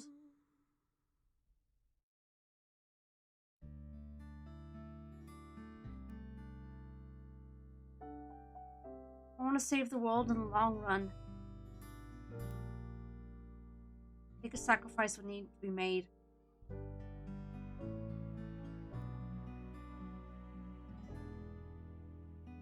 This is for the future of Alestia. I couldn't spare myself if it meant that other worlds could be cursed. It would be selfish, even though I wanted to live. I knew I couldn't. As soon as we set sail, I knew that this would be the end for me. Or this could be the end for me, sorry. But even though I knew it was a possibility, I still didn't want to believe it. I was only fooling myself, thinking that I could live to see what I fought for. I denied the Triumvir that right, and now I would deny it to myself as well. Guess it didn't matter now. I feel myself fading away. I command the blade to use all the power it can, including that of my life. No matter what happened to me, it rests knowing one simple fact. Alestia has been given the future that it deserved.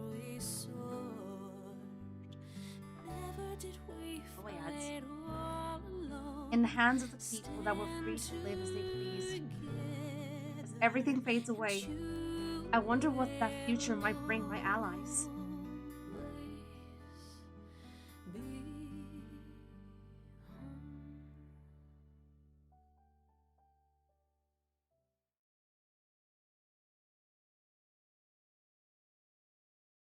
Log. Oh, God.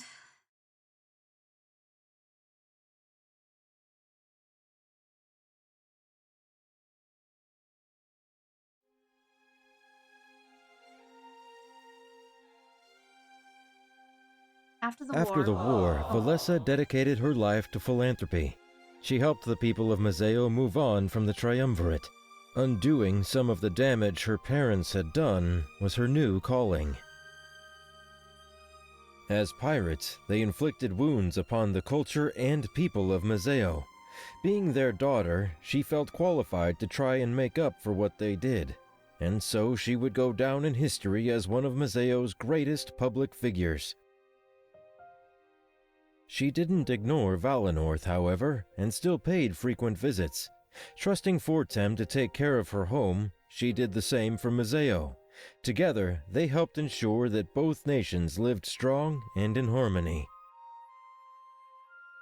Each year, she'd place flowers on Salberg's spirit idol. This was to remember you and the idol that empowered you. You were never forgotten, not by her or by the world you served. For as long as she lived, she did this every year. Known as a strong woman, this was the only time she shed a tear. Aww. Tales of her dedication to your memory would live on after her passing. Because of your efforts and choices, Valessa survived. When the whole world stood against her, she faced it and prevailed. You gave her a gift of a happy, peaceful life, one not lost to senseless war. Fortem returned to Valenorth and took on the role of elder. He stayed true to his word and united his nation with the rest of Alestia. At the loss of some culture, Valenorth merged with the monarchy for good. A small price to pay, many would say. Valenorth let go of its dead beliefs. No more spirit realm, no more seers. Valenorth was just like every other nation. Trade routes were opened, and Valenorth was no longer closed off to outsiders. In a way, his nation became almost an extension of Mazeo.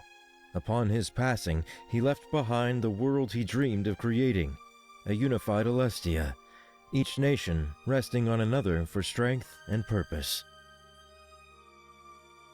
He never got over the loss of his best friend, however. The day of your death became a day of festivities for Valenorth. They celebrated the gift of life that you gave to the rest of Alestia. On this day, many flowers would line the streets to your home. Fortem still came over every day, keeping your house in tip-top shape. He says it's what you would have wanted. He never stopped honoring your memory. Fortem survived the war despite all odds. His strong love for everything around him kept him afloat.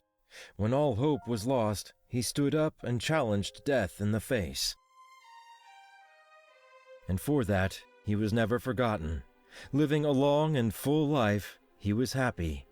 Alestia was forever better because of him. That's good. Though Pro was lost during the war, his writing endured and created a legacy. He had the most detailed records of the rebellion, and wrote about almost everybody. Everything you could possibly want to know, down to the smallest detail, had been written. His work went down in history as one of the most detailed records of wartime. Every soldier, their likes and dislikes, their daily routines, he had written it all. Grieving friends would use these texts to keep the memories of their loved ones alive. Oh, Pro. It was reported that a man and woman resembling Pro were seen in his memorial. However, they disappeared as quickly as they had come, never to be seen again. Oh, But the most popular of his writings was about you, his love. The world would remember you for an eternity and the sacrifice you made. Your name became a symbol of hope, giving light to anyone in dark times. To Pro, it was important that you were remembered as a person first and a hero second. To this end, he stayed true to his methods, choosing to write about your day-to-day life. Though you were remembered as a hero, people realized at heart that you were the same. Pro's identity as the mole within the rebellion never came to light. However, even if it did, he had done enough to make up for his actions. Many aspired to write like him, but none could achieve such prowess. Also, people that are gonna get stuck in that jail, I'm so sorry. I can't After pause the it. war, Ulrich did his best to assist the throne and serve the monarchy. There was much to take care of, and things were chaotic after the fog of war settled. But he was up to the task, and he did everything in his power to make the world a better place. In his spare time, he would visit New Alarinthia and assist Vivian as well. Having achieved his dream of a changed nation, it made sense to help out. It would take a while before every Alarinthian adjusted to this new lifestyle. With your sacrifice, there was nobody left to lead Alestia.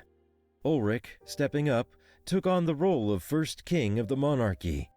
His goal was clear: to educate the world on the new status quo. People slowly learned and adjusted to news of the Triumvirate's fall, but with many years of hard work, they had come to enjoy Ulrich's rule. Alestians lived in peace, never fearing what their rulers may do to them.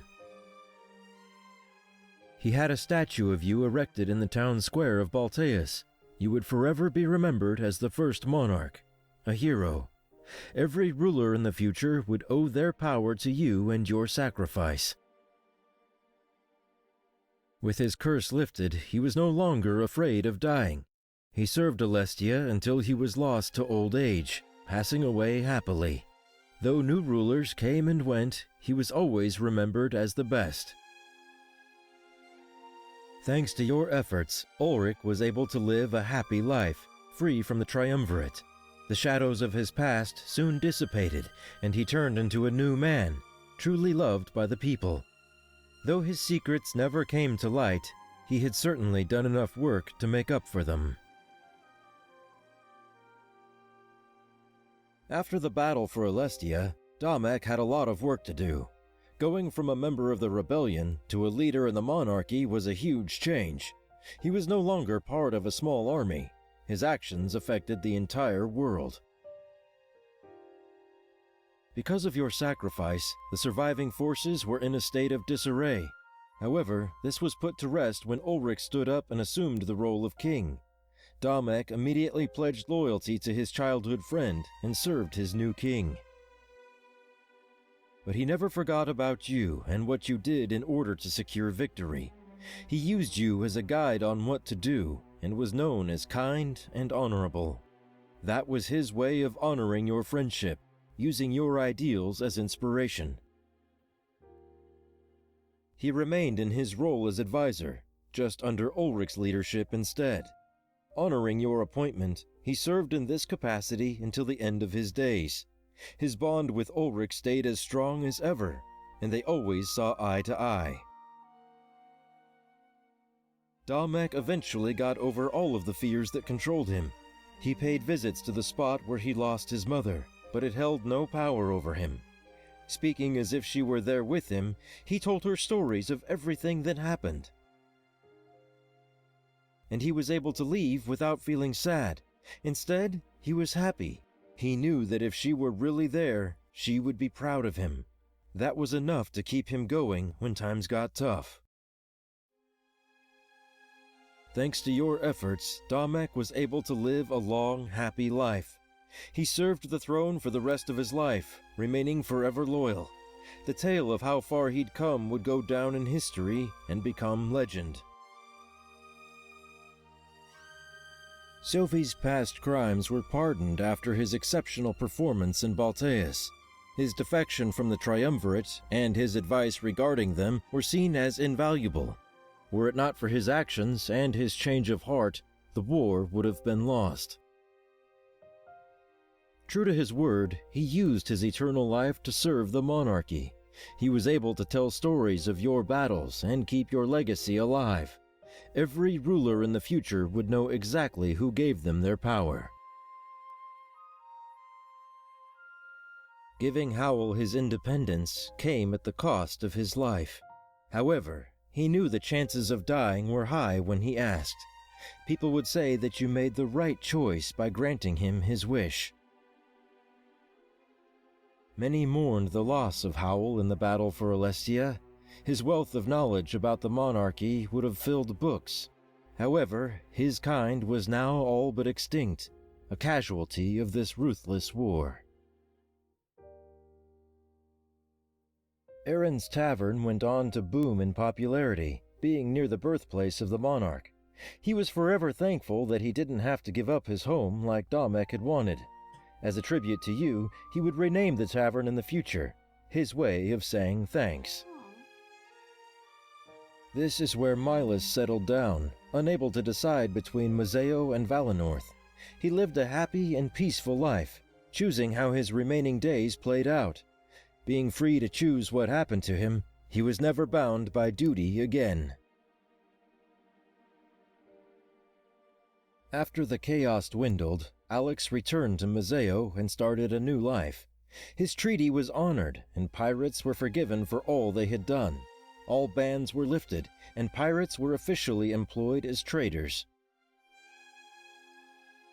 Neda was never seen again. It was assumed that she didn't agree with these changes, or perhaps she was spiteful that you didn't choose to align with her demands.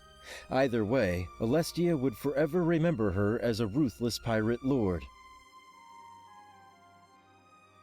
Grizz was a casualty of this ruthless war, but his legacy lived on. Stepping up as mayor of Mazeo, Lilith continued what he started. She honored the pirate treaty and helped Mazeo adjust to every change. The created seers seemed to be affected by your attack on the Dark Idol. As if offering their strength when needed the most, the energy within them vanished. When the fog of war settled, they were no longer plagued with visions. They had healthy minds. Hey, let's go. Vivian returned to Alarinthia and led it into a new age. No longer was the fate of the nation in the hands of the strong. Alarinthia existed in unity with the new monarchy, and it flourished. Trade routes were introduced, and its ports were open to everybody. The strict security and immigration process had been abolished permanently. Holding a ball every year, Vivian kept up the tradition of giving to the people. One thing was for sure. Alarinthia would never be in the hands of the strong again. Vivian lived out a long and happy life in the nation he had always dreamed of creating. Shane was never seen again after that fateful encounter in Balteus. He is presumed dead, and many refuse to speak about his betrayal. If he survived, he went to great lengths to remain hidden from the world. When the chaos and confusion settled down, Halen seemed like a new man. He likened his existence to that of a spectator watching a performance. No matter what he wanted to do, his body could not defy his masters. He decided to atone for what he had done and joined the new monarchy. Of course, many people were apprehensive about accepting his aid. Over time, they learned to accept him and his desires as genuine. His job stayed largely the same, ensuring that Alestia's rulers remained in power. But with new masters and even new friends, he took pride in being on the right side. With the Dark Idol gone from Balteus, the corruption slowly waned. Over the next several decades, it made a complete transformation. Many would call it the most beautiful place in all of Alestian history. Its name was changed to New Balteus and left behind its old roots. No longer would it be known as the seat of the tyrannical triumvirate. People would see it as the place where Alestia was changed forever. People would come from all over the world to see the home of the new monarchy. It became a symbol of new beginnings, teaching people that change is always possible. As the corruption slowly disappeared, people settled down and turned it into a prosperous nation. You were successful in your aspirations. You left behind an entirely changed world. The members of the rebellion that survived had a new, even bigger journey before them. It was time to lead the world into the bright future you secured. For them, work had only just begun. Thank you for your service, Monarch. For everything you've done, you will never be forgotten.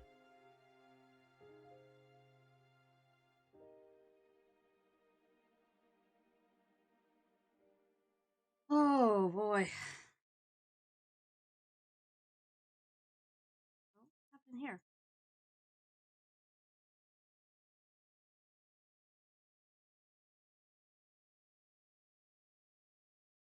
Wait, what? Whoa, whoa, whoa, whoa, whoa, whoa, whoa. My vision fades in and I feel incredibly confused. With everything that just happened, I should definitely be dead. Actually, maybe I was. Far be it from me to decide what death brought. I know that I'm in my house. That much is easily discernible. After rising up to a sitting position, though, I noticed something shocking. The lower half of my arm is still missing. Could I have survived? No, that was impossible. So what's going on exactly? My mind starts to fill with with possibilities. There's a knock on my door. Is that Fortem? I'm filled with fright, but then a moment later, I hear a familiar voice. Hey, open up. Yeah. I rush to the door, and Fortem steps inside of my house. My heart is beating so fast, and then joy overtakes me. I give Fortem a big hug, and he seems surprised. Did you just wake up? Oh, jeez. Hope we won't be late. Don't tell me you forgot what day it is. Huh? It's the anniversary of your induction. If we don't hurry to the town square, we'll be late. Salus is already under enough stress having to train Milas. Salus is alive? So come on, we need to get going. Your parents are counting on me, Cirrus. I told them to give me 10 minutes, tops. My parents? I'm in complete shock and I stand there dumbfounded. Small eternity passes before Fortem breaks the silence. Well, don't just stand there. You need to get ready. At this rate, you'll be greeting the townspeople in your underwear. I mean, you can if you want to, but I really don't recommend that. I don't want to do that anyway. I don't know what's going on. Am I in a new reality? The Elder's alive, and as well as my parents, and I've been inducted? This means that the rebellion was never formed. There was no occupation. Tears start streaming from my eyes, and I give Fortem a bigger hug. I don't know what happened exactly, but I'm not about to question it. If this was the reward for my journey and sacrifice, then it was worth it. Whoa, hey! Calm down. Cry even harder, and Fortem can't help but show worry. Hey, wait. Are you okay? I nod and tell him that everything is fine.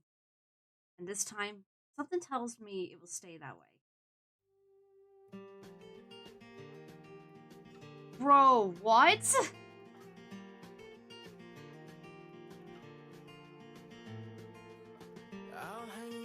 What the heck? 4 days gone by, I recall those Oh, does it not automatically do it? when our lives intertwined, a moment frozen in time for me and you. And just like the waves across the sea, we were strong. God, what a game. Soft fight. Okay, I need to start writing down these people's names so I can follow them if they have social media. Soft fight. Okay, I need to remember that. Icons by Caswolf, character art by Zapbeast. Brilliant job. Title screen song by Fox and More. I had a feeling that was Fox and More. Original soundtrack by Joel Stubler. Featuring lyrical songs, join the song. I freaking love that song. Together. That was Fox and More? And Ashley Serena. Okay. When home comes to... That's Benji Jackson as... Oh, okay. I know for a fact that I'm going to be listening to the song. Starring, here we go, Aniris Quinones? I hope I pronounced that right. As Valessa. DJ Horn as 410. Jordan Moore as Ulrich. Sean Chiplock as Soviet Pro. Freaking amazing job. Chris Sharps as Halen and Dominic. Yep. Ed Poe as Hal. Stephen Grove as the Triumvirate. Michael McConian as Shane. Jonathan Cook as Grizz and Aaron. Tom Bauer as Alex. Marissa Lenti as Nada, or Nada, whichever they pronounce it. Jeremy Smith Sebasto as Draku. Kevin Gomez as Vivian. Callum James as Zamira and Vance. Additional voices. Oh wow, okay, so seeing if I recognize any names here.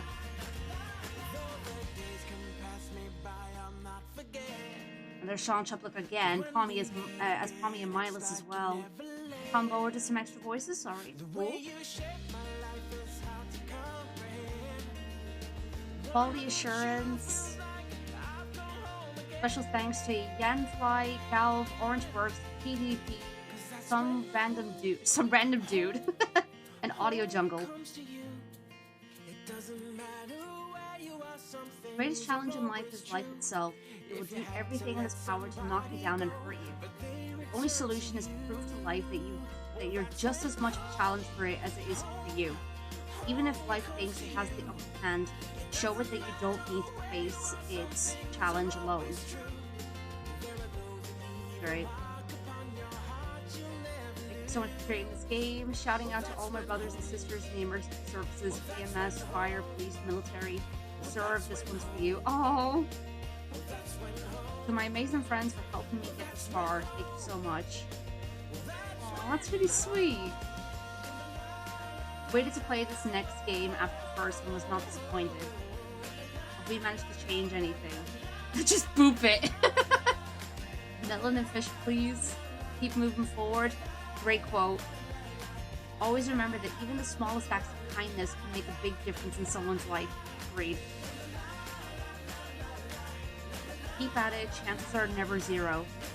The final curtain falls at the very moment the person gives up.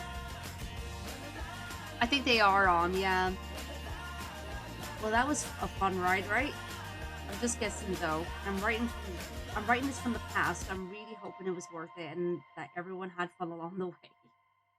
A believing heart is your magic. I hope everyone has as much fun as I do, and I hope that more beautiful games like Major, Minor, and Winds of Change come from Clace. The one that decides what's best is not other people. Oh yeah, it does say it in the bottom corner. I didn't notice that. I love you for the man you are. I love you for the things you do. I love you for the things you say. But most of all, I love you because you love me for the man I am, for things I do, and for things I say. I love you. Love you. Garu? I don't know how you pronounce that. That's really sweet, though. No message, or just put in whatever quote from the game here. Life is too important to be taken seriously. Love your dogs? Great, yep. Thanks for joining us in the quest here. I hope you enjoyed it. Thanks for the journey. Thank you for the chance to have one of my characters featured in your game, Excelsior. Hey! Lilith, okay. Oh, so these guys is personas. Every lie has a bit of truth behind it. Character Zamira. Great work on this game, Draku. Cougar Noir. I haven't got anything interesting to say, so have a smiley face. Vivian. Opa Wolfen. No one is the villain in their own story. Riz. Rogator McCormack. To all who tirelessly work on this game, thank you. Rogator Alex. Oh, okay. Drakeyor. I'm thankful to support such an amazing game. Nice. Saxon Fox. Keeping awesome, okay? Much love. Dominic. Ritu. Much love from the Blue Science / General Fox. Aww. Much love from the Blue Science / General Fox. Harley, hope everyone enjoys this game. Next. Here are the Kitsune. Thank you everyone for playing. I hope you enjoyed playing this game as much as I have enjoyed it. Thank you, Place, for creating this game and making dreams come true. Kira. Oscars is just hearts. Paul West, find the happiness inside you. West. I love you, Fuse, is from Copybird. Whoa. Guess these are all backers. That is a lot of people. Wow.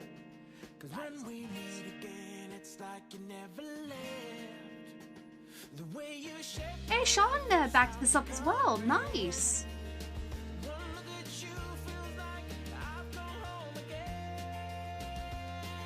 That is so cool.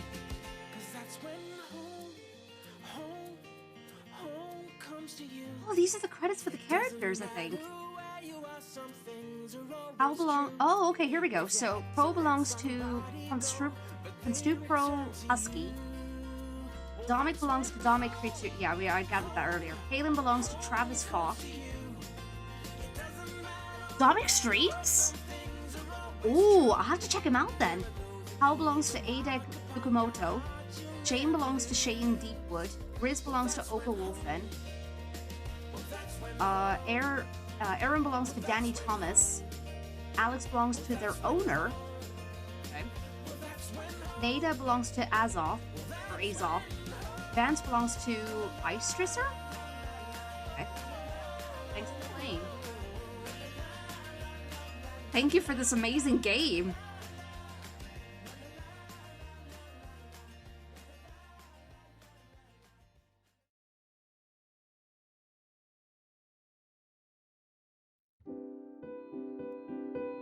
Oh my goodness. Well, there we have it. That's the end of Winds of Change. That went on a lot longer than I thought it would. Alright, let's hop on over here. Actually, I'll do that in a second. Oh my goodness, that was an amazing game. I haven't had a game impact me as much as that in a long time. Holy crap. I forgot who gifted me the game, but whoever it was, thank you so much for purchasing this game for me as a gift. I had a blast playing this. This was amazing. Now we're gonna have to find a new game to play.